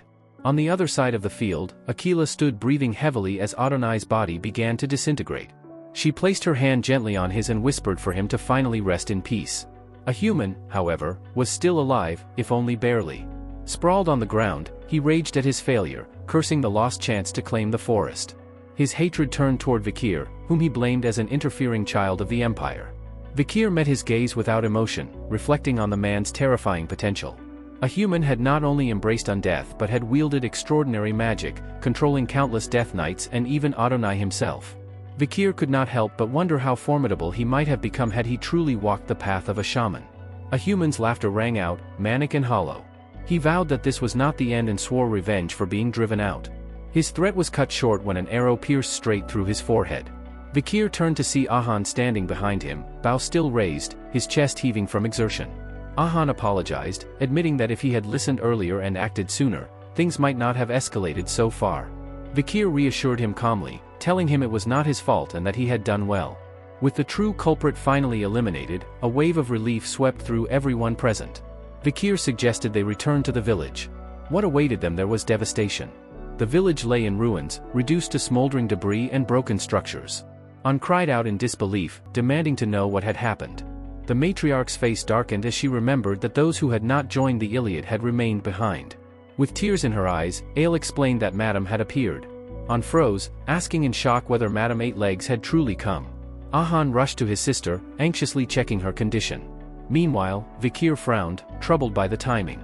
The monster had remained dormant until now. Why unleash such destruction during their battle with a human? An pointed toward a specific area, explaining that smoke had risen from their grandfather's ceremonial tent just before Madame's arrival. Later, at the site, Vikir examined the scorched leaves and reached a chilling conclusion. A human had burned a plant that attracted insects, deliberately luring Madame to the village. The realization left Vikir stunned by the depth of a human's planning. Enraged, the matriarch struck a massive boulder with her fist, cursing a human's name. One of her subordinates tried to restrain her, warning that her injuries were worsening. Regaining control, she declared that the village could be rebuilt and food gathered again. She ordered the uninjured warriors to tend to the wounded and search for survivors. Nearby, An knelt beside his wolf, Bakira. The beast trembled in agony, one leg rendered useless by Madame's poison. With tears streaming down his face, An embraced him and apologized for leaving him alone. Madame Eight Legs was the evil goddess of the forest, a calamity incarnate. Every tribe feared her, for her existence embodied absolute and overwhelming darkness. To the Balak, Madame was a natural disaster, something beyond revenge or retaliation. Vikir, however, was already formulating a plan. That night, under the cover of darkness, he entered matriarch Akila's tent. When she asked why he had come, Vikir calmly requested that she tell him everything about Madame Eight Legs. Akila studied him carefully and questioned his sudden interest. In response, Vikir produced a document he had obtained from the LCO tribe's village. It was a detailed record of Madame, her poison, eyewitness accounts of her battles with other monsters, and even the location of her lair. Yet Vikir admitted his confusion. After reading it, he could not understand why the forest tribes feared Madame so deeply, nor why they had never attempted to subjugate her together. The matriarch answered with a solemn expression. She explained that Balak's knowledge of Madame had been passed down through countless generations. She then recounted the ancient battle between the archer god Adonai and Madame Eight Legs. Adonai had once pierced one of Madame's legs with his arrow. But instead of victory, that strike marked the beginning of despair. The severed leg regenerated, and multiplied. The more they destroyed her legs, the more of them grew. That was the true reason Madame Eight Legs was feared above all else. The only part of Madame that could be damaged were her legs, yet even that hope proved false. Each severed limb returned stronger than before, multiplying as though destruction itself nourished her. Not even the arrows of Sir Adonai could pierce her true body, and every warrior who stood against her eventually succumbed to her poison. Akila's own lingering wound, inflicted long ago by Adonai's poisoned arrow during that battle, remained as living proof of Madame's terrifying power.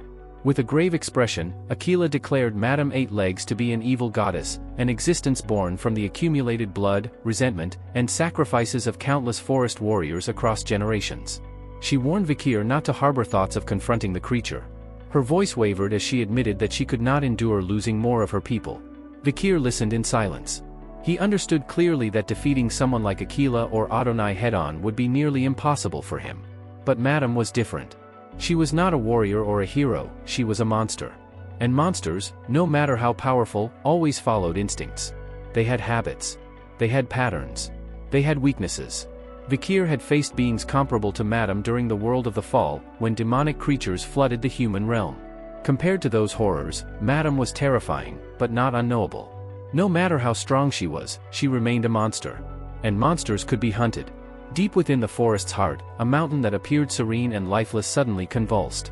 From its peak, massive legs burst forth, tearing stone apart as Madame Eight Legs revealed herself. Her shriek split the air, echoing endlessly through the forest. Hidden nearby, Vikir observed her emergence and noted the deafening sound that accompanied her awakening. He remained concealed as Madame departed to hunt. Over several days of careful observation, Vikir identified a consistent pattern. She left her lair at a fixed time, remained away for roughly 2 hours, and always returned along the same route. The moment she vanished into the forest, Vikir moved. He scaled the mountain swiftly and reached the summit, where he discovered that the rocky exterior concealed a hollow interior. Spiderwebs blanketed every surface, layered thickly like woven steel.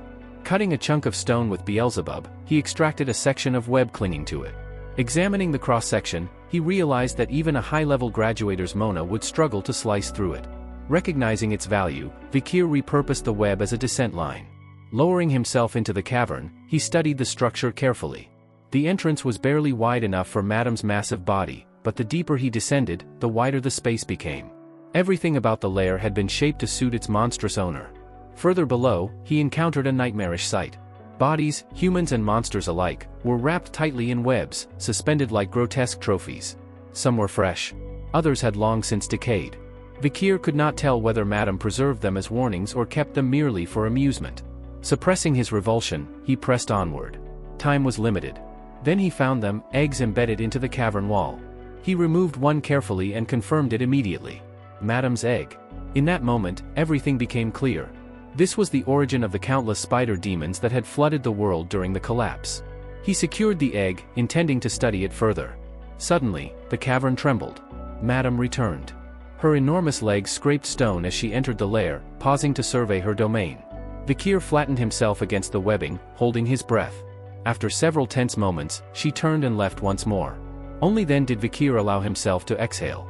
He suspected that Madame sensed intruders instinctively. Without Mashasu's sound-dampening ability, he would have been discovered instantly. Realizing the risk, he chose to withdraw and return before his luck ran out. Back in Balak village, rebuilding efforts filled the air with noise and dust. Amid the activity, villagers whispered about Vikir. Some said he had built a private lodging and had not emerged for days. Others claimed they had seen him leaving at dawn, heading toward another tribe. One odd detail unsettled them all, the faint scent of burning that lingered around his dwelling. Still, many dismissed their worries. Vikir had always planned several steps ahead. Yet one concern remained unresolved. He had not met with Commander An. Standing outside his tent, An called out, explaining that her mother had told her about his questions regarding Madame. Her voice trembled as she begged him not to attempt the impossible. No one could defeat that monster. Tears welled as she revealed that Bakira had lost his leg to Madame's poison and might never run again. If something happened to Vikir as well, she confessed she would not be able to endure it. Before she could say more, Vikir invited her inside. Within the tent, An found a board covered in documents, maps, and notes. Confused, she asked what she was looking at. Vikir explained that he had gathered records from multiple forest tribes, accounts of Madame's appearances, her poison, her battles. He had analyzed the web, fragments of her skin, and even the egg taken from her lair. Alarmed, An asked if he had entered Madame's cave. Fearing his intentions, she offered to fight alongside him. Vikir calmly refused, pointing out her unresolved injuries. She would only slow him down. He then revealed that he would soon leave the forest. There were matters he had to settle in Baskerville. Ayan, her expression subdued, admitted she had already expected this. Sensing her sadness, Vikir reassured her that he would return. This forest was a place he intended to protect, a place he planned to come back to. He spoke plainly then. He was preparing to hunt Madame. He would not allow Bakira's fate to be repeated. Ayan hesitated at the word hunt, recalling every impossible situation Vikir had already faced and overcome. From the poison incident to a human schemes, he had always returned with answers. Smiling faintly, she took his hand and asked if it was all right for her to look forward to the outcome as well. Vikir answered softly that it was. That night, rain poured relentlessly over the forest. Somewhere beneath the storm, Vikir confronted a massive salamander. It lunged at him, only for Beelzebub to sever its arm in a single stroke. To his surprise, the limb regenerated almost instantly. Vikir observed calmly. As long as the head remained intact, the creature could regenerate endlessly. Nodding to himself, he declared that this was exactly what he needed. Fixing the salamander with an icy gaze, he demanded its power. Beelzebub's abilities were now complete: burn injury, silent healing, and regeneration. Ahan wiped the sweat from his brow and straightened his aching back, announcing with clear satisfaction that the house was finally finished. One of his friends stared at the newly built structure in disbelief, openly shocked that Ahan, of all people, possessed such skill with his hands. Another laughed and asked whether the house had been built for Vikir. With a proud grin, Ahan nodded. He said that Vikir was no different from a brother to him, and that building a house for family was only natural. The group burst into laughter, teasing him by recalling how openly hostile he had once been toward Vikir. Ahan waved them off, unfazed by the jokes. He reminded them that without Vikir, the village would never have recovered. Thanks to him, everything had finally returned to how it used to be. Excited to show off their work, they hurried toward Vikir's tent, only to find it completely empty. One friend guessed that he must have stepped out.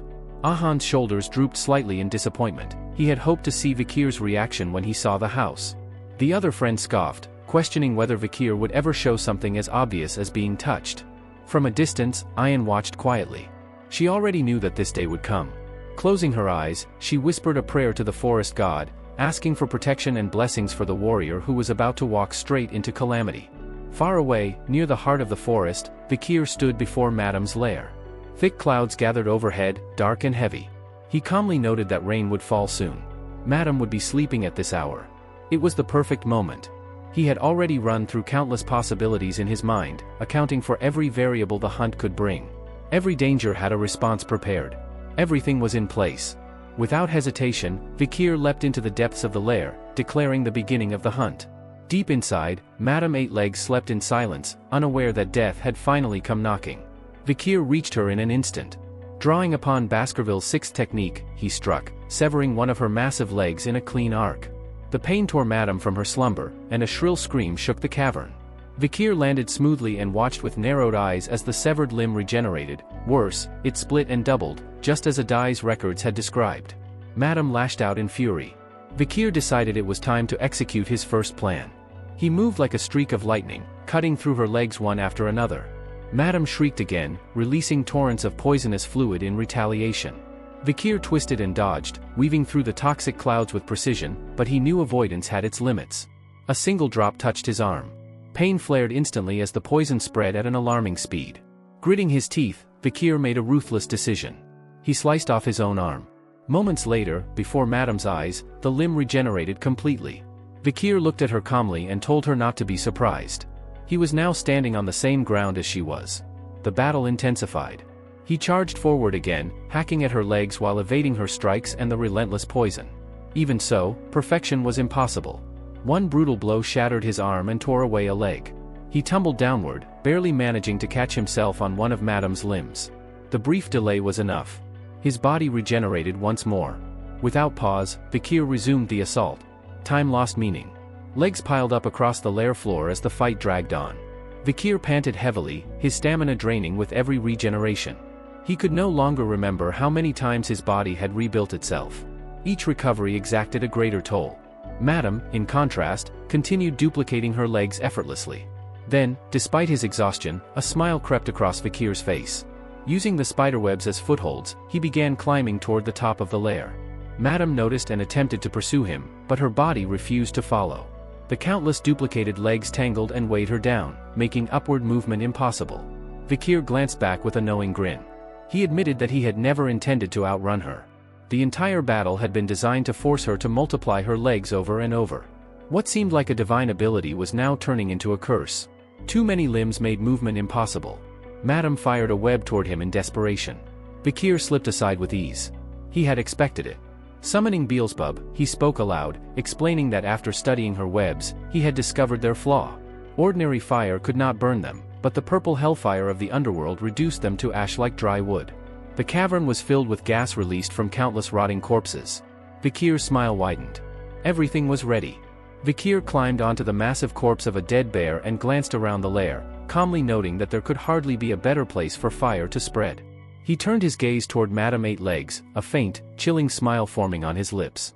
He told her that she had accumulated far too much karma, drunk on her own power, and that the moment had finally come for her to pay the price. Driving Beelzebub straight into the bear's skull, Vikir released the purple hellfire sealed within the blade. The flames erupted violently, triggering a deafening explosion that tore through the lair and sent shockwaves rippling outward. Days earlier, Vikir had been standing at his study table, lost in thought. During his practical assessments, he had encountered Cerberus, a creature that had been forcibly driven from its territory. That incident had planted a question in his mind. Why did the forest tribes go to such lengths to chase away dangerous monsters from La Rouge near Lenore Mountain? At the time, the answer had eluded him. Now, everything made sense. The tribes had not acted out of bravery or unity. They had been pushed back, driven away by Madame herself, until they had no choice but to settle at La Rouge near Lenore Mountain. With that realization, Vikir finally grasped Madame's true intention. She had deliberately manipulated the barbarians and tribes, using them as tools to drive Cerberus and other hellish creatures farther away from her domain. By doing so, she had created distance between herself and the one thing she feared most, hellfire. What Vikir had never imagined was that her greatest weakness had been hiding in plain sight all along.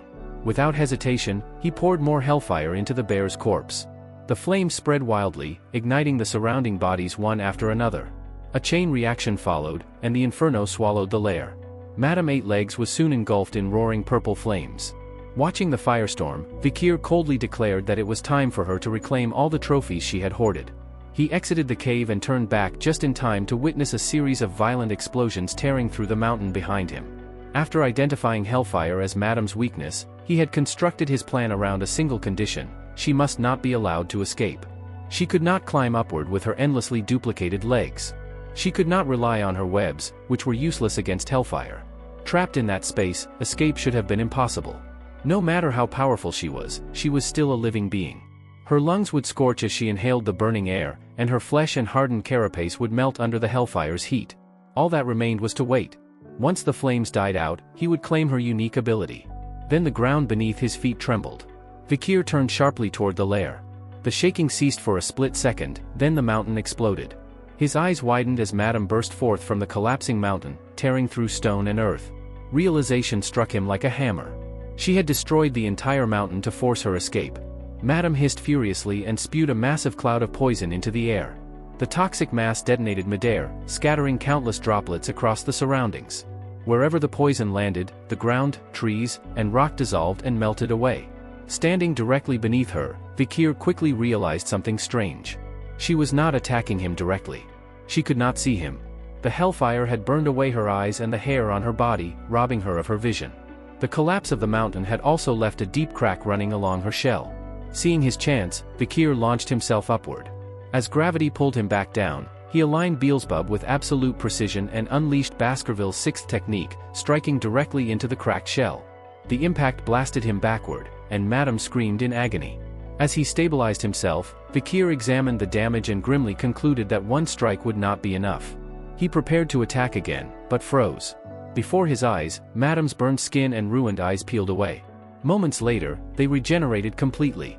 Shock surged through him.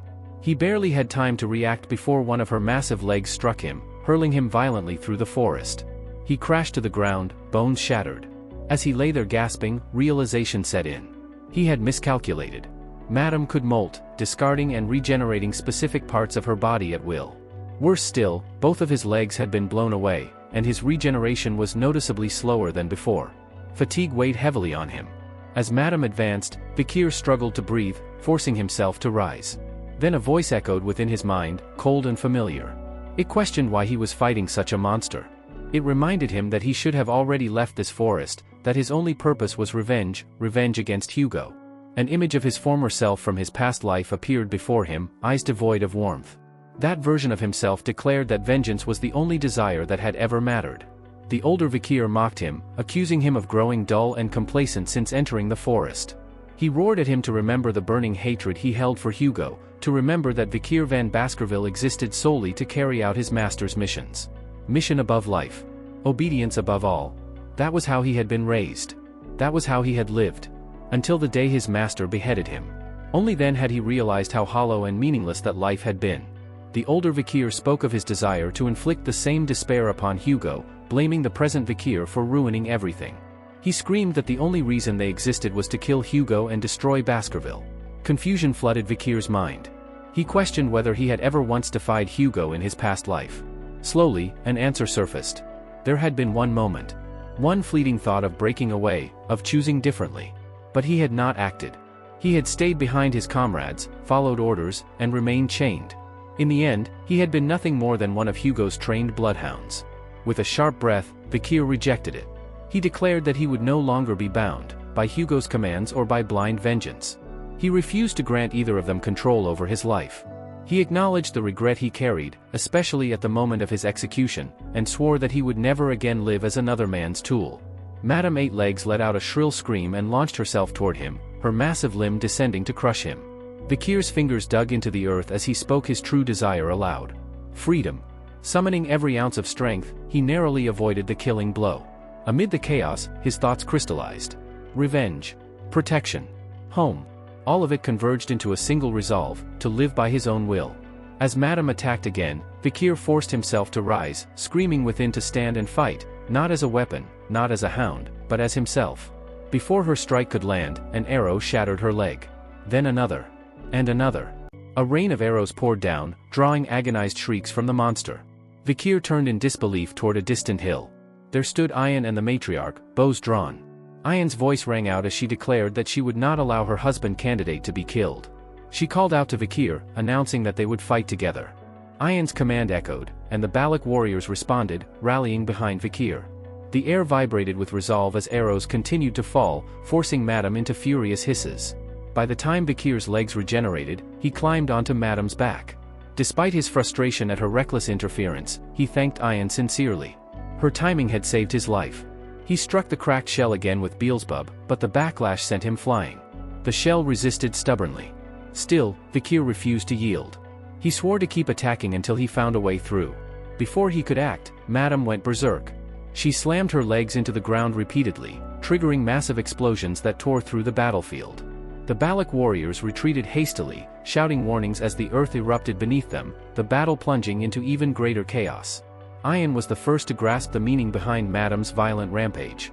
Watching the monster thrash and stamp the earth in desperation, she realized the truth. Vikir had driven her into a corner.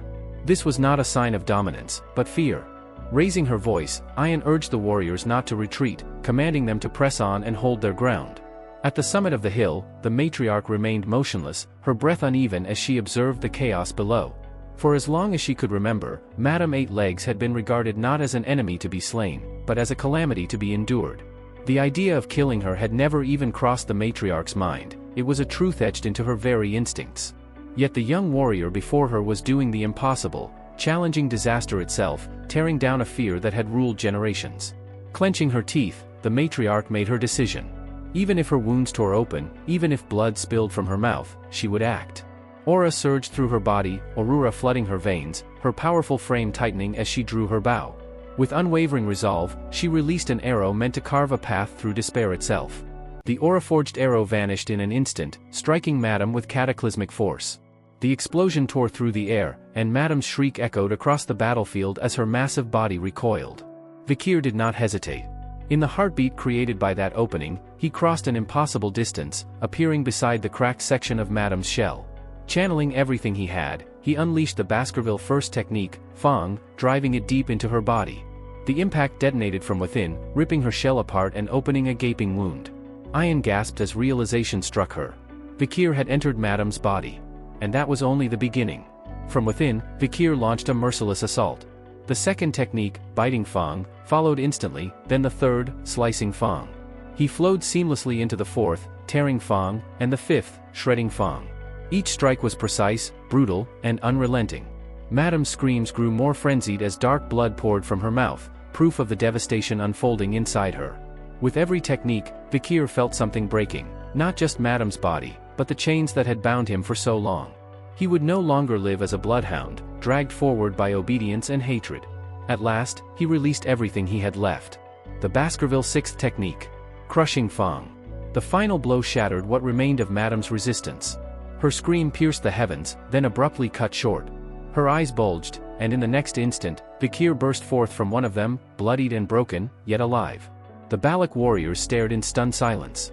Ayan cried out his name in disbelief as Madame's massive body collapsed, the impact throwing dust and debris into the air. Vikir fell near her corpse, utterly spent. His body convulsed as poison coursed through his veins, burning from within. He realized too late that Madame's blood itself was toxic. Nearby, the dying monster twitched and writhed, clinging desperately to life. Vikir tried to move, knowing he had to purge the poison, but darkness swallowed his vision before he could act. In that void, his hand lifted on its own. Beelzebub emerged and pierced Madame's body, beginning its grisly feast. Madame's consciousness was dragged into an unfamiliar realm, where confusion gave way to terror. There, Beelzebub awaited her, alongside the monstrous beings it had already consumed. Cerberus lunged first, its three heads tearing into her soul. Under Beelzebub's dominion, Madame's essence was devoured piece by piece until nothing remained. Back in the real world, distant voices called out to Vikir, warning others to stay back from the poison. Ayan ignored them and rushed to his side, pleading with him to hold on. His eyes closed once more. Then, faintly, he stirred. Muttering weakly, Vikir complained that her voice was too loud and that she should let him sleep. Tears streamed down Ayan's face as relief overwhelmed her, and she scolded him through sobs for making her worry. With Madame Eight Legs finally dead, Beelzebub released a satisfied sound.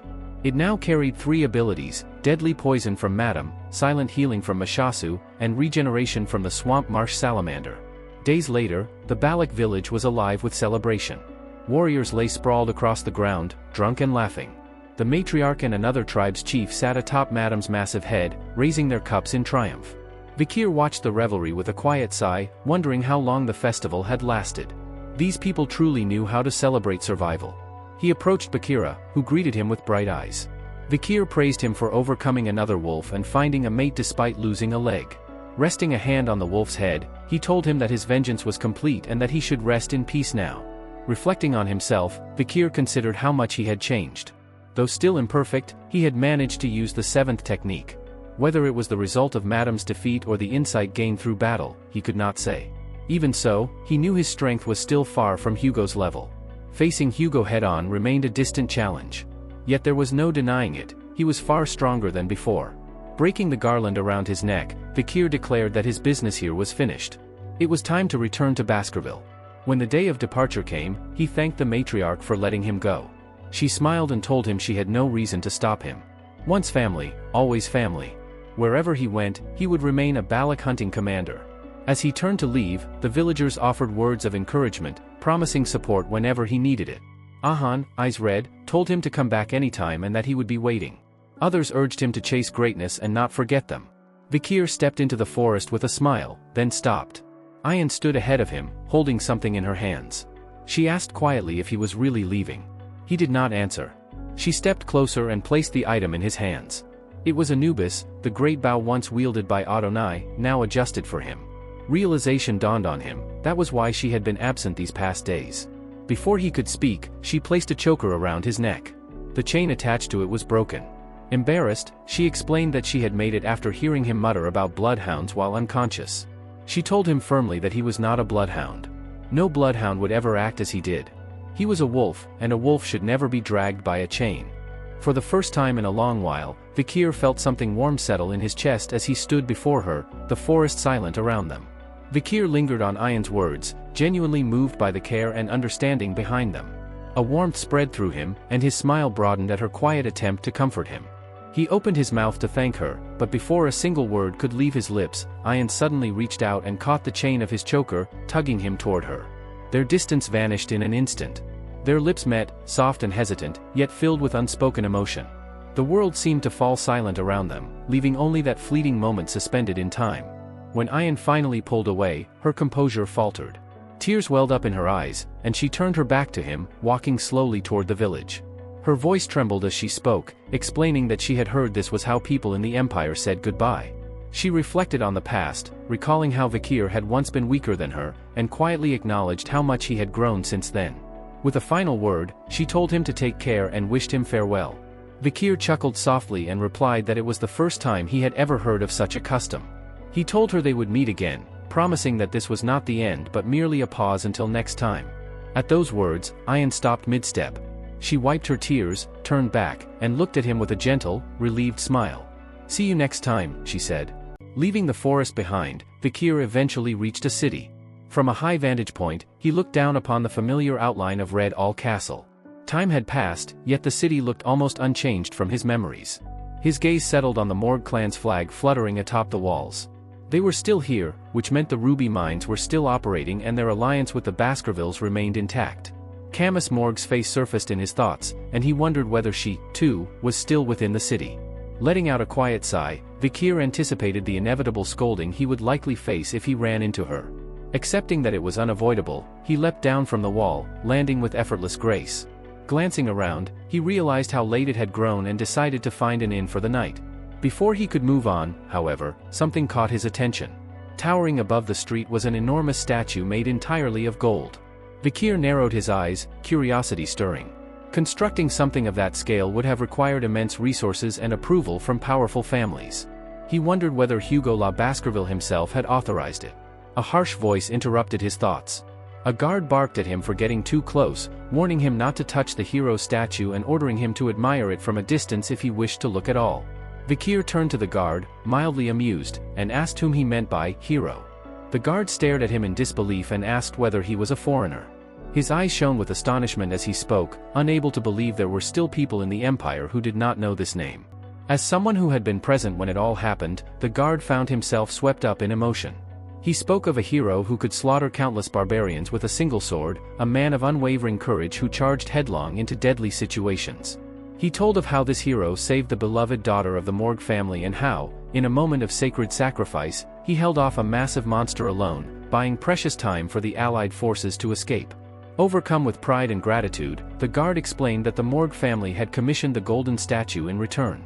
As the story unfolded, realization struck Vikir, his thoughts racing as the pieces fell into place. The guard, voice filled with reverence, finally declared the hero's name. Vikir van Baskerville. A bead of sweat slid down Vikir's temple as he concealed his reaction. His earlier suspicions were confirmed, and for a brief moment, he stood stunned by the weight of hearing his own legend told by another. Elsewhere in the city, within a lively bar, the Morg clan's three flowers were deep in drink. Surrounded by laughter and the clinking of glasses, they reminisced about their encounters with Sir Vikir. Hysis admitted that she had been captivated by him from the very beginning. Middlesis and Lois readily agreed, acknowledging his undeniable presence and charm. Nearby Morg soldiers laughed at the sisters' infatuation, well aware of how deeply they admired the legendary figure. Lois confessed that she had been drawn to Vikir's magnetic aura and longed to grow closer to him, though she never found it easy. Middlesis recalled their early conversations, before the three troublesome Baskerville mutts had interfered. In her drunken enthusiasm, she boldly proclaimed that Vikir was more invigorating than even the golden statue standing outside. At a distance, Vikir listened in silence. The contrast between their embellished stories and his own memories left him conflicted. He wondered whether many of the feats attributed to him had actually been the result of Adolphe Morgue's actions and the combined efforts of others. Still, he remembered his final confrontation with the madam and the valuable information he had extracted from the sisters' chatter. His thoughts drifted back 2 years, to the chaos his disappearance had caused. Hugo La Baskerville's fury had erupted, leading to repeated clashes with the Morgue family. Even the substantial compensation they offered had failed to calm him. Vikir understood why. Hugo had lost a reliable bloodhound, and no amount of payment could truly replace that. Hayes mused aloud that if Vikir were still alive, they would have made a wonderful couple. Middlesis immediately argued that she would have been the one to win his heart. Lois tried to intervene, half joking that perhaps all 3 of them could date him instead. Their banter grated on Vikir's nerves. Deciding he had endured enough, he paid his bill and stood to leave. Hysis noticed and sharply called him out, accusing him of acting suspicious. Her sisters dismissed it as drunken nonsense and ignored her protests. Vikir continued toward the exit, only fueling Hysis's irritation. In a burst of anger, she unleashed a binding spell. Thick vines erupted from the ground, lunging toward him. In the blink of an eye, Vikir dodged them all. His movements were swift and precise, weaving effortlessly through the snapping vines. When he landed, the entire bar fell silent, stunned by what they had witnessed. Weapons were drawn. Spells crackled to life. Vikir found himself surrounded. A morgue mage demanded his identity and ordered him to remove his hood. Vikir sighed, feeling the situation had grown tiresome. It hardly mattered anymore. He had planned to announce his return to the Baskerville family regardless. With calm resolve, he lowered his hood. Gasps rippled through the room. The Morgue sisters flushed with shock and admiration, momentarily speechless. That awe quickly shifted into confusion as a mage pointed out the differences between his face and the statue, noting his red eyes and black hair. Understanding struck them all at once. Disbelief filled their expressions as they whispered his name together. Sir Vikir. The following day, as Vikir prepared to leave the city, the Morgue sisters came to see him off. Hysis remarked that he could have stayed in the fortress's VIP quarters, but Vikir dismissed the idea, saying it was a needless expense. Lois confessed that she had always believed he was alive. Hysis teased that he had visited her first, a claim Middles immediately disputed. Hysis added that, as requested, they had sent important news via owl. Vikir corrected her, reminding them that he had only asked them to notify the Baskerville family. She defended their decision, insisting they believed the information was worth sharing. Finding the triplets increasingly exasperating, Vikir made to depart. Hysis offered to escort him, concerned for his safety. He declined, pointing out that they surely had duties to attend to. She admitted, without shame, that they had none and spent most of their time sleeping. Vikir frowned, annoyed by their lack of responsibility, and resolved to report their laziness when he returned. Before leaving, however, he asked about Camus Morgue. They explained that she had secluded herself in intense training. She had withdrawn from Uncle Adolphe's Hall of Light and entered the Hall of Darkness instead, devoting herself entirely to magical research. The mention of the Hall of Darkness made Vikir tense. Before his regression, Camus Morgue had shared a poor relationship with Snake, its leader. He wondered whether this, too, was another ripple caused by the changes he had made to the future. Before parting ways, Vikir asked the triplets to tell Camus that he wished to see her and advised her to leave the Hall of Darkness. The sisters stared at him, surprised that after everything, those were his only words. Even as Vikir reunited with Camus after 2 long years and resumed his relationship with her, news of the hero's return from Noir Mountain spread across the Empire with astonishing speed. The name of the hero of La Rue stirred emotions wherever it reached, and each person reacted in their own way. Chihuahua broke down in tears of joy the moment he finished reading the letter. Cindy Wendy, on the other hand, simply smiled, her expression calm yet clearly relieved. Adolphe Morgue showed no visible emotion, his face unreadable as ever while he absorbed the news in silence. At the Baskerville estate, an informant burst into the Patriarch's chamber without waiting for permission. Hugo La Baskerville's eyes burned fiercely and demanded confirmation. Was the report true? Had the vanished hound truly returned? The answer spread like wildfire soon after. Vikir van Baskerville was back. When Vikir finally arrived at Underdog City, Chihuahua greeted him with a warm smile and immediately pointed out that this time, he had chosen to enter through the front door instead of climbing in through a window. Vikir let out a tired sigh and asked why the streets outside were so crowded. Chihuahua explained that word of his return had already traveled throughout the Empire, drawing people from everywhere just to catch a glimpse of him. Vikir frowned, already anticipating the exhaustion that would come from dealing with an enthusiastic welcome. At that moment, a small figure burst into the room. "Daddy." Vikir corrected her gently, reminding her that he was her uncle, not her father. Pomerian puffed out her chest proudly and held up her prize, a dead mouse she had caught herself. She looked utterly pleased, as if she had accomplished something extraordinary. Vikir chuckled but still warned her seriously about the dangers of disease, mentioning the Black Death despite the mouse's harmless appearance. Turning back to Chihuahua, Vikir asked about the situation in Underdog. Chihuahua explained that most internal issues had been resolved thanks to Cindy Wendy, whom Vikir had personally introduced. Her ability and efficiency had exceeded expectations. However, Chihuahua's expression darkened as he mentioned a case even Cindy Wendy had failed to solve. He handed Vikir a document detailing a disturbing pattern. Over the past several years, children had been vanishing from the slums. There were no ransom demands, no signs of black market involvement, and no traces left behind. Monsters were ruled out entirely. The disappearances were clean, systematic, and chilling. Despite the lack of evidence, Chihuahua was convinced a single individual was responsible. As Vikir read the report, his brow slowly furrowed. Chihuahua noticed the change immediately and called his name. Vikir barely reacted, lost in thought.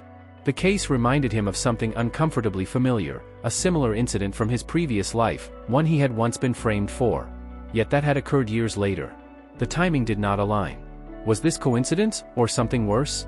Before he could dwell further, Pomerian suddenly shouted in excitement. Both men turned just in time to see the supposedly dead mouse twitch, then scramble away as if nothing had happened. Vikir and Chihuahua froze in shock. Vikir slowly turned to Pomerian and asked if she had done this. She nodded enthusiastically, admitting that she had brought it back to life. His expression hardened. He immediately suspected voodoo or dimensional interference, possibly drawing power from Ma beyond their world.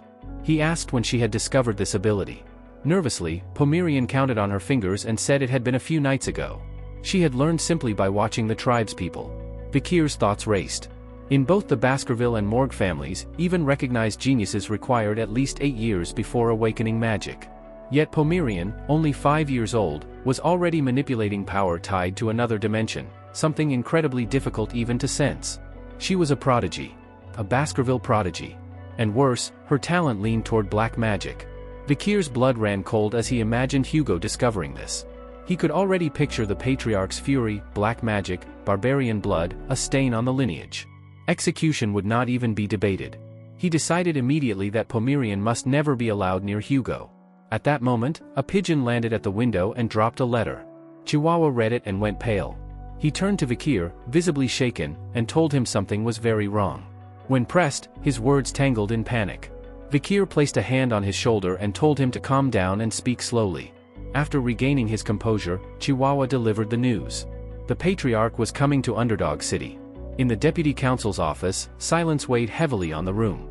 Chihuahua and the head butler, Rodwell, stood on opposite sides as Vikir faced Hugo directly. The air itself felt tense. Hugo finally spoke, acknowledging Vikir's return. Vikir confirmed it plainly. Chihuahua exhaled in relief, grateful the exchange had begun without violence. Before Hugo's arrival, Vikir had hidden Pomerian in the adjacent room, unwilling to take any risk. Hugo questioned him about the past 2 years. Vikir explained that he had spent that time among the forest barbarians, pretending to cooperate while observing their habits. During that period, he had also devised a plan to eliminate them entirely. Hugo's interest was immediately piqued and he demanded details. Vikir explained that the barbarians were deeply dependent on imperial industrial goods. Cheap glass orbs, woolen clothing, vegetables, and grains, items the empire considered trivial, were priceless treasures to them. By controlling access to these supplies, the barbarians could be controlled. Hugo frowned, remarking that it sounded like trade, not suppression. Vikir countered coldly, stating that dependence would eventually kill them. His eyes darkened as he proposed exchanging imperial goods for monster subjugation. Understanding dawned on Hugo's face. A cruel smile twisted his lips. The plan was elegant. The barbarians would eliminate the monsters, secure territory for the empire, and then collapse once their lifeline was severed.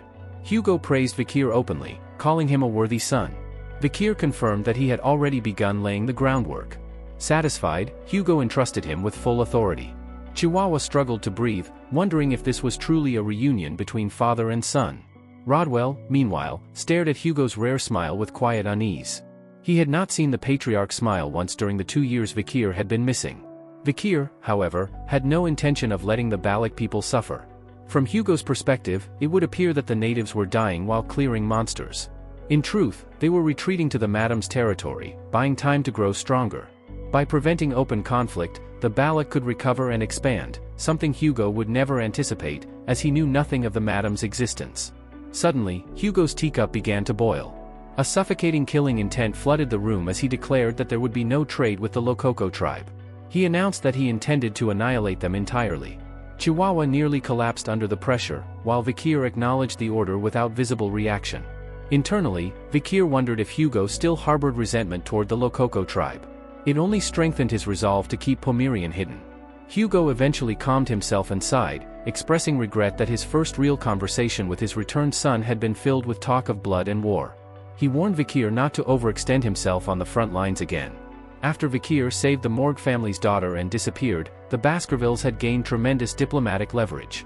Even the imperial family had been moved by the story, raising their regard for the Baskerville Knights. But to Hugo, none of that mattered. For a father who believed his son had died, no political gain could ever compare. To Hugo, any reward gained at the cost of losing a child was meaningless. That was why he advised Vikir not to push himself recklessly anymore. Vikir listened quietly, yet he did not truly accept those words. To him, they sounded hollow, no more than a carefully maintained facade. His mind drifted back to the night before his regression, the night he fled after being framed. He remembered the betrayal that came without warning, the blade at his back, and the icy stone steps stained with blood. Those were the same bloodhounds who had once laughed, fought, and survived alongside him. That was the moment he understood the truth. He had been discarded. No explanation was allowed. No defense was heard. His master had already decided his fate. The resentment that had never fully faded churned again within his chest. Vikir resolved not to let Hugo's concern soften his vigilance or cloud his judgment. As thunder rolled outside and lightning split the sky, he bowed his head politely and thanked his father for his concern, his voice calm and controlled.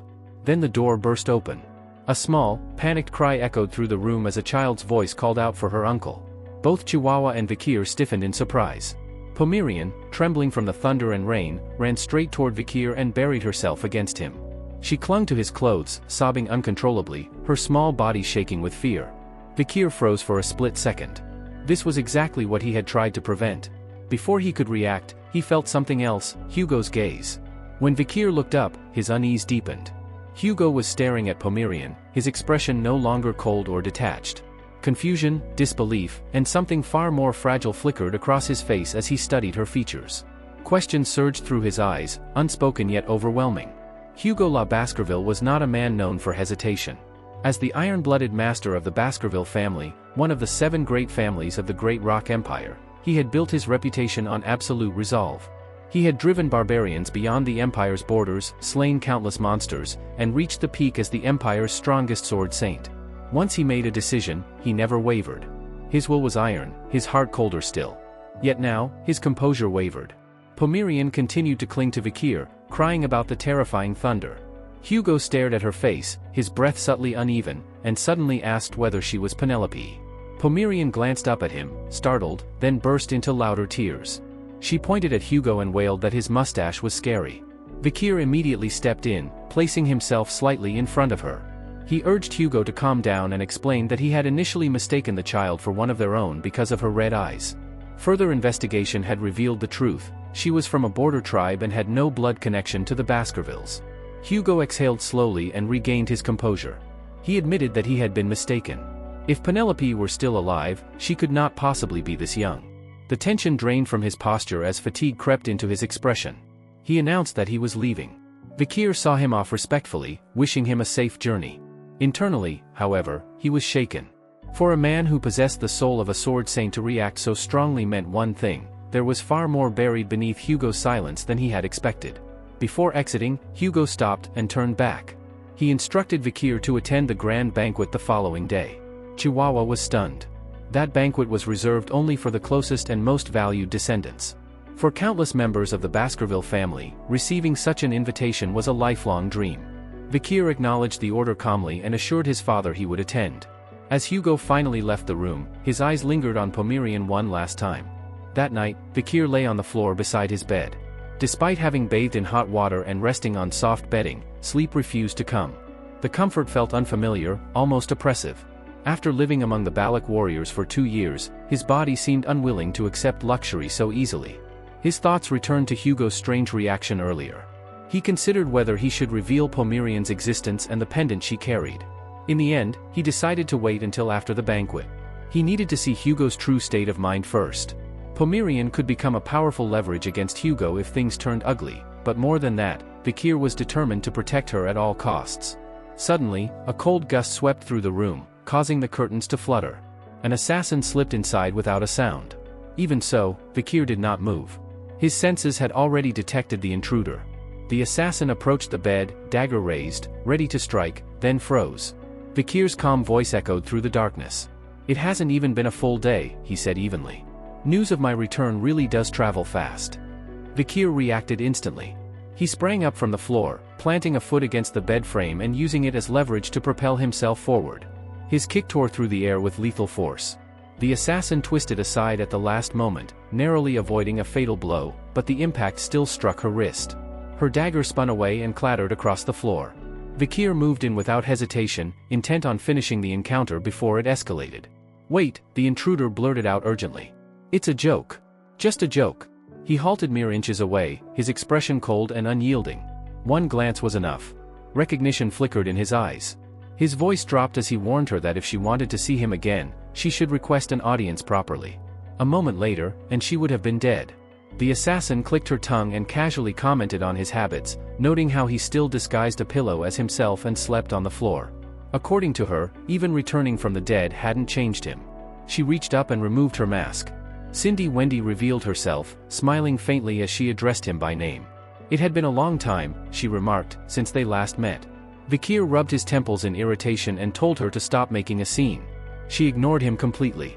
Instead, she brought up how he had sent Secretary Chihuahua to find her, then asked pointedly whether he truly believed she would accept 10 billion outright. Vikir replied flatly that he had simply entrusted her with what she did best, creating wealth for capitalists, building confidence, and then burning through money with questionable decisions. Cindy scowled and called his remark offensive.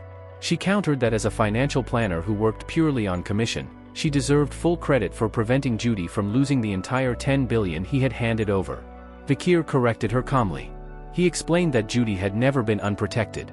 Bodyguards had been assigned from the beginning, along with a financial expert ready to intervene if anything went wrong. Cindy stared at him in disbelief. She insisted that none of the guards had ever interfered with her work. "That's because I ordered them not to," Vikir replied. The realization hit her hard. Her expression stiffened as she understood that everything she had done had unfolded exactly within the boundaries he had set. From the very start, she had been moving inside his grasp. Vikir steered the conversation back on track and asked about the information he had requested. Cindy exhaled, then pulled out a stack of documents, poorly organized, loosely held together, and clearly rushed. Vikir glanced over them and frowned. He noted that her personality seemed slightly different from 2 years ago. Before continuing, he advised her to submit reports in proper folders next time. True to his word, he approved her participation in the upcoming trade with the natives. Cindy's mood instantly brightened. She smiled and declared that she would call him boss from now on. Vikir already knew what the documents contained. They detailed the individuals who would be attending the banquet the following day. Given his recent achievements, his invitation had been inevitable. He skimmed the first file. Hugo Le Baskerville, patriarch of the Baskerville family, bearer of the title Marquis, swordmaster. Vikir did not bother reading further. There was nothing there he did not already know. He moved on to the second document. The list of attendees caught his attention. Among the names were Bostonontrier Le Baskerville, commander of the Pitbull Order and a senator bearing the title of Count. He was widely recognized as the highest-ranking graduate in terms of military achievement. Next was Great Dane Le Baskerville, commander of the Mastiff Order and likewise a senator with the title of Count, possessing comparable military prestige. Both men were half-brothers to Hugo Le Baskerville, each with vastly different temperaments. Vikir's eyes narrowed slightly. It was unusual for either of them to attend internal family banquets, let alone both at the same time. Their presence signaled that the gathering would be far more than a simple reunion. That's it for today. Thank you so much for watching. If you enjoyed the video, don't forget to hit that like button and subscribe for more. We'll see you in the next one.